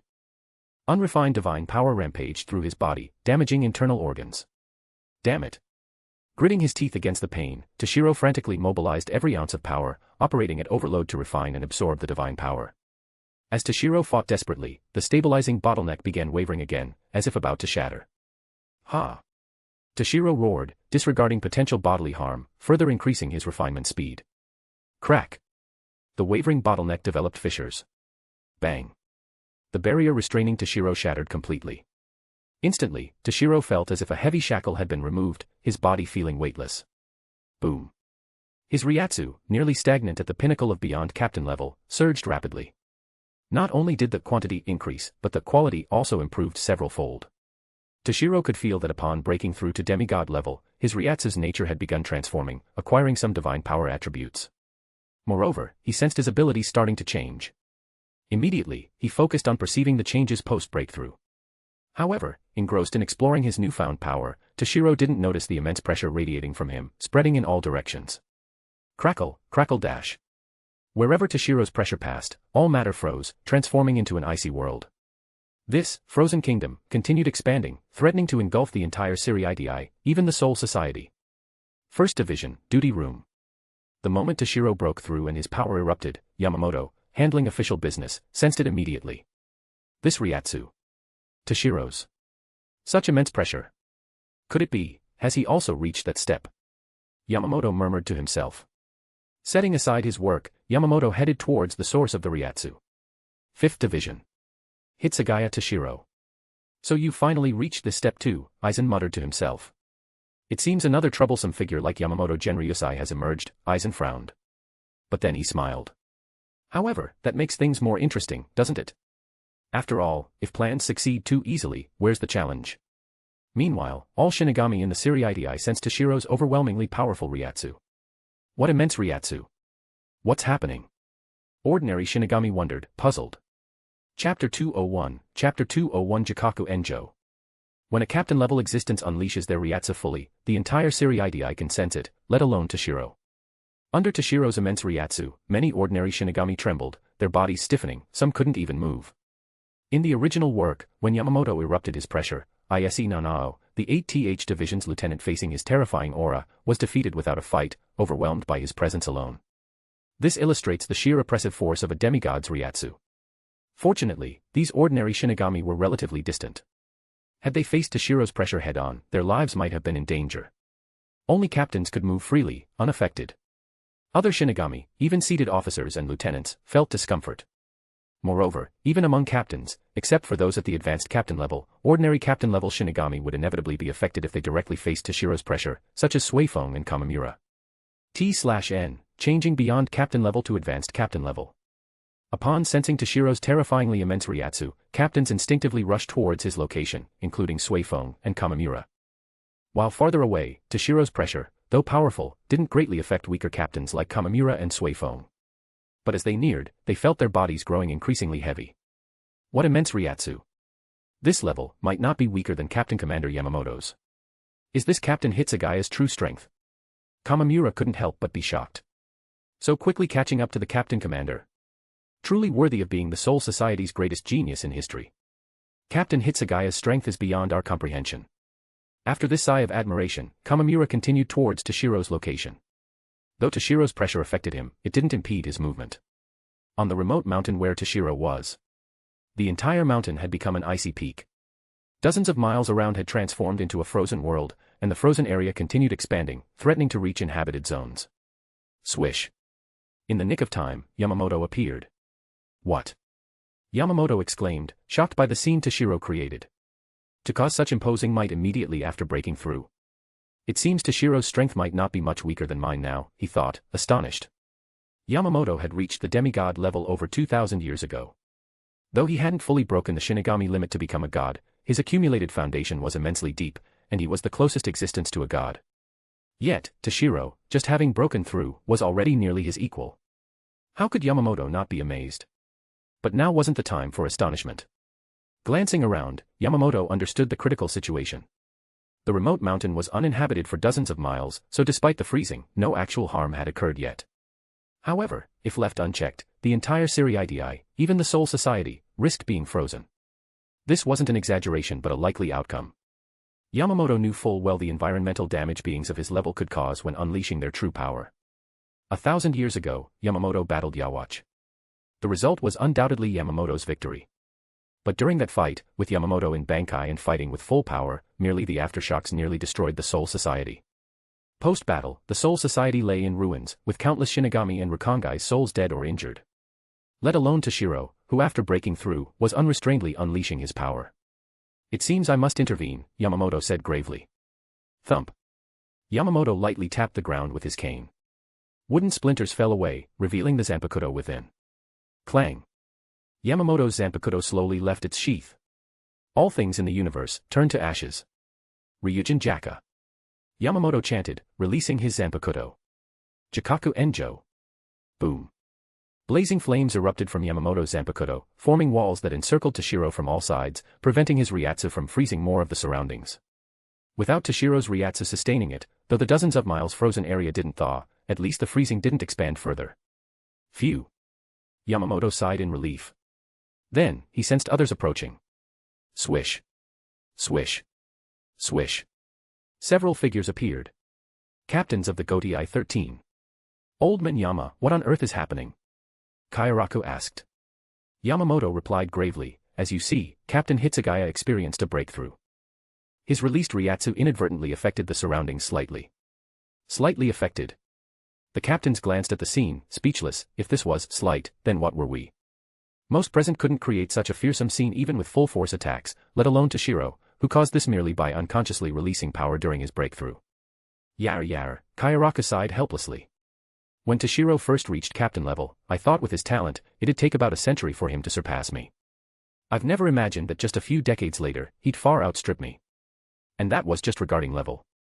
In terms of combat power, Toshiro had long surpassed him. Hearing Kayaraku's self-deprecation, the others paid no mind, instead focusing intently on Toshiro within the Jikaku Enjo. Yamamoto suddenly made a sound of surprise and doubt. Crackle. Crackle. Crackle. Then, endless chillingly cold frost emanated from Toshiro's body, directly freezing Yamamoto's Jikaku Enjo. Chapter 202 Fight Me. What? Yamamoto exclaimed in shock. The Jikaku Enjo, unleashed with Yamamoto's full power in Shirkai, had actually been frozen by Toshiro. Does this mean I must use Bankai? Yamamoto murmured, hesitating. To prevent Toshiro's rampant Ryatsu from harming the Siriiti, Yamamoto had no choice but to use Jikaku Enjo. Yet now, his full-power Shirkai technique was frozen. To continue containing Toshiro, he would have to reveal his true strength and use Bankai. However, Yamamoto was acutely aware of his Bankai's destructive power. Using it could cause immense damage to the Soul Society. But if he didn't, the Soul Society might freeze. Caught between two grim outcomes, Yamamoto was momentarily at a loss. Ultimately, after consideration, Yamamoto decided to use Bankai. If, after using Bankai, my flames and Toshiro's ice cancel each other out, perhaps the damage to the Soul Society won't be too severe, he thought. Just as Yamamoto prepared to release Bankai, a voice suddenly rang out. My apologies, everyone. They turned to see Toshiro, who had been seated with eyes closed, now standing with his eyes open. Once upright, Toshiro immediately controlled his immense Ryatsu, reining it in. I've caused so much trouble and nearly endangered the Soul Society. I am truly, deeply sorry, Toshiro said with genuine remorse. Phew. Seeing Toshiro successfully suppress his pressure and avert disaster, Yamamoto sighed in relief and sheathed his Zanpakuto. Fortunately, no irreversible damage was done. Apologies aren't necessary. However, you must be more careful in the future to prevent such incidents, Yamamoto instructed gravely. Yes, Captain Commander. I will be more cautious from now on, Toshiro assured. Just then, Kayaraka walked over, patting Toshiro's shoulder with a grin. Yo, congratulations, Toshiro. After this breakthrough, your strength has completely surpassed mine. Kayaraka's strength was at the peak of the advanced captain level, the same realm as Toshiro before his breakthrough. Regardless of combat prowess within the same level, their levels appeared equal. But now, Toshiro had surpassed Kayaraku in both level and combat power. Having been taught by Yamamoto, Toshiro and Kayaraku were somewhat like fellow disciples, and they shared a good relationship. Seeing his junior surpass him in every aspect, Kayaraku felt complex emotions. However, he wasn't narrow-minded and felt mostly happy for Toshiro. Toshiro brushed Kayaraku's hand off his shoulder. So, Shunsui, feeling unwilling after being surpassed. Train hard then, and try to catch up to me soon. No. Training is something to be done casually. And if I have time, I'd rather leisurely enjoy a drink or two. Kayaraku waved dismissively. You. Toshiro smiled helplessly. If Kayaraku weren't so lazy and trained diligently, while he might not break through to a higher level like Toshiro, he would at least accumulate a deeper foundation, increasing his chances of success when attempting a breakthrough. Then, Aizen approached with a smile. Congratulations, Captain Hitsugaya. As expected of the Soul Society's #1 genius. Now, after breaking through, I'm afraid among us captains, besides the Captain Commander, no one is your match anymore. Is that so? Not necessarily. Toshiro said meaningfully, looking at Aizen. Aizen was undoubtedly at the demigod level, likely having reached it for some time. In contrast, Toshiro had just broken through and hadn't fully mastered his current power. Although Toshiro's combat prowess was formidable, rarely matched within the same level, whether he could defeat Aizen remained unknown. However, Toshiro believed that even if he couldn't guarantee victory, at least he wouldn't lose to Aizen. Alright, enough chatting here. Fortunately, this incident caused no harm to the Soul Society. Everyone, return to your duties, Yamamoto declared. Yes, Captain Commander. Everyone responded in unison. Yamamoto then said to Toshiro, Toshiro, come with me to the First Division. Yes, Captain Commander, Toshiro nodded. As the captains dispersed, Toshiro followed Yamamoto to the First Division. First Division, duty room. Tap, tap, tap. After entering, Yamamoto paced back and forth inside as if deep in thought. Toshiro watched him, his eyes following Yamamoto's movements. Neither spoke for a long while. Finally, Yamamoto spoke. To be honest, your breakthrough truly exceeded my expectations. I thought even with your talent, it would take a very long time for you to catch up to me. I never imagined you'd reach the same level as me so quickly. Toshiro replied modestly, this breakthrough was somewhat fortuitous. Whether it was fortuitous or not, a breakthrough is a breakthrough, Yamamoto waved dismissively. Toshiro, you know I once considered you a candidate for Captain Commander.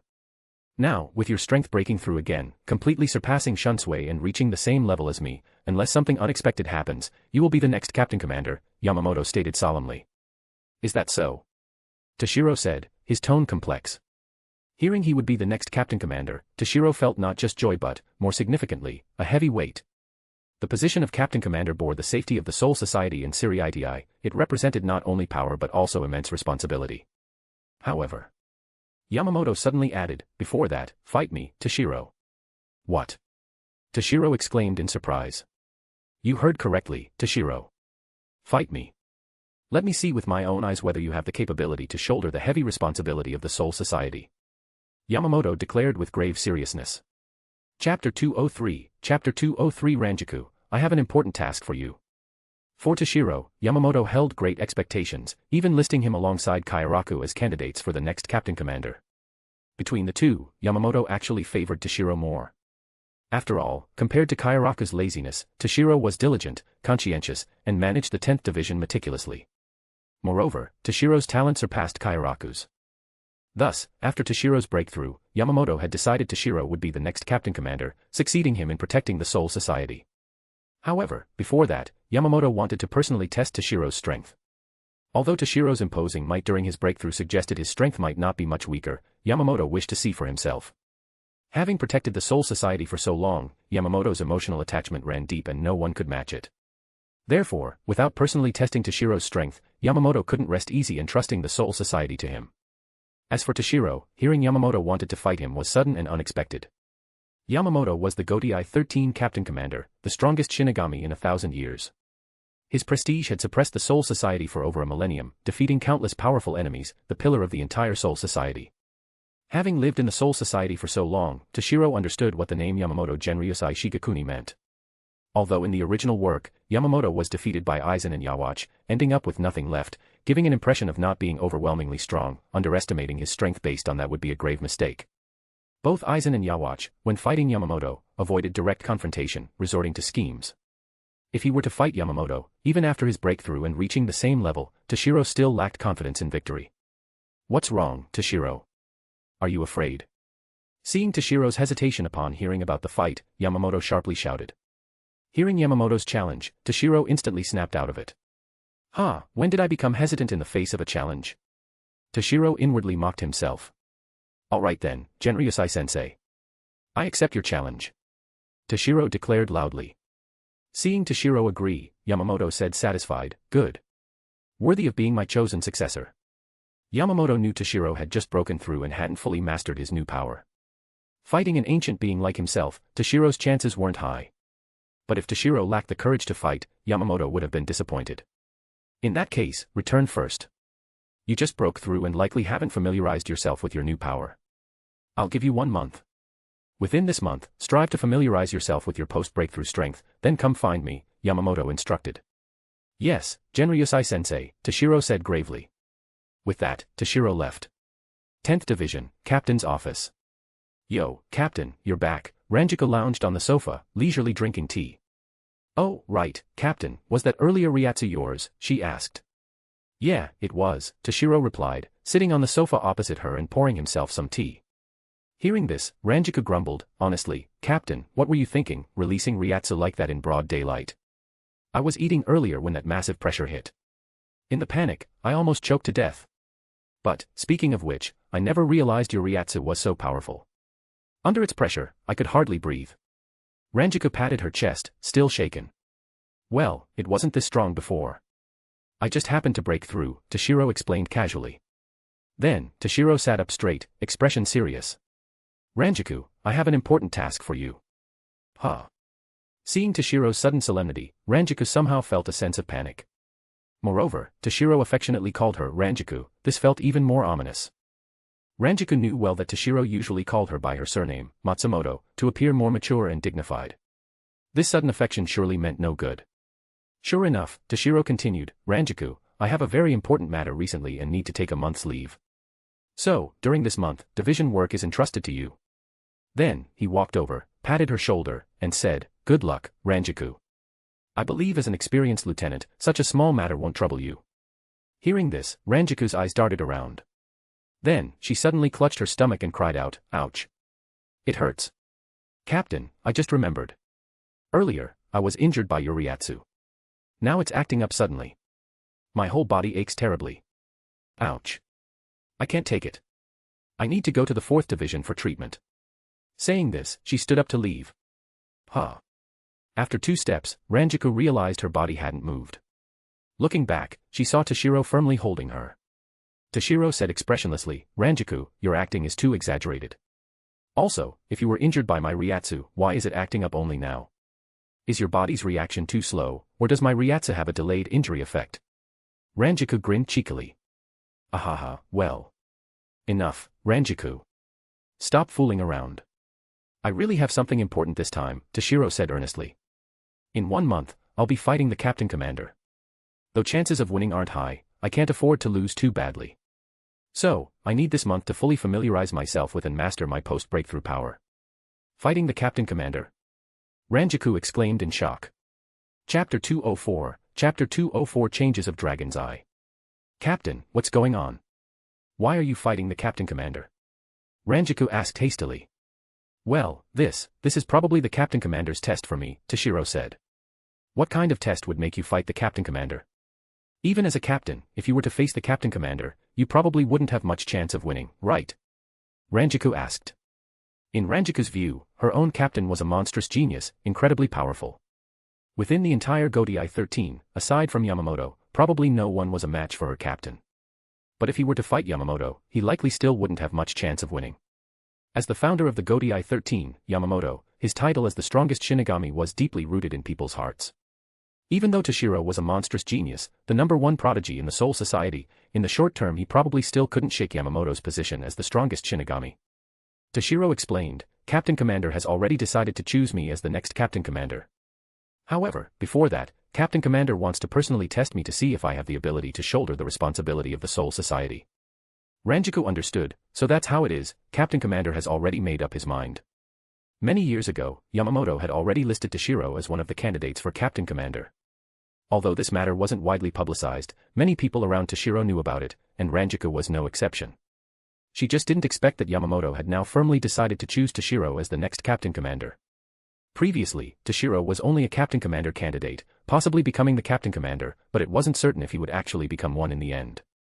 But now, Toshiro had become Yamamoto's successor, 100% certain to become the Captain Commander. "Ranjaku, for the next month, I will devote myself wholeheartedly to training. So, I'm handing the 10th Division over to you," Toshiro said solemnly. I understand, Captain." This time, Ranjaku didn't try to shirk responsibility as she often did, but agreed with a serious expression. Although Ranjaku was often lazy in daily life, she wasn't someone who couldn't distinguish priorities. When it came to critical moments, she was very reliable. Inside a training room of the 10th Division, Toshiro sat cross-legged, entered his inner world, and began his training. Previously, after Toshiro's breakthrough, it had caused a huge impact in the Soul Society, to the point where Yamamoto had to personally intervene to stop Toshiro. And Toshiro, upon noticing the impact he had caused, also promptly reacted, thus avoiding truly endangering the Soul Society.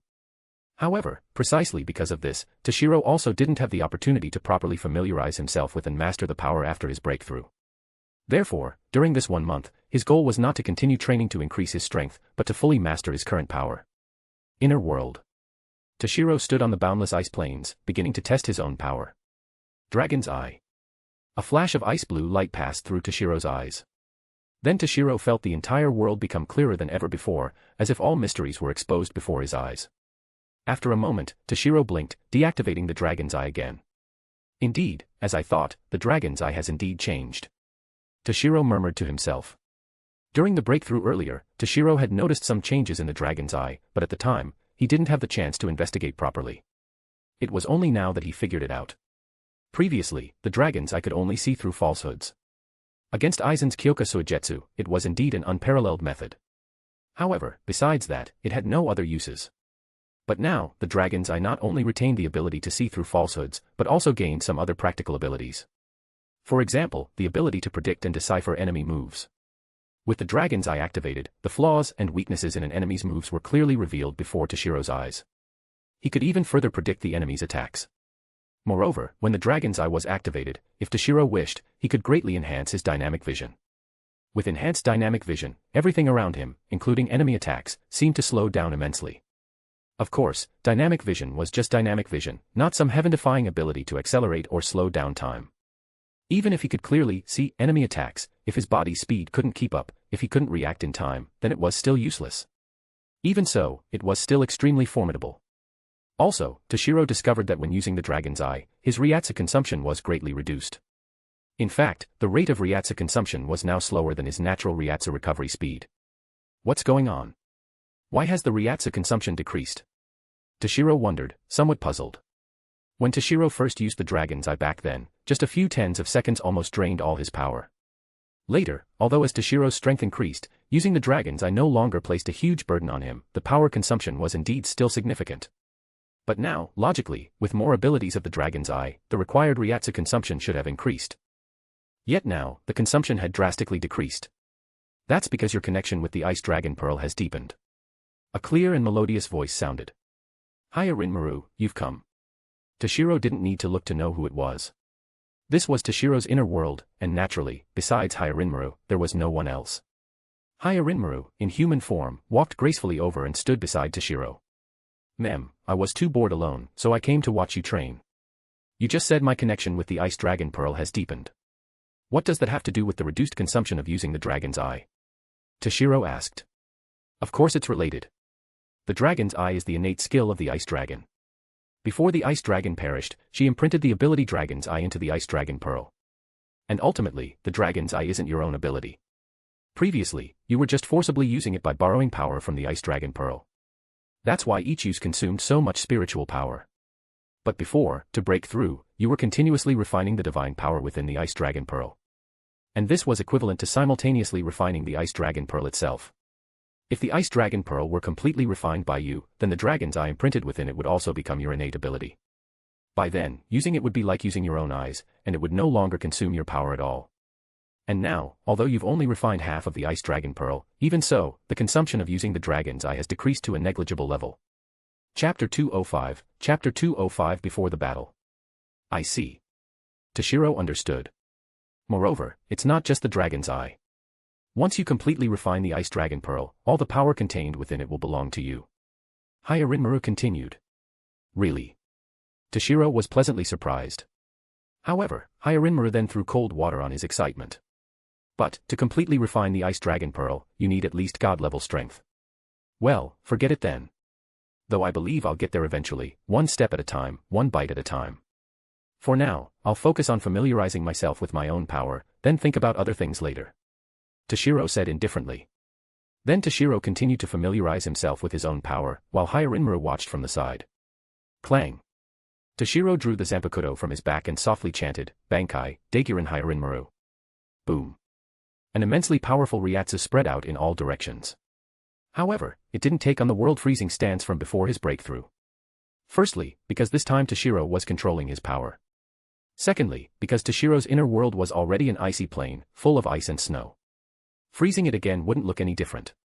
Also, since he was in his inner world, Toshiro didn't use his weather subjugation ability, so there was no scene of the world changing color.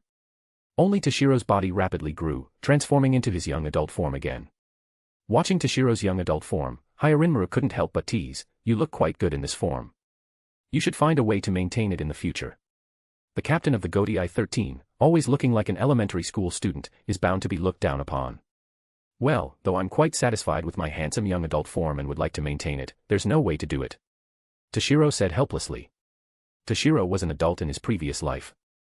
Though by Soul Society standards, adding his previous and current lives together still placed him in the child category, even so, Toshiro wished to become an adult, not look like an elementary school student as he did now. According to Toshiro's estimation, if left to natural growth, it would take him at least several decades after the end of the original work to become an adult. To become an adult sooner, Toshiro had even secretly gone to Kuratsuchi Mayuri, asking if there were ways to speed up physical growth. According to Mayuri, there were indeed methods, but they had some side effects. Forcibly altering the body's growth patterns would create hidden dangers, damage a Shinigami's potential, and be very detrimental to breaking through to higher levels later. So Toshiro gave up on that idea. Hyarinmaru, do you know a way? Toshiro asked. Since Hyarinmaru brought it up, maybe she knew of a method that had no hidden dangers but could still increase growth speed. Well, there might be a way. Hyarinmaru thought for a moment before speaking. Oh. What way? Toshiro asked. Become a god. Hyarinmaru answered. Become a god. Toshiro was puzzled. That's right. If you can break through to god level early and become a god, then at that time, divine power will transform your body once, eliminating hidden injuries and such, shaping your body into a perfect divine vessel. During the transformation, you can control your body to take on an adult form. And doing so won't leave any hidden dangers either. Hyarinmaru explained. Hearing Hyarinmaru's words, the glimmer of hope that had just risen in Toshiro's heart instantly vanished. He had just broken through to demigod level, and hadn't even fully mastered demigod level power yet. So breaking the Shinigami's limits and becoming a god, who knew when that would happen? Maybe by then, he would have already grown up naturally, not needing this method at all. So Toshiro said somewhat dejectedly, forget it, let's not talk about it. I still need to familiarize myself with the power after the breakthrough. With that, Toshiro calmed his mind, cleared away distracting thoughts, and began testing the power of his Bankai. After calming down, Toshiro discovered that his Ryatsu actually possessed a special power. 1 month later. Creak. Toshiro opened the training room door and stepped out, taking a deep breath. Such fresh air. Toshiro said with some emotion. During this month, Toshiro had ignored everything else, devoting himself wholeheartedly to training, familiarizing himself with the power gained from his breakthrough, rarely ever leaving the training room. A month's time is up. Now to go find Genryusai-sensei. Originally, I thought fighting Genryusai-sensei so soon after my breakthrough would definitely mean losing. But now, it's hard to say who will win. Toshiro said confidently. After a month of effort, Toshiro had not only completely familiarized himself with his power, but even developed some new abilities. Toshiro suddenly realized that with his current strength, even fighting Yamamoto might not necessarily mean defeat. So, Genryusai-sensei, I'll give you a nice surprise. With that, Toshiro headed towards the First Division. First Division, Duty Room. Genryusai-sensei, I'm here. Toshiro stood outside the duty room and said. Come in. Yamamoto's voice came from inside. Then Toshiro pushed the door open and entered. Inside, he saw Yamamoto handling paperwork. Seeing this, Toshiro couldn't help but think, the Captain Commander's workload is huge. In Toshiro's memory, it seemed every time he came to see Yamamoto, he was in the duty room handling work, as if the work was never-ending. But the Captain Commander's workload was indeed heavier than a captain's. Within the Godai 13, captains only needed to handle their own division's affairs. The Captain Commander, aside from handling the 1st Division's affairs, also needed to oversee matters for the entire Godai 13. His workload was indeed much heavier than that of a captain like Toshiro. If being Captain Commander is this busy, should I refuse Genryusai-sensei and let Shunsui do it? Seeing Yamamoto Genryusai's busy state, Toshiro couldn't help but have such thoughts. While Toshiro's mind was wandering, Yamamoto put down the document in his hand and said to Toshiro, it seems you have mastered the power from your breakthrough. Then follow me. Oh, the location for the battle is not within the Soul Society.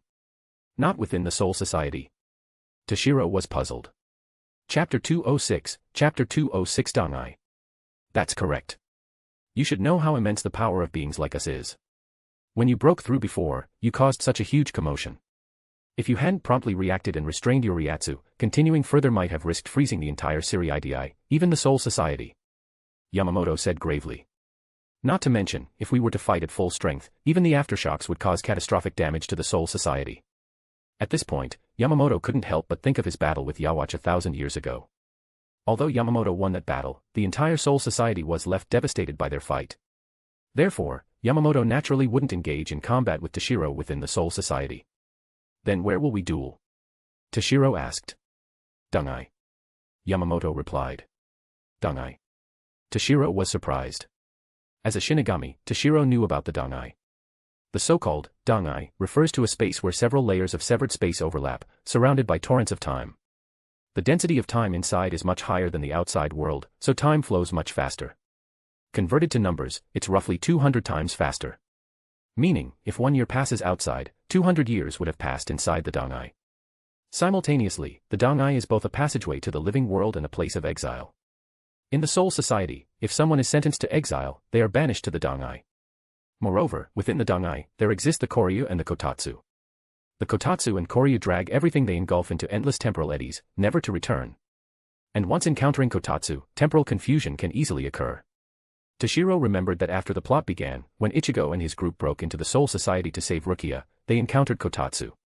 Their encounter with Kotatsu also caused changes in their arrival time in the Soul Society, leading Ichigo and the others to initially miscalculate the remaining days until Rukia's execution. In short, Koryu and Kotatsu within the Dangai are extremely dangerous entities.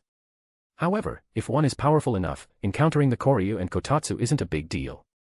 Toshiro recalled in the original work, during the final battle with Aizen, Aizen also encountered Kotatsu, but he casually obliterated them. Though at that time, Aizen had already fused with the Hogyoku, greatly enhancing his strength. So Toshiro wasn't sure if he could do the same now. But regardless, the Dangai is an undoubtedly perilous place. Yet for high-level combat with Yamamoto, it's quite suitable. The countless fractured spaces and various chaotic flows within the Dangai ensure that even if Toshiro and Yamamoto fought at full strength, there's no need to worry about affecting the Soul Society. Yamamoto said, although the Dangai is a very dangerous place, for Shinigami of our level, it doesn't pose too much trouble. Moreover, fighting within the Dangai means we don't have to worry about causing harm to the Soul Society. That's why I chose it as the battlefield. And the Dangai has also been used for testing the power of Bankai. Yamamoto added. Testing Bankai power? Toshiro asked, puzzled. Yes. You should know that some captains' Bankai are extremely dangerous, not only immensely powerful with wide area of effect, but also prone to harming allies.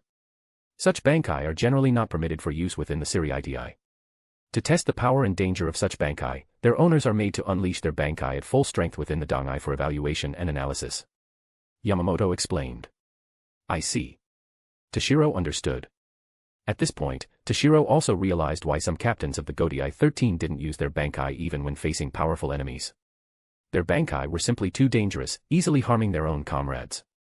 Alright, enough talk. Let's go, Toshiro. Yamamoto said. Yes, Genryusai-sensei. Toshiro nodded. Then Toshiro followed Yamamoto out. Finally, Yamamoto stopped before a Senkaman within the first division. He explained to Toshiro, this Senkaman was specially prepared for this purpose.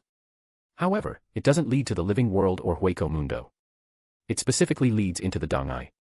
Entering it will take us directly to the Dangai.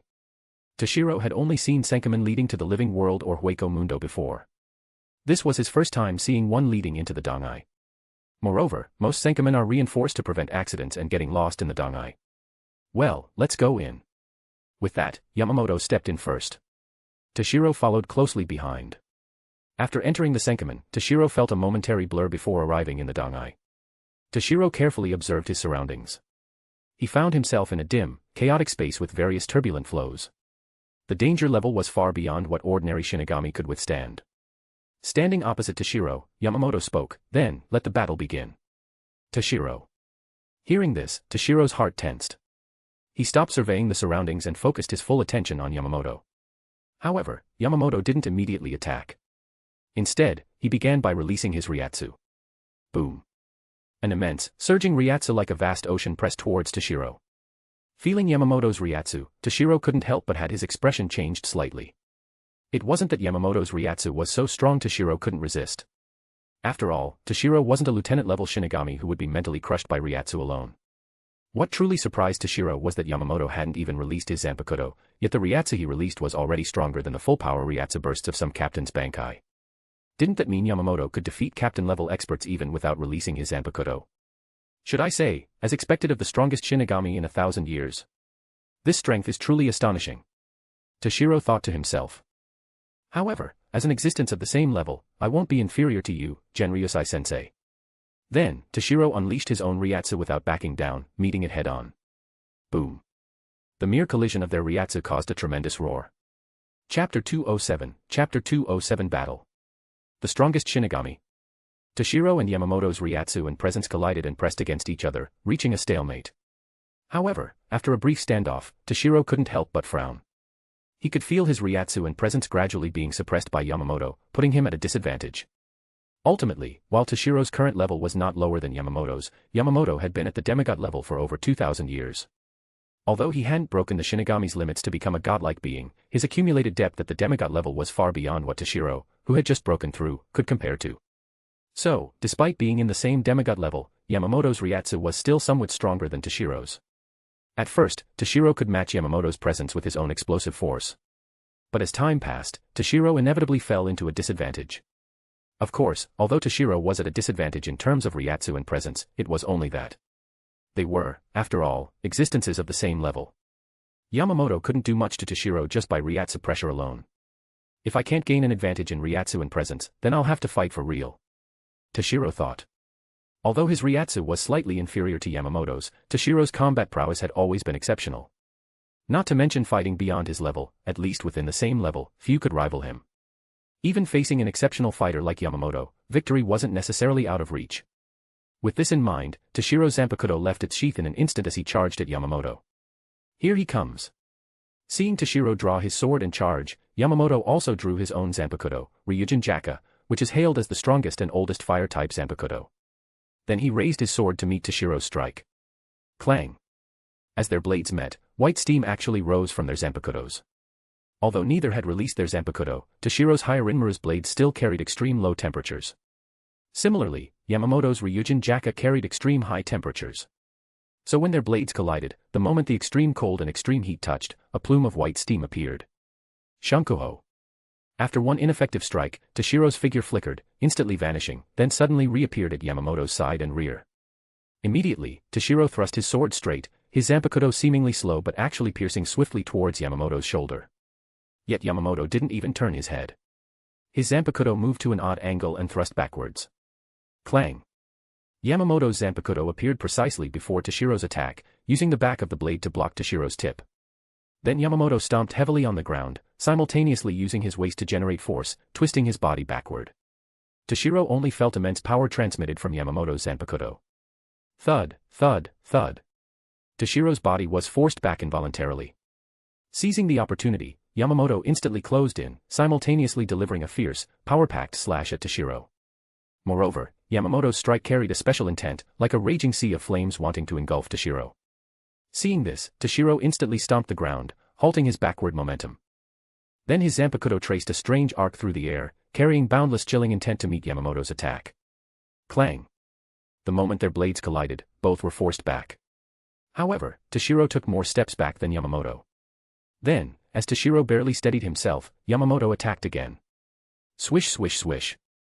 Yamamoto's Zanpakuto moved like lightning, delivering one fierce sword technique after another at Toshiro. Toshiro also didn't back down, launching his own counterattacks. Clang clang clang.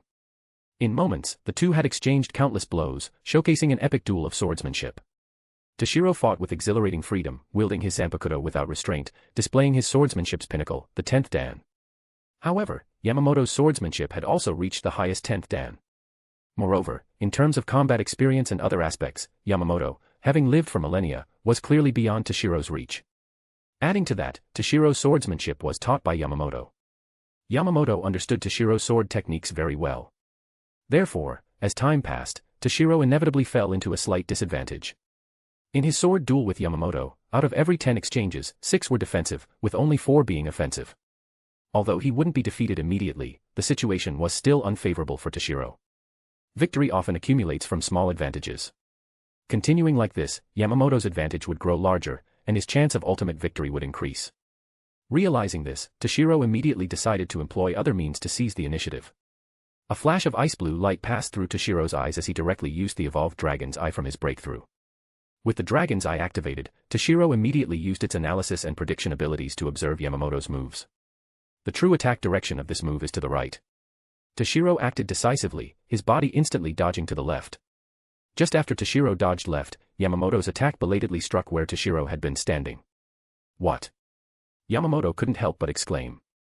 In that strike, Yamamoto had initially feinted, with his real attack aimed at Toshiro's right. But he never expected Toshiro to see through his true intent, dodging before his attack even arrived. While Yamamoto was still shocked, Toshiro instantly closed in, getting right in front of Yamamoto, then delivering a swift slash at him. Caught off guard by his missed attack, Yamamoto's body froze for a split second, completely unable to retract his blade to block. Yet, Yamamoto was still Yamamoto. At the critical moment, relying on his vast combat experience, his body instinctively dodged, avoiding a vital hit. Rip. A piece of Yamamoto's Hayori was cut off by Toshiro. Simultaneously, a thin line of blood appeared on Yamamoto's body. Chapter 208, Chapter 208 All things in the universe turn to ashes. However, Yamamoto didn't have time to be shocked. To prevent Toshiro from seizing the opportunity to continue attacking, he immediately used Shuinpa to create distance between them. His speed was not much slower than Toshiro's, which felt incongruous with his aged appearance. Only then did Yamamoto have time to glance at his Hayori with its torn opening and the wound on his body. Since Yamamoto dodged in time, Toshiro's attack didn't cause much damage. Aside from the torn Hayori, the wound on his body wasn't deep, it looked like a minor cut from a small knife, not affecting the battle. Even so, Yamamoto couldn't hide his inner astonishment.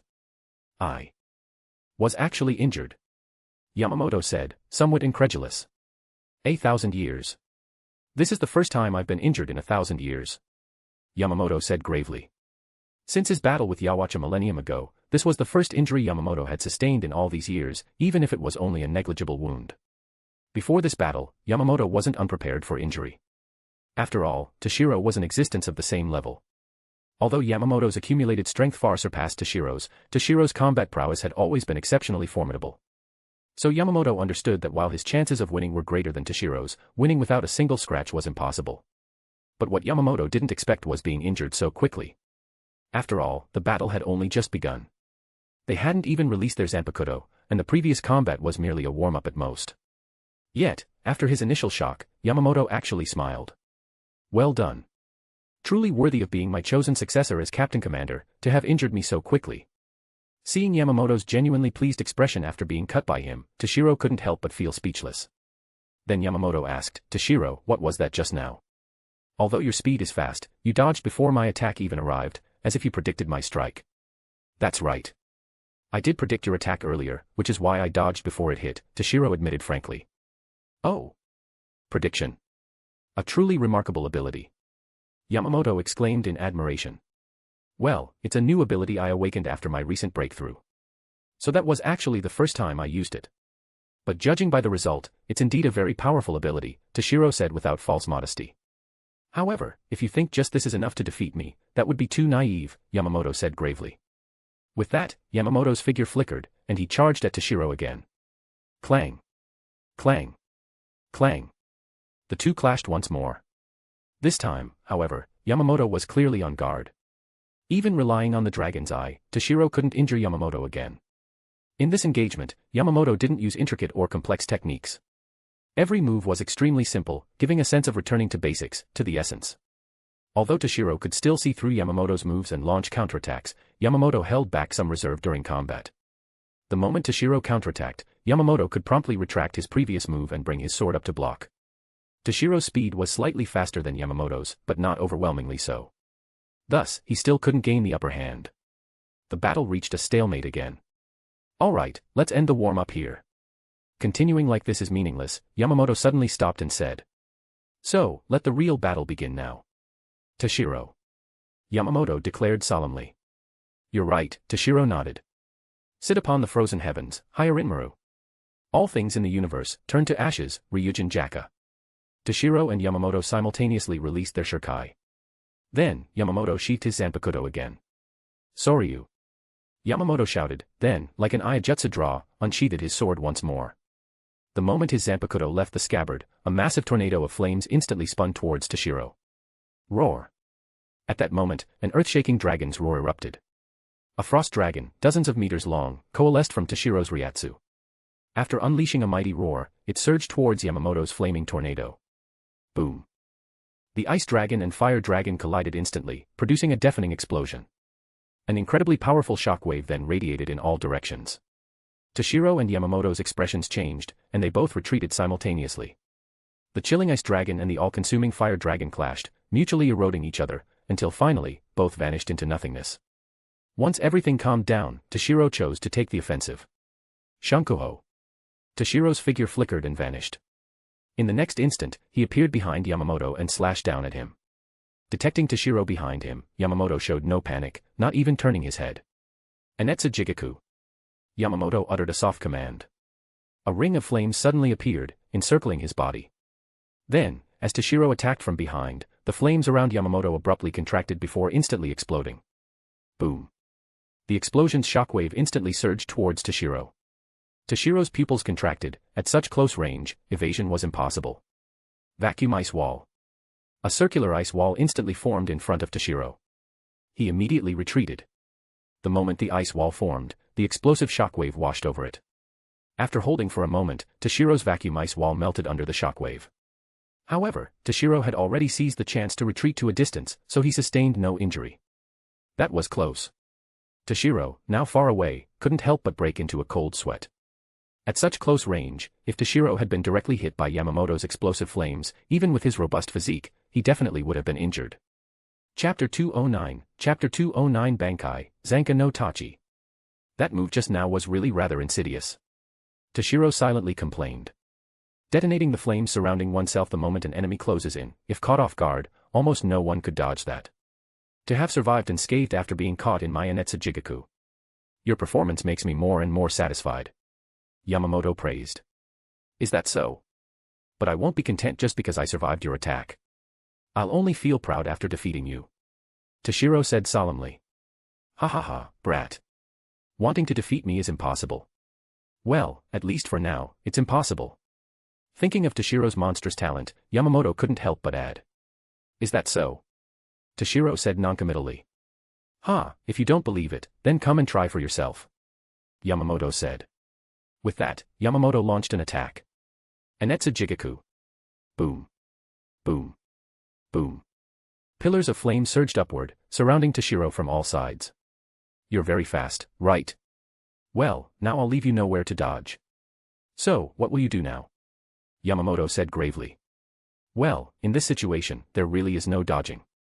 Toshiro glanced at his surroundings. Yamamoto's Anetsu Jigaku was very similar to Toshiro's thousand-year ice prison, though Toshiro's skill came from his Bankai. Then, take this, Toshiro. Yamamoto said.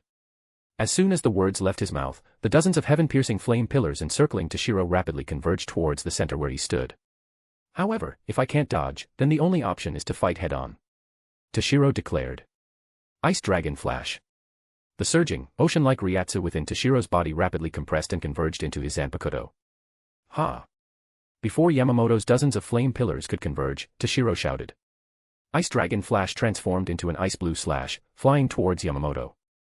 In an instant, Ice Dragon Flash pierced through the flame pillar in its path and struck at Yamamoto. Simultaneously, the remaining dozens of heaven-piercing flame pillars closed together, trapping Toshiro within.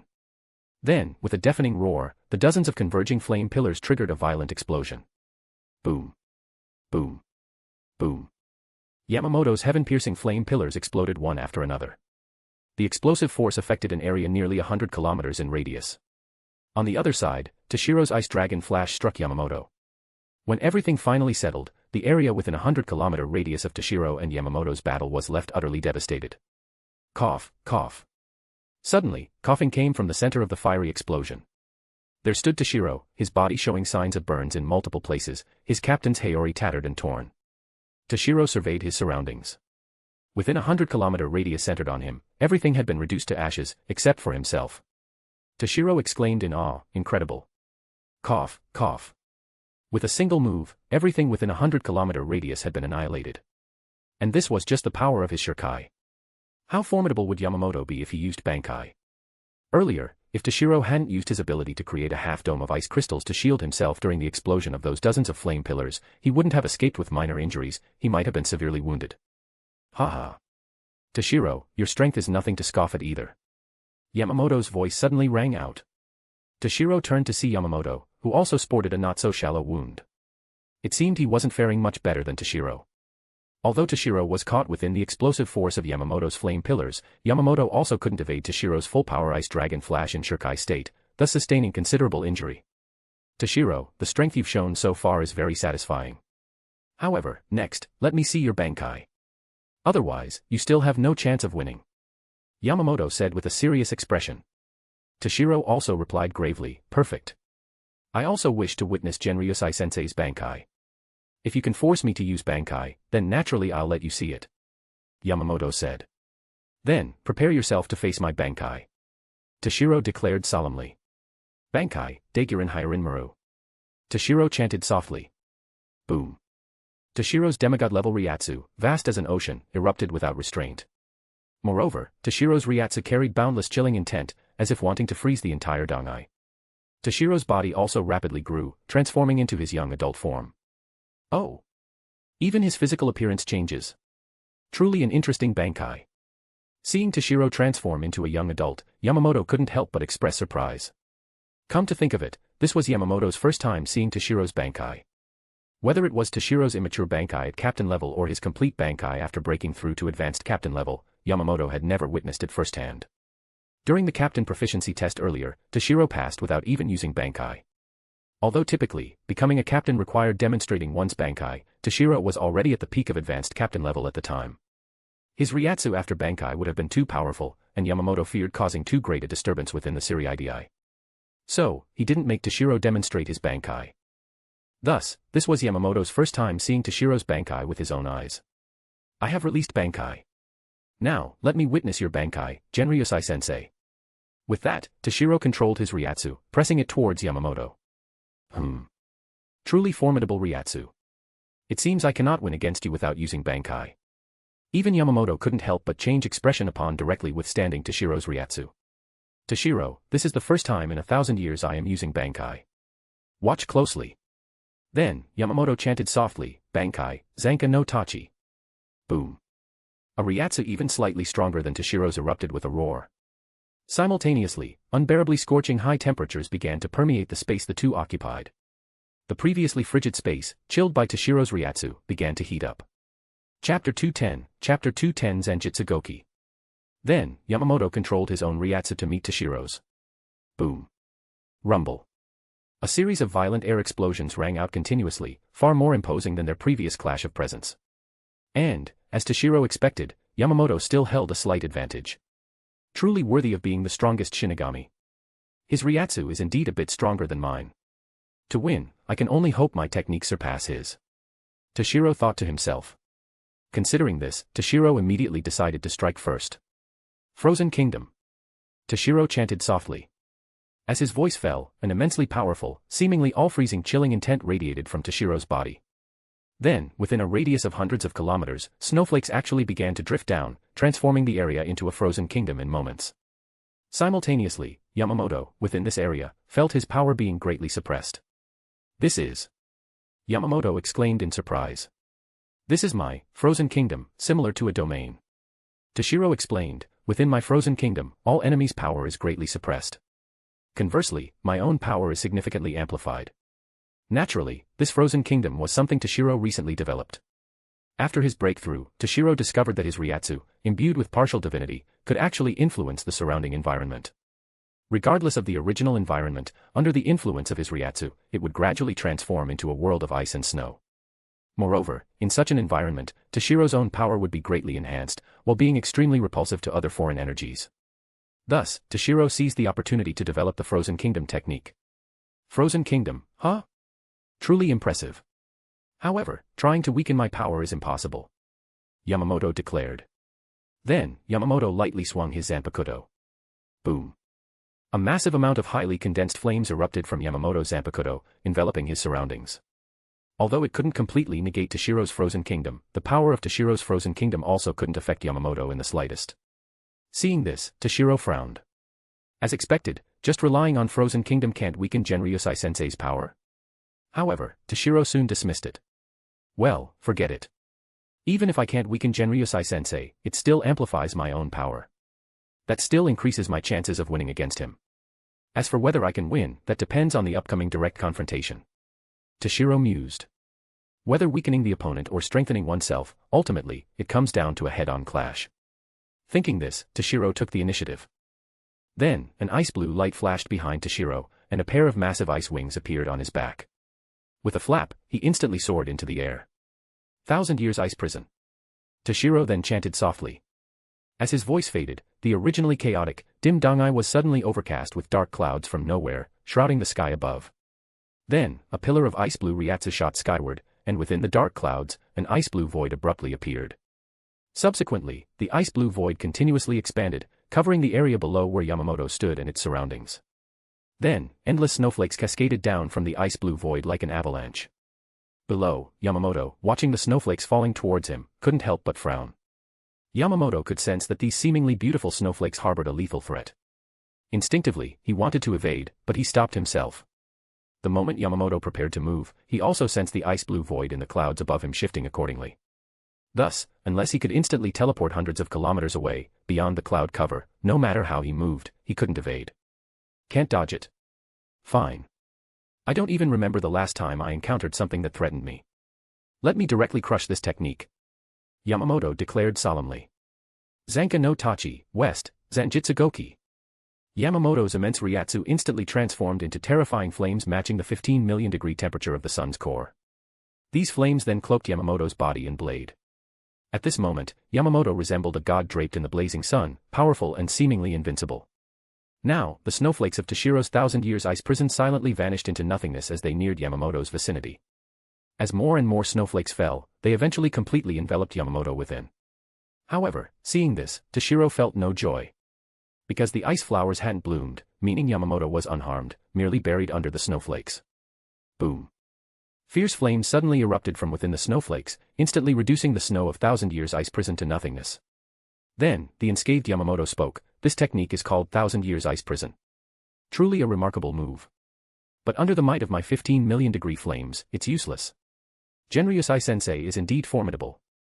This is the first time my 1,000 years ice prison has failed," Toshiro said, somewhat astonished. When Toshiro was only captain level with an immature Bankai, 1,000 years ice prison was his ultimate technique. As his strength continuously progressed, 1,000 years ice prison's power also kept increasing. So even now, 1,000 years ice prison remained one of Toshiro's strongest ultimate moves. Toshiro originally thought that even if 1,000 years ice prison couldn't cause substantial damage to Yamamoto, it would at least freeze him for a while. He never expected Yamamoto to emerge completely unscathed. If 1,000 years ice prison is useless, then let's test the power of this move, Toshiro said with a serious expression. 4 elements freeze. After Toshiro's words, he flapped his ice wings and instantly descended towards Yamamoto below. Then, as he closed in on Yamamoto, he thrust his sword straight forward. Chapter 211 Great Crimson Lotus Hell. Facing Toshiro's attack, Yamamoto's instincts screamed warnings. Yamamoto could sense that Toshiro's move this time was even more powerful than the previous 1,000 years ice prison. Yamamoto was correct. 4 elements freeze was an ability Toshiro mastered after breaking through to advanced captain level and his Bankai fully maturing. In the direction of Toshiro's blade, everything within 40 meters would be frozen. Moreover, after Toshiro's breakthrough to demigod level, the power of 4 elements freeze increased dramatically. Although its range remained 40 meters, its potency was incomparable. Now, when unleashed, everything within that 40-meter space, including time and space, would be frozen. As Toshiro closed in on Yamamoto, the power of 4 elements freeze erupted. Crack! Crack! Crack! Everything in the surrounding space instantly froze, then spread towards Yamamoto. Zanka no Tachi, East, Kyokujitsujin. Yamamoto roared, concentrating all of Ryujin Jaka's fiery heat onto the tip of his blade, meeting Toshiro's attack. Crack! Crack! Crack! When the power of Toshiro's 4 elements freeze reached Yamamoto, a thin layer of ice immediately formed on him. The entire person, along with the surrounding space, was frozen. Success! Toshiro said, looking at the frozen Yamamoto. Crack! As soon as Toshiro spoke, fissures appeared in the ice encasing Yamamoto. Boom! The ice layer on Yamamoto shattered completely. Then, he lightly swung his Zanpakuto at the surrounding space. Yamamoto's action was utterly silent. Yet, within the 40-meter radius frozen by Toshiro's 4 elements freeze, a dark rift appeared, clearly revealing chaotic spatial currents within. With a single strike, Yamamoto had burned through the very fabric of space. Swish! Swish! Swish! Yamamoto's blade light flashed repeatedly, and the space frozen by Toshiro's 4 elements freeze was completely burned into nothingness. Yamamoto slowly spoke, "Your move just now was indeed formidable, even capable of freezing space. However, my Zanka no Tachi, East, Kyokujitsujin, concentrates all of Ryujin Jaka's fiery heat onto the blade's tip. It doesn't burn or release explosive flames, but erases everything it touches without a trace, space is no exception. Yar, so that move is so powerful. This is really troublesome," Toshiro said with a grave expression. "Be careful, Toshiro. I'm attacking." As soon as Yamamoto finished speaking, he thrust the blade tip, concentrated with all the fire's heat, towards Toshiro. Perfect timing. Let me see if this move truly can erase everything without a trace. With that, Toshiro gathered all his cold onto the tip of his Zanpakuto, meeting Yamamoto's Ryujin Jaka. Clang! The tips of Hyarinmaru and Ryujin Jaka touched. Hiss, hiss, hiss. The The moment ultimate high temperature and ultimate low temperature met, a massive surge of steam instantly boiled forth. The strongest ice-type Zanpakuto and the strongest fire-type Zanpakuto seemed locked in a struggle to the death, locked in a stalemate. However, the result remained that neither could overcome the other. Ha! Toshiro shouted, his power erupting instantly, forcing Yamamoto back. Genryusai-sensei, I have one more newly developed technique. Please give me your opinion. Great Crimson Lotus Hell. Toshiro chanted softly. Boom. Rumble. As Toshiro's voice fell, the entire Dangai shook momentarily. Then, a massive fissure appeared in the void. An ice hell abruptly manifested beside Toshiro. Within this ice hell, countless ice-blue skeletal figures were visible, and large crimson lotus flowers bloomed everywhere. However, Toshiro knew those weren't real crimson lotus petals. They were sinners within the great crimson lotus hell, frozen until their skin split, their flesh torn, their entire body stained red with blood. This technique, Great Crimson Lotus Hell, was an ability Toshiro had just mastered after his recent breakthrough. Toshiro's Bankai was called Daiguren Hyarinmaru. Initially, Toshiro didn't understand the true meaning behind his Bankai's name. Only after his breakthrough and mastering Great Crimson Lotus Hell did he truly comprehend the meaning of Daiguren Hyarinmaru. T/N, Great Crimson Lotus Hell is Daiguren Jigaku in Japanese. In Buddhism, there are the 8 cold hells and the 8 hot hells. Great Crimson Lotus Hell is the highest level among the cold hells. Daiguren means that the suffering sinners, due to extreme cold and agony, have their skin and flesh freeze and split, their entire bodies turning red, resembling a great crimson lotus flower. So, the things in Toshiro's Great Crimson Lotus Hell that look like crimson lotus flowers are actually sinners frozen until their skin split, flesh torn, bodies stained red with blood. Toshiro's Great Crimson Lotus Hell isn't the actual Great Crimson Lotus Hell. It's a projection formed by Toshiro using his Ryatsu to draw upon the power of the real Great Crimson Lotus Hell. Even so, this technique possesses unfathomable, ghostly power. After using this technique, Toshiro can directly summon the grievously sinful, immensely powerful souls from the real Great Crimson Lotus Hell to fight for him. Then, Genryusai-sensei.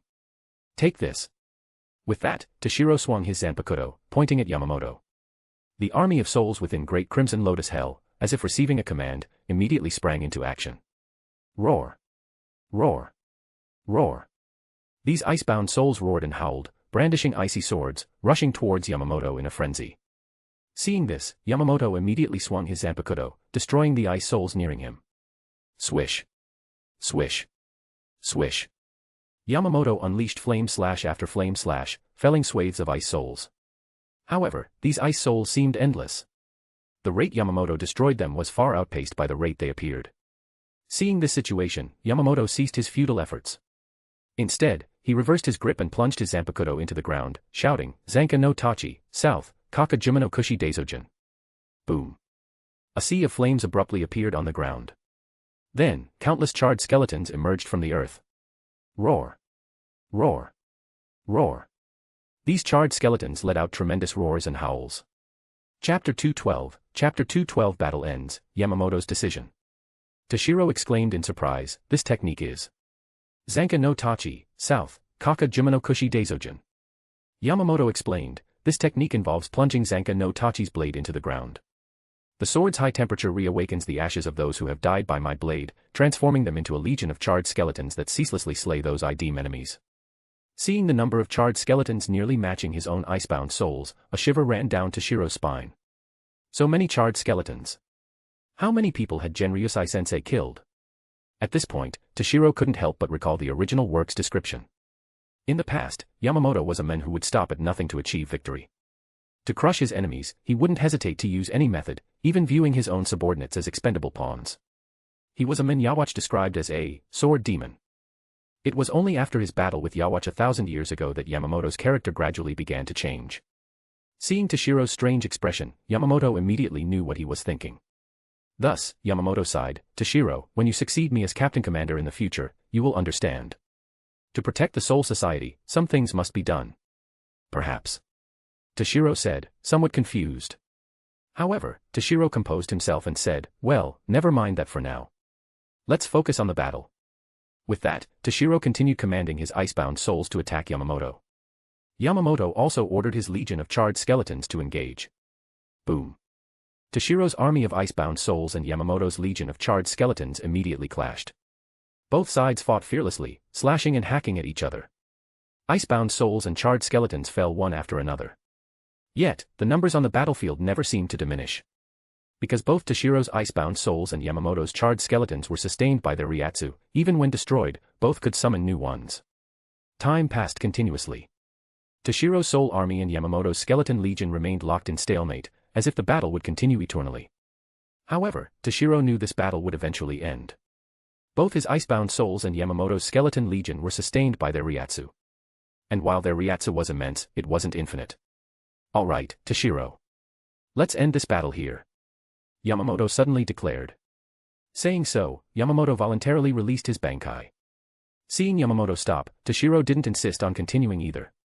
He also stopped and released his Bankai. Huff, huff, huff. Toshiro gasped heavily for breath. Sustaining the countless icebound souls had consumed an enormous amount of his Ryatsu. If they continued, Toshiro wasn't sure how long he could last. Glancing across, Toshiro saw Yamamoto also panting heavily, seemingly not much better off than him. Seeing this, Toshiro felt somewhat balanced. While Yamamoto's Ryatsu was deeper than his, with the amplification from Frozen Kingdom, he wasn't far behind. If they continued, even Yamamoto wouldn't find victory easy.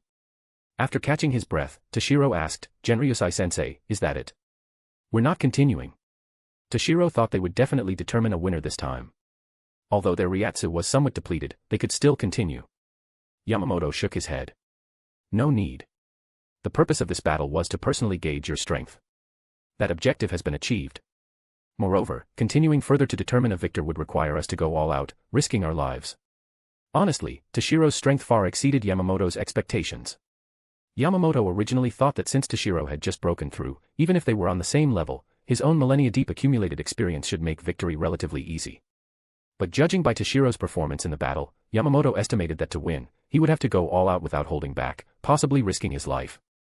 However, if they truly fought to the death, after the battle, even if they didn't die, both would be severely wounded. Well, Yamamoto thought the likelihood was in being severely wounded and Toshiro dying. But Toshiro was Yamamoto's chosen successor as captain commander, not a mortal enemy. Naturally, they wouldn't fight to the death. After resting on the spot for a while, Yamamoto said, all right, let's return, Toshiro. First Division, duty room. Toshiro sat cross-legged on the clean floor, sipping a cup of hot tea, appearing calm and composed. Meanwhile, Yamamoto paced back and forth in the duty room with his hands behind his back, seemingly pondering something. After returning to the Soul Society, Yamamoto didn't let Toshiro leave immediately. Instead, he asked Toshiro to accompany him to the duty room. Genryusai-sensei, are you troubled by something? If there's anything I can do, please don't hesitate to ask. Toshiro inquired with concern. After arriving at the duty room, Yamamoto had been pacing continuously, clearly having difficulty deciding something. Yamamoto was not only Toshiro's swordsmanship teacher but also chose Toshiro as the next captain commander. Given Yamamoto's high regard for him, Toshiro was deeply grateful. Thus, he couldn't help but ask, wondering if he could be of assistance. It's not exactly trouble. It's something related to you. I'm uncertain whether to decide on it now. Yamamoto said hesitantly. Something related to me? Toshiro exclaimed in surprise. However, Yamamoto didn't tell Toshiro what it was. After pondering a while longer, Yamamoto seemed to reach a decision. Toshiro, you go back first. In 1 week, I will convene a captain's meeting and announce this matter publicly. Don't forget to attend. Toshiro still wanted to ask what this matter concerning him was. But seeing Yamamoto had no intention of explaining, Toshiro could only reluctantly leave for now. After all, in 1 week, Yamamoto would announce it himself. After Toshiro left, Yamamoto couldn't help but mutter to himself, I hope my decision is not mistaken. Chapter 213, Chapter 213 Formal Establishment of Status. 1 week later. Accompanied by Ranjaku, Toshiro headed to the First Division to attend the captain's meeting. Captain, what exactly is the purpose of this captain's meeting convened by the captain commander? Ranjaku suddenly asked on the way. I don't know, Toshiro replied succinctly. You don't know. But didn't you say last time it was related to you? Ranjaku said, displeased. Toshiro also said helplessly, the captain commander said it's related to me, but he didn't tell me the specifics either. Toshiro suddenly saw several people ahead. It was Kairaku, his lieutenant, Ise Nanao, Yukatake, and 13th Division's 3rd Seat Kotetsu Kaion. After the former 13th Division's lieutenant, Shiba Kaion's death, the lieutenant position in the 13th Division had been vacant. It was concurrently held by acting lieutenants Kotetsu Kaion and Katsubaki Sentaro, both also 3rd seats. Kion was the younger sister of 4th Division's Lieutenant, Kotetsu Aizen, but her short brown-yellow hair made her look like a boy. In his previous life watching the Bleach anime, Toshiro once thought Kion was a boy until he accidentally discovered later that she, like her sister, was female. "Yo, Shunsui, Jushiro." Toshiro stepped forward and greeted. "Oh, Toshiro. Let's walk together," Kayaraku invited. "Sure." Toshiro nodded. As they walked, Kayaraku complained to Toshiro that old man Yama, really. Everything's fine lately, there's no major incidents. What's the point of calling a captain's meeting?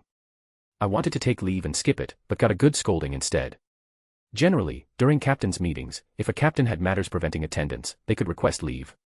Of course, if it was something important, that was another matter. Kayaraku thought about it, peace reigned recently, no major events. So he wanted to slack off and skip it, but ended up getting a stern reprimand from Yamamoto. Hearing Kayaraku got scolded by Yamamoto, Toshiro felt too embarrassed to say the meeting was called specifically for matters related to him. Toshiro said seriously, "Shunsui, I think Genryusai-sensei must have important matters, which is why he didn't want you absent." "Well, perhaps," Kayaraku said noncommittally. Meanwhile, captains from other divisions also headed towards the First Division, just like Toshiro and the others. First Division, meeting room. Toshiro stood beside Kayaraku and Yukitake. Toshiro surveyed his surroundings. He noticed that aside from Yamamoto, all 13 captains of the Godai 13 were present without exception. It showed how seriously Yamamoto regarded this captain's meeting. What exactly is this about? Toshiro wondered inwardly. Thud. Yamamoto suddenly tapped his cane on the floor. "Since everyone is present, let us begin," Yamamoto said solemnly. "TCH, really? What is this about? Why call a captain's meeting suddenly? Nothing major has happened in the Soul Society lately, right?" Mayuri said with some displeasure. Today, Mayuri originally had an important experiment planned. As for the captain's meeting, he intended to request leave and skip it. After all, aside from scientific research, Mayuri had little interest in anything else. Therefore, he rarely offered constructive opinions during captain's meetings. In the past, even if he requested leave due to other matters, Yamamoto seldom bothered him, as long as he could produce what the Godai 13 needed. But this time, Yamamoto specifically ordered that no one could be absent. Hearing Mayuri's words, the other captains also looked at Yamamoto. Yamamoto then said with a grave expression, "The reason I required everyone's presence this time is to announce a matter of great importance concerning the Godai 13, even the Siriidi and the Soul Society." Upon hearing Yamamoto's words, everyone's expressions turned serious. Yamamoto continued, "1 week ago, I engaged in a battle with 10th Division Captain Hitsugaya Toshiro within the Dangai." "What? With Captain Hitsugaya?" All the captains couldn't help but look at Toshiro. Aizen, looking very curious, asked, "What was the outcome of the battle?" Aizen's question voiced everyone's thoughts. Toshiro's strength was exceptionally powerful, that was undeniable. Judging by the imposing aura displayed during his previous breakthrough, within the entire Godai 13, aside from Yamamoto, probably no one was Toshiro's match. Of course, they didn't know Aizen's true strength. As for Yamamoto, there was no need to elaborate. After all, he's hailed as the strongest Shinigami in 1,000 years. In everyone's view, the battle between Toshiro, the Soul Society's #1 prodigy, and Yamamoto, its strongest Shinigami, must have been spectacular. Not witnessing it up close was truly a great loss in life. Thus, they cared even more about the outcome. Though in their view, Yamamoto should have won in the end. After all, he was the strongest Shinigami, right? But what if? What if the prodigy Toshiro staged a comeback and defeated the veteran powerhouse Yamamoto? As for the battle result, there was no result. Hitsugaya Toshiro's strength is exceptionally formidable, not much inferior to my own. If we forced a decisive victory, it would inevitably lead to mutual heavy injuries. Moreover, the main reason I fought Captain Hitsugaya was to gauge his strength. So after achieving that purpose, I naturally concluded the battle, Yamamoto explained. Hearing Yamamoto's words, these usually lofty captains immediately started discussing like common folk.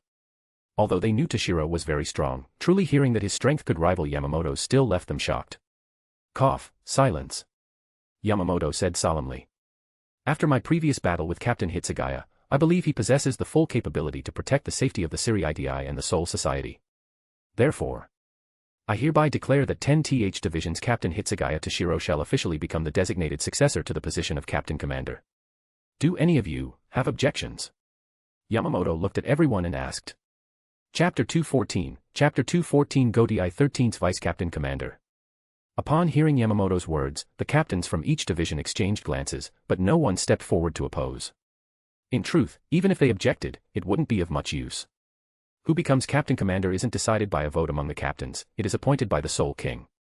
Of course, as the founder of the Godai 13 and its first captain commander, Yamamoto possesses the authority to recommend the next captain commander. Coupled with the fact that the Soul King remains in the Soul King Palace and rarely directly intervenes in Soul Society's affairs, the Soul King likely wouldn't veto Yamamoto's recommendation. Therefore, who becomes the next captain commander is essentially decided by Yamamoto himself. Moreover, the captains were somewhat mentally prepared for Toshiro becoming the successor to the captain commander's position. Decades ago, Yamamoto had already listed Toshiro as one of the candidates for captain commander. Afterward, Yamamoto didn't deliberately hide this, so the captains were aware of it. Now, Yamamoto was merely removing the one of from Toshiro's status, making him the sole candidate. Thus, although somewhat surprised, the captains had developed a certain immunity to this matter. However, some instinctively glanced at Kyoraku standing beside Toshiro. Previously, Kyoraku, like Toshiro, was a captain commander candidate, and he had held that status much longer than Toshiro.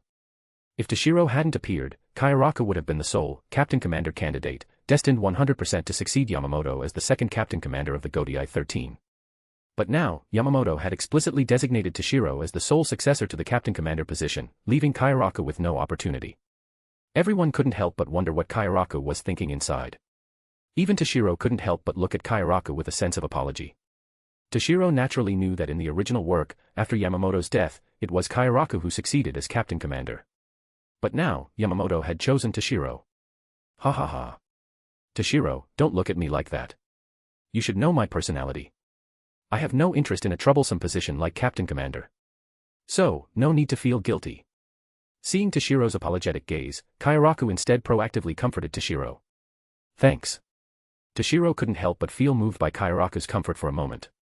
Remembering how he used to call Kyoraku a sly old fox while watching the Bleach anime in his previous life, Toshiro felt a bit guilty inside. Well, just a little. After all, Kyoraku was quite tricky in battle. Seeing that no conflict arose between Toshiro and Kyoraku over the captain commander successor's position, Yamamoto couldn't help but feel relieved. Yamamoto regarded Toshiro, Kyoraku, and Yhwach as close juniors in his heart. Naturally, he didn't want Toshiro and Kyoraku to fall out over the succession matter. All right. Since no one opposes, this matter is settled. Yamamoto said solemnly. Since it's decided, let's adjourn. I still have experiments to return to. Although the captain commander successor matter concerned the entire Soul Society, in Mayuri's view, it wasn't as important as his experiments. Frowning slightly at Mayuri, Yamamoto said, please wait a moment longer, Captain Kuratsuchi. Aside from this matter, I have another announcement to make. Then, Yamamoto surveyed everyone. Here, I officially announce that 10th Division's Captain Hitsugaya Toshiro is appointed as the Vice Captain Commander of the Godai 13. Vice Captain Commander? Everyone exclaimed in shock. Although the Godai 13 previously had no such position as Vice Captain Commander, its meaning was self-evident. Within the Godai 13, the Captain Commander concurrently holds the position of 1st Division Captain, responsible for overseeing all affairs of the Godai 13, holding a rank 1 level above the other division's captains. The remaining 12 captains, while having different duties, hold equal status. But now, this Vice Captain Commander, despite being a vice position, was clearly above an ordinary captain. At this moment, Aizen stepped forward again. Captain Commander, may I inquire about this Vice Captain Commander? Our Godai 13 previously did not have such a position, correct? Correct. Vice Captain Commander is a new position I decided to establish after careful consideration. After designating Captain Hitsugaya as the next Captain Commander, I decided to begin training him immediately, having him serve as my deputy to share part of the Captain Commander's workload. This way, when he eventually assumes the Captain Commander position, he can immediately become familiar with the duties. Yamamoto explained. Hearing Yamamoto's explanation, Aizen said somewhat hesitantly, forgive my bluntness, Captain Commander. The position of Vice Captain Commander clearly holds a higher status than all the captains present here. Even you, esteemed as Captain Commander, likely do not possess the authority to directly appoint a Vice Captain Commander, correct? In fact, although the Captain Commander oversees the entire Godai 13 and holds a higher status than other captains, even ordinary captains cannot be directly appointed by Yamamoto, let alone a Vice Captain Commander. Only by passing the captain proficiency test or meeting other criteria for becoming a captain can Yamamoto formally issue an appointment. Moreover, for a position like Vice Captain Commander, which outranks regular captains, in principle, the Godai 13 internally cannot decide it alone.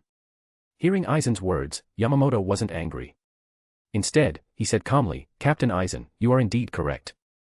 The position of Vice Captain Commander is no longer something I, or even the entire Godai 13, can decide. Therefore. Here, Yamamoto paused, then looked at everyone. Therefore, I previously reported this to the Soul King Palace, and the Soul King has already given consent.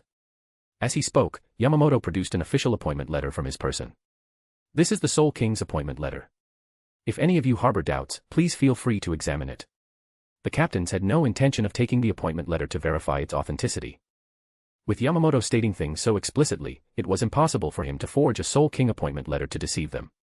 So, regarding this matter, do you all agree? Yamamoto asked. All captains.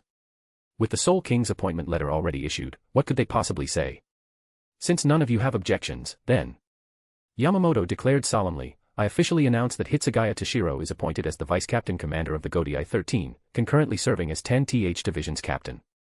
Chapter 215, Chapter 215 Reasons. After Yamamoto officially announced Toshiro's appointment, he concluded the captains' meeting. The captains from each division departed one by one, discussing the matter as they left. However, Toshiro didn't leave like the others. He proactively stayed behind. The events of today left even Toshiro himself in a state of bewilderment. Although Yamamoto had previously mentioned that today's announcement concerned Toshiro, he never expected it to be something so momentous. Being suddenly appointed as Vice Captain Commander, becoming the second in command within the Godai 13, below only to Yamamoto, Toshiro couldn't help but feel caught off guard. After the other captains left, only Toshiro and Yamamoto remained in the meeting room. Genryusai-sensei, why the sudden appointment as Vice Captain Commander? Toshiro asked, puzzled. If Yamamoto had only formally announced Toshiro as the successor to the Captain Commander's position today, Toshiro wouldn't have been so surprised. After all, Toshiro was already a Captain Commander candidate. After personally experiencing Toshiro's strength, which was almost on par with his own, it wasn't hard to understand Yamamoto's determination to officially establish Toshiro as the successor. But the matter of Vice Captain Commander completely caught Toshiro off guard. Toshiro was absolutely certain that no such position as Vice Captain Commander existed in the original work.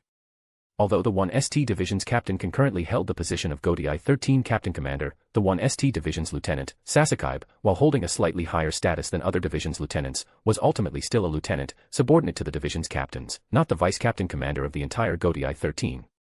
So, the Godai 13 previously had no Vice Captain Commander. Hearing Toshiro's question, Yamamoto pondered for a moment before speaking, Regarding appointing you as Vice Captain Commander, I made the final decision after careful deliberation. Firstly, as I mentioned earlier, it's to allow you to familiarize yourself with the Captain Commander's duties in advance. This way, when you officially succeed me in the future, no errors will occur. Secondly, and most importantly, it's to nurture your prestige within the Godai 13, and even throughout the Shinigami and the Soul Society. If you were to succeed as Captain Commander while still holding the position of 10th Division's Captain after I step down, compared to me, your prestige would inevitably be somewhat lacking. At that time, the nobles within the Shinigami, even the Central 46, not only might not respect you, but could potentially act even more outrageously. It must be said that most nobles within the Soul Society are far from virtuous. As for the Central 46, there's no need to elaborate, they are one of the most detestable organizations in the Bleach world. Yamamoto, as the founder and first Captain Commander of the Godai 13, his life almost reflects the entire history of the Soul Society. He possesses unparalleled prestige within the Soul Society. Yet, even so, those nobles and the Central 46 chambers frequently stir up trouble. Once Toshiro succeeds as Captain Commander, with prestige and seniority inferior to Yamamoto's, those nobles and the Central 46 would likely become even more overbearing. Thinking this, Yamamoto couldn't help but feel concerned. Hence, Yamamoto conceived the idea of having Toshiro serve as Vice Captain Commander of the Godai 13 to elevate Toshiro's status and increase his seniority and prestige. Toshiro carefully considered it. Yamamoto's concerns were indeed not unfounded. Moreover, thinking about it, Toshiro recalled that in the original work, after Kairaku succeeded as Captain Commander, facing the threat of the Wandenrake, he wanted to release the imprisoned Aizen to utilize his power against the Wandenrake. But the Central 46 refused. To persuade them, Kairaku humbled himself, pleading and negotiating with them. Only when the Wandenrake's threat became immense, even endangering the Soul Society's very existence, did the Central 46 reluctantly agree to Kairaku's decision. Seeing that part, even Toshiro couldn't help but feel frustrated on Kairaku's behalf. After I become Captain Commander in the future, if the Central 46 chambers and those nobles dare put on airs in front of me, I'll wipe them out like Aizen did. Toshiro thought fiercely to himself. Seeing Yamamoto's deep consideration for him, Toshiro couldn't help but feel moved. Genryusai-sensei, thank you for being so considerate of me. Yamamoto waved his hand. No need for that. My primary motivation is for the sake of the Soul Society. Seeing Toshiro about to say more, Yamamoto interjected, all right, no need for such formalities. Return for now. Later, I'll have someone deliver a portion of the Captain Commander's documents to the 10th Division.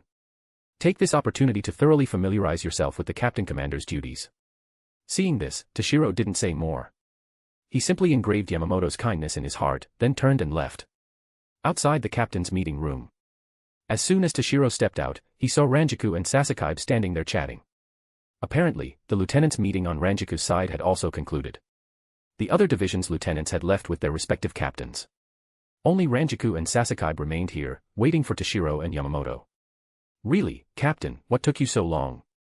Seeing Toshiro emerge, Ranjaku stopped talking with Sasakaibe and walked over, complaining. However, as she spoke, she seemed to remember something, then said excitedly, Captain, I heard you're going to become our Gotei 13's Vice Captain Commander. Then, as your lieutenant, aside from Lieutenant Sasakaibe, wouldn't my status be higher than other divisions' lieutenants? Ranjaku blinked, looking at Toshiro expectantly. However, Toshiro didn't answer her question. Instead, he said casually, yes, the Captain Commander officially announced the appointment. But how did you know about it? Before Ranjaku could answer, Sasakaibe stepped forward and said, that would be me, Hitsugaya Toshiro. Regarding your appointment as Vice Captain Commander, I informed all the lieutenants during the lieutenants' meeting earlier.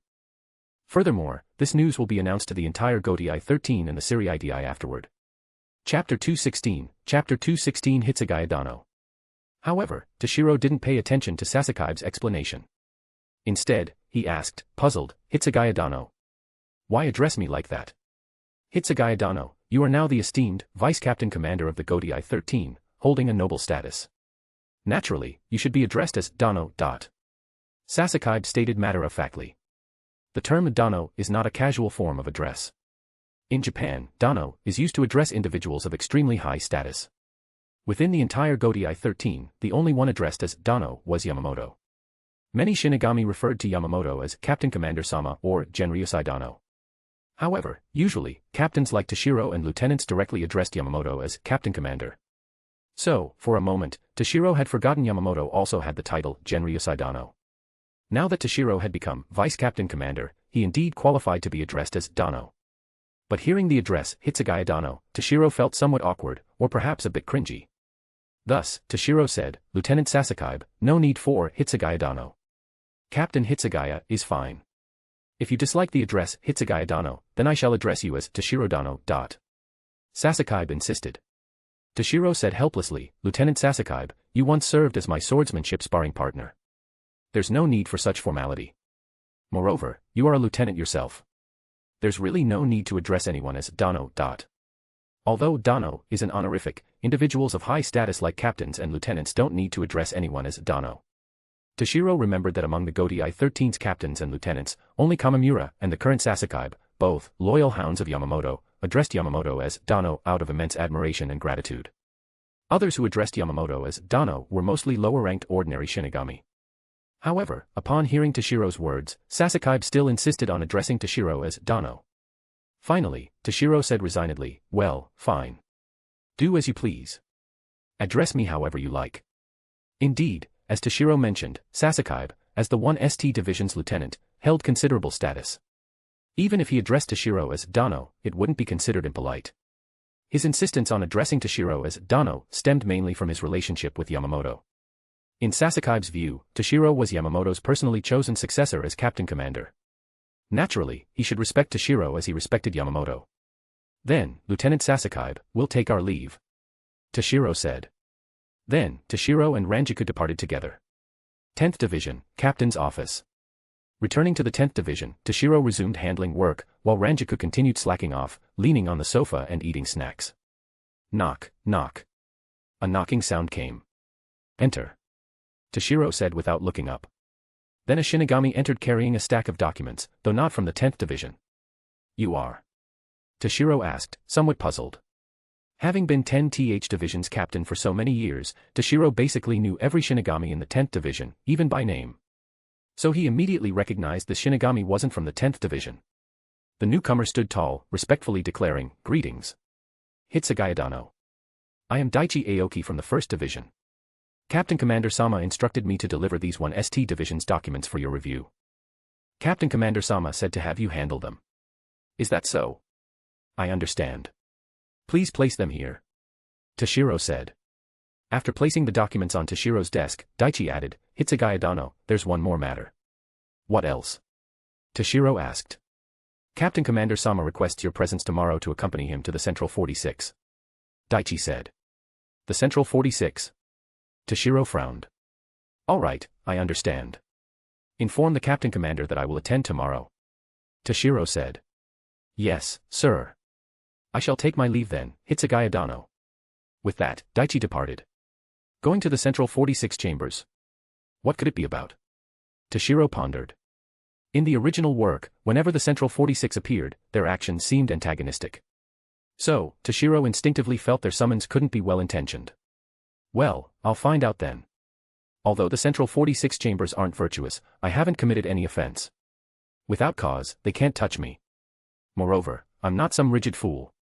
If they truly dare provoke me, I'll eliminate them. Thinking this, a cold glint flashed in Toshiro's eyes. Then, Toshiro glanced at the 1ST Division's documents Yamamoto sent, then at his own 10TH Division's documents, and couldn't help but rub his temples in frustration. Although my work efficiency is very high, the combined workload from the 1st and 10th Divisions is too much. Toshiro sighed. Although Yamamoto assigned Toshiro some 1st Division work to familiarize him with Captain Commander's duties early, the combined workload from both divisions was indeed considerable. Then, seeing Ranjika leaning leisurely on the sofa, eating snacks, a surge of anger rose within Toshiro. Here he was, working himself to death, while she idly ate. Matsumoto. Toshiro roared. MMPH, MMPH. Toshiro's sudden shout startled Ranjiku, who was eating. She choked, hastily pouring and gulping down a cup of tea. Gulp, gulp. Huff, huff. It took a while before Ranjiku caught her breath. What are you doing? Captain, shouting out of nowhere like that. You nearly scared me to death choking. Ranjiku shouted unhappily. Cough. Toshiro cleared his throat, somewhat awkwardly. Ranjiku, you see the Captain Commander sent over some 1st Division work for me to handle. But combined with our 10th Division work, it's really too much. Could you help me with some of it? Humph, no way. Ranjiku immediately turned her head away, ignoring Toshiro. Chapter 217, Chapter 217 Central. Seeing Ranjiku's attitude, Toshiro twitched at the corner of his mouth, barely suppressing his urge to get angry. Toshiro felt that if he nitpicked with Ranjiku, he'd definitely be driven mad. Sigh. Looks like I need to find a secretary to help with the workload. Toshiro sighed inwardly. The secretary should definitely be female, young, beautiful, and capable. As the saying goes, let the secretary handle matters, and when there's nothing. Cough, when there's nothing, everyone can chat, talk, discuss life and ideals, right? But who should I look for? Toshiro pondered.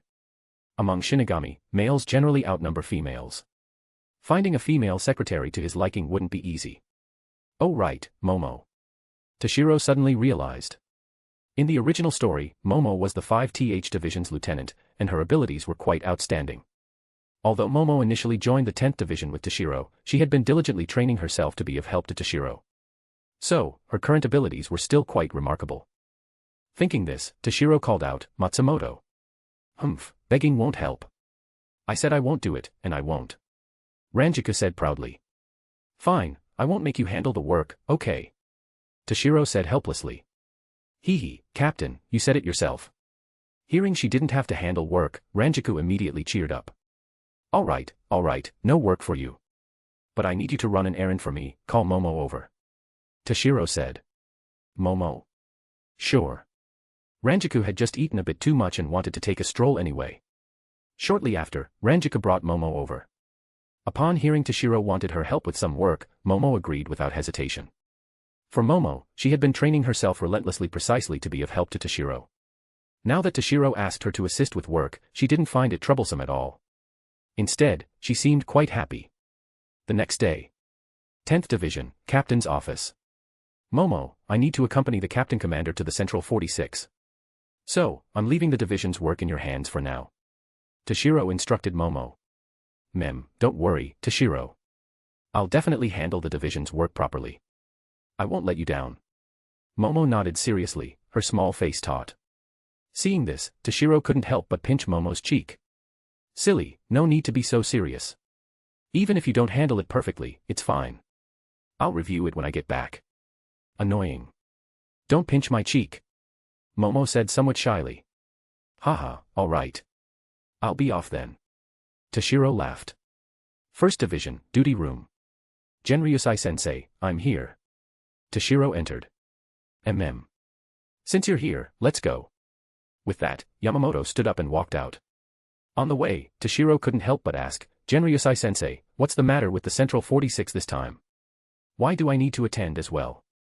Generally, orders from the Central 46 are issued by the First Division.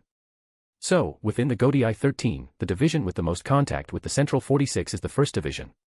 Other divisions rarely have direct contact with the Central 46. No need to worry. There's nothing particularly special about summoning you this time. It's just that you've been officially designated as the next Captain Commander candidate and have become Vice Captain Commander of the Godai 13. So, the Central 46 merely wish to meet you. After all, once you become Captain Commander in the future, you'll frequently interact with them. Yamamoto explained. Is that so? Toshiro said noncommittally. Then, Yamamoto and Toshiro continued towards the Central 46. On the way, as they walked, Toshiro contemplated matters regarding the Central 46. The Central 46 is a collective council composed of nobles and elders, similar to the upper house of parliament in some countries. It consists of 40 sages and 6 judges, serving as the highest judicial authority in the Soul Society, wielding immense power. Any crimes committed by Shinigami, whether in the Soul Society or the living world, are subject to trial by the Central 46. If a judgment requires military force, orders are issued to the Godai 13 or other execution units through secret channels using encrypted command tokens. Once a verdict is rendered, even Yamamoto cannot dispute it. In Toshiro's view, if the Soul King is likened to an emperor, then the Central 46 represents civil officials managing governance. Meanwhile, the Godai 13 represents military officials managing military power. However, just like periods in China's dynasties where civil officials were prioritized over military ones, leaving generals suppressed, the status of the Central 46 is also higher than that of the Godai 13. Generally, orders issued by the Central 46 must be obeyed by the Godai 13. If the Central 46's decisions were fair and just, the Godai 13 obeying wouldn't be an issue. But the crux is, regardless of whether the Central 46's decisions are right or wrong, the Godai 13 is not allowed to object.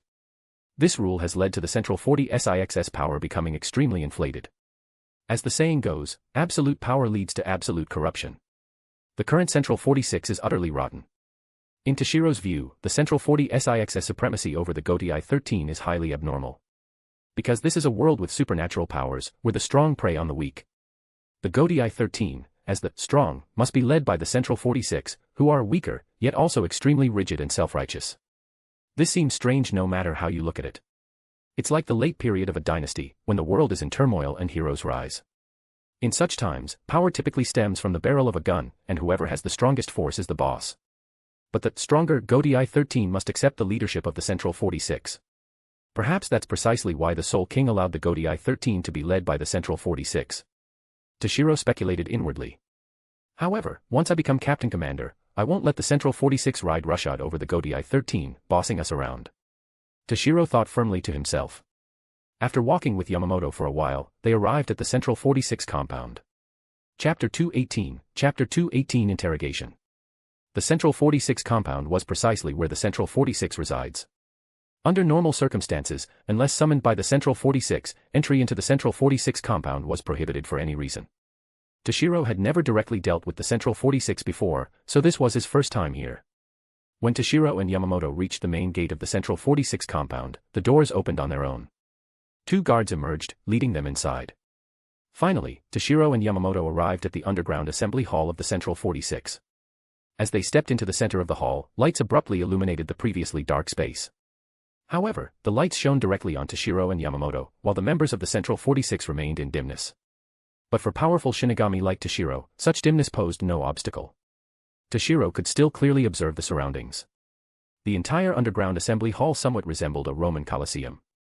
The 46 members of the Central 46 sat on tiered circular steps, looking down upon Toshiro and Yamamoto below from their elevated positions. TCH, such a detestable feeling, Toshiro thought to himself. And aren't they afraid of falling from up so high? Toshiro silently mocked. Welcome to the Central 46, Captain Commander Yamamoto, and Vice Captain Commander Hitsugaya. A voice suddenly echoed throughout the underground assembly hall, making it difficult to discern who spoke or from where. However, Toshiro instantly pinpointed the true source of the voice. The left side. Toshiro looked to the left. Yet, it was futile. Each member of the Central 46 had a tall wooden board in front of them, concealing their true faces. However, each board displayed a number representing their identity. Numbers 1 through 46, presumably. Among them, numbers 1 to 6 should be the judges, while 7 to 46 were the so-called sages. The speaker's board displayed the number 1. This number 1 was somewhat surprised that Toshiro immediately identified him as the speaker. At this moment, Toshiro suddenly spoke, Everyone, please address me as Captain Hitsugaya. Vice Captain Commander or such, really doesn't sound very pleasant. Having Vice in a title indeed doesn't sound great. But omitting Vice would make it Captain Commander Hitsugaya. Yamamoto hadn't retired yet, so Toshiro, usurping the throne, so directly wasn't appropriate. Thus, Toshiro preferred those around him to call him Captain Hitsugaya for now. However, the Central 40 SIXS members were dissatisfied with Toshiro's demeanor. They had summoned Toshiro to intimidate him, ensuring he would obey obediently once he became Captain Commander. But judging by Toshiro's relaxed, casual attitude, he clearly didn't hold them in high regard. Keep in mind, if others came here, they couldn't speak without permission, only answering when questioned. Yet Toshiro not only spoke proactively but also expressed dissatisfaction with their address, asking them to change it. Vice Captain Commander Hitsugaya, mind your attitude. Another voice sounded. Toshiro looked and found it came from number 38. This, TSK. How should I address you all? Not only do you not show your faces, but you don't reveal your names either. Alright, I'll just use the numbers on the boards in front of you to address you, Toshiro said in a very casual tone. Then, with a satisfied expression, he added, I actually thought of such a good method. Truly worthy of being the Soul Society's number 1 prodigy. Oh, right, this. Number 38, sir, you just told me to mind my attitude. May I ask what's wrong with my attitude? Why you? This, number 38, pointed at Toshiro angrily but stammered, unsure how to respond. Cough, all right. Vice Captain Commander Hitsugaya, please refrain from speaking for now. I have something to ask Captain Commander Yamamoto first. This time, the speaker stopping the exchange was number 3. Captain Commander Yamamoto, regarding designating Hitsugaya Toshiro as the Captain Commander's successor and appointing him Vice Captain Commander of the Godai 13, why wasn't the Central 46 consulted beforehand? Number 3 said with evident displeasure. Yet Yamamoto didn't spare number 3 any respect. Consult? Why consult the Central 46? Although the Godai 13 must obey Central 40 SIXS orders, internal personnel appointments aren't within the Central 46 chamber's purview, are they? Yamamoto said gravely. Moreover, the appointment of Vice Captain Commander of the Godai 13 can only be decided by the Soul King. You all have no authority to interfere, correct? Yamamoto continued. Number 3, infuriated and humiliated, retorted, Yamamoto, you. Enough. Number 1 suddenly interjected. Captain Commander Yamamoto, although we indeed have no authority to decide the Captain Commander's successor or the Vice Captain Commander of the Godai 13 position, you should have informed us in advance. After all, many orders issued by the Central 46 require the Godai 13 for execution. Therefore, we need to be aware of important matters within the Godai 13 beforehand. This time, regarding designating the Captain Commander's successor and appointing the Vice Captain Commander, we only received the news after the Godai 13 announced it throughout the Siri. We were practically the last to know. Concerning this point, you were indeed at fault. This number 1 indirectly criticized Yamamoto. Yamamoto frowned slightly but didn't argue. Seeing this, Toshiro was about to speak up for Yamamoto, but Yamamoto suddenly held him back. Regarding this matter, I indeed neglected proper consideration, Yamamoto said expressionlessly. Hearing Yamamoto admit fault, number 1 couldn't help but feel satisfied. It's good that you understand. Be more careful next time. We won't pursue it further this time. Getting Yamamoto to concede once was no easy feat. Chapter 219 Living World Garrison Mission. 1 hour later. Toshiro, with a frosty expression, followed Yamamoto out of the Central 46. Throughout that entire hour, the Central 46 constantly sought faults within the Godai 13, then seized the opportunity to criticize Yamamoto. Regarding Toshiro, they indirectly admonished him, hinting that he should obediently follow the Central 40 SIXS orders once he became Captain Commander. It infuriated Toshiro to the point of wanting to draw his sword and cut those guys down.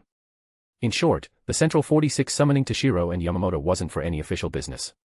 It was purely to assert authority and admonish them. Genryusai-sensei, why didn't you refute those baseless accusations? On the way back, Toshiro, unable to suppress his anger, finally asked Yamamoto beside him. Earlier, the Central 40 SIXS members always forcefully found reasons to criticize Yamamoto. Yet Yamamoto rarely rebutted. When Toshiro couldn't stand it any longer and wanted to refute on his behalf, Yamamoto proactively stopped him. Toshiro, no need to fuss over them. At most, they can only engage in verbal sparring. They can't really do anything to us. But if we fall out with them, it won't benefit us either. So when it's time to endure, try to bear it. Yamamoto advised. Indeed, as Yamamoto said, although the Godai 13 must act according to the Central 40 SIX's orders, the Central 46 cannot interfere with the Godai 13's internal affairs. Therefore, as long as Godai 13's members don't commit any crimes, the Central 46 can't really touch them. This was also why Toshiro didn't take the Central 46 too seriously initially. Given his status, unless he committed heinous crimes, the Central 46 couldn't do anything to him. However, if they truly fell out, causing work-related difficulties, it would indeed be a nuisance. Thus, when facing those guys, Yamamoto didn't say much. After all, letting a war of words affect the Godai 13's work wasn't something Yamamoto wanted to see. Even so, Toshiro didn't want those guys riding roughshod over him in the future. Thinking this, Toshiro began contemplating how to deal with the Central 46. Given his status, Toshiro couldn't treat them like enemies and directly eliminate them. If he did, the first one standing in his way would be Yamamoto. It seems I can only have them eliminated through Aizen's hands. Toshiro thought to himself. Originally, with the plot about to start, he considered informing Yamamoto about Aizen to prepare early. But now, it seemed if he told Yamamoto about Aizen, the Central 46 might not get slaughtered by Aizen again. After all, although Yamamoto didn't particularly like the Central 46 either, as someone who valued rules, he wouldn't let anything happen to them. Well, regarding Aizen, I'll mention it after the Central 46 gets slaughtered once. Toshiro decided inwardly. But, speaking of which, how long until the plot starts? 1 year. 2 years. Toshiro pondered. Although I don't know the exact day, as long as I keep an eye on Rukia, it should be fine. But before that, I should properly make some plans. Afterwards, Toshiro and Yamamoto returned to their respective divisions. Time continued to pass peacefully, and the Soul Society remained in a state of peace. As for Toshiro becoming vice captain commander of the Godai 13, although it initially caused quite a stir in the Soul Society, over time, it gradually subsided. A year and a half later. Soul Society, 13th Division. A transfer order? Rukia looked at the 2/3 seats, Kion and Sentaro, and asked. Kion hastily waved her hands. No. Not something as serious as a transfer. It's just a garrison mission to the living world. Kion explained. I've been. Rukia asked, puzzled. Let me think. Rukia thought hard. Seeing Rukia's expression as if she didn't remember going to the living world, Sentaro beside her asked, You forgot. Well, forgetting is fine. That memory wasn't particularly good. It should be forgotten, right, Rukia? Kion, displeased, said, Sentaro, you're so noisy. I should just bury you in the courtyard. Tap, tap, tap. Just then, footsteps suddenly sounded. This time, your garrison area is a 1-ri radius centered on Karakura town. Given your strength, this mission shouldn't be difficult. As the voice spoke, 2 figures entered. Captain Yhwach. And Captain Hitsugaya. Rukia, Kion, and Sentaro exclaimed in surprise. The arrivals were none other than Yhwach and Toshiro. As time progressed, Toshiro could sense the plot was about to begin. But the exact day was unclear. So recently, Toshiro frequently visited the 13th Division under the pretext of checking on Yhwach. Seeing Yhwach suddenly appear, Kion hurried forward. Captain. You shouldn't be up. Go back and rest. Ahaha, I feel quite well today. So after Toshiro visited, I even showed him around our 13th Division. Yhwach smiled gently. Moreover, although it's only about a month, this is Rukia's first solo garrison. She might feel uneasy. So Toshiro and I came to see her off. Yhwach added. Is that so? Thank you so much. Captain Yhwach. Captain Hitsugaya. Thump. With that, Rukia promptly knelt on the ground, performing a deep bow. No, don't do that, Rukia. You're being too formal. Yhwach said with a wry smile. Toshiro also couldn't help but say, yeah, Rukia, you're really being too formal. We were friends who entered Shino Academy the same year, after all. Chapter 220 Gears of Fate. Back then, Toshiro and Momo entered Shino Academy together, where they met Renji, Rukia, and Kira. They all became friends. But later, due to the Kuchiki clan's intention to adopt Rukia, a rift emerged between Renji and Rukia. Since then, Rukia and Renji hadn't spoken to each other. Consequently, Rukia's interactions with Toshiro and the others also gradually decreased, their relationship becoming somewhat distant. Thinking this, Toshiro couldn't help but feel a sense of loss. Of course, Toshiro had no particular feelings for Rukia, he simply felt down because their friendship had faded. Thus, Toshiro couldn't help but say, "Rukia, just call me Toshiro like you did back at Shino Academy." No, no, no. Captain Hitsugaya is the esteemed, Vice-Captain Commander of the Godai 13 and 10th Division Captain. An ordinary Shinigami like me cannot address you so informally. Rukia looked up at Toshiro and said. Well, fine. Just get up first. Toshiro and I are only here to see you off. Don't casually perform a deep bow like that. Toshiro said helplessly. Saying so, Toshiro reached out to help Rukia up from the ground. This time, Rukia didn't refuse, cooperating as Toshiro pulled her up. Oh, right, Rukia. Have you informed Byakuya about your garrison mission to the living world? Yhwach suddenly asked. Ah, not yet. It's only a 1-month garrison in the living world. Such a trivial matter doesn't need reporting to Nisama. I'll just depart directly. Rukia said hesitantly. Back then, Byakuya promised Toshiro he would care more for Rukia. So over the years, unlike the original work where he cared inwardly but appeared cold outwardly, Byakuya actually fulfilled his responsibilities as an elder brother. Even so, it couldn't change the entire Kuchiki clan's rejection of Rukia, who came from the commoner districts. Therefore, this time, Rukia didn't plan to return to the Kuchiki household to inform Byakuya. It wasn't that Rukia disliked Byakuya, she simply disliked the Kuchiki clan's atmosphere. Hearing Rukia's words, Toshiro frowned but didn't oppose her decision. Yhwach also agreed, all right then. If that's what you think, we'll do as you wish. But someone should still inform Byakuya. Yhwach added. I'll inform Byakuya. Toshiro suddenly said. Toshiro, you're not in good health. So let me handle this. Toshiro proactively took on the task. Thank you for your concern, Toshiro. Yhwach agreed. No need for thanks. It's a small matter. Toshiro waved his hand. Recently, to monitor Rukia's movements, Toshiro frequently visited the 13th Division under the pretext of checking on Yhwach. So he felt somewhat apologetic. Then Toshiro said to Rukia, I'll inform Byakuya. You can set off with peace of mind. Thank you. Captain Hitsugaya. Rukia said gratefully. Anyway, be careful in the living world, Rukia. Toshiro said meaningfully. With that, Toshiro turned and left the 13th Division. Kuchiki Manor. Master, Vice-Captain Commander of the Godai 13 and 10th Division Captain, Hitsugaya Dano, is here to visit. The Kuchiki clan's butler, Kuchiki Okumer, reported to Byakuya. Byakuya, who had been sitting there meditating with closed eyes, suddenly opened them. Show him in. Byakuya said solemnly. Yes. Okumer nodded. Shortly after, Toshiro entered under Okumer's guidance. Yo, Byakuya. I came to see you. Toshiro greeted proactively. Humph, came to see me. Is Captain Hitsugaya joking? Byakuya Kuchiki said noncommittally. Then, with his usual aloofness, Byakuya said, state your business directly, Captain Hitsugaya. Yar, really no helping it. I'll be direct then. Toshiro said resignedly. It's like this, Rukia is going to the living world for a 1-month solo garrison mission. So I came to inform you. Toshiro said. Hearing this, Byakuya frowned. And Rukia? Why didn't she return and tell me herself? Why? Shouldn't that be your concern? The rejection Rukia faces from other Kuchiki clan's members, aren't you aware? Toshiro asked pointedly. Those people. Byakuya couldn't help but feel angry.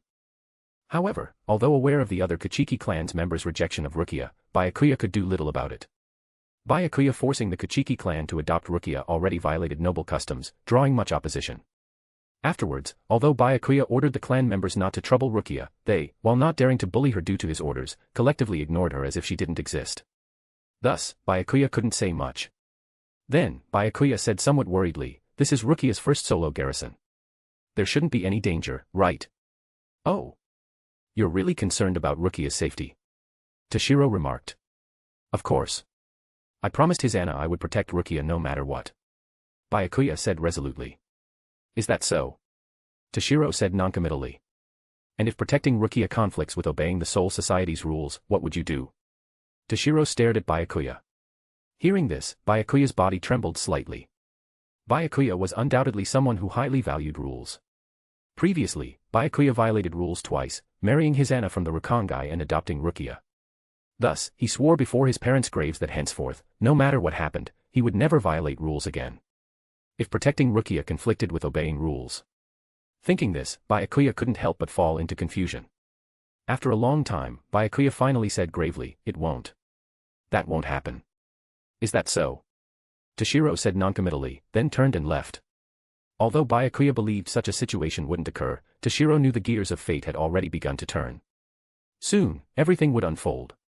And Byakuya would also face the choice between Rukia and rules. Chapter 221, Chapter 221 Embarking on the Journey. 11th Division. Renji was sitting with Momo and Izuru, who had come to visit him, on the veranda of the division barracks, chatting. Being able to see his friends after a long time made Renji quite happy. Just then, Toshiro, having left the Kuchiki Manor, and Ikaku walked over together. "Ah! Toshiro." Momo was the first to spot Toshiro approaching. Ikaku was subconsciously ignored by her. "Toshiro, did you also come to see Renji?" Momo asked with a smile. "Well, you could say that. But there's another matter as well." Toshiro sat down beside Momo.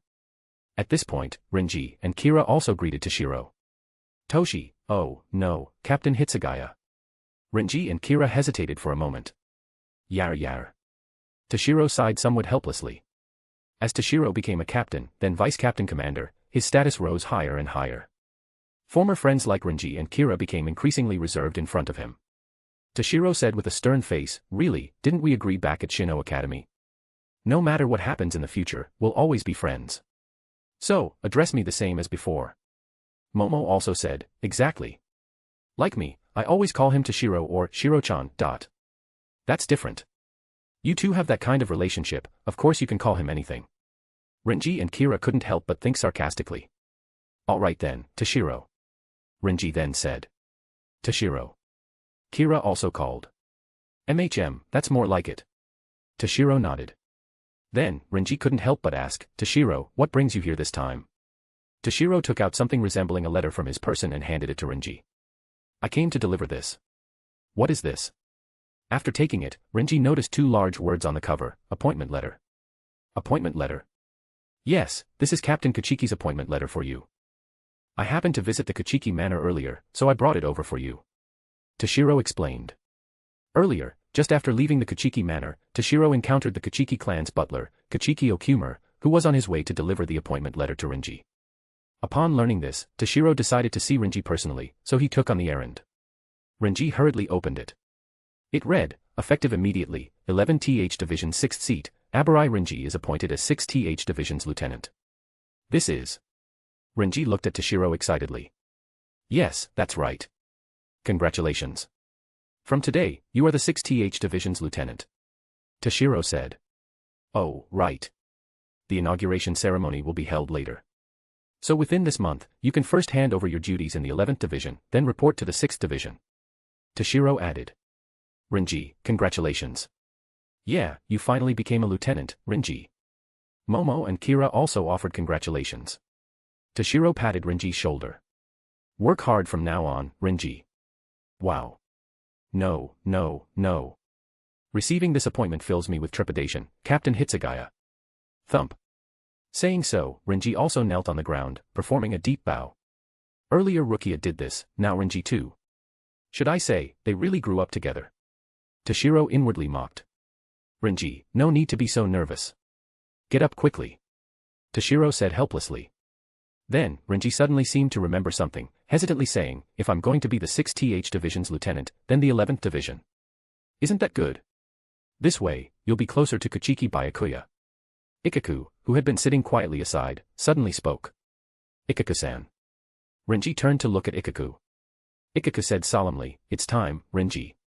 Time to talk to Rukia. Even if she's a noble, once you become a lieutenant, your status should be considered equal. You've persisted for 40 years. It's time to restore your original relationship." Hearing Ikaku's words, Renji trembled and fell silent. Seeing Renji's expression, Toshiro couldn't help but advise, "Renji, if you want to reconcile with Rukia now, you should go quickly.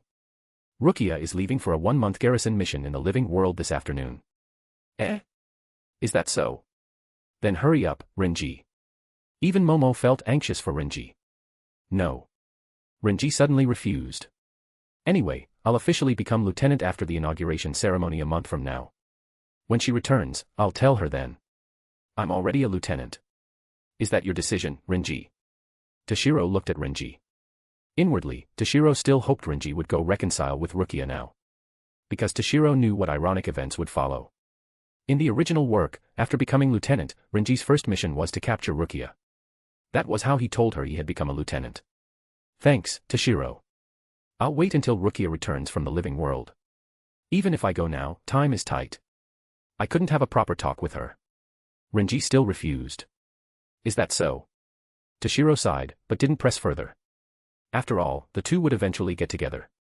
Undergoing more trials might not be a bad thing either. 13th Division. Well then, Captain Yhwach, I'll be off. Rukia bid farewell to Yhwach. Cough. Yhwach coughed slightly, then cautioned, take care, Rukia. And be careful. Don't let anything happen. Yes, Captain. Rukia nodded. Then Rukia turned and left the 13th Division. Before the Gotei 13th Senkaman. What will I encounter in the living world this time? Rukia stood before the Senkaman and wondered. Then, with an inexplicable feeling, Rukia embarked on an unknown journey. Chapter 222, Chapter 222 His and Her Encounter. Karakura Town, 2:23 a.m., Friday. The moon hung high. A girl in samurai attire stood on a utility pole, surveying her surroundings. So, indeed a rather intense fluctuation. This girl standing on the utility pole, looking like a Chunibyo character, was none other than Rukia, who had come from the Soul Society for a garrison mission. After spending some time in the living world, Rukia had adapted to her current life. At this moment, Rukia was tracking a hollow. To the left. With that, Rukia stepped on utility poles, rooftops, and such, using them as leverage to leap through the air, pursuing the hollow. Evening, 7:30 p.m. Kurosaki Clinic. I'm home. Saying so, Kurosaki Ichigo pushed the door open and entered. Bam. Just as Ichigo stepped inside, a whip kick struck him squarely in the face. You're late. Shiba Ishin bellowed. Well, it's Kurosaki Ishin now. What time is it already, you unfilial son? Our family rule is breakfast at 7 o'clock every day. Ishin berated his son Ichigo relentlessly. That hurts. Ichigo struggled to get up from the floor, then shouted angrily, is this the attitude you should have toward your son who worked his butt off exercising spirits and finally made it home? Shut up. No matter the reason, anyone who dares break our family's ironclad discipline faces bloody punishment. Ishin yelled. You think you're special because you can see and talk to ghosts, secretly pleased about it, don't you? Ishin stood with hands on hips. Shut up. You're just jealous. But I never asked to be born with this ability either. Ichigo shouted. Stop fighting. The food's getting cold. Kurosaki Yuzu, with her short light brown hair and adorable face, said helplessly. Yuzu, ignore them. Another bowl for me. Kurosaki Karen, with black short hair, held out her bowl. Meanwhile, Ichigo and Ishin, having no time for Yuzu's mediation, continued arguing. Ichigo's room. After a lively meal, Ichigo returned to his room. Ichigo grumbled, really, everyone in my family is like this. Huh. Ichigo suddenly saw a black butterfly fly past his eyes. A black swallowtail. Where'd it come from? Ichigo wondered. Huh. Just then, a girl in black samurai attire also appeared in Ichigo's room. The girl in black samurai attire was Rukia. After entering, Rukia walked around the room, then suddenly said seriously, it's close. Bam. Before Rukia could finish, Ichigo kicked her down. Close your head. Are you an idiot? Ichigo roared. Really, even thieves are so blatant these days. Humph. Close refers to that, right? The safe or something. Ichigo said. At this moment, Rukia was utterly confused. You can see me. Rukia said incredulously. Of course. Otherwise, why would I kick? Huh. Ichigo suddenly felt puzzled. What do you mean? I don't understand. See what? Bam. Ishin suddenly kicked open Ichigo's door and entered. Ichigo, you're too loud. Stop making all that noise upstairs. Saying so, Ishin kicked Ichigo down again. Bam. Ichigo returned a whip kick to Ishin. You're so annoying. Isn't this a normal reaction after encountering a thief? Then, Ichigo pointed at Rukia. See this girl? What's with your security? Letting a thief into the house. Huh. See what? Ishin directly played dumb, pretending not to see. Since Masaki's death, Ishin no longer needed to use his power to suppress the holification within Masaki. Thus, not only had he regained his power, but after years of suppression, his strength had even improved upon recovery. Naturally, he wouldn't be unable to see a Shinigami. Ah. Hearing Isshin's words, Ichigo asked, puzzled, this girl dressed in black samurai clothes. You can't see her. Useless. I am a Shinigami. Ordinary people can't see me. Rukia explained. Later, after Ichigo sent Isshin away, Rukia briefly explained her situation to Ichigo. So that's it. You're saying you're a Shinigami? Coming all the way from a place called Soul Society to exorcise evil spirits here. Well, fine, I'll believe you for now. Bam. Ichigo kicked over a table. You think I'd say that? Idiot. You can see ghosts but don't believe in Shinigami. Rukia exclaimed in surprise. Of course. Sorry, but in all my years, I've never seen a Shinigami. And I only believe what I see with my own eyes. Dad can't see you, so I believe you're not human. But cut the ghost tricks, got it, kid? Ichigo patted Rukia's onion-shaped head. Ichigo's attitude made Rukia feel quite irritated. Truly unruly. Bakudo number 1, sigh. Rukia suddenly used a Kido spell to bind Ichigo. Ouch, ouch, ouch. Ichigo felt his hands forced behind his back by an invisible force and tied together. Bam. Rukia kicked Ichigo to the floor, avenging the earlier kick. He. Can't move, can you? Rukia said triumphantly. What did you do to me? Ichigo couldn't help but panic. Rukia explained, this is Kido, advanced spell techniques only Shinigami can use. And don't be fooled by my youthful appearance. In terms of age, I'm over 10 times older than you. So, kid isn't for you to call me. A small fry like you should be killed, but unfortunately, you're not on the spiritual law enforcement list. So I can only immobilize you. Remember to say thank you, kid. Now. Rukia suddenly drew her Zanpakuto, pointing it at Ichigo. Then she swung down forcefully. Chapter 223, Breaking the Bindings. Swish. The moment the blade light flashed, Ichigo instinctively closed his eyes. Huh. Ichigo kept his eyes closed for a moment but didn't feel being cut by a blade. Then Ichigo opened his eyes and saw the girl claiming to be a Shinigami hadn't stabbed him. Instead, the hilt of her Zanpakuto was pressed against the head of a middle-aged ghost that had suddenly appeared beside him. I don't want to go to hell. The middle-aged ghost cried out in terror. Rukia gently comforted, don't be nervous. You're not going to hell, but to the Soul Society.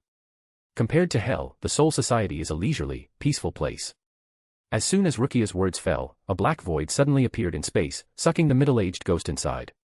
Seeing this unbelievable scene, Ichigo stammered, what did you do to that guy just now? Glancing at Ichigo, Rukia still explained, I sent him to the Soul Society. This is called soul burial, what you humans call attaining Buddhahood. It's also one of a Shinigami's duties. Understand now? Why do you still look disbelieving? Forget it. Let me explain to a reckless kid like you with simple, easy-to-understand illustrations. Just listen quietly.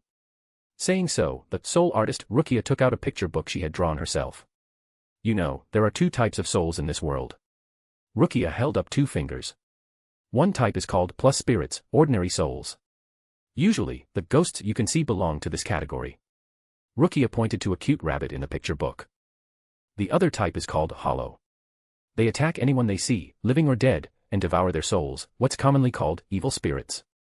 Rukia pointed to a rabbit with a ferocious expression. Seeing Ichigo's utterly confused expression, Rukia asked, puzzled, I explained it simply. Do you still find it difficult to understand? Can you explain why your drawings are so bad? Ichigo couldn't help but say. Rukia. Without another word, Rukia directly took out a pen and started drawing on Ichigo's face. Not bad. Looking at the ridiculous little mustache she drew on Ichigo's face, Rukia couldn't help but nod in satisfaction. Alright, let me continue explaining. We Shinigami have 2 main duties. One is the soul burial I mentioned earlier. The second is purifying and eliminating hollows. And that's also my mission this time. Wait. Ichigo suddenly said with a serious expression. You came to complete a mission. So that means a hollow is nearby. Ichigo asked, his expression grim. Rukia cutely nodded. Yes. Hearing Rukia's words, Ichigo couldn't help but shout angrily, you idiot. Instead of going to kill it, what are you blabbering about here? Ichigo's anger wasn't because he feared the hollow hurting him. If a hollow was nearby, his family could be affected. Rukia also said with a grave expression, "No, it's not that. For some reason, ever since earlier, I can't sense it at all." At this point, Rukia also looked puzzled. Hey, really? Aren't you a Shinigami? How could you? Here, Ichigo suddenly seemed to sense something, his expression instantly changing drastically. What's going on? This. Ichigo wondered inwardly. Meanwhile, Rukia beside him remained unaware, muttering to herself, "How strange. Why did I suddenly stop sensing the hollow? It's like it's being shielded by some powerful force." "Hey! Shinigami!" Ichigo shouted. "What is it?" Rukia asked, puzzled. "You're asking me. Didn't you hear that terrifying sound just now?" Ichigo said urgently. "Terrifying sound?" Rukia asked, puzzled. "What sound?" "Roar." A roar echoed, this time clearly heard by Rukia as well. Rukia's heart tightened. That is, indeed a hollow's cry. But why did this kid hear it before me? Rukia wondered inwardly. Ah. Suddenly, a terrified scream came from downstairs. That's Yuzu's voice. Ichigo instantly recognized it as Yuzu's voice. Hearing the sound, Rukia immediately turned to deal with the hollow. "Hey! Wait. Is that really a hollow's cry?" Ichigo hurriedly asked. "Yes. I'll go eliminate it. You stay there," Rukia instructed. "What are you saying? It's attacking my family. How can I stay here?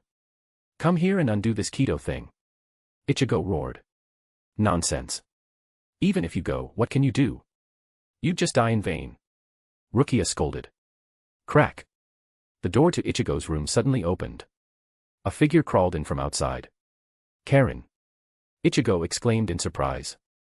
Seeing the blood flowing from Karen's head, Ichigo immediately shouted worriedly, "Karen, what happened?" "Fortunately, it hasn't reached here yet," the injured Karen said intermittently. "Everything happened too suddenly. Dad suddenly collapsed beside us, his back covered in blood. And Yuzu and I were attacked by a huge thing. So I thought I had to notify Ichigo and I. As for the thing attacking us, I could only see a little. Dad and Yuzu seemed unable to see it at all. Ichigo and I, before it discovers. Escape." With that, Karen lost consciousness. "Karen!" Ichigo shouted. "Don't worry. She just fainted. It's nothing serious." Rukia checked Karen's condition. "Hey! Don't act recklessly." Seeing Ichigo suddenly straining to break free from the keto bindings, Rukia hurriedly tried to stop him. Ah. Ah. Ah. Ah. Ah. Ichigo used all his strength to break free from the restraints. Boom. A powerful Ryatsu suddenly erupted from Ichigo's body. Such strong Ryatsu!" Rukia exclaimed in shock. Bang. The keto Rukia used to bind Ichigo completely shattered. Chapter 224, Chapter 224 Meeting Ishin again. This is impossible. A human breaking keto on their own. How could something so outrageous happen? Rukia muttered incredulously to herself. While Rukia was shocked, Ichigo grabbed a baseball bat and charged out. "Hey! Stop!" Rukia tried to stop him. But Ichigo ignored her, continuing to rush out. Watching Ichigo's back as he disappeared, Rukia couldn't help but murmur, "Just what is he?" Upon reaching the first floor, Ichigo saw a large hole in the wall, chaos everywhere. His father, Ishin, lay covered in blood on the floor. His sister, Yuzu, was held in the grasp of a tall, grotesque monster. That's a hollow. Earlier, hearing Rukia talk about hollows, Ichigo hadn't grasped it visually. But now, facing it directly, the pressure felt like a mountain crashing down. I thought that evil spirits she mentioned looked human. Now it seems like a monster. Under the hollow's Ryatsu, Ichigo broke into a cold sweat, trembling all over. Damn it. What am I afraid of? Ichigo pinched himself hard, using pain to stay calm. Don't be afraid. I've seen enough ghosts. In the end, it's just a ghost. Ichigo comforted himself. Yuzu, don't be afraid. I'll save you. Aw. Ichigo yelled, charging at the hollow with his bat. Bam. Ichigo couldn't even see the hollow's movement before being sent flying. If he hadn't blocked with the bat at the last moment, that strike could have killed or severely injured him. Crack. The bat that blocked the hollow's attack snapped in two. Thud. Thud. Thud. The hollow stepped heavily toward Ichigo, each step causing the ground to shake violently. Reaching Ichigo, the hollow suddenly grabbed at him. Just then, Rukia arrived in time. Schlick. A blade light flashed. The hollow's right arm was severed. Yuzu, previously held, fell with the severed arm. Yuzu! Ichigo shouted, rushing forward to catch Yuzu. While Ichigo, Rukia, and the hollow confronted each other, a figure quietly appeared inside the first floor of the Kurosaki house. This figure was none other than Toshiro. Ever since Rukia arrived in the living world, Toshiro had been monitoring events closely. Not long ago, Toshiro noticed Rukia's contact with Ichigo and knew the plot had truly begun. Ichigo would soon awaken his Shinigami powers. To personally witness Ichigo's awakening, Toshiro specifically came to the living world from the Soul Society. Moreover, to avoid detection, Toshiro didn't use the Godai 13's public Senkaman but used the Shiba clan's private Senkaman. Since the Shiba clan moved out of the Siriidai and Isshin left the Soul Society, only Toshiro used the Shiba clan's Senkaman. So it practically became Toshiro's private gate. This time, Toshiro came to the living world without anyone in the Soul Society knowing. Glancing outside where Ichigo, Rukia, and the hollow faced off, Toshiro withdrew his gaze, looking at Isshin lying covered in blood on the floor. Thump. Toshiro directly kicked the unconscious Isshin on the floor. Hey! Get up, Captain. Stop pretending to be dead. Toshiro said, looking at the severely injured and unconscious Isshin. Yo, long time no see, Toshiro. The severely injured and unconscious Isshin sprang up from the floor, showing no signs of injury. With Isshin's advanced captain-level strength, getting severely injured by an ordinary hollow was impossible. Pretending to be gravely injured was just to force Ichigo to awaken his Shinigami powers in a crisis.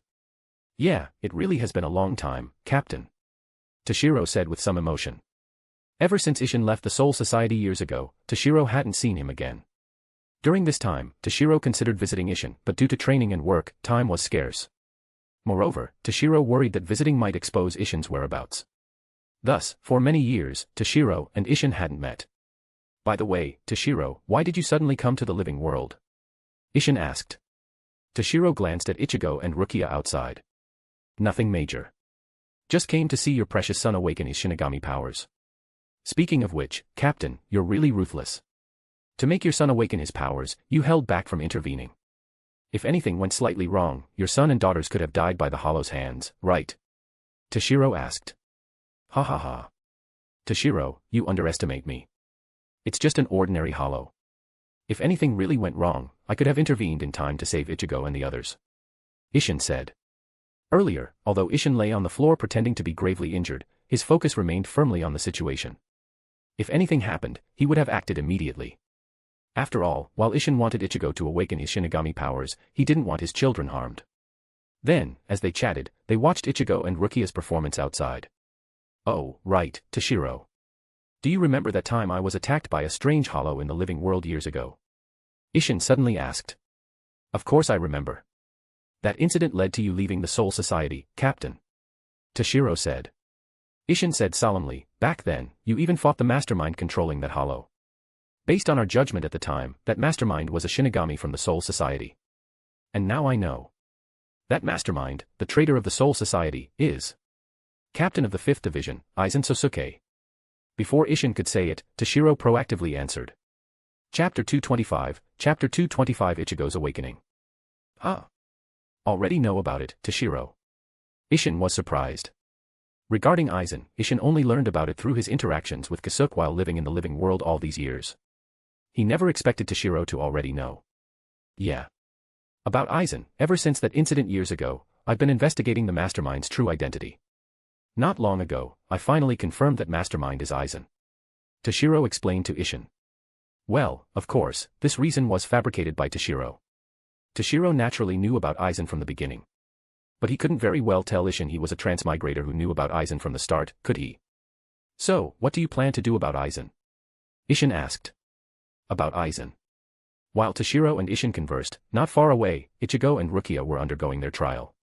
Hey, Shinigami, can you check how Yuzu is doing? Ichigo looked at the unresponsive Yuzu in his arms. She's fine. Just unconscious. And your father should be okay too. Their souls haven't been devoured by the hollow yet. Rukia, facing off against the hollow, spoke without turning her head. Hey, wait. Ichigo suddenly said. Don't hollows attack people to devour souls? Otherwise, why would it attack my family? Ichigo wondered. The hollow could have devoured Yuzu's soul first, then dealt with Ichigo. But it didn't, it chose to attack Ichigo first. Rukia patiently explained, not all hollow attacks are for devouring souls. To obtain souls with higher spiritual density, hollows wander about. So incidents involving unrelated people happen often. And you, with your own strength, broke Kido that only Shinigami can see. A person with such high spiritual density. I've never seen one before. Hearing Rukia's explanation, Ichigo's expression turned grim. You're saying? Rukia looked back at Ichigo. Most likely, its target is you. Ichigo's expression grew even grimmer. Wait. So, I'm the one who attracted it. Because of me, Dad's lying there, hanging by a thread. Because of me, Karen and Yuzu are covered in blood. All of this. Seeing Ichigo so self-blaming, Rukia couldn't help but say sympathetically, all right, I know. It's not entirely your fault. Bam. While Rukia was distracted comforting Ichigo, the hollow, which had been facing off against her, seized the chance to attack, sending Rukia flying. Shinigami. Ichigo cried out worriedly. After sending Rukia flying, the hollow now turned toward Ichigo. Seeing the hollow approach, Ichigo angrily shouted, you bastard. Don't push your luck. Ah. Saying so, Ichigo actually charged at the hollow himself. Ichigo stood before the hollow, expression cold. Hey. You want my soul, right? Fine. One-on-one. Don't involve others. Got the guts to kill me? Ichigo roared. Roar. The hollow had no intention of being polite.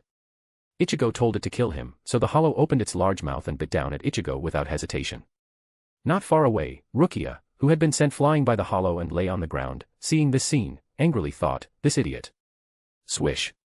Rukia's figure suddenly blocked in front of Ichigo. Schlick. Rukia was directly severely bitten by the hollow. Thump. The severely injured Rukia weakly knelt on the ground. Shinigami. You. Ichigo, witnessing this, was stunned. Ichigo clearly understood the Shinigami fell to the ground to save him. Rukia, covered in blood, spoke with difficulty, idiot.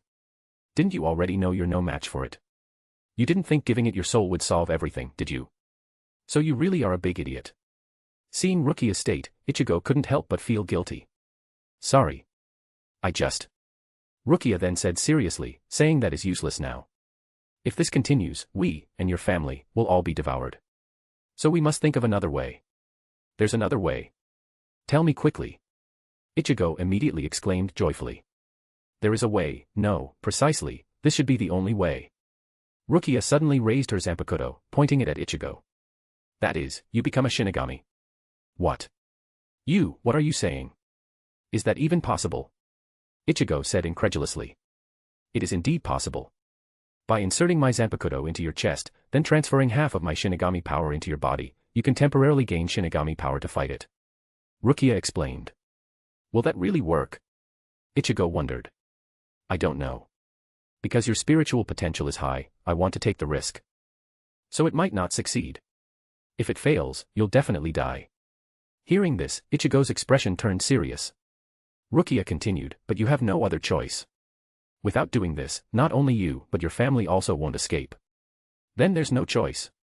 Come on, Shinigami. Stab my chest. Ichigo instantly resolved. Seeing Ichigo's determined expression, Rukia said, Kid, remember. I'm not Shinigami. My name is Kachiki Rukia. Ichigo also nodded. I remember. And my name is Kurosaki Ichigo. I hope this isn't the last time we greet each other. Roar. Just then, the hollow let out a tremendous roar, charging at them. The hollow's coming. We must hurry. Saying so, Rukia pressed her Zanpakuto against Ichigo's chest. Ichigo said solemnly, come on. Rukia also said gravely, Then Rukia forcefully thrust the Zanpakuto forward. Schlick. Rukia's Zanpakuto instantly pierced Ichigo's body. Boom. A powerful Ryatsu erupted, stirring up smoke that obscured Ichigo and Rukia's figures. Swish. A blade light flashed. The hollow nearing them instantly had its remaining left arm severed. Chapter 226, Chapter 226 Miss, do you need a Jigai? Then the smoke cleared, revealing Ichigo's figure standing proudly before the hollow.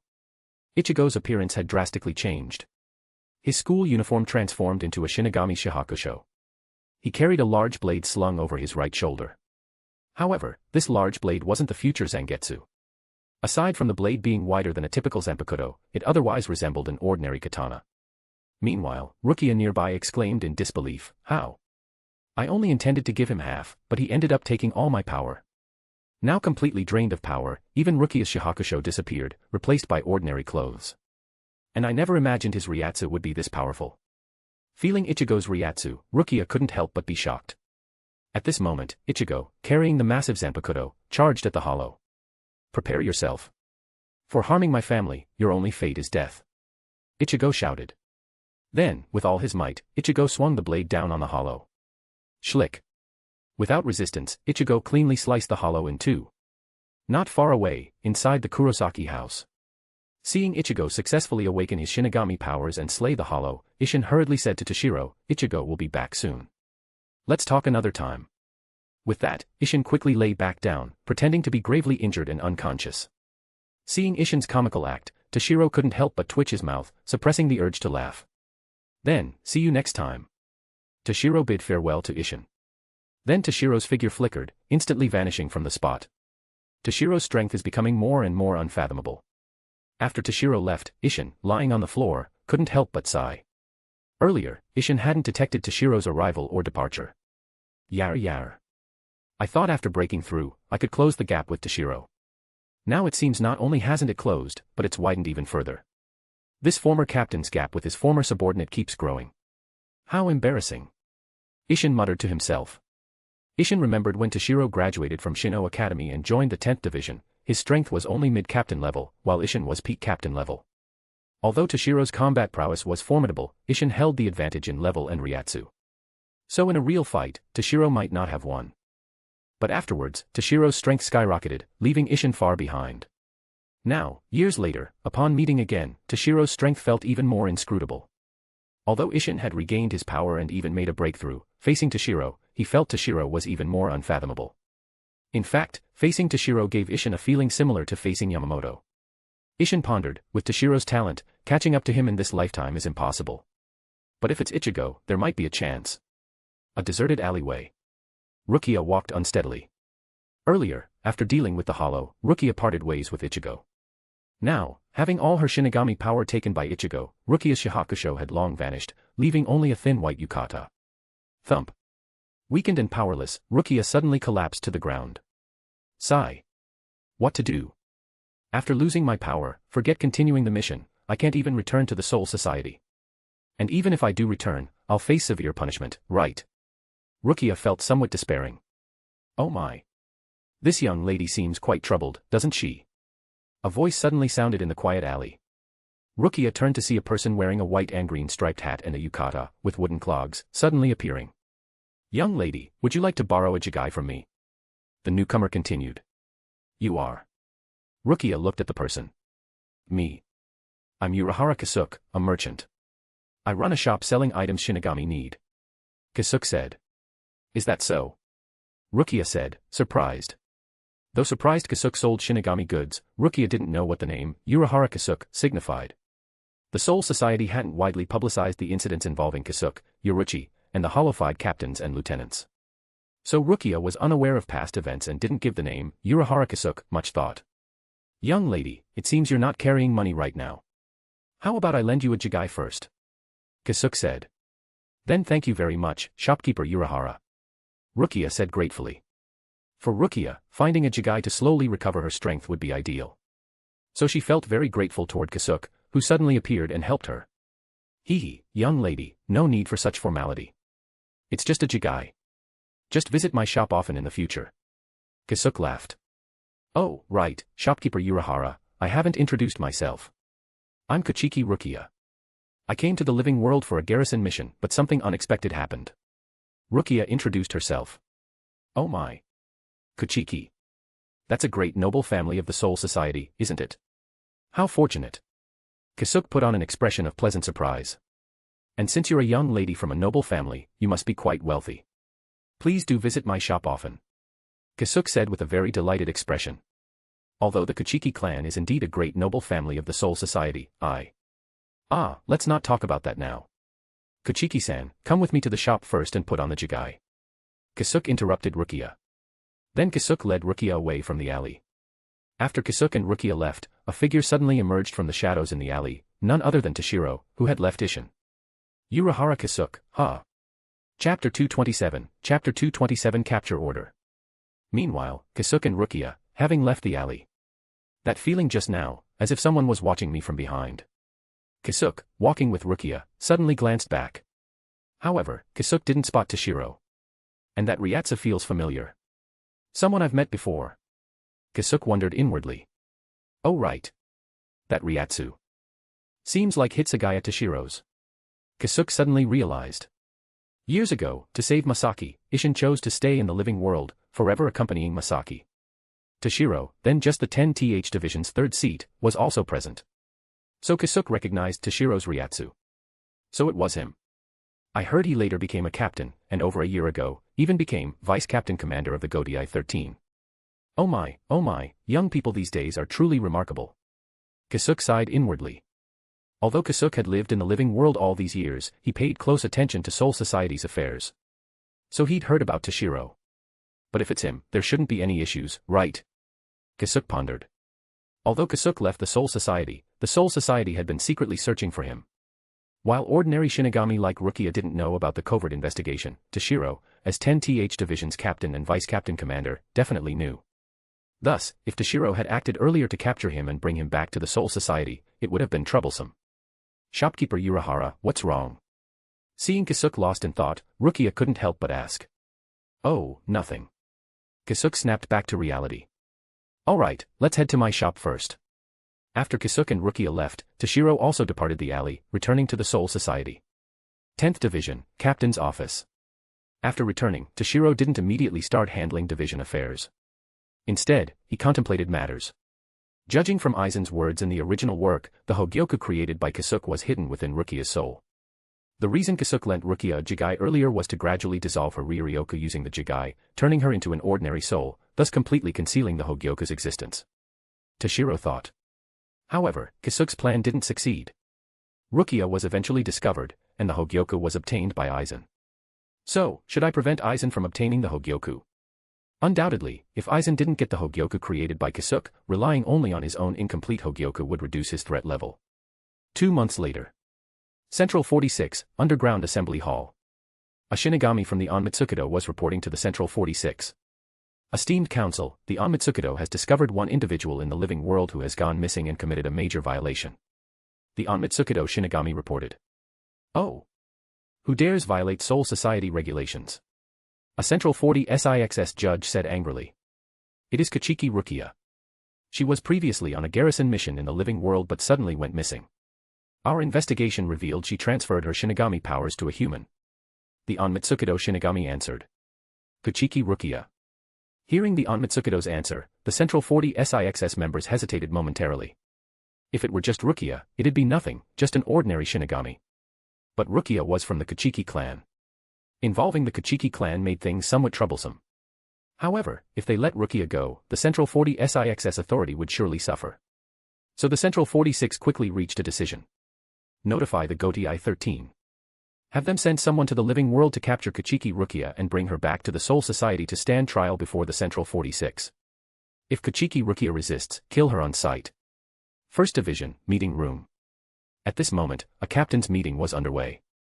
After all Godai 13's captains assembled, Yamamoto said gravely, Everyone, I've just received word from the Central 46. A Shinigami of the Godai 13 has severely violated Soul Society's regulations. What? Which division? What violation? Everyone asked. Toshiro's heart tightened. It seems Rukia's matter has been discovered. Toshiro thought to himself. Silence. Yamamoto then explained, the violator is 13th Division's member, Kichiki Rukia. What? Impossible. How could Rukia violate Soul Society's regulations? Yukitake said incredulously. Hearing this news, Byakuya also trembled, his heart in turmoil. Quiet, Jushiro. Yamamoto reprimanded. Then Yamamoto continued explaining to everyone, according to the Onmitsukido's report, while on garrison duty in the living world, Kichiki Rukia transferred her Shinigami powers to a human. This indeed constitutes a severe violation of Soul Society's regulations. For Yamamoto, who had protected the Soul Society for so many years, the Soul Society's importance outweighed everything. So no matter who violated its regulations, Yamamoto wouldn't show mercy. Thus, toward Rukia, Yamamoto felt no sympathy. Yamamoto continued, the Central 46 has just issued an order. The Godai 13 is to capture Kachiki Rukia and bring her back to the Soul Society to stand trial before the Central 46. Moreover, during the capture, if Kachiki Rukia resists, kill her on sight. Hearing Yamamoto's words, everyone's hearts tightened, knowing he wasn't joking. Now let's discuss who to send to the living world to capture Kachiki Rukia. Yamamoto said. Let me go, Captain Commander. A voice suddenly rang out. Everyone looked and found it was Byakuya. Seeing Byakuya volunteer, everyone couldn't help but be surprised. Byakuya was Rukia's elder brother. Normally, he should recuse himself. Captain Commander, please let me go. I want to personally capture Kachiki Rukia to cleanse the disgrace she has brought upon the Kachiki clan. Byakuya said with a stern expression. Yamamoto looked deeply at Byakuya, then nodded. Very well. Chapter 228, Chapter 228 Slaughtering the Central 46. Then, the captain's meeting concluded. Everyone dispersed. After leaving the meeting room, Byakuya, who had previously volunteered with a stern expression to capture Rukia, immediately turned grim. His steps wavered as he walked. Byakuya volunteered primarily out of concern for Rukia. If someone else went, any unforeseen event, like Rukia resisting, could be disastrous. After all, the Central 46 order stated that if Rukia resisted, she could be killed on sight. If Byakuya went, he could at least show some leniency without violating the order. But regarding what to do after capturing Rukia, Byakuya had no idea. Rukia severely violated Soul Society's regulations this time. Without intervention, she would face severe punishment. But intervening to save Rukia would mean violating regulations himself. Byakuya couldn't help but recall his promise to Hisana and the oath sworn before his parents' graves. He promised Hisana to protect Rukia well, but also swore before his parents never to violate regulations again. When the two conflicted, which to choose? Protect Rukia, or obey regulations? For a moment, Byakuya fell into confusion. Meanwhile, Yukitake nearby approached Byakuya and comforted, Byakuya, don't worry too much. With Rukia's personality, how could she willingly violate regulations? There must be some misunderstanding. Once we bring Rukia back and clarify matters, she'll be fine. Worried?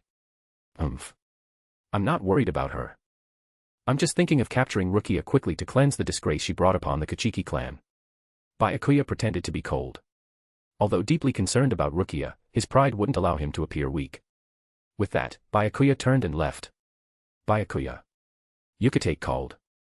But Byakuya ignored him. However, after a few steps, Byakuya suddenly saw Toshiro ahead.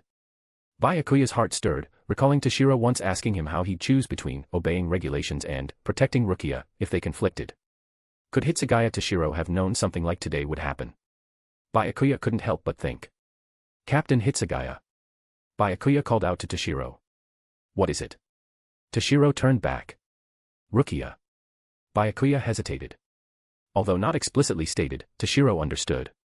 No need for hesitation. Do what you feel you must. Just trust that Rukia will ultimately be fine. Toshiro said with certainty. Is that so? Byakuya said, half believing, half doubting. Of course. I guarantee it. Then Toshiro bid farewell to Byakuya. 10th Division, Captain's Office. Toshiro sat on his captain's seat, eyes closed, contemplating upcoming plot events. Next, Rukia will be captured and brought back to the Soul Society. Then Ichigo will invade the Soul Society to save Rukia. However, by now, Aizen should have already acted against the Central 46, right? Toshiro thought. Toshiro recalled Aizen mentioning in the original work that upon discovering Rukia's presence in the living world, he immediately slaughtered the entire Central 46, then issued orders impersonating them. Now that Rukia has been discovered, the Central 46 should be slaughtered by Aizen. It's a pity I can't personally witness such a satisfying scene. Toshiro felt somewhat regretful. Just as Toshiro sighed, Aizen had already begun acting. Central 46 compound. Since no one could approach without being summoned, aside from Central 46 members and some guards, this vast place remained deserted, usually very quiet. But today, 3 uninvited guests arrived. Aizen, Ikamaru Jin, and Tyson Kaname walked to the Central 46 compound's main gate. Creak. The gate suddenly opened, and 2 guards emerged. Who are you? Don't you know no one can approach here casually? One guard shouted sternly. Greetings. I am 5th Division's captain, Aizen Sosuke. Aizen said with a smile. 5th Division's captain. The guard's expression softened slightly but still said, even as a Godai 13's captain, without Central 46 summons, you cannot approach here arbitrarily. We'll let it slide this time. Please return. Thank you. Aizen suddenly said. What? The guard asked, puzzled. Aizen still smiled gently. Thank you for opening the door for me, saving me some trouble. As thanks. Swish. A blade light suddenly flashed. Schlick. Schlick. Both guards were sliced in two. Clang. Aizen sheathed his Zanpakuto, still smiling. As thanks, I'll let you die painlessly. Let's go, Jin, can aim. Aizen entered first, followed closely by Jin and Tozen. Underground Assembly Hall. At this moment, Central 40 SIXS members were handling work. While the Godii 13 managed Siriiti and Soul Society security, judicial and administrative affairs fell under the Central 46. Now, some Central 40 SIXS members discussed among themselves, others worked silently, unaware of impending danger. Bam. The underground assembly hall doors suddenly opened. The Central 40 SIXS members were startled. You are 5th Division's Captain, Aizen Sosuke, 3RD Division's Captain Ikamaru Jin, 9th Division's Captain Tozen Kaname. Someone recognized the three. However, Central 40 SIXS members immediately berated loudly, who allowed you in? Really? The Godii 13 grows more audacious, daring to barge into the Central 46. This behavior must be severely punished. Correct. Their captain positions must be revoked. Moreover, Yamamoto, as captain commander, failed to discipline properly. He must also be harshly reprimanded. Central 40 SIXS members arrogantly pointed at Aizen and the others, severely scolding them. Are you finished? Aizen suddenly spoke. Though still smiling, Aizen's eyes were icy cold. If you're finished, then please die. With that, Aizen waved a hand. Tozen immediately charged forward. Jin hesitated momentarily, then also followed Tozen. Cold blade lights lit up throughout the underground assembly hall. Schlick, schlick, schlick. Sounds of blades piercing flesh echoed continuously. Ah. Ah. Ah. Screams reverberated throughout the underground assembly hall. Chapter 229, Chapter 229 an expression like a human's. Not long after, all screams vanished completely. Jin and Tozen returned to Aizen's side. How was it? Aizen asked. Aizen-sama, 6 judges plus 40 sages, 46 in total. None escaped. Tozen respectfully replied. Well done. Aizen praised. On another front, Byakuya had prepared to go to the living world to capture Rukia. Regardless of the Central 40 SIXS eventual verdict, at the very least, Rukia must be brought back to the Soul Society now. Living world, night. Urahara shop. Kisuke was chasing a black cat. What's wrong, Yoruchi-san? It's dinner time. Here, have some milk. Kisuke held a bottle of milk. But the black cat suddenly spoke in a husky male voice, stop fooling around, Kisuke. You should know very well, they have arrived. Hearing the black cat's words, Kisuke also suddenly became serious. This matter. Will you speak first or have milk first? Kurosaki household. Brother. Yuzu pouted, somewhat annoyed. You're taking leftovers again. This is my midnight snack. A growing body in puberty needs lots of food. Ichigo said as he scooped rice into a bowl, then carried a meal upstairs. Ichigo didn't do this because of puberty growth spurts. Recently, Rukia had been living in the closet in his room. So Ichigo needed to bring her a portion after meals. Hey! Rukia, dinner's here. Ichigo entered his room carrying the meal. Huh? What's this? Where'd she go again? Ichigo looked around but didn't see Rukia in his room. What Ichigo didn't notice was a letter on his desk. It read, thank you for taking care of me all this time. Kuchiki Rukia. At this moment, Rukia was running along a deserted street. Earlier, sensing someone from the Soul Society had come to the living world, Rukia wrote a letter, then hastily left the Kurosaki house. As she ran, Rukia recalled recent days. Although hectic, Rukia felt this was her happiest life in decades. While Rukia ran along the street, on a tall building not far away, Byakuya and Renji observed her. Backside synchronization 113.1, nerve connection rate 5.5. Correct. She indeed uses a jigai. I thought the imaging department's intel was inaccurate. But finally found you. Kuchiki Rukia. Renji said after observing with a device resembling night vision goggles. Below, Rukia, running along the street, recalled her recent life, feeling deeply reluctant to leave. I actually feel reluctant. How embarrassing, Kuchiki Rukia. Have I stayed here too long? Rukia couldn't help but think. That's right. It seems you understand very well yourself, Rukia. Renji suddenly appeared on a utility pole ahead of Rukia. You are Renji. Seeing Renji, Rukia was very surprised. Because Renji wore a lieutenant's armband. Moreover, this was the first time they spoke since the rift formed years ago over the Kuchiki clan's adoption. But as soon as Rukia spoke, Renji suddenly slashed at her. Bam. Finally, Renji's attack, about to hit Rukia, suddenly veered, striking the ground before Rukia, blasting a large crater. We've already caught up behind you, yet you keep thinking to yourself, completely unaware. And my slash just now wasn't fast. Even with a Jigai, you should have dodged. It seems you really have no power left. Renji couldn't help but say angrily. Speak up, Rukia. Where is the one who stole your power? Renji demanded. What are you saying?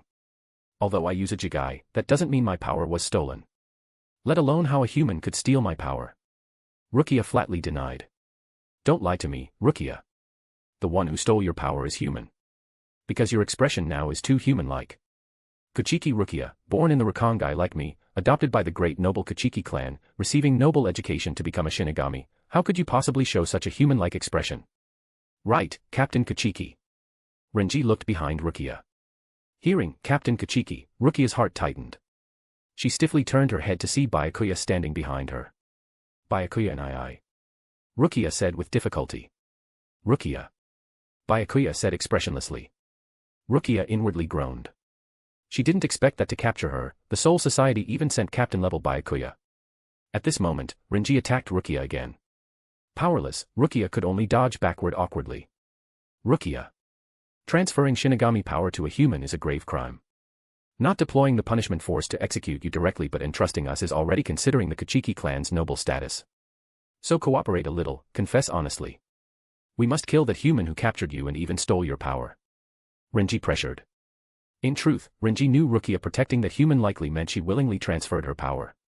Even so, Renji insisted it was that human forcibly stealing Rukia's power. Because only then could all blame be shifted onto that human, reducing Rukia's culpability. Even if it sacrificed that innocent human, as long as it lessened Rukia's charges, Renji would stop at nothing. Come on, Rukia. Don't shield him. Tell us quickly. Where is that human who stole your power? Renji urged anxiously. Seeing Rukia still unwilling, Renji pointed his Zanpakuto at her, trying to force her to reveal the human's whereabouts. Whoosh. Suddenly, a spirit particle arrow shot toward Renji. Chapter 230, Chapter 230 Ichigo vs Renji. Renji instantly twisted his body, dodging the spirit particle arrow. Two big men with weapons bullying an unarmed girl. Really hard to watch.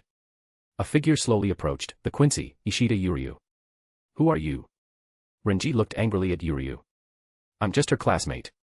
Someone who hates Shinigami. Yuryu adjusted his glasses. Naturally, Renji and Yuryu fought. Kurosaki household. Does Rukia even plan to come back? It's already 2 a.m. Ichigo worried.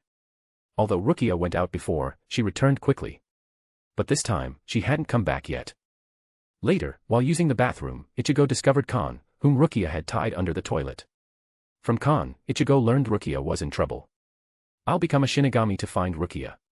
Come with me, Kan. Ichigo said determinedly. Oh, I understand. Kan nodded. Huh. Ichigo suddenly realized, but how do I become a Shinigami? Ichigo was human. Previously, Rukia helped him transform each time. Now Rukia wasn't here. With the soul separation glove. That's with Nei-san. Before Ichigo finished, Kan interrupted. Ichigo said helplessly, then I can only use the soul candy. Here, Ichigo glanced at Kan, immediately dismissing the idea. The soul candy was inside Kan's plush body. But Kan, previously tied under the toilet, reeked terribly. Thinking of extracting the soul candy from Kan's body and putting it in his mouth made Ichigo nauseous. Ah. Without Rukia, how do I become a Shinigami? Ichigo grabbed his head, frantic. What now? Rukia's probably fighting Soul Society people, right? But if I don't become a Shinigami, how do I save her? Ichigo shouted at Kan. Why shout at me? Not my fault. Don't take it out on this plush doll. Kan also shouted anxiously. Just then, a voice suddenly came. Oh my, you two seem quite troubled. Need help. Kisuke, wearing a blue-green hat, black yukata, and wooden clogs, suddenly appeared by the window. You. Ichigo exclaimed in surprise. If you need my help, just say so. This concerns an important client of mine. So, as a special offer, she can owe me for now. With that, Kisuke poked Ichigo with his cane. Bam. Struck by the cane, Ichigo's soul and body instantly transformed into a Shinigami. Thud. Yuryu was sent flying by Renji, crashing hard onto the ground. Humph, daring to fight me. Know your place now. Renji looked disdainfully at Yuryu. Cough, cough. Yuryu, on the ground, spat blood, wanting to fight Renji again but unable to even stand. So strong. Renji's gotten much stronger. Rukia thought, surprised. Next. Renji walked to Yuryu. I'll deliver the final blow. Before you die, remember, the one who killed you is Abarai Renji. With that, Renji swung his Zanpakuto at Yuryu. Stop. A loud shout suddenly came. Simultaneously, an attack shot toward Renji. What? Renji hastily dodged. Boom. The spot where Renji stood moments ago was blasted into a crater. You. Who are you? Renji exclaimed angrily. Kurosaki Ichigo. Also the one who will defeat you. Pleased to meet you. The newcomer was Ichigo, arriving just in time. Wearing a shihakusho. Renji now saw the other wore Shinigami attire. Who are you? Which division? Renji demanded. Division? What's that? Never mind. Let's defeat you first. With that, Ichigo gripped his Zanpakuto, ready to fight. Wait. What is that? How can a Zanpakuto be that huge? Renji pointed at Ichigo's Zanpakuto incredulously. What's wrong? Is it really that big? Ichigo wondered. Well, compared to Rukia's, it is a bit bigger. Ichigo thought for a moment. Zanpakuto size relates to Ryatsu's strength. How can this guy have such a huge Zanpakuto? Could it be, the one who stole Shinigami power from Rukia is you? Renji looked coldly at Ichigo. So what if I am? Ichigo said indifferently. Hearing Ichigo's answer, Renji couldn't help but glare angrily. I'll kill you. Renji roared, directly slashing at Ichigo. Not only Renji, but even Byakuya nearby, upon hearing Ichigo admit to taking Rukia's power, couldn't help but say coldly, Kurosaki Ichigo. In Byakuya and Renji's view, without Ichigo, Rukia wouldn't have violated Soul Society regulations. Now, facing Renji's attack, Ichigo also swung his blade to meet it. Clang. Blades clashed, then swiftly separated. Kill. Kill. Kill. Kill. Kill. Kill.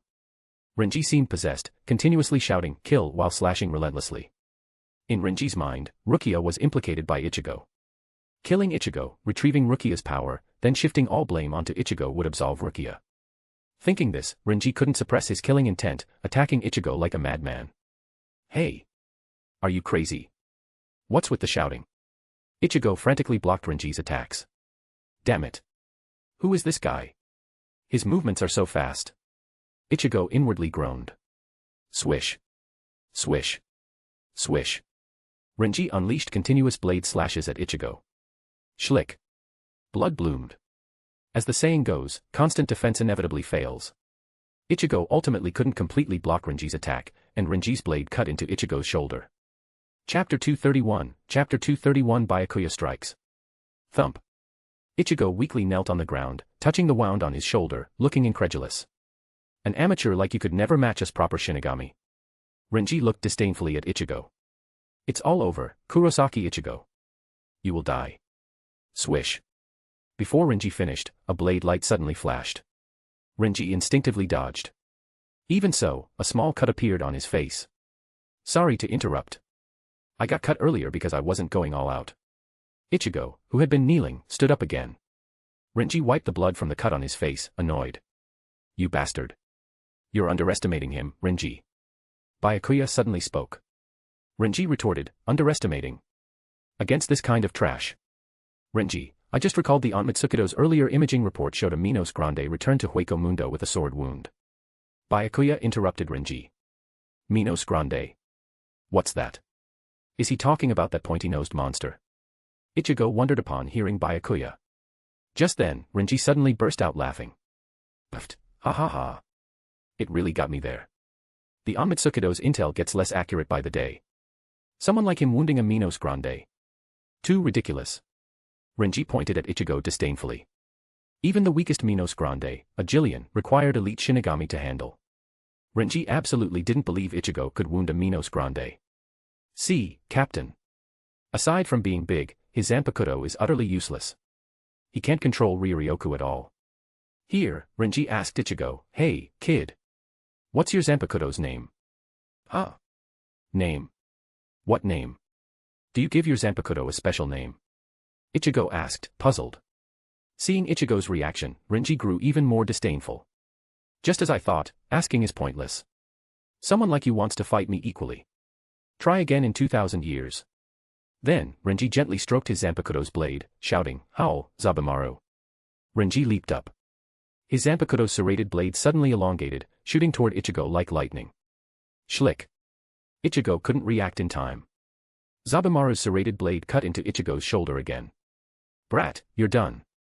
You'll be defeated by me, Abarai Renji, and die here. Then Renji swung his elongated Zanpakuto blade at Ichigo again. Schlick. Blood splattered. Another large wound appeared on Ichigo's body. Thump. Ichigo weakly collapsed. See, kid. This is the gap in our strength. Renji looked down at Ichigo arrogantly. Now, I'll finish you quickly and return sooner. Clang. Clang. Clang. Renji dragged his Zanpakuto along the ground, walking toward Ichigo. Just then, Rukia nearby suddenly moved. Swish. Rukia instantly flashed forward, pouncing on Renji, grabbing his sword-wielding right arm. Ichigo. Run. Get up. Get up and run.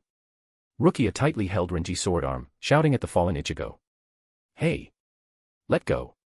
Rukia, what are you doing? Do you want to compound your mistakes, Rukia?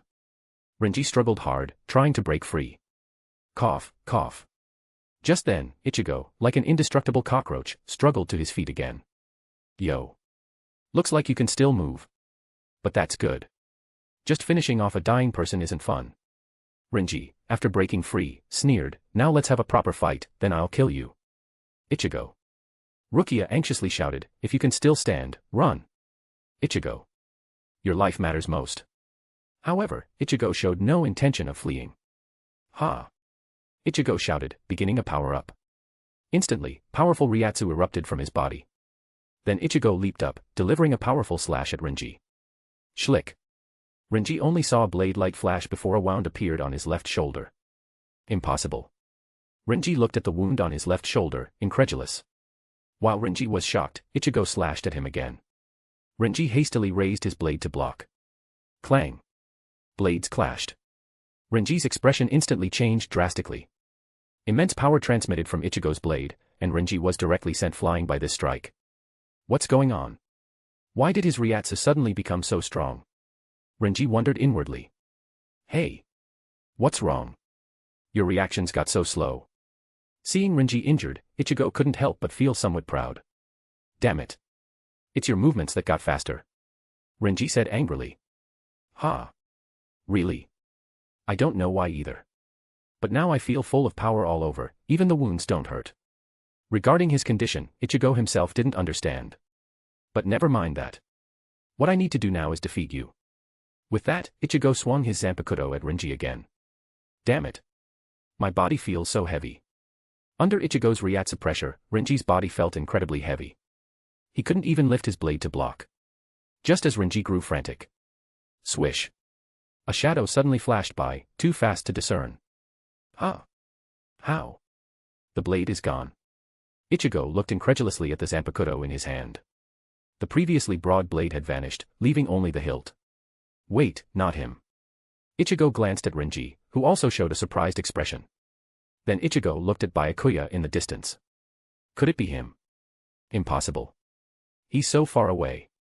It can't be him. Ichigo muttered to himself. What? Suddenly, Ichigo saw Byakuya in the distance holding a broken blade fragment. Chapter 232, Chapter 232 Ichigo's defeat, Rukia's departure. In the distance, Byakuya suddenly let go of the Zanpakuto in his hand and gripped the hilt of the sword at his waist. Seeing Byakuya's movement, Ichigo's heart tightened. Is he attacking from this distance? Swish. Byakuya's figure instantly appeared behind Ichigo. Squelch. Blood spurted wildly from Ichigo's body. Then, Ichigo's body slowly fell backward. As he fell, Ichigo's mind was filled with confusion. What happened? Was I stabbed? Was it from behind or the front? I can't tell at all. My body hurts. He had no perception of Byakuya's attack. Ichigo only remembered Byakuya gripping the hilt of the zanpakuto at his waist, and then, the next instant, he was falling. You are truly dull. Even falling down is so slow. Watching Ichigo's figure slowly toppling backward, Byakuya remarked indifferently. It's been a long time since I've seen Captain Kachiki's Senka. It's really amazing. I only caught a glimpse of his first strike. The moment of his second strike, even the moment he sheathed his sword, I couldn't see. If even I am like this, that kid probably hasn't realized what happened yet. Renji thought to himself. By the way, what was that powerful Ryatsu he emitted just now? Renji pondered in confusion. Renji, what is it? Seeing Renji lost in thought, Byakuya asked. Nothing. It's just that a guy like him didn't require the captain to step in. I could have handled him alone. Renji said, glancing at Ichigo lying on the ground. No need to say that. If I always stand by idly, my skills will eventually get rusty. Byakuya said nonchalantly. Ichigo. At that moment, Rukia in the distance saw Ichigo lying on the ground, his condition unknown. She immediately cried out and rushed towards the fallen Ichigo. Rukia, that's enough. Renji shouted angrily, grabbing Rukia by the neck and pinning her against the wall. Let go of me, Renji. Ichigo, That's enough, Rukia. Look clearly. He is already. Why worsen your crime for the sake of a dead man? If you touch him now, your sentence will be increased by 20 years. Don't you understand? Renji roared. So what? Ichigo is because of me. What's wrong with me going to the side of someone who died for me? Rukia retorted without hesitation. At that moment, Byakuya suddenly spoke. Must you go over there? To his side. Nisama. Rukia looked at Byakuya. Rukia, I understand. The reason you value this boy so much is because he resembles him, isn't it? Byakuya said calmly.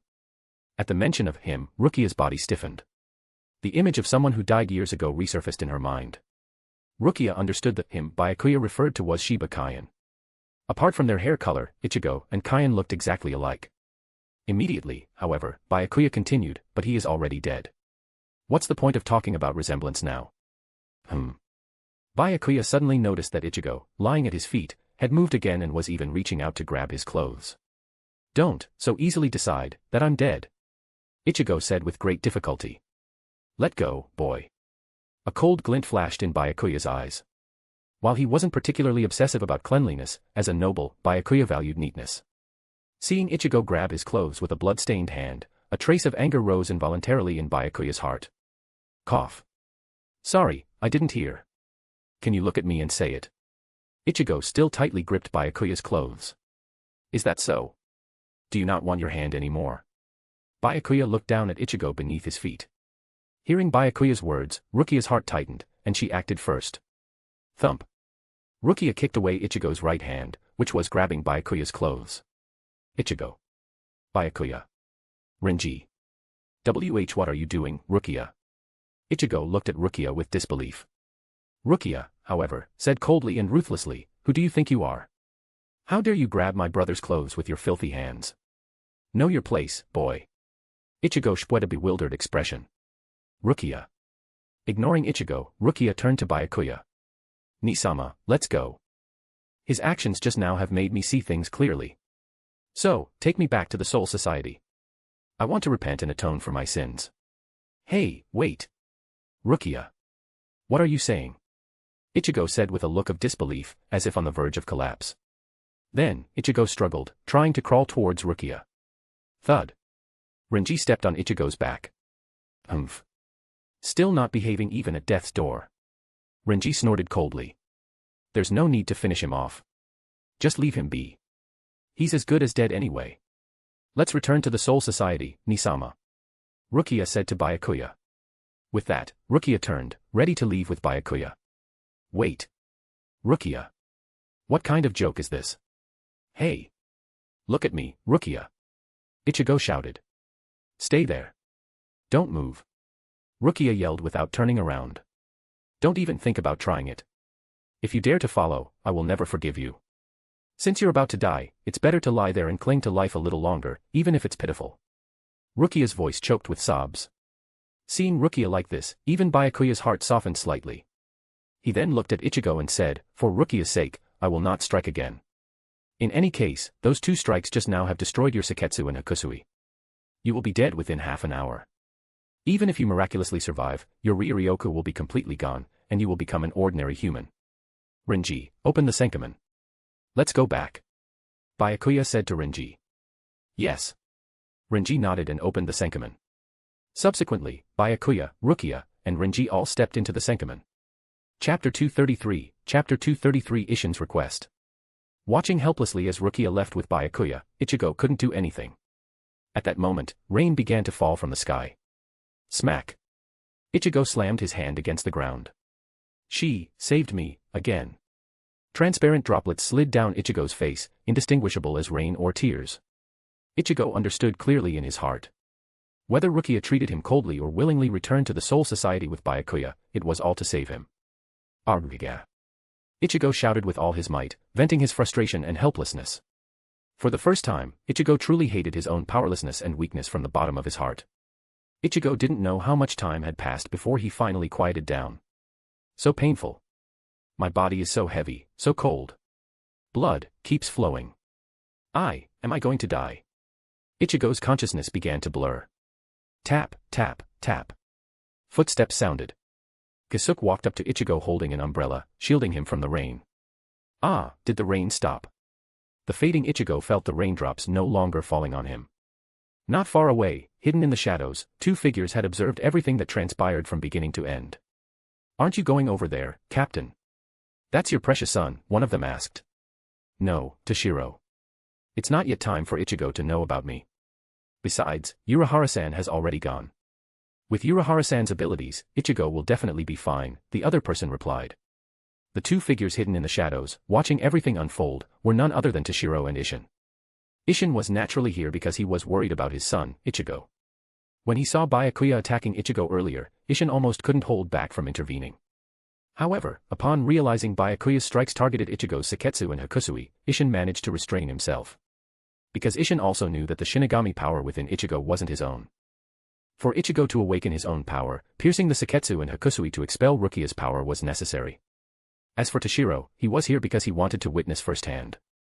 If Byakuya and Renji intended to deliver a killing blow, Toshiro could intervene in time to stop them. Although, from the original work, Ichigo came out of this unscathed, there was always the risk of a butterfly effect due to Toshiro's presence. If Byakuya and Renji actually decided to kill Ichigo, it would be a tragedy. After all, Ichigo was the protagonist of the original work and couldn't be allowed to come to harm. Otherwise, if Toshiro couldn't handle the big bosses later, they'd have to rely on Ichigo. Moreover, regardless, Ichigo was Ishin's son. As Ishin's close friend, Toshiro couldn't just stand by and watch Ichigo come to harm. In short, whether for public or private reasons, Ichigo couldn't be allowed to die. So, Toshiro specifically followed Byakuya and the others to the living world. Upon arriving, Toshiro discovered Ishin and Kisuke were also secretly observing Ichigo's confrontation with Byakuya and Renji. Toshiro then revealed himself and greeted Ishin. Speaking of which, the friendship between Rukia and Ichigo is truly touching, Toshiro suddenly remarked with emotion. Earlier, watching Ichigo and Rukia disregard their own lives for each other, Toshiro couldn't help but feel moved for a moment. Toshiro remembered that in his previous life, it was this very event that made him an Ichiraki shipper. Experiencing this scene firsthand now was even more moving than simply watching the anime. Sigh, it's a shame Rukia ended up with Renji in the end. Although Renji was Toshiro's friend in this life, Toshiro still couldn't help but sigh inwardly. At that moment, Ishin also praised, Rukia is a good girl. It would be a good thing if she and Ichigo got together. The fact that Rukia had been staying in Ichigo's room these past days naturally couldn't escape Ishin's notice. After this period of observation, Ishin believed Rukia was a good girl. Moreover, back when Ishin was still in the Soul Society, although he hadn't met Rukia directly, he had heard about her from Kaien. Never mind. Matters of the heart should be left to fate. There's no point for outsiders like us to worry, Toshiro said. Alright, Captain, it's getting late. I'll head back to the Soul Society first, Toshiro bid farewell to Ishin. Wait. Ishin suddenly spoke up. Toshiro, there's something I'd like to ask of you. Just say it. No need to be polite with me, Toshiro agreed readily. It's like this. I understand Ichigo's personality very well. With Rukia being taken back to the Soul Society this time, Ichigo definitely won't just give up. He will definitely find a way to go to the Soul Society to rescue Rukia.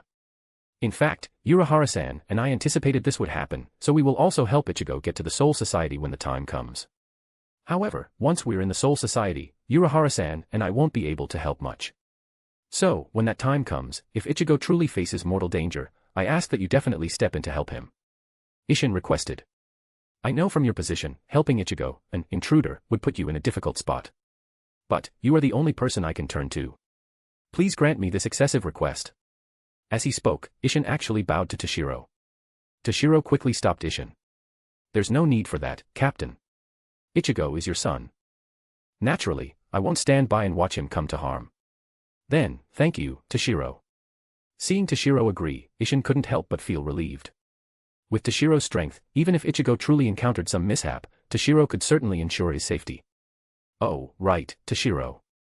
From now on, don't call me Captain. I haven't been a captain for a long time.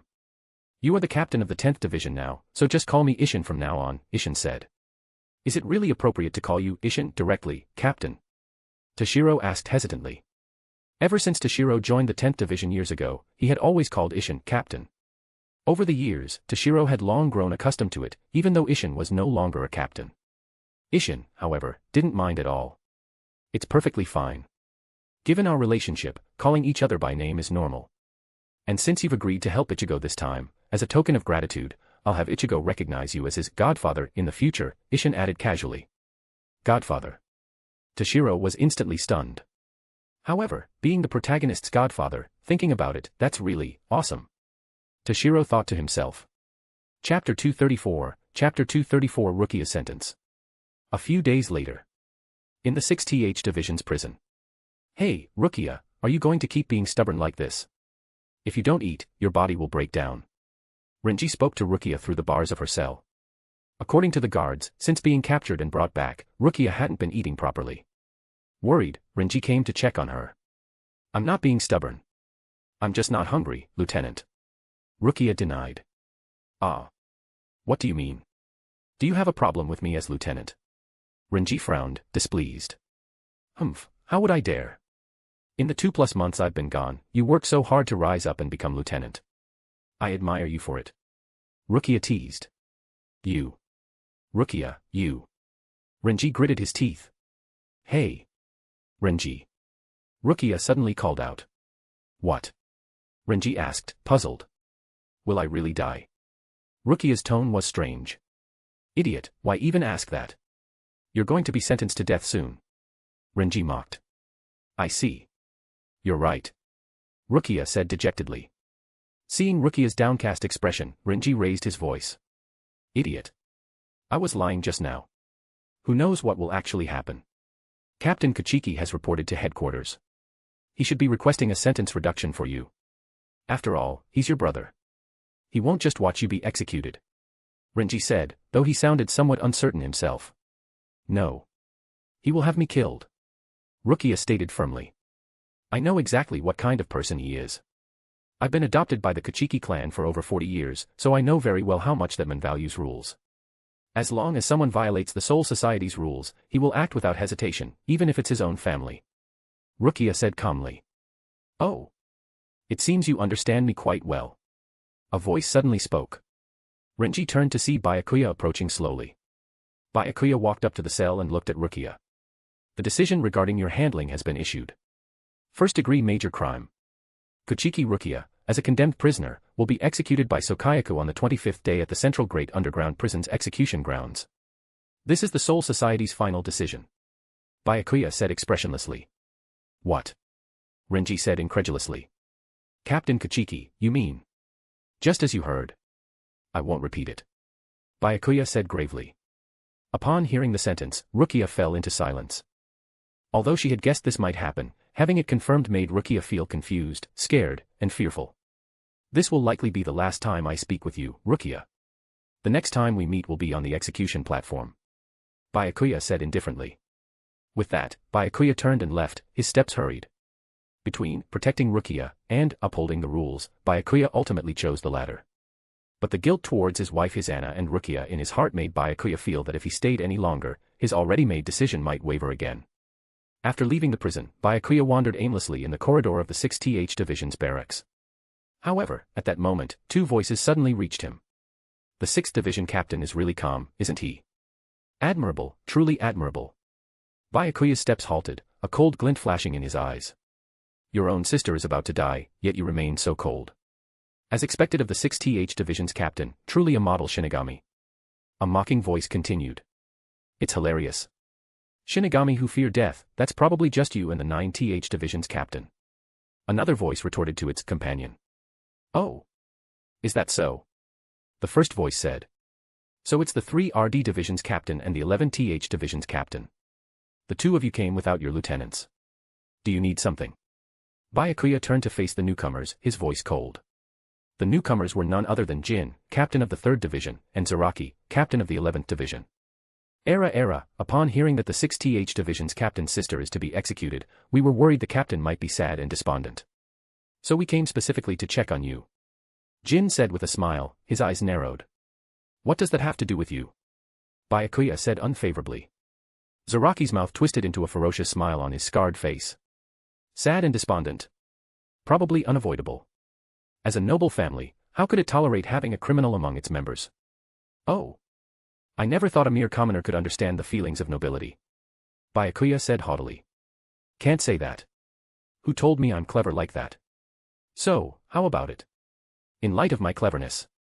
Before she's executed, let me take care of that criminal. Zaraki stared fiercely at Byakuya. Oh. I really didn't know you were capable of killing anyone. Byakuya's eyes flashed with a cold light. Want to give it a try? Zaraki placed his hand on his zanpakuto hilt, staring intently at Byakuya. Do you truly wish to try? Byakuya also gripped the zanpakuto at his waist. Just as Byakuya and Zaraki were at a standoff, on the verge of drawing their swords, a voice suddenly rang out. Stop this. Swish. Before the sound faded, a figure abruptly appeared between Byakuya and Zaraki, pressing down on each of their sword-drawing right hands. Byakuya, Kenpachi. What are you doing? As Captain-class Shinigami, engaging in a private clash, what kind of behavior is that? The newcomer loudly reprimanded. TCH. What's this? It's just Toshiro. Don't stop me. Zaraki complained unhappily. Captain Hitsugaya, as you can see, it was not my intention to fight. The 11th Division's captain has been provoking me all along. Byakuya said. All right, Kenpachi, stop causing trouble. And Byakuya, you should back down a bit too. Toshiro said, feeling a headache coming on. Toshiro had come to the 6th Division intending to visit Rukia, who was temporarily detained there. But he never expected to find Byakuya and Zaraki at a standoff, looking ready to fight. Hey. Toshiro, why am I the one causing trouble? I just wanted to help the 6th Division's captain by cutting down that criminal. What's wrong with that? Zaraki retorted, unconvinced. Enough. Shut up, Kenpachi. Toshiro said, displeased. Then, Toshiro looked at Jin, who had been watching the show. Captain Ikamaru, stop spectating. Help me take Kenpachi back. Yes, yes, Vice Captain Commander. Jin agreed with a smile. Swish. Jin's figure flashed, appearing directly beside Zaraki. Then, Jin flicked his hand, and a stream of bandages instantly wrapped Zaraki tightly from head to toe, leaving only his head exposed. Please excuse us this time, 6th Division's captain. I had no intention of opposing you. Oh, and give my regards to your sister. Jin said to Byakuya. With that, Jin dragged Zaraki away. Chapter 235, Jin's Purpose. Byakuya. I'm sorry, Captain Hitsugaya. I'd like to be alone for a while. Before Toshiro could speak, Byakuya cut him off, then turned and walked away. Really, these people? Toshiro said helplessly. But why did Kenpachi and Ikamaru suddenly show up here? Toshiro then pondered. Zaraki and Jin wouldn't come looking for Byakuya for no reason. So, they must have had some purpose for being here. Kenpachi, despite saying he wanted to cut down Rukia, based on his personality, he's never had much interest in the weak. So, he naturally wouldn't attack Rukia, who isn't strong. The reason he said that was probably to provoke Byakuya, hoping for a chance to fight him. Toshiro guessed internally. Zaraki, that battle maniac, was completely capable of doing such a thing. As for Ikamaru, it was likely Aizen who sent him to test Byakuya's attitude. According to the Central 40 SIXS verdict, Rukia is undoubtedly sentenced to death. But if Byakuya, as Rukia's older brother, were determined to protect her, it could potentially cause some trouble for Aizen's plans. Toshiro contemplated. As the head of the Kuchiki clan, the foremost of the four great noble houses, Byakuya held significant influence in the Soul Society. If he were determined to save Rukia, there was indeed a slim chance he might succeed. If Rukia's sentence truly came from the Central 46, then as long as the Central 46 remained firm, Byakuya would be powerless even if he wanted to save Rukia. But the problem was that the Central 46 had already been wiped out by Aizen. Rukia's sentence was merely issued by Aizen in the name of the Central 46. In that case, if Byakuya became determined to mobilize the Kuchiki clan's power to rescue Rukia, and the Kuchiki family then negotiated with the Central 46, it could very well expose the fact that the Central 46 had been annihilated. So the reason Jin appeared here was probably that Aizen sent him to test Byakuya's attitude towards Rukia's execution. Then, based on Byakuya's attitude, Aizen could formulate different plans. And the reason Jin came with Zaraki was probably because Zaraki was also duped into coming by Jin. Then, Jin had Zaraki provoke Byakuya, drawing everyone's attention. This way, even if something happened, people would focus on Zaraki. Jin, who came with Zaraki, would instead escape notice. If my guess is correct, then that's definitely how it is. Toshiro murmured to himself. Toshiro. Huff, huff. What happened? A voice suddenly interrupted Toshiro's thoughts. Toshiro looked up to see Yhwach, accompanied by 2/3 seats of the 13th Division, Kion and Sentaro, running over quickly. Jushiro, you caught up. Toshiro said. Earlier, Toshiro had come with Yhwach to see Rukia. However, upon arriving at the 6th Division, Toshiro suddenly noticed Byakuya and Zaraki in a standoff, looking like they might fight at any moment. So, Toshiro left Yhwach and the others behind, using Shunkuho to instantly appear on the scene. Toshiro, what happened between Kenpachi and Byakuya just now? Why did it look like they were about to fight?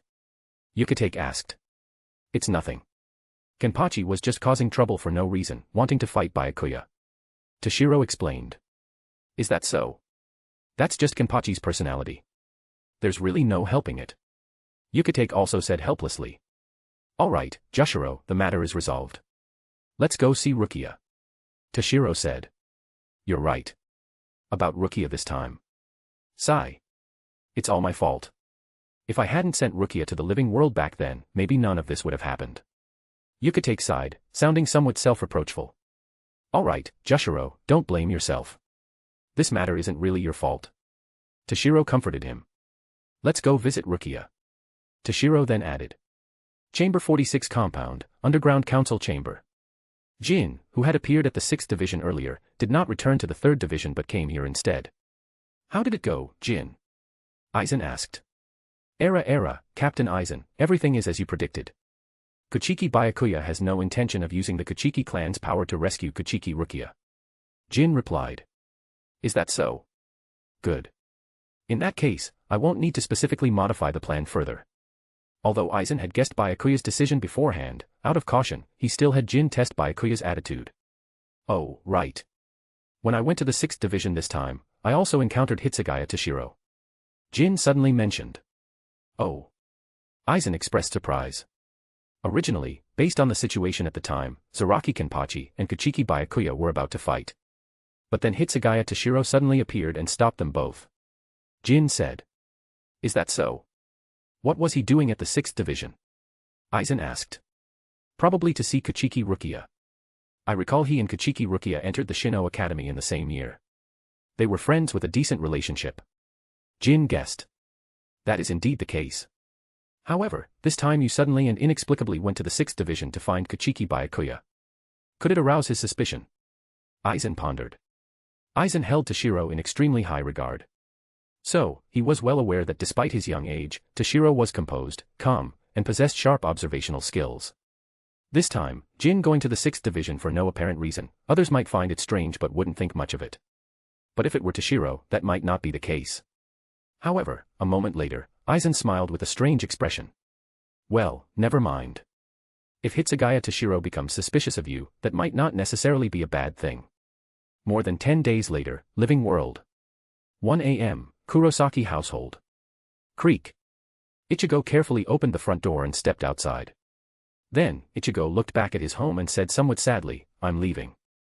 Yuzu, Karen. Dad. Chapter 236, Chapter 236 Charge into the Soul Society. Just as Ichigo turned to leave, a figure suddenly fell from the roof of the Kurosaki house, crashing down towards Ichigo on the ground below. And during the fall, the figure was also shouting, "I, Chi, go.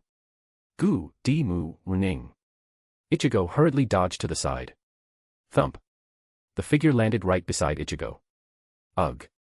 To think you could dodge my attack. As expected of my son. Isshin said, his face covered in blood. What are you doing? Dad. Ichigo shouted. Before you leave, I want to give you this. Isshin suddenly took out an amulet from his person and handed it to Ichigo. Ichigo looked at the amulet in his hand with disgust. Why is this amulet so dirty? You call it dirty? That's so rude. This was a gift from your mother to me long ago. It brings wealth and good luck. Isshin complained unhappily. Hearing that the amulet was a gift from his mother to his father, Ichigo instead got angry. What the heck, Dad? How can you give this amulet to me? You wish. Who said I'm giving it to you? Then, Isshin suddenly put on a serious expression. I'm only lending it to you for the duration of your trip. Remember to give it back when you return. I see. Then I'll borrow it for now. Ichigo said solemnly. With that, Ichigo resolutely turned and left. Only after Ichigo's figure disappeared did Isshin show a worried expression. Ichigo. You must come back alive. Outside Urahara's shop. Ichigo, Inoue Orihime, Ishida Yuryu, and Sato, Chad, Yasutora had all gathered here.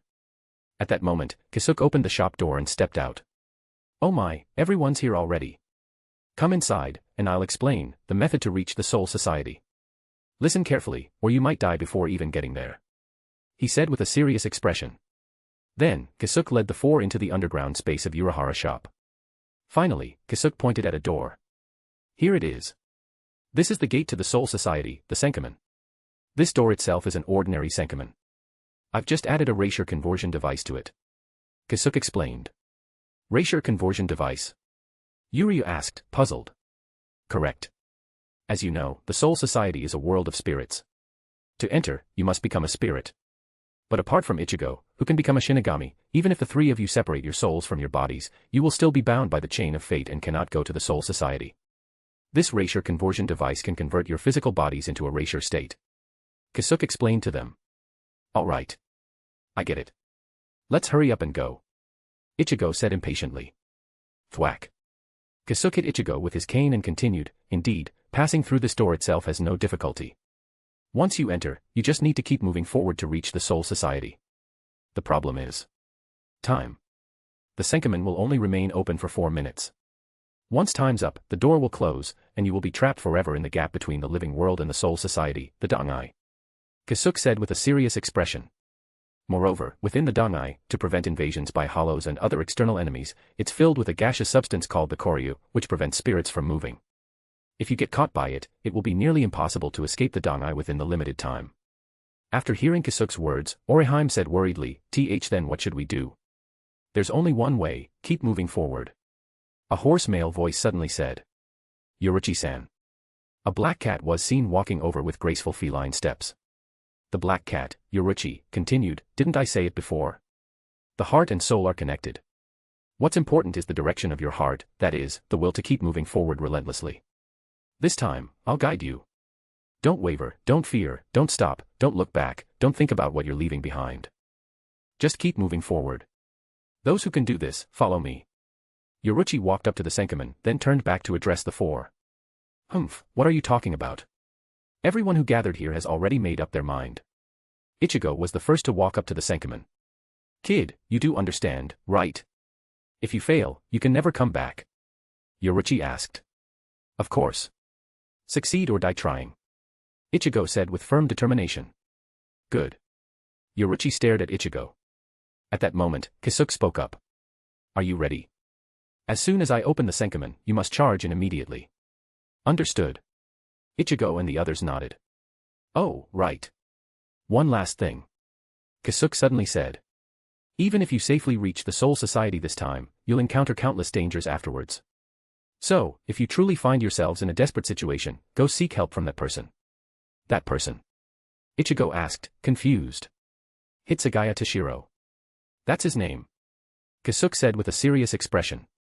Hitsugaya Toshiro. Why would he help us? Ichigo asked. Oh, that. He's a very good customer of mine.